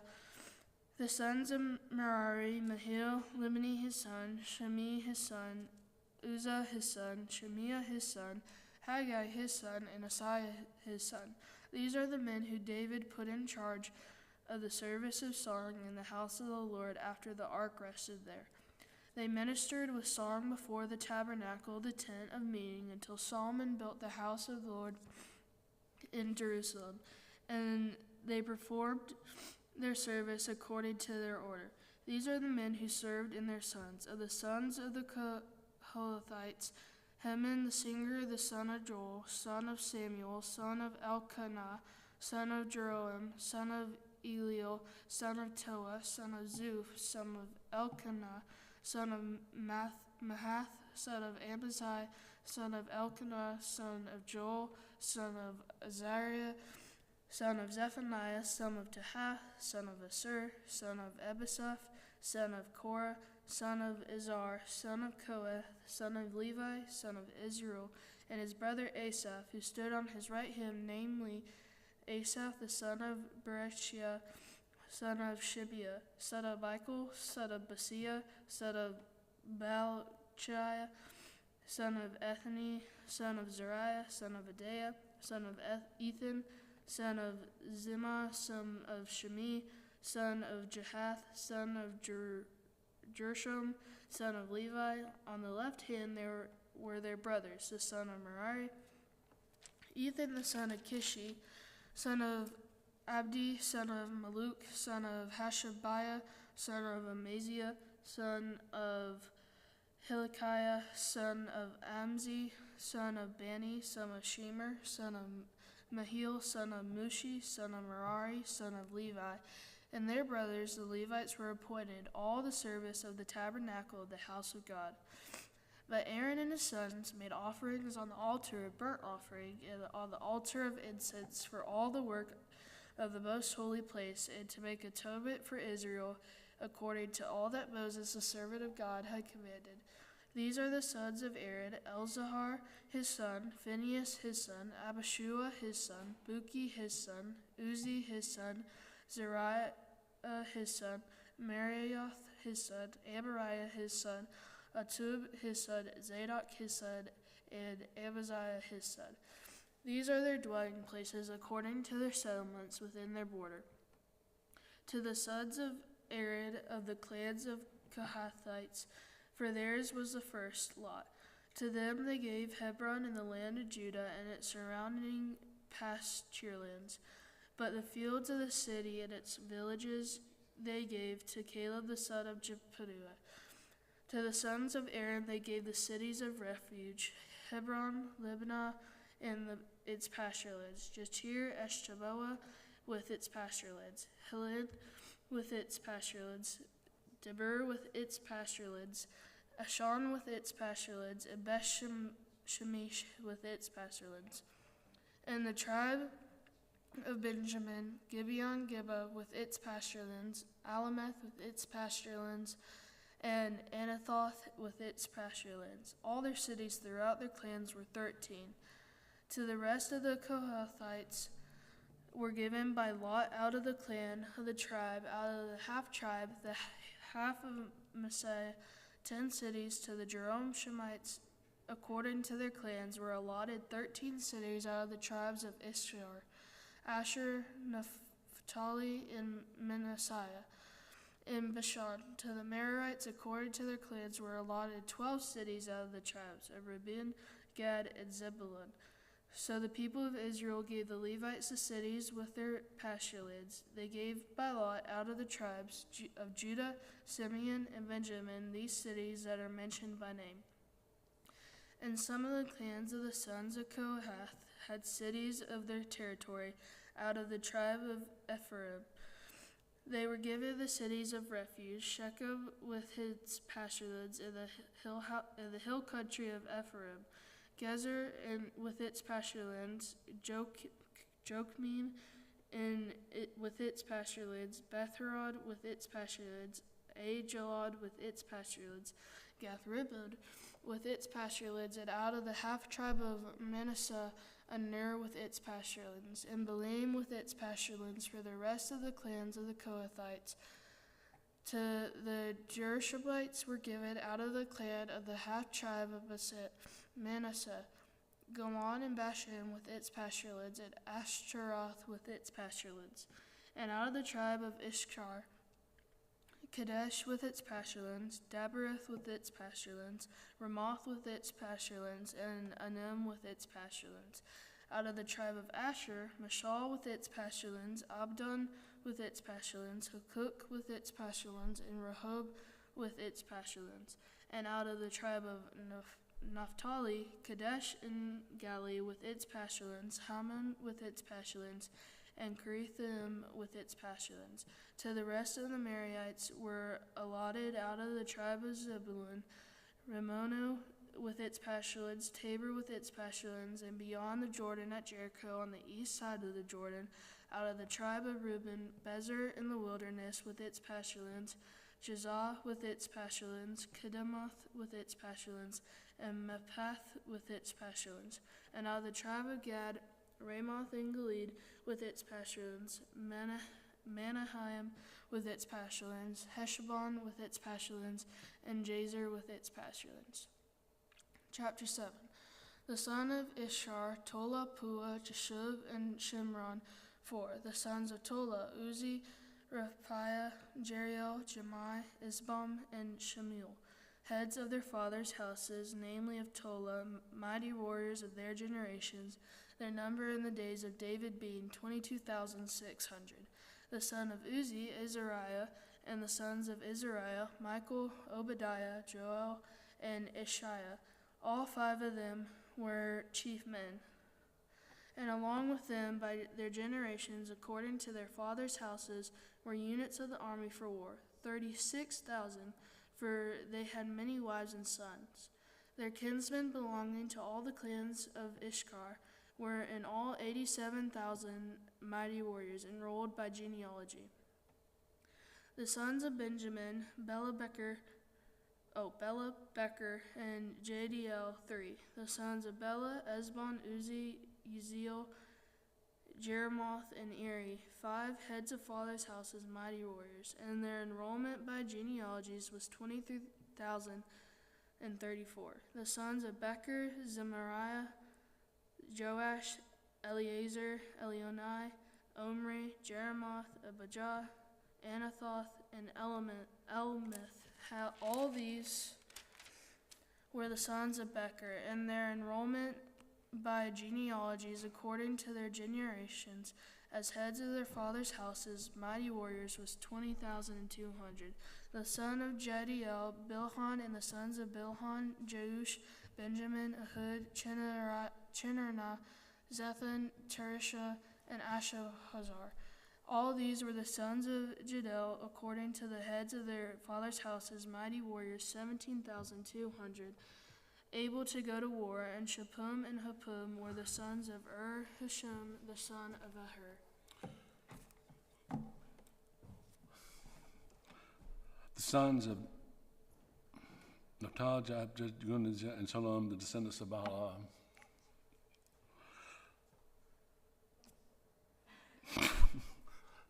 The sons of, I'll tell you what, it's all you. I'm right there. Love you. The sons of Manasseh, Azriel, whom his Aramean concubine bore. She bore Machir, the father of Gilead. And Machir took a wife for Huppim and for Shuppim. The name of his sisters was Maacah, and the name of the second was Zelophehad. And Zelophehad had daughters, and Maacah, the wife of Machir, bore a son, and she called his name Peresh. And the name of his brother was Sheresh, and his sons were Ulam and Rakem. The son of Ulam, Bedan. These were the sons of Gilead, the son of Machir, son of Manasseh.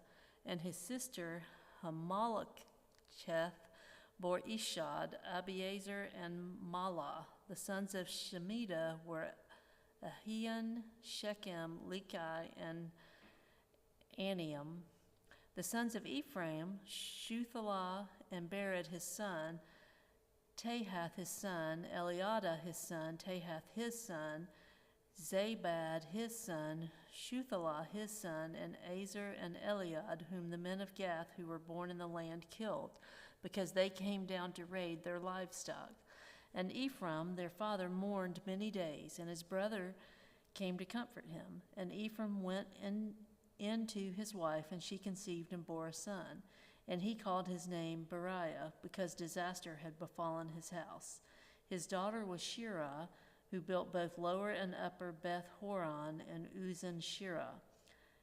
Rapha was his son, Resheph his son, Telah his son, Tahan his son, Ladan his son, Amihud his son, Elishama his son, Nun his son, Joshua his son.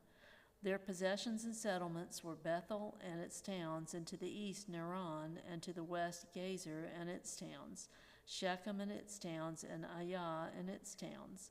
Also in possession of the Manassites, Bethshan and its towns, Tanakh and its towns, Megiddo and its towns, Dor and its towns. In these lived the sons of Joseph, the son of Israel. The sons of Asher, Imnah, Ishva, Ishvi, Beriah, and their sister Sarah. The sons of Beriah, Heber and Malchiel, who fathered Berzath. Heber fathered Japhlet, Shomer, Hotham, and their sister Shua. The sons of Japhlet, Pasak, Bimhal, and Ashvath. These are the sons of Japhlet. The sons of Shemer, his brother, Rogah, Jehuba, and Aram. The sons of Halem, his brother, Zophah, Imnah, Shelesh, and Amal. The sons of Zophah, Suah, Harnepher, Shual, Beri, Imrah, Bezer, Had, Shammah, Shilshah, Ithran, and Bera. The sons of Jether, Jephunneh, Pispa, and Ara. The sons of Ulah, Ara, Haniel, and Rizia. All of these were men of Asher, heads of fathers' houses, approved mighty warriors, chiefs of the princes. Their number enrolled by genealogies for service in war was 26,000 men. Benjamin fathered Bela, his firstborn, Ashbel the second, Ahara the third, Noha the fourth, and Rapha the fifth. And Bela had sons, Adar, Gera, Abihud, Abishua, Naaman, Ahoah, Gera, Shephuphan, and Huram. These are the sons of Ehud. They were heads of fathers' houses of the inhabitants of Geba, and they were carried into exile to Manahath. Naaman, Ahijah, and Gera, that is, Heglam, who fathered Uzzah and Ahihud. And Shaharam fathered sons in the country of Moab, after he had sent away Hushim and Bara his wives. He fathered sons by Hodesh his wife, Jobab, Zibiah, Mesha, Malcolm, Jeuz, Sakia, and Mirmah. These were his sons, heads of fathers' houses. He also fathered sons by Hushim, Abitub, and Elpal. The sons of Elpal, Eber, Misham, and Shemed, who built Ono and Lod with its towns, and Beriah and Shema. They were heads of fathers' houses of the inhabitants of Ajalon, who caused the inhabitants of Gath to flee. And Ahio, Shashak, and Jeremoth. Zebediah, Arad, Ader, Michael, Ishpa, and Johar were sons of Beriah. Zebediah, Meshullam, Hizki, Heber, Ishmerai, Isliah, and Jobab were the sons of Elpal. Jakim, Zikri, Zabdi, Elianai, Zelithai, Eliel, Adiah, Beriah, and Shimrath were the sons of Shimei. Ishpan, Aber, Eliel, Abdon, Zikri, Hanan, Hananiah, Elam, Anthothijah, Ephadiah, and Penuel were the sons of Shashak. Shamsharai, Shehariah, Athaliah, Jerushiah, Elijah, and Zikri were the sons of Jeroham. These were the heads of fathers' houses according to their generations, chief men. These lived in Jerusalem. Jael, the father of Gibeon, lived in Gibeon, and the name of his wife was Maacah. His firstborn son, Abdon, then Zur, Kish, Baal, Nadab, Gedor, Ahio, Zechar, and Mikloth. He fathered Shemaiah. Now these also lived opposite their kinsmen in Jerusalem with their kinsmen. Ner was the father of Kish, Kish of Saul, Saul of Jonathan, Malchishua, Abinadab, and Eshbaal. And the son of Jonathan was Meribaal, and Meribaal was the father of Micah. The sons of Micah, Pithon, Melech, Teriah, and Ahaz. Ahaz fathered Jehoiada, and Jehoiada fathered Elamath, Asmaveth, and Zimri. Zimri fathered Mosa. Mosa fathered Benaiah. Rapha was his son, Eliasah his son, Aziel his son. Azel had 6 sons, and these are their names: Azrikam, Bosharu, Ishmael, Shariah, Obadiah, and Hanan. All these were the sons of Azel. The sons of Eshek his brother, Ulam his firstborn, Jeush the second, and Eliphelet the third. The sons of Ulam were men who were mighty warriors, bowmen, having many sons and grandsons, 150. All these were Benjaminites. So all Israel was recorded in genealogies, and these are written in the book of the kings of Israel. And Judah was taken into exile in Babylon because of their breach of faith. Now the first to dwell again in their possessions in their cities were Israel, the priests, the Levites, and the temple servants. And some of the people of Judah, Benjamin, Ephraim, and Manasseh lived in Jerusalem.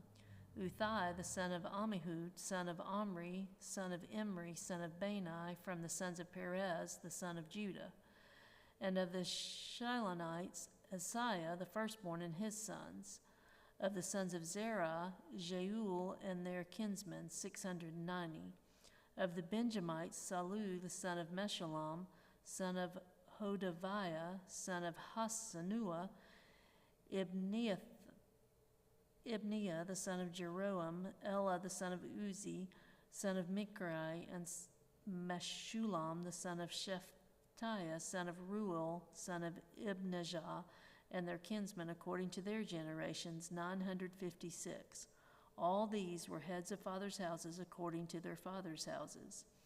Of the priests, Jediah, Jehorib, Jachin, and Azariah the son of Hilkiah, son of Meshullam, son of Zadok, son of Merioth, son of Ahitub, the chief officer of the house of God, and Adiah the son of Jeroham, son of Pashur, son of Malchijah, and Masai, the son of Adiel, son of Jezerah, son of Meshullam, son of Mishalemeth, son of Immer. Besides their kinsmen, heads of their fathers' houses, 1,760 mighty men for the work of the service of the house of God. Of the Levites, Shemaiah, the son of Hashub, son of Azrikam, son of Hashabiah, of the sons of Merari, and Bakbakar, Haresh, Galal, and Mattaniah the son of Micah, son of Zichri, son of Asaph, and Obadiah the son of Shemiah, son of Galal, son of Jeduthun, and Berechiah the son of Asa, son of Elkanah, who lived in the villages of the Netophathites. The gatekeepers were Shallum, Akub, Talmon, Ahiman, and their kinsmen. Shallum was the chief. Until then, they were in the king's gate on the east side as the gatekeepers of the camps of the Levites. Shallum, the son of Kor, son of Abiasaph, son of Korah, and his kinsmen of his father's house, the Korahites, were in charge of the work of the service, keepers of the thresholds of the tent, as their fathers had been in charge of the camp of the Lord, keepers of the entrance. And Phinehas, the son of Eleazar, was the chief officer over them in the past. The Lord was with him. Zechariah, the son of Meshelemiah, was gatekeeper at the entrance of the tent of meeting. All these who were chosen as gatekeepers at the thresholds were 212. They were enrolled by genealogies in their villages. David and Samuel, the seer, established them in their office of trust. So they and their sons were in charge of the gates of the house of the Lord, that is, the house of the tent, as guards.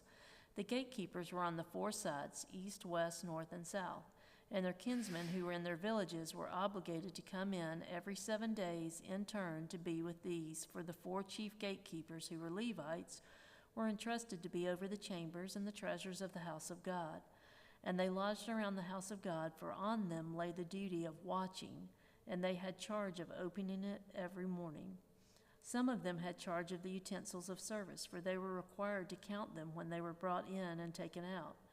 Others of them were appointed over the furniture and over all the holy utensils, also over the fine flour, the wine, the oil, the incense, and the spices.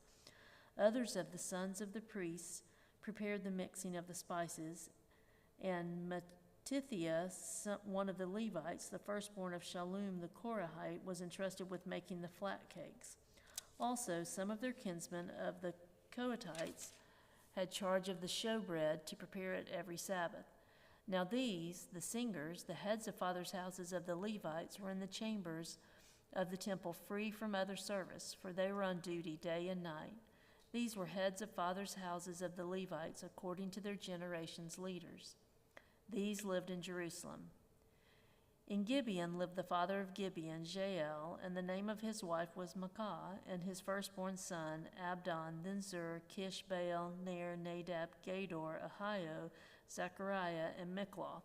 And Mikloth was the father of Shemim. And these also lived opposite their kinsmen in Jerusalem with their kinsmen. Ner fathered Kish, Kish fathered Saul, Saul fathered Jonathan, Malchishua, Abinadab, and Eshbaal. And the son of Jonathan was Meribaal, and Meribaal fathered Micah. The sons of Micah, Pithon, Melech, Tariah, and Ahaz. And Ahaz fathered Jerah, and Jerah fathered Alameth, Asmaveth, and Zimri. And Zimri fathered Moza. Moza fathered Benaiah, and Raphiah was his son, Eleasa his son, Azel his son. Azel had 6 sons, and these are their names: Azrikam, Basheru, Ishmael, Shariah, Obadiah, and Hanan. These were the sons of Azel. Now the Philistines fought against Israel, and the men of Israel fled before the Philistines and fell slain on Mount Gilboa. And the Philistines overtook Saul and his sons, and the Philistines struck down Jonathan and Abinadab and Malchishua, the sons of Saul. The battle pressed hard against Saul, and the archers found him, and he was wounded by the archers. Then Saul said to his armor-bearer, "Draw your sword and thrust me through with it, lest these uncircumcised come and mistreat me." But his armor-bearer would not, for he feared greatly. Therefore Saul took his own sword and fell upon it. And when his armor-bearer saw that Saul was dead, he also fell upon his sword and died. Thus Saul died, he and his 3 sons, and all his house died together.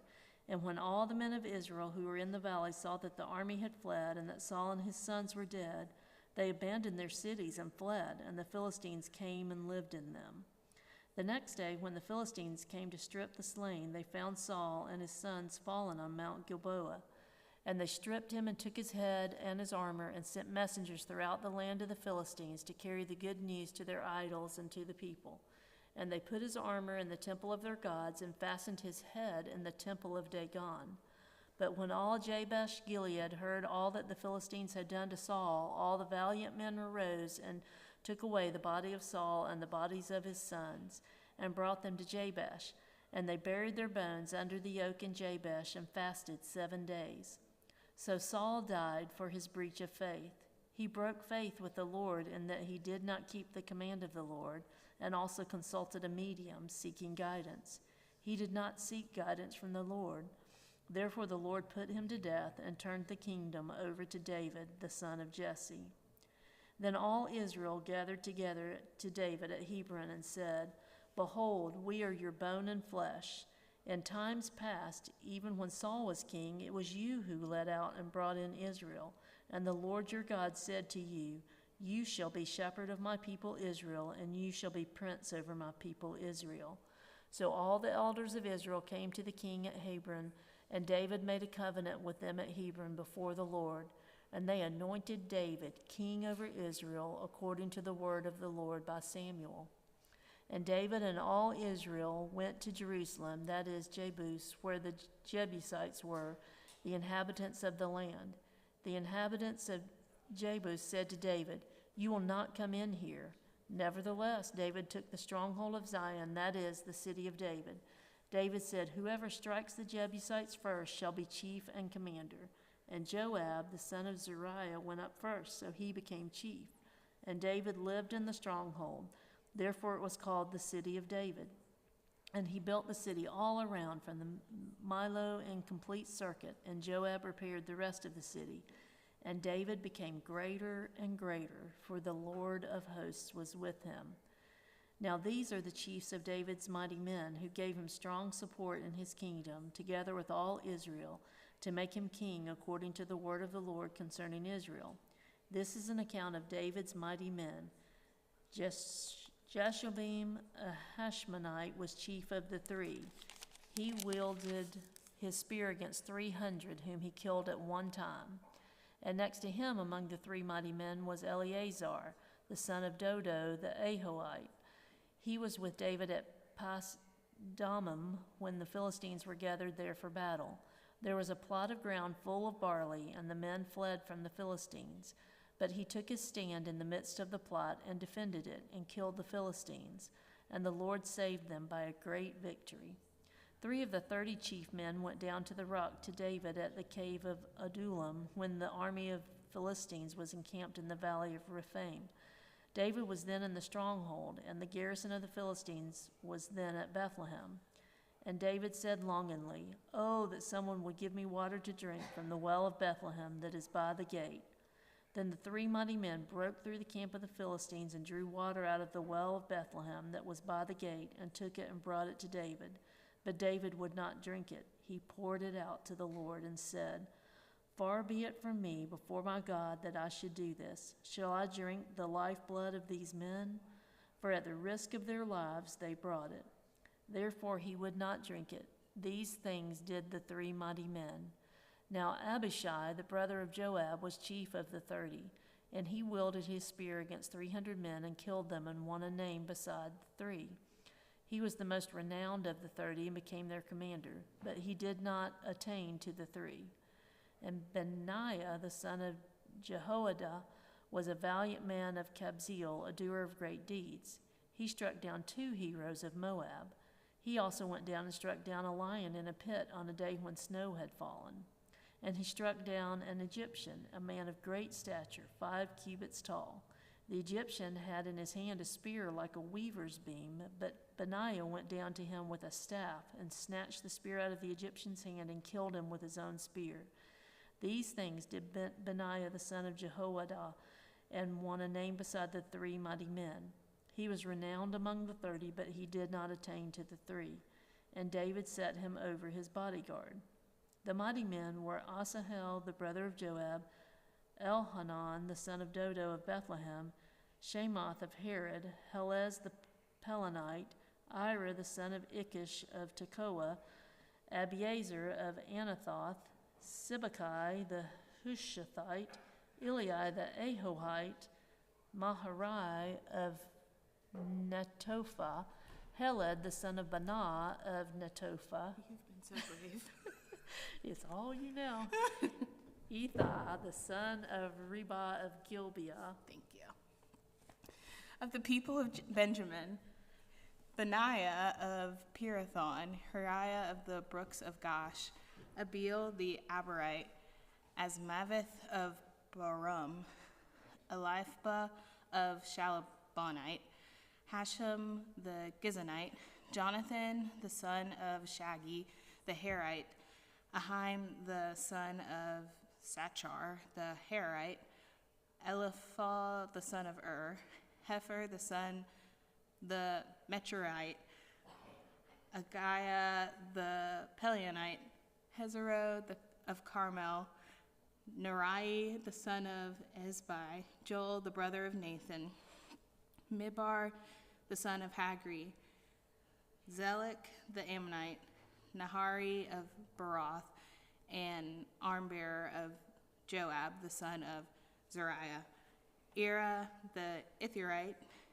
Gareb the Ithirite, Uriah the Hittite, Zabad the son of Eliah, Adniah the son of Shiziah, the Reubunite, the leader of the Reubunites, and 30 with him, Hanine the son of Makkah, and Josaphat the Midianite, Uzziah the Ashtaronite, Shammah and Zeel the sons of Hotham the Arielite, Jediel the son of Shirmi, and Joah his brother the Tizitite, Eli the Maphiite, and Jeroboam the Joshaviah, the son of Elnam, and Ithamah the Moabite, El and Obed and Jassy the Mezabite.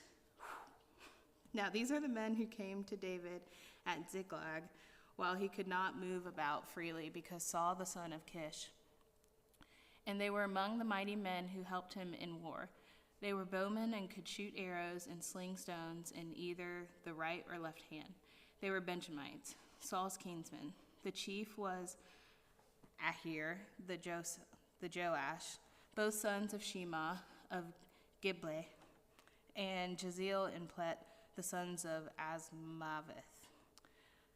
Berkah, Jehu of Antheon, Ishmaiah of Gibeon, a mighty man among the 30 and leader over the 30. Jeremiah, Jehazel, Joanne, Jozabad of Jederah, Eluzia, Jeremoth, Beliah, Shemariah, Sherpatiah, the Heraphite, Elkanah, Ishiah, Azarel, Zozir, and Jehosabim, the Korhites, and Jolah and Zebediah, the sons of Jerom and Jedor. From the Gadites, they went over to David at the stronghold in the wilderness, mighty and experienced warriors, expert with shield and spear, whose faces were like the faces of lions and who were swift as gazelles upon the mountains.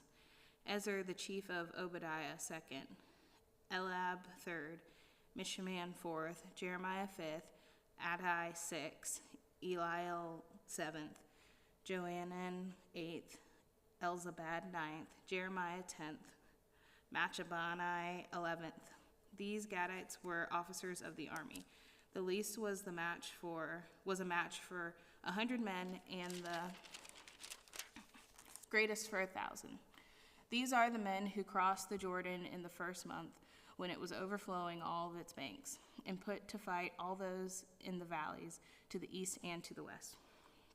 And some of the men of Benjamin and Judah came to the stronghold of David. David went out to meet them and said to them, "If you have come to me in friendship to help me, my heart will be joined to you. But if you betray me to my adversaries, although there is no wrong in my hands, then may God our Father see and rebuke you." The Spirit clothed Amasai, chief of the 30, when he said, We are yours, O David, and with you, O son of Jesse. Peace, peace to you, and peace to your helpers, for your God helps you." Then David received them and made them officers of his troops. Some of the men of Manasseh deserted to David when he came with the Philistines for the battle against Saul. Yet he did not help them, for the rulers of the Philistines took counsel and sent him away, saying, "At peril to our heads, he will desert to his master Saul." As he went to Ziklag, these men of Manasseh deserted him: Adnah, Zobad, Jediel, Michael, Zozabad, Elui, and Zilethai, chiefs of 1,000s in Manasseh. They helped David against the band of raiders, for they were all mighty men of valor and were commanders in the army. For from that day to day, men came to David to help him, until there was a great army, like an army of God. These are the numbers of the divisions of the armed troops who came to David in Hebron to turn the kingdom of Saul over to him, according to the word of the Lord. The men of Judah, bearing shield and spear, were 6,800 armed troops. Of the Simeonites, mighty men of valor for war, 7,100. Of the Levites, 4,600. The prince of Jediah, of the house of Aaron, and with him 3,700. Zadok, a young man mighty in valor, and 22 commanders from his own father's house. Of the Benjaminites, the kinsmen of Saul, 3,000, of whom the majority had to, at that point, kept their allegiance to the house of Saul. Of the Ephraimites, 20,800 mighty men of valor, famous men in their household. Of the half-tribe of Manasseh, 18,000 who were expressively named to come and make David king. Of Issachar, men who had understanding of the times to know what Israel ought to do. 200 chiefs and all their kinsmen under their command. Of Zebulun, 50,000 seasoned troops equipped for battle with all the weapons of war to help David with singleness of purpose. Of Naphtali, 1,000 commanders with whom were 37,000 men armed with shield and spear. Of the Danites, 28,600 men equipped for battle. Of Asher, 40,000 seasoned troops ready for battle. Of the Reubenites and the Gadites and the half-tribe of Manasseh from beyond the Jordan, 120,000 men armed with all the weapons of war. All these men of war, arrayed in battle order, came to Hebron with a whole heart to make David king over all of Israel. Likewise, all the rest of Israel were of a single mind to make David king. And they were there with David for 3 days, eating and drinking, for their brothers had made preparation for them. And also their relatives, from as far as Issachar and Zebulun and Naphtali, came bringing food on donkeys and on camels and on mules and on oxen, abundant provisions of flour, cakes of fig, clusters of raisin, and wine and oil, oxen and sheep, for there was joy in Israel. David consulted with the commanders of thousands and hundreds, with every leader. And David said to all of the assembly of Israel, "It seems good to you and from the Lord our God, let us send abroad to our brothers who remain in the lands of Israel, as well as to the priests and the Levites in the city that has pasture lands, that they may be gathered to us. Then let us bring again the ark of the covenant of our God to us, for we did not seek it in the days of Saul." All the assembly agreed to do so, for the thing was right in the eyes of all the people. So David assembled all Israel from the Nile of Egypt to Lebo-Hamath to bring the ark of God from Kiriath-Jearim. And David and all of Israel went up to Baalah, that is, to Kiriath-Jearim, that belongs to Judah, to bring up from there the ark of God, which is called by the name of the Lord, who sits enthroned above the cherubim. And they carried the ark of God on a new cart from the house of Abindad, and Uzzah and Ahio were driving the cart. And David and all of Israel were celebrating before God with all their might, with song and lyres and harps and tambourines and cymbals and trumpets. And when they came to the threshold floor of Chidon, Uzzah put out his hand to take hold of the ark, for the oxen stumbled. And the anger of the Lord was kindled against Uzzah, and he struck him down because he put out his hand to the ark, and he died there before God. And David was angry because the Lord had broken out against Uzzah. And that place is called Perez Uzzah to this day. And David was afraid of God that day, and he said, "How can I bring the ark of God home to me?" So David did not take the ark home to the city of David, but took it aside to the house of Obed-Edom, the Gittite. And the ark of God remained with the household of Obed-Edom in his house 3 months. And then the Lord blessed the household of Obed-Edom and all that he had. And Hiram, king of Tyre, sent messengers to David and cedar trees, also masons and carpenters, to build a house for him. And David knew that the Lord had established him as king over Israel, and that his kingdom was highly exalted for the sake of his people Israel. David took more wives in Jerusalem, and David fathered more sons and daughters. These are the names of the children born to him in Jerusalem: Shammua, Shobab, Nathan, Solomon, Ibar, Elisha, Elpelt, Noga, Nepheg, Japhia, Elishma, Beladad, and Elphalet. When the Philistines heard that David had been anointed king over all Israel, all the Philistines went up to search for David. But David heard of it and went out against them. Now the Philistines had come and made a raid in the valley of Rephaim. And David inquired of God, "Shall I go up against the Philistines? Will you give them into my hand?" And the Lord said to him, "Go up, and I will give them into your hand." And he went up to Baal-perazim, and David struck them down there. And David said, "God has broken through my enemies by my hand like a bursting flood." Therefore, the name of that place is called Baal-perazim. And they left their gods there, and David gave command, and they were burned. And the Philistines yet again made a raid in the valley. And when David again inquired of God, God said to him, "You shall not go up after them. Go around and come against them opposite of the balsam trees.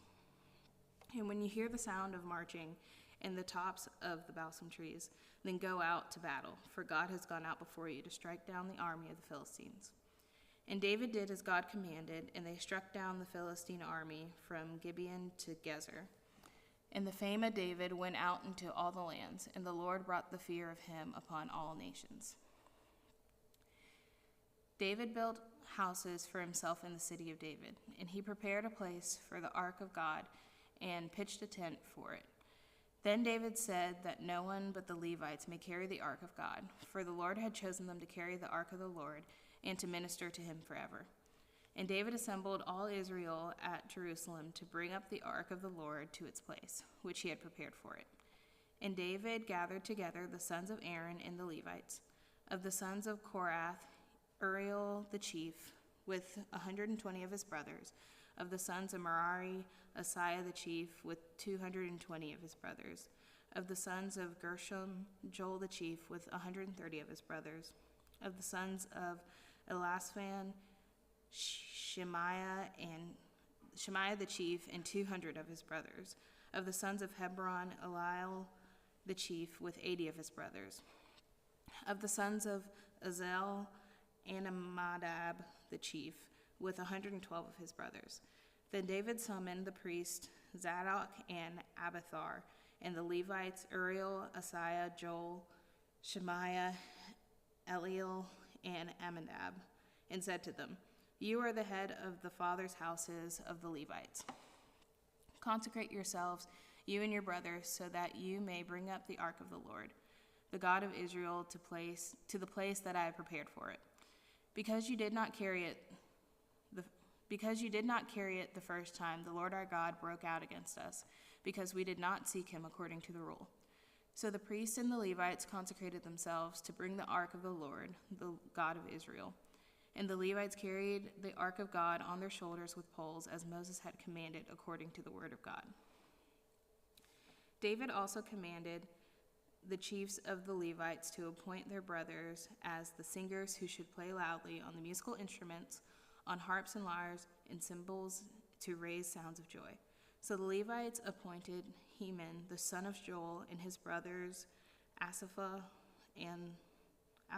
the son of Bereshai, and the son of Merari, their brothers, Ethan, the son of Kashiah, and with them their brothers of the second order, Zechariah, Zazel, Shemiramoth, Jehiel, Unai, Elabab, Benaniah, Masheph,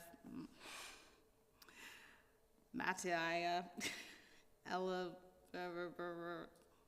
and the gatekeepers, Obed-Edom and Jeiel. The singers, Heman, Asaph, and Ethan, were to sound bronze cymbals. Zechariah, Ezel, Shemiramoth, Jeiel, Unai, Elab, Messiah, and Benaiah were to play the harps according to Alamoth. But Matthiah, Elifuhu, Minkiah, Obed-Edom, Jeiel, and Uzziah were to lead the lyres according to the Sheminith. Shaniah, leader of the Levites in music, should direct the music, for he understood it. Berechiah and Elkanah were to be gatekeepers for the ark.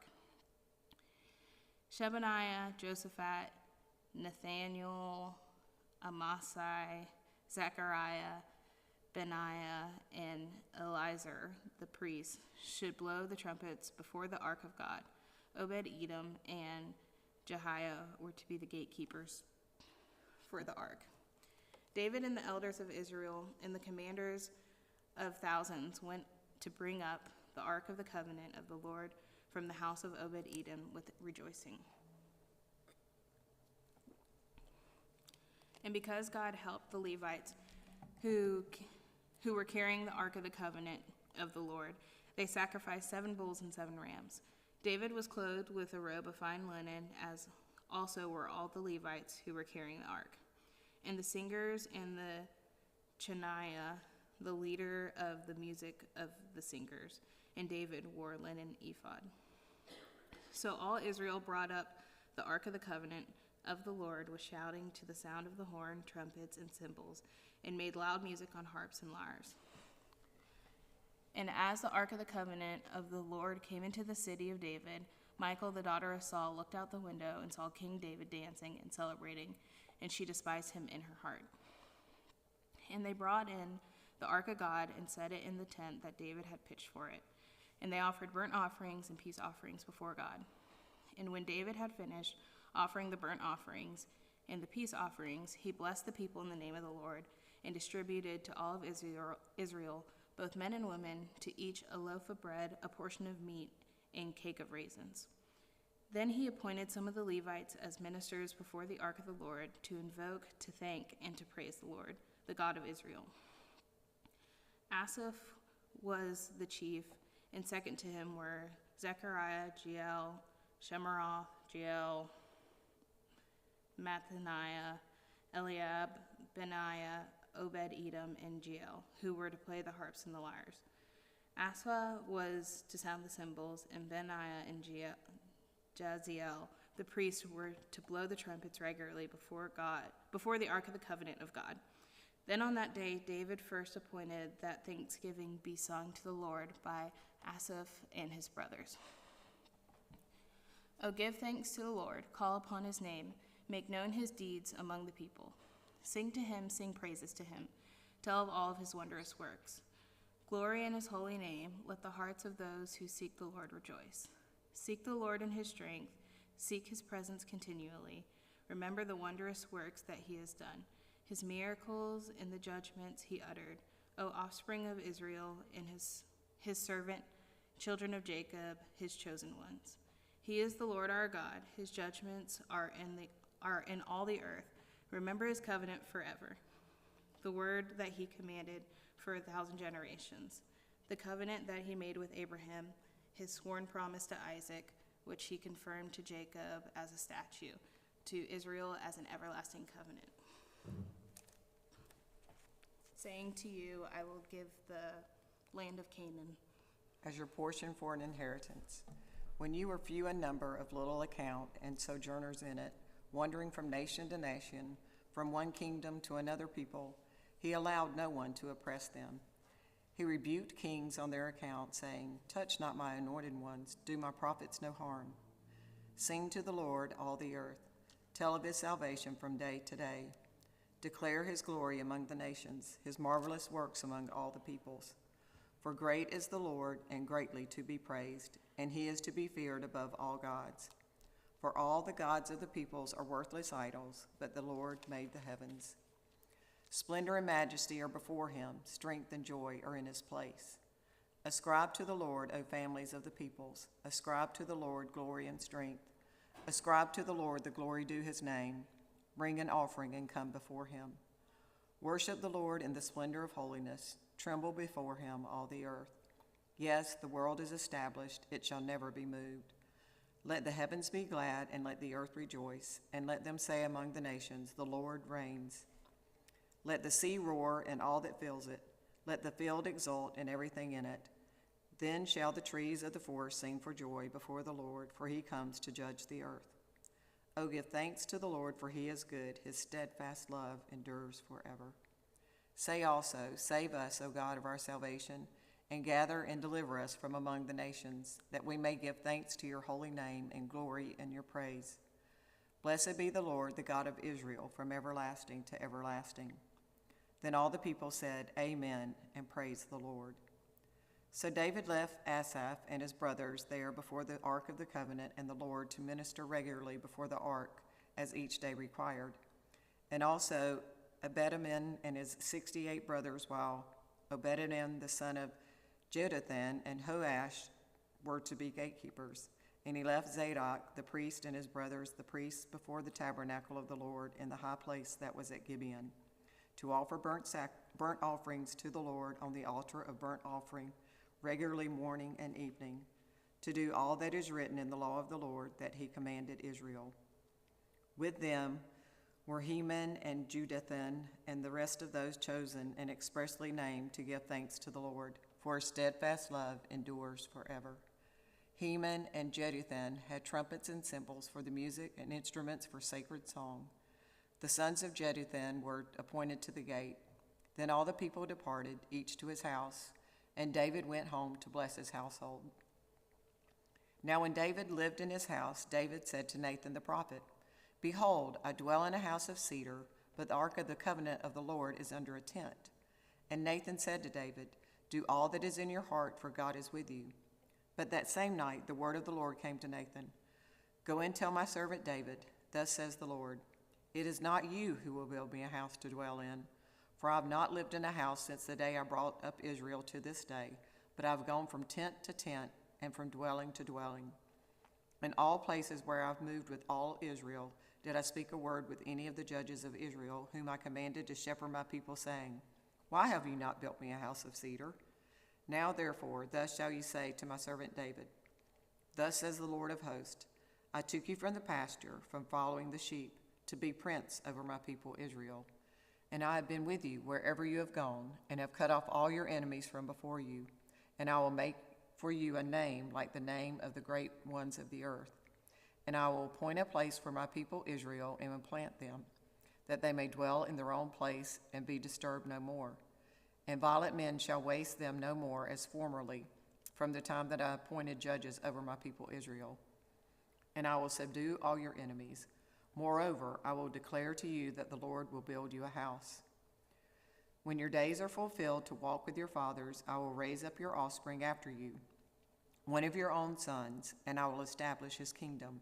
He shall build a house for me, and I will establish his throne forever. I will be to him a father, and he shall be to me a son.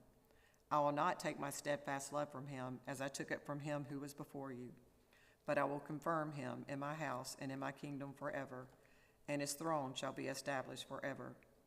In accordance with all these words and in accordance with all this vision, Nathan spoke to David. Then King David went in and sat before the Lord and said, Who am I, O Lord God, and what is my house that you have brought me thus far? And this was a small thing in your eyes, O God. You have also spoken of your servant's house for a great while to come, and have shown me future generations, O Lord God. And what more can David say to you for honoring your servant? For you know your servant. For your servant's sake, O Lord, and according to your own heart, you have done all this greatness in making known all these great things. There is none like you, O Lord, and there is no God beside you, according to all that we have heard with our ears. And who is like your people Israel, the one nation on earth whom God went to redeem to be his people, making for yourself a name for great and awesome things and driving out nations before your people, whom you redeemed from Egypt. And you made your people Israel to be your people forever, and you, O Lord, became their God. And now, O Lord, let the word that you have spoken concerning your servant and concerning his house be established forever, and do as you have spoken. And your name will be established and magnified forever, saying, The Lord of hosts, the God of Israel, is Israel's God, and the house of your servant David will be established before you. For you, my God, have revealed to your servant that you will build a house for him. Therefore your servant has found courage to pray before you. And now, O Lord, you are God, and you have promised this good thing to your servant. Now you have been pleased to bless the house of the servant, that it may continue forever before you. For it is you, O Lord, who have blessed, and it is blessed forever. After this, David defeated the Philistines and subdued them, and he took Gath and its villages out of the hand of the Philistines. And he defeated Moab, and the Moabites became servants to David and brought tribute. David also defeated Hadazezer, king of Zohab-Hamath, as he went to set up his monument at the river Euphrates. And David